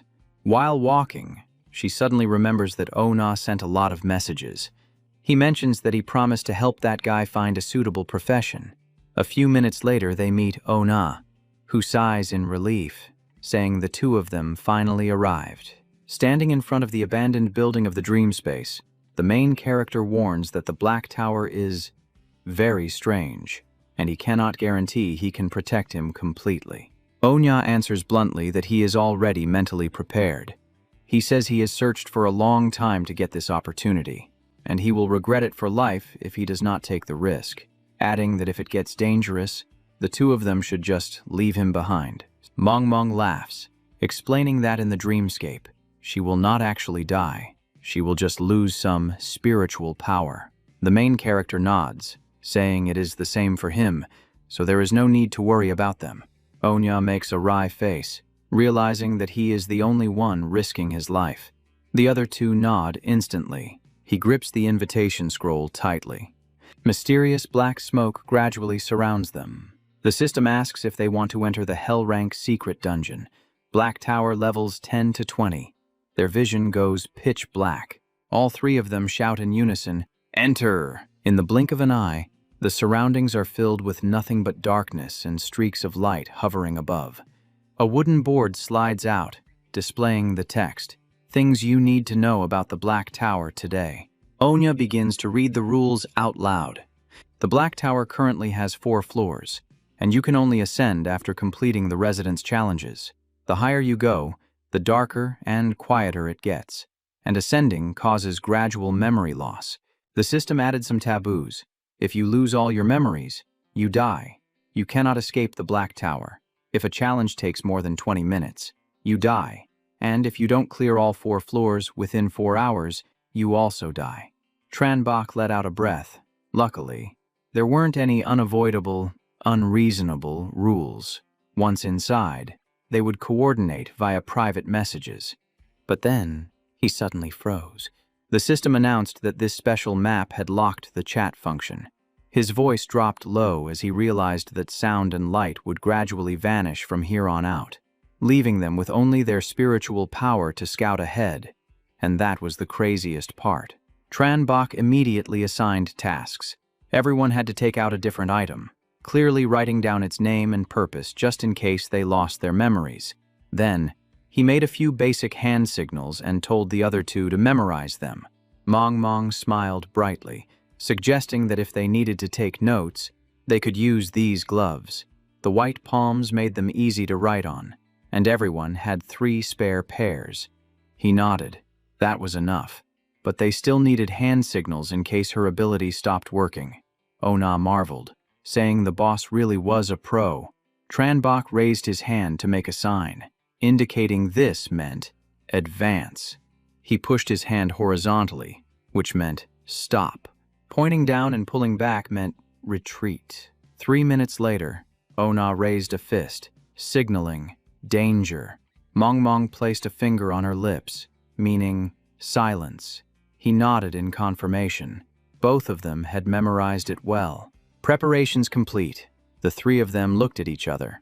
All right, let's go. Tranbach reached out to touch the empty air. The stairs were blocked by an invisible force field. The system chimed in. They had to complete the challenges of 4 residents on floor 1 to ascend to floor 2. Remaining time, 3 hours and 59 minutes. He looked up. Let's start with the nearest unit. Saying that, he stepped forward and raised his hand to knock on the door. The door barely opened before a voice from inside shouted, "Get out! You're not welcome here." He smirked. Not welcome. Well, excuse the intrusion then. He pushed the door open and walked in, asking straight away, "What's the challenge?" The black figure laughed coldly. "You want a challenge? Then listen closely. The condition is to find an item in my house that the other residents of the Black Tower do not possess." Ona looked around. With this much junk, how were they supposed to compare? Mong analyzed the situation. Is it a single unique object, or a unique type of item? Tranbach countered with a question. If I find a body part of yours, does that count as passing? He explained calmly, just confirming the rules. I'd hate to chop off your arm and submit it, only for you to say everyone has one. Tranbach emphasized. In that case, I wouldn't clear the challenge, and you'd be missing a hand. That would be a hassle. The black figure's voice dropped. The challenge isn't simple, but it's not a word game like that. He raised a finger. And it's not something trivial like a bowl having a different pattern, either. The black figure urged them on. If you understand, then get looking. And try not to make any noise, you loudmouth. He suddenly realized the entity was targeting him specifically because he was the one making noise. It seemed the aggro was calculated individually, not by team. Tranbach tossed the gloves behind him to Mong. She caught them and immediately understood his intention. Written on the gloves were the words, "Give gift." She slowly stepped forward, making the black figure wary. She raised her hand, creating a streak of red light. Words appeared in the air. "We're starting the search. Please forgive us if we mess up your house." Then she smiled playfully. "Here's a gift for you." The black figure refused. "I won't go easy on you just because of a gift." But she extended it anyway. "Take it. Otherwise, I'll turn your house upside down." The black figure reluctantly accepted the glass jar. He poured out a beast core that increased all attributes by 10 points. She shook her head confidently. "This is definitely something the other residents don't have." The black figure laughed loudly. "I can't refuse a gift like this. Consider the challenge passed." He turned to look at Ona. Ona held up 2 sheets of paper that clearly stated, "The special items are us the outsiders present only in your house." The black figure read it and nodded, letting them pass. But when they turned around, Tranbach had vanished. The black figure grumbled in annoyance. Where did that guy go? From outside the door, he spoke leisurely. I'm knocking on the neighbors' doors, but they won't open. Looks like I'll need you to call them out for me. The black figure refused flatly. He asked a counter-question. The rules say we must pass the residents' challenges to ascend, but what if there are no residents left on this floor? As he spoke, he closed the distance on the entity. Tranbach's voice turned cold. If you disappear, will the resident count drop? I'll give you 2 minutes to call them out, or you can help me test my theory. Upon hearing that, the black figure immediately ran off to call the others. Ona thanked him profusely, but he just shook his head, saying, I didn't just help you. I was testing the rules. He explained, unless contact means instant death, the more we test, the better, thanks to you. 2. Keeping quiet. I noticed a difference in how the residents treat us. A falcon-headed guy rushed out and shouted, I have never seen an outsider as arrogant as you. He let out a cold laugh. I knocked, and no one answered. I opened the door, and you chased me away. So tell me, who was rude first? Maine stepped forward. If you don't want to be friendly, then I won't bother being polite either. 2 horns appeared on his head as he continued. I know you guys decide whether we pass or not. He spread his wings wide, his voice booming. I am giving you a chance. Stop stalling and let us pass all the challenges right now. The falcon was furious.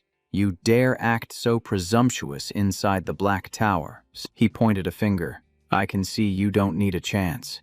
A blast of energy shot out, causing the opponent to glow. A moment later, the falcon collapsed, his feathers scattering everywhere in a chaotic mess. The system announced that the number of residents had decreased. It said that completing the challenges of 3 residents on floor 1 was enough. Another guy shouted a threat. This is the price you pay for killing a resident. But before he could even finish his sentence, Maine had already thrown a punch. The system once again noted the decrease in residents, stating the condition to reach floor 2 was still 3 residents. He looked at the remaining 2 dark shadows and asked, What is your choice? They immediately ran away. The system reported they had passed room 101 and 103, and the stairs opened up as he said, Let's go up. The 3 of them stepped up to floor 2, and he remarked that the lighting here was significantly dimmer than on the first floors. The sound of their footsteps echoed through the silent corridor. The black fog was much thicker here, causing Maine to let out a soft sigh. He asked Mong Mong, Can you feel how much of your memory you have lost? But as soon as he spoke, he noticed his voice was distinctly quieter. Realizing he had to speak much louder to be heard, she wrote down that she had lost very little memory since the trial began, but she could not distinguish anything from before that. Ona was in a similar state. He fell into deep thought. I have lost quite a lot. For example. Then he suddenly pointed at Ona and asked, Who are you? Ona panicked and reintroduced himself from group chat 001 up to the present, even mentioning the name Trio Tram. Mong Mong confirmed, I still remember everything. He nodded. I have lost more memories than you 2, and the black bones on my body are also more numerous. It is probably related to that. If the black bones cover us completely, we might lose all memories and trigger the death rule. Mong Mong was worried because the residents were covered from head to toe. He replied, The rules for outsiders and residents might be different. Maine decided to try removing the layer of black bones. If his memory returned, it would prove the connection. He closed his eyes, and a burst of light surrounded his body. It was a success. He turned back and said his memory had returned. The black bones are a negative status effect, not a permanent deletion. If you 2 have skills to remove effects, you can try too. And this is the real danger. Mong Mong took a deep breath, clutching her chest as she activated her power to try and remove the black bones. Onya also gritted his teeth and tried, but both of them shook their heads. It's no good. We failed. Tranbach was secretly astonished. Even an SSS talent can't remove it. These black bones must be tied to a special authority. Perhaps the only way is to clear the levels quickly to reduce memory loss. The system reported the state skill cooldown was nearly 1 hour. He shook his head. If I keep killing residents to climb floors, I will lose memories in bulk. If I forget my key skills, I am done for. He weighed his options. Even if I tell you my abilities, it won't ensure safety if all three of us forget. It is best to keep a pace of 1 floor per hour to reduce the risk. Main spoke in a serious tone. The second floor has 4 residents. Follow the rules. If you aren't done in 15 minutes, I will handle it myself. Both of them responded in unison. Understood. Master. Roger that. Bok die. Entering room 201, the resident demanded they cook 3 dishes. He put on an apron, worked extremely fast, and then asked, "Are you satisfied yet?" The dark shadow nodded. "It is acceptable. You passed." The system announced they passed room 201, taking 14 minutes and 26 seconds. Moving to room 202, the resident told them to exterminate all the snakes in the house. As soon as the words were spoken, he unleashed fire to sweep the room clean. He shrugged. "I'm sure there aren't any left now." The owner was furious because the furniture was scorched. Maine tilted his head defiantly. "Try doing something about it. I dare you." The system announced they passed room 202 in just 3 seconds. Arriving at room 203, the resident requested a boxing game match. The opponent in the game was knocked out almost immediately. The system announced that Mong secured victory in 4 minutes and 21 seconds, while Ona finished in just 1 minute and 1 second. When it was his turn, it took over 8 minutes. The Black Shadow still wanted to keep fighting, but he got annoyed and grumbled. Losing a game makes people lose their temper real fast. The opponent resignedly let it slide, counting it as a win for him.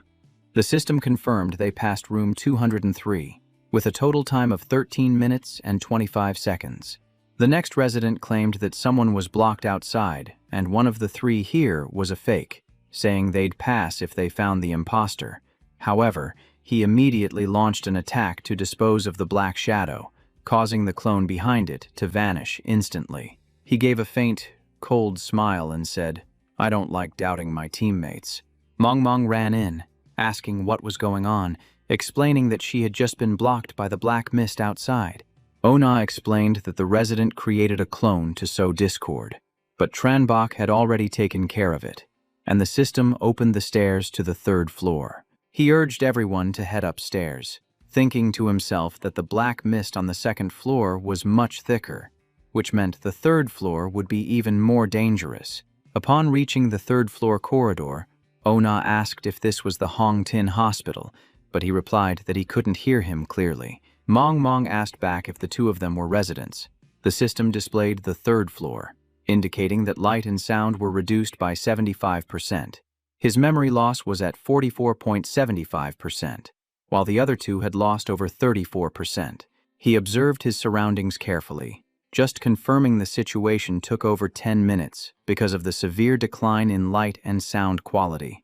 However, thanks to his experience on the previous floor, he believed he had found the optimal method to clear this level. He spoke quickly, saying the 3rd floor still had 4 doors and they needed a blitzkrieg strategy quick battle. Quick victory. Room 301 required them to deduce the culprit in a detective novel. Tranbach told Ona to stick to the plan, stop wasting time, and take direct action immediately. The Black Shadow in room 301 was startled when it heard that. A gigantic figure appeared behind Ona, and the resident of room 301 was taken down in the blink of an eye. He reported, "It's done." Room 302 required them to complete an unfinished ancient text. He took the text and skimmed through it once. He handed it over to Mong and asked how long she needed. She confidently replied, 3 minutes. Exactly 3 minutes later, the resident of room 302 was satisfied and let them pass. The system announced that room 302 was complete. Room 303 was also quickly resolved, and Mong announced, "I'm all done here." He concluded that if a challenge took up too much time, using brute force was the optimal solution. Onya continued to deal with the resident of room 304 in the exact same way. He calculated that by having the 2 of them help clear the black mist while attacking, They wouldn't lose too much memory even if their skills hadn't fully cooled down. The system opened the 4th floor. Light and sound were nearly zero, and Ona's memory dropped drastically. The scene turned black and white, and he realized that on this final floor, he would probably have to be the one protecting the other two. The 4th floor was a large, independent apartment with a vast open space. He stopped in front of a familiar symbol, the mark of the Hero's Lust sect. He remembered watching a video of clearing the Black Tower in his past life, and the peak had never featured this symbol before. He was certain that while the floors might differ, the top of the tower never had a divine mark. Just then, a voice rang out. The Black Tower manager appeared, asking if he wanted to become a permanent resident or usurp authority. He cut him off coldly, demanding to know why the Heros symbol was there. The manager grew furious at being called by his real name. Horns appeared on his head as he activated his mind control ability. The system explained that the ability could control creatures with lower mental strength, so he immediately suppressed the opponent. The manager froze. The suppression was successful. He asked about the origin of the symbol, and the manager explained that the Mother Goddess had brought them to the Tower of Darkness, so they drew the symbol to honor her. He asked if the Tower of Darkness was the Black Tower. The manager confirmed that every black building was a part of it, but before he could finish speaking, he self-destructed. The system announced that the manager was dead, and the dungeon was complete. He could leave at any time. The Hell Mode Black Tower had been conquered for the first time, and the system asked if he wanted to release a guide video. Outside, the black mist vanished. Ona was overjoyed that the mission was complete and prepared to use the scroll to claim the reward. The scroll dissolved into thin air. Ona felt that something was strange, and Mong nodded in agreement. He realized it was the sensation of being watched by a deity. That scroll was actually a summoning item for Heroes. Immediately after that, her face appeared right in front of them. Heroes glanced around with utter disdain, calling them mere mortals. He was taken aback, never expecting to run into her so early in this timeline, while she praised them for conquering the Black Tower and wanted to take a closer look. She remarked that his soul and heart were quite unique, and he even bore a mark on his body that piqued her interest. Heroes asked for his name and questioned whether he knew who she was. He politely introduced himself as Tran Bach, mentioning he had traded with her subordinate, Lado, and sensed a divine presence the moment she appeared. She let out an amused laugh and asked him what kind of reward he desired. He declined the offer, stating that he did not need anything for himself. He requested to pass all the rewards to his teammates instead, so Heros turned to Ona and asked what he wanted. Onya did not hesitate for a second, saying he wanted a suitable class. Heros smiled, promising to grant him the full reward, and mentioned she had committed the name Tran Bach to memory, marking the beginning of a tangled web of fate with the gods. Heroes kept her word, and just a few minutes later, Ona received the SSS-Rank Shadow Dancer class change scroll, described as a night that shrouds the sky and swallows all vision. Not purely destructive, but enough to end everything, requiring level 10 and clearing the Black Tower. He held the scroll in his hands, lifting it up like a precious treasure. Onya turned around and asked, "Boss Bach, Mong, is this really an SS rank item?" Tran Bach also paused, feeling that while an SS rank reward was deserved, something felt off. Or maybe Heros was just making him overthink things. His natural curiosity kicked in, and he decided he had to get to the bottom of this. He used the Masolaman ring to enter his internal space and asked Satang what the Black Tower actually was. Satang laughed, explaining that it was the divine kingdom of the God of Darkness, who had been heavily injured by the Lord of Light and fell into a deep slumber, leaving the hidden tower as a juicy prize that no one could touch. Listening to this, he realized that when the universal trial opened, the Black Tower would become part of the game, paving the way for evolvers to enter. Satang added that someone coveted the power of darkness and had started infiltrating it from the inside. The main character chuckled softly, suggesting that they could replace the tower manager with their own people and manipulate the highest rewards. Satang praised his sharp intellect, noting that this method of dividing power was both safe and ensured the god of darkness would not be awakened. The more he spoke, the more excited he got, realizing this was the perfect first step to seizing the power of darkness. Tranbach realized that in his past life, heroes had used this exact method to fragment the power and distribute favors, gaining both profit and loyalty. He looked at the scroll and sighed, knowing that once created, it could not be returned, and interfering now would only cause trouble. So it was better to prioritize strengthening his teammates first. Snapping out of his thoughts, he told Ona there was no problem and to go ahead with the class change, as the upcoming mission for Company X might rely on him. Onya immediately and successfully changed his class to the SS-Rank Shadow Dancer. He asked the main character to take a look at his class panel. The main character read every line clearly, noting that each level increased agility and spirit. The Endless Darkness power boosted attributes in the dark, and skills included covering the area in night and the Killing Dance, which increased multipliers based on the number of enemies defeated. He nodded, explaining that this class leaned heavily on agility and environmental control, which could be explosive if used well, but warned him not to get so obsessed with speed that he forgot the true essence of darkness. Onya's eyes lit up when he heard the part about becoming a god, and he burned with determination. Mongmong reminded him softly that her master had not looked at her class yet. He smiled, saying that while they had shown him the important things, it was safer if fewer people knew the specific details. The young girl nodded happily, her trust in him remaining absolute. Watching Ona leave, he silently evaluated him as someone who knew how to be patient for the sake of a goal, making him a reliable ally.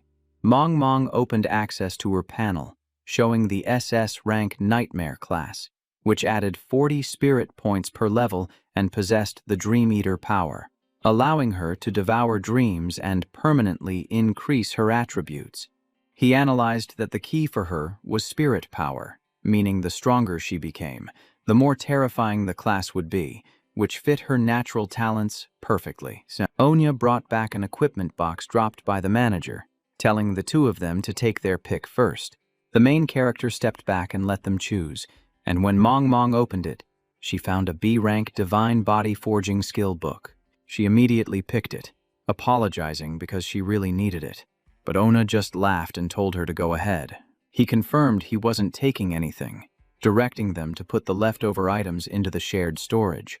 Onya held up the Black Tower Manager card, which allowed him to log in as a manager and set 3 rules for outsiders, including a rule that could even force them to die. The main character told him to keep it, saying it suited him much better than it did himself, or Mongmong.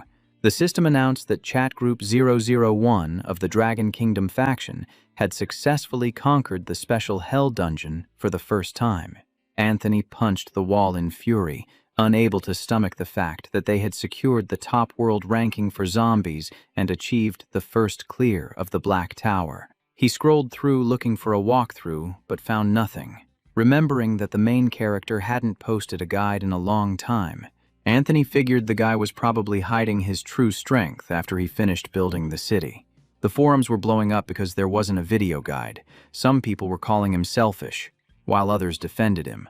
Ona explained that the Black Tower changes every time, so he didn't want to cause any misunderstandings. Anthony felt pretty fed up, thinking those entitled people were just ridiculous. I mean, who said anyone was obligated to share their secrets? Meanwhile, back at Ona's place, Onya sent a message saying someone had bought a ticket to the Black Tower just to prove they weren't selfish, and they were planning to live stream the whole thing. Right at that moment, Tranbach opened the door and walked in, and Tuquin greeted him with a cheerful smile. He figured she hadn't gone into the zombie world and asked to meet him instead because she must have found something worth exchanging for points. She bragged that White Emperor City now had a core supercomputer and automated assembly lines, but they were still missing high-level blueprints. She mentioned that the zombie world offered a chance to exchange for a lot of complete blueprints, so she was really tempted. She started listing things off like generators, vehicles, weapons, and even biological pharmaceutical production lines. But since they didn't have enough points for everything, she asked him what he planned to do with the hundreds of thousands of points he was holding. He replied that naturally, he would use them to develop White Emperor City, since he hadn't seen anything else he personally needed yet. He told her to put together a list of the essentials, and he would go out and earn some more points. She blushed and told him he had been working for 2 days straight, so he should rest a bit, adding that the girls would take care of his relaxation. 2 days later, he arrived at the Company X headquarters to carry out a special mission. Once inside, he realized that a fierce conflict had definitely taken place here, so he wondered if anyone else had an access card to get in. But then he spotted a dangerous-looking lightning pillar. The pillar discharged a bolt of electricity the moment it detected an intruder. The main character took a defensive stance, carefully observing the trajectory of the electricity. His 2 mutated arms helped him dodge every single strike, and then he destroyed the pillar before landing safely inside. He suspected that either the defense system was still active, or someone was controlling it remotely. He opened the chat box and saw a message from Mizukawa saying you had to use an identity card to enter through the main gate. If you didn't, the lightning tower would attack you. And he added, "Don't ask me how I know." He laughed out loud, realizing he wasn't the only one who had gotten zapped. Before his eyes stood a clean, modern city, completely different from the empty lot that was there at the beginning. He decided to head to the Research and Development Center, a place that housed hundreds of laboratories. Stopping in front of room X941, his gut instinct told him the virus was right here. He activated his detection ability. Inside was a glowing green test tube. The system analyzed it as the X73 virus raw fluid, a failed vaccine product that was actually purer than the original. He noted that since it was in its raw fluid form, the purity level was unusually high. He absorbed it, receiving 50 virus points and 200 special T-virus evolution points. He was satisfied because these evolution points were rare, but he still felt like he was lacking in quantity. Suddenly, a spark of electricity flashed past, and he sensed an extremely intense virus aura approaching him. Turning his head, he saw a red-eyed python lunging at him with terrifying speed. The monster smashed through the glass doors, its massive body sliding into the hall with its mouth wide open, ready to attack. And here is where things got intense. Tronbach landed on the ground with extreme calm, standing opposite the beast in a high-alert defensive stance. The python's massive, elongated body was enough to send a chill down anyone's spine with just a single glance. Tronbach immediately activated observation from the system, and 3 seconds later, the results popped up. Mutated golden python, a level 30 boss. It used to be a high-ranking director's pet before being used as a test subject. It survived the chaos and absorbed the mutated X virus, giving it insane stats and a whole set of feral beast skills. Knowing it was a boss, he just smirked.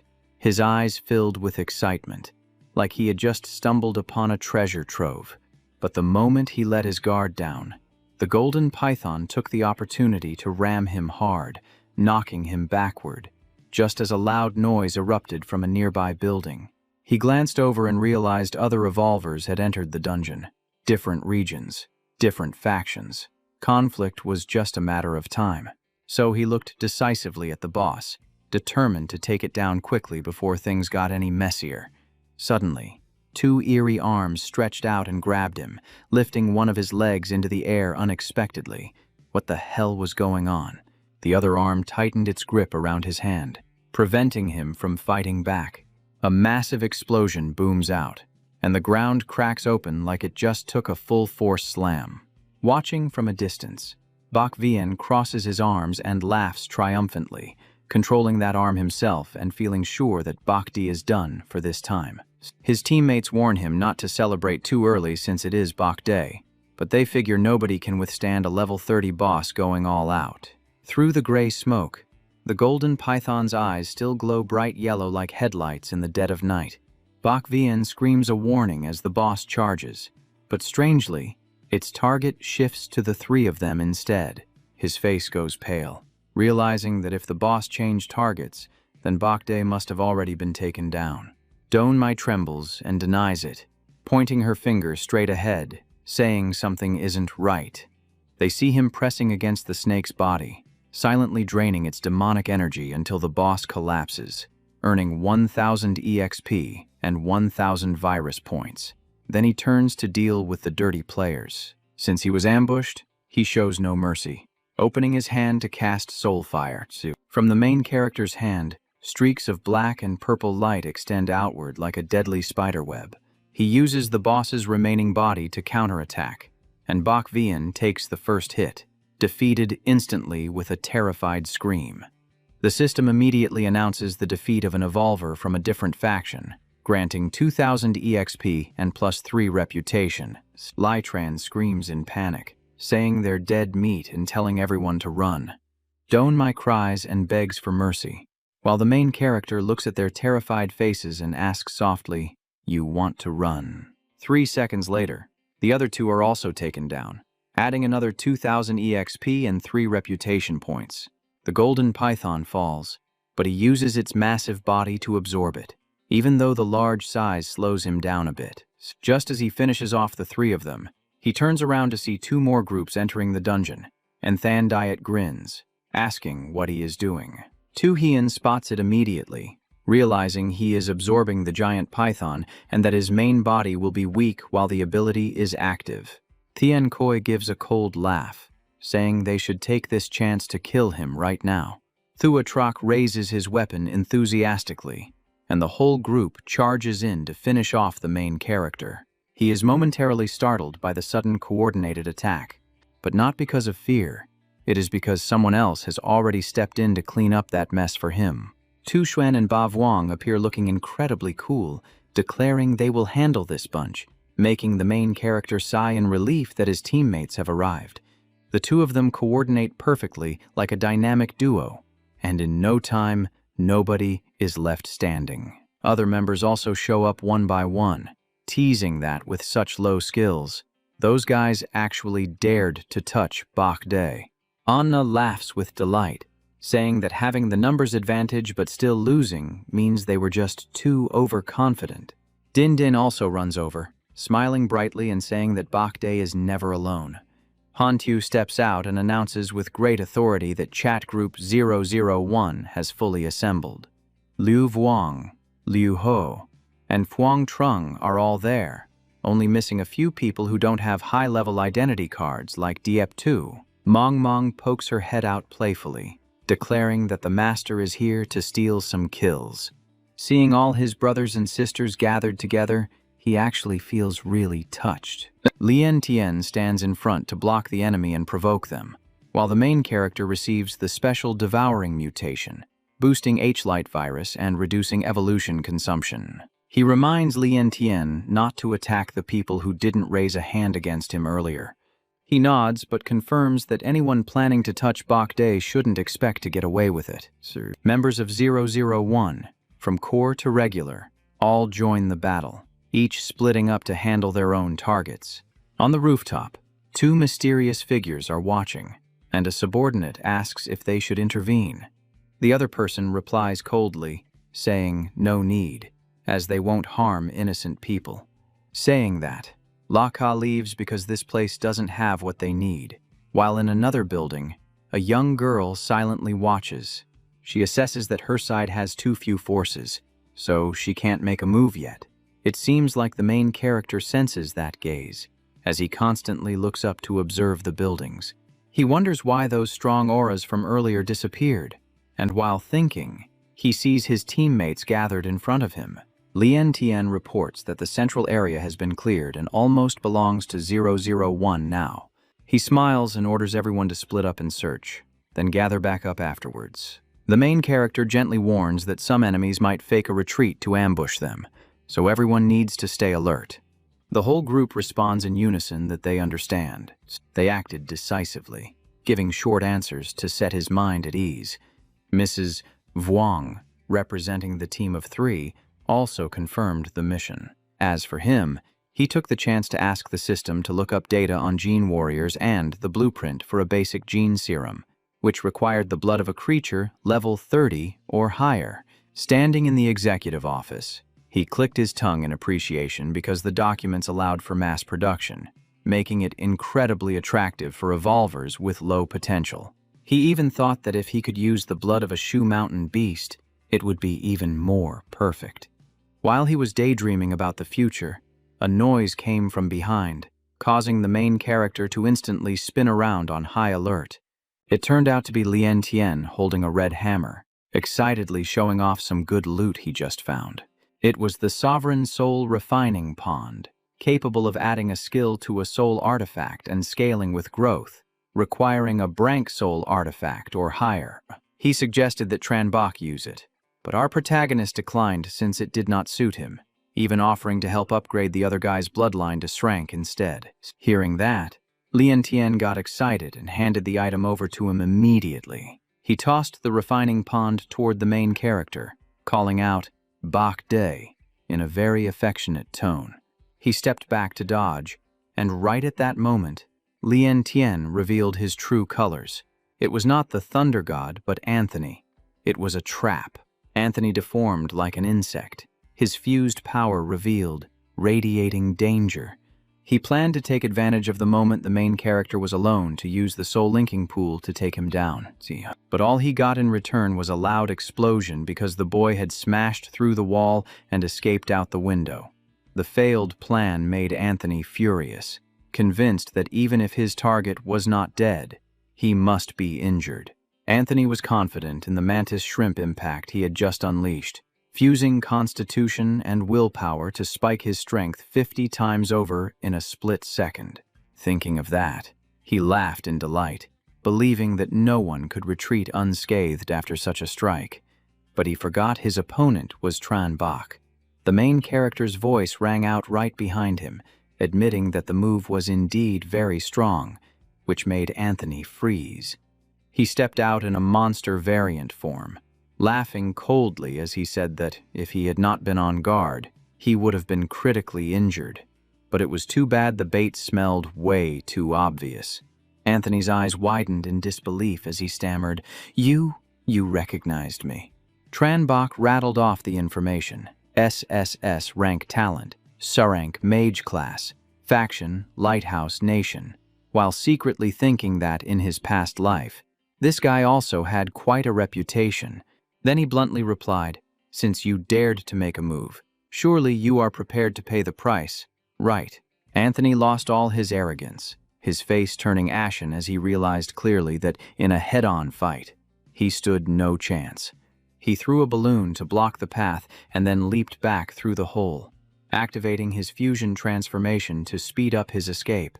A red-hot air balloon hovered in midair, obstructing the view. Knowing he could not win, he still glanced back to see if the main character could escape the chasing balloon or not.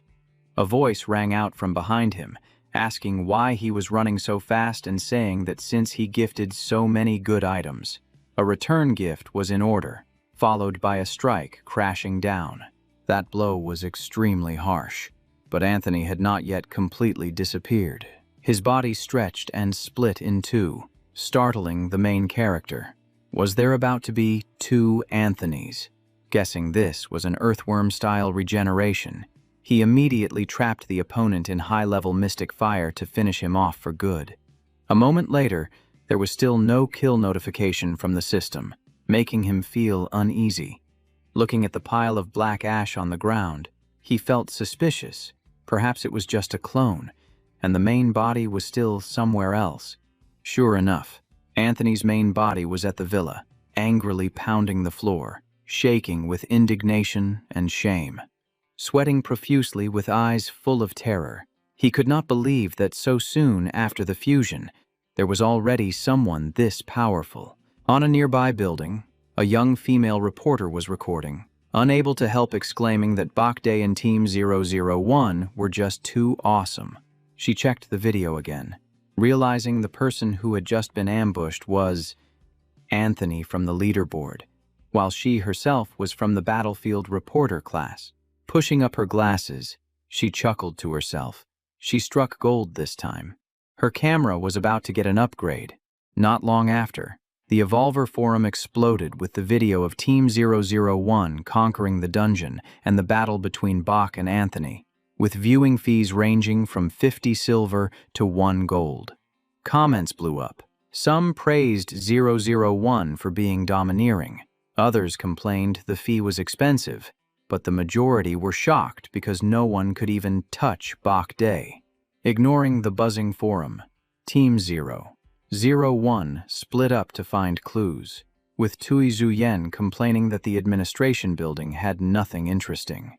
Tran Hu corrected him, saying that administrative documents were extremely valuable in the long run. Mong added details about the virus origin and global reports, stating that after the world fusion, this would be a treasure trove of information. Another group handled the data center defense system as intruder alerts rang out continuously. Seeing the electric grid blocking the way, Lien Tian unleashed his lightning power, chanting a spell in a low voice.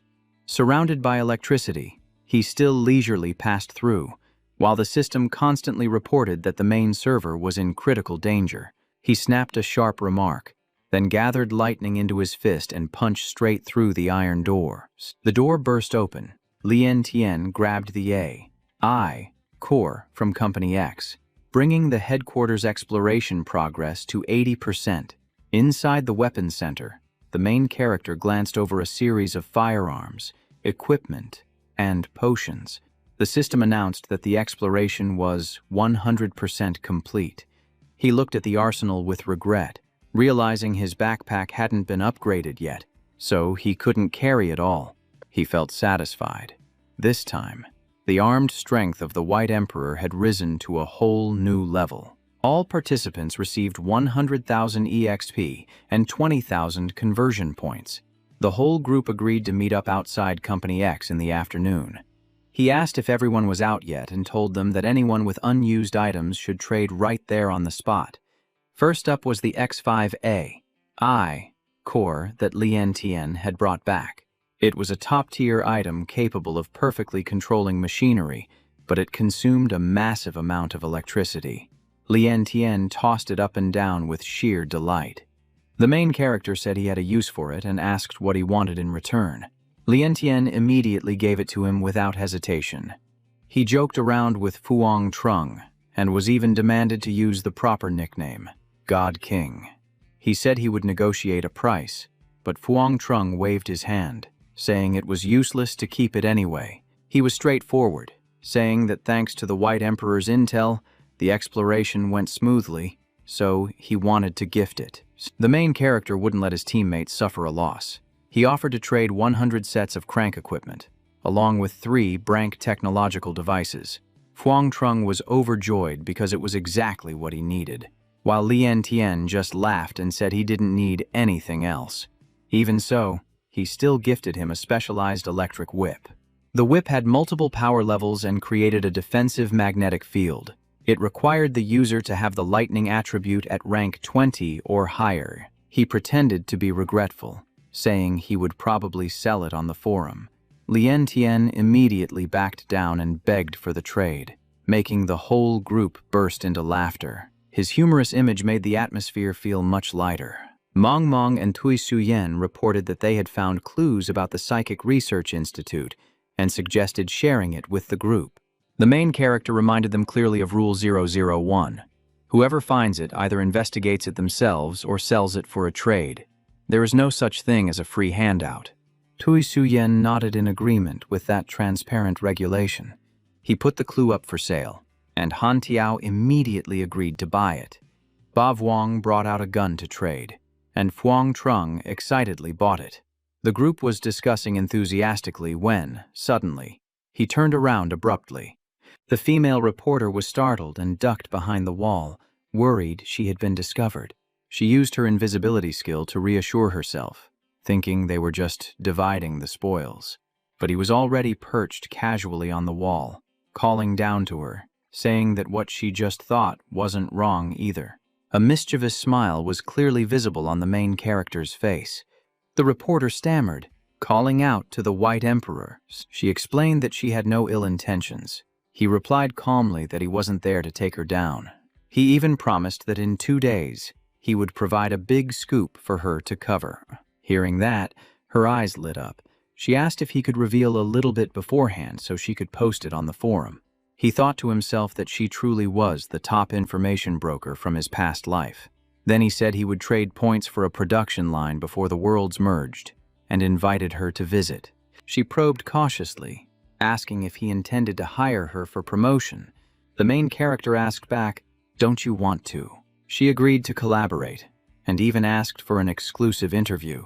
He told her he would contact her when the time was right, and sent a friend request while waiting for her message. 2 days later, she set foot on the mountain path behind White Emperor City, still feeling giddy and unable to believe it. Looking at the massive scene before her eyes, she was amazed that she had arrived here just from the photo he sent. The main character teased her, saying that was his capability, and if she was curious, she should figure it out herself. Her professional instincts kicked in. The reporter told herself that no matter what, she had to dig up this secret. Tranbach crossed his arms and recalled that if he didn't trust Mong's absolute discretion, he wouldn't have let that woman step foot in here. The person welcoming her also included Tong Tu Quinn, who was introducing the industrial zone ahead. The young lady responded excitedly right away, saying the machinery was all ready. Standing from high up and looking down, her eyes went wide at the massive scale. It truly was nothing short of extraordinary. A mini camera flew out to capture the panorama. Quinn warned her not to fly it too high, because White Emperor City had an extremely strict anti-reconnaissance and air defense system. The reporter gave a playful wink and told him to rest easy, assuring him that no one would be able to track down their specific location from her photos. After more than 10 minutes of snapping pictures non-stop, she flashed a bright smile and asked where they were heading next. He and Tu Quinn led her to the pharmaceutical production line, introducing the Serum X-168, which could destroy low to mid-tier zombie viruses, along with various other inhibitors. Next was the XS-102, which triggered potential and massively boosted attributes, though it came with a period of weakness afterward. Then there was the Radiance Potion 20.05, allowing the user to see in absolute darkness. Just hearing about it was enough to make anyone drool. The recovery solution XZ15 could heal injuries and restore mental power at an incredibly fast rate, but due to a shortage of electricity, they could only produce 1 vial a day. Tu Quinn acted generously, handing the very first vial over as a gift to the female reporter. She shyly refused at first, feeling that it was far too precious, especially since it was the very first product off the line. The main character encouraged her to take it, calling it payment for the promotion, but she straightened her posture and insisted that she was a reporter, not someone doing advertisements. She firmly stated that even if her work had a promotional nature, she never wrote for the sole purpose of advertising. He did not say much, simply shoving the tube of medicine straight into her hands. Then he smiled and claimed that advertising was just spreading the truth, causing her to laugh and accuse him of twisting logic as she followed him to the weapons manufacturing area. The showroom opened up, revealing complete sets of equipment displayed right before their eyes. Tu Quinn explained that most were C rank, but the set effects were evaluated by him to be on par with a strong B rank. Since components could be swapped to change the effects, the reporter gasped in admiration, saying that they were about to strike it rich. However, Tu Quinn confessed that it took 2 or 3 days just to produce 1 set, so they could hardly call it a fortune just yet. The reporter gave a thumbs up, telling them to leave the media side of things to her. A few days later, the article exploded with a shocking headline about Bakday's score and the production line. The video charged 1 copper coin, yet netizens watched it in droves. She sat there reading the comments, unable to stop smiling from ear to ear. The numbers skyrocketed, and then the announcement of a live stream to conquer the Hongvi Meat Factory dungeon in 1 hour sent the forum into a frenzy. Tu Quinn apologized, explaining that the central area was off limits for tours, and since it was almost time for the live stream, they had to leave. Tu Tran looked a bit bewildered, but she nodded in agreement anyway. Tranbach appeared and proposed signing a non-disclosure agreement regarding information related to him. Bakta City, and Group 001. She puffed out her cheeks, telling him he was too calculating and asking if he was trying to drag her onto his pirate ship, insisting that reporters should remain neutral. He leaned close to her ear and whispered that this was simply their way of protecting themselves. He added that if she did not agree, he would not force her. Then he started counting down. 3, 2, 1. She hurriedly told him to stop and demanded benefits, so he promised to provide exclusive news only to her. Tran looked astonished, asking if it would really be just for her. She took a deep breath and agreed to sign, officially jumping on board. In the central area, Quinn introduced the supercomputer core combined with an AI core, but the AI required a first command from its master and consumed a massive amount of electricity. He gave the order to begin activation. Quinn immediately followed through with the operations. The room went dark, and the giant core appeared with a lifelike human silhouette inside. The AI, calling itself Tien Day, greeted its master and introduced its capabilities in management, creation, combat, and cyber defense. The main character asked if its previous owner was Company X. The AI replied that the old owner had perished, and it now belonged to Bakta City, handing the source code key over to him. The system confirmed that this was the AI core key, granting the highest authority over Tien Day. He remarked that just the activation alone had drained nearly all their power, so he wanted to know its true value. Tienda proposed an optimized power plan, suggesting it go into hibernation afterwards, estimating it would double its efficiency. He accepted, promising to find enough electricity to wake it up again, and the AI replied that it would wait for its master. The main character reminded Tran to prepare for the live stream, but she was still dazed by the AI she had just seen. She listed off Bakda's reputation and the difficulty level ranging from 10 to 18, but he just laughed and told her it was nothing special, asking her not to hype it up too much. He reminded her to worry about herself first, promising he would show her something eye-opening in a bit. The system announced that they had entered the Hongwei Meat Factory instance, difficulty level 10 to 18. Right upon entry, they saw a whole horde of zombies, leaving Tran stunned by the sheer number of them.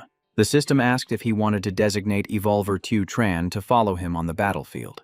She urged him to hurry up and agree. The main character confirmed it, and she laughed, saying, "As long as you don't drop, I'm safe." The follower buff increased vision by 35% and all attributes by 10%, which he judged to be a pretty decent skill. Wherever he walked, zombies dropped like flies, and the audience screamed as they recognized the move from a previous video. Comments flooded in, asking if the skill consumed resources, while back home, Huang Trung simply remarked that he was just live streaming monster killing.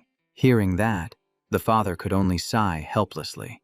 Huang Trung analyzed that he wasn't showing off his equipment at all, even though he had just promoted the factory. Minister Puang said his reputation was already solid, so launching a live stream definitely had another purpose. Quinch ordered them to push the promotion hard, because this instance was the first step for White Emperor City to make big money. Scene change. He pulled out a map. Tran was surprised since it was their first time entering, but he explained that data from before the apocalypse was still usable. She recorded a video, reminding everyone to take notes on the experience. The audience asked for more secret tips about the instance. He moved while sharing that he divided instances into combat, lore, and special types, each with a different formation mechanism. Lore instances are the type that appears the most. They form from legends, events, or stories remaining in the world. By this time, he had entered the slaughterhouse. Tranbach said there were always hidden clues in instances to supplement the lore, so Tran asked if finding them would make clearing the stage easier. He explained that wasn't necessarily true. Finding clues might open hidden areas and trigger new bosses, causing the difficulty to skyrocket, especially since special instances were almost certainly harder. He emphasized one point: exploration must be done with extreme caution. When asked if he would look for clues, he replied there was no need since he had already pinpointed the boss's location, so he would just handle it directly. After saying that, the main character quietly moved forward, while the audience watched eagerly but complained that they couldn't learn this method because he always took shortcuts. He turned back to the camera and warned them not to imitate fighting bosses recklessly, or they might run into one with extreme difficulty. Just as he finished speaking, a terrifying force blew the factory doors open, instantly making the atmosphere tense as a wire. He calmly leaned to the side, dodging the two flying doors. In front of them was a muscular monster like a mountain of meat. One look and you knew it was a nasty type of zombie, but he corrected that this was a special variant, not a regular meat mountain. As the boss stood towering before the camera lens, Tran immediately panned the camera for a close-up to record it. The level 18 boss was named Virus Aggregate. Its body was condensed from countless virus-infected flesh and blood, rather than having the infinite eating trait. It swung its weapon to attack, but he dodged neatly, asked if she was done filming, and then prepared to strike. Hearing the confirmation, the main character stepped up and unleashed a blow. The hit landed squarely on the target. The monster collapsed instantly, but he said it wasn't over yet and told her to film that pile of meat carefully. Tran realized there was no completion notification yet, suspecting this was just a part of the boss.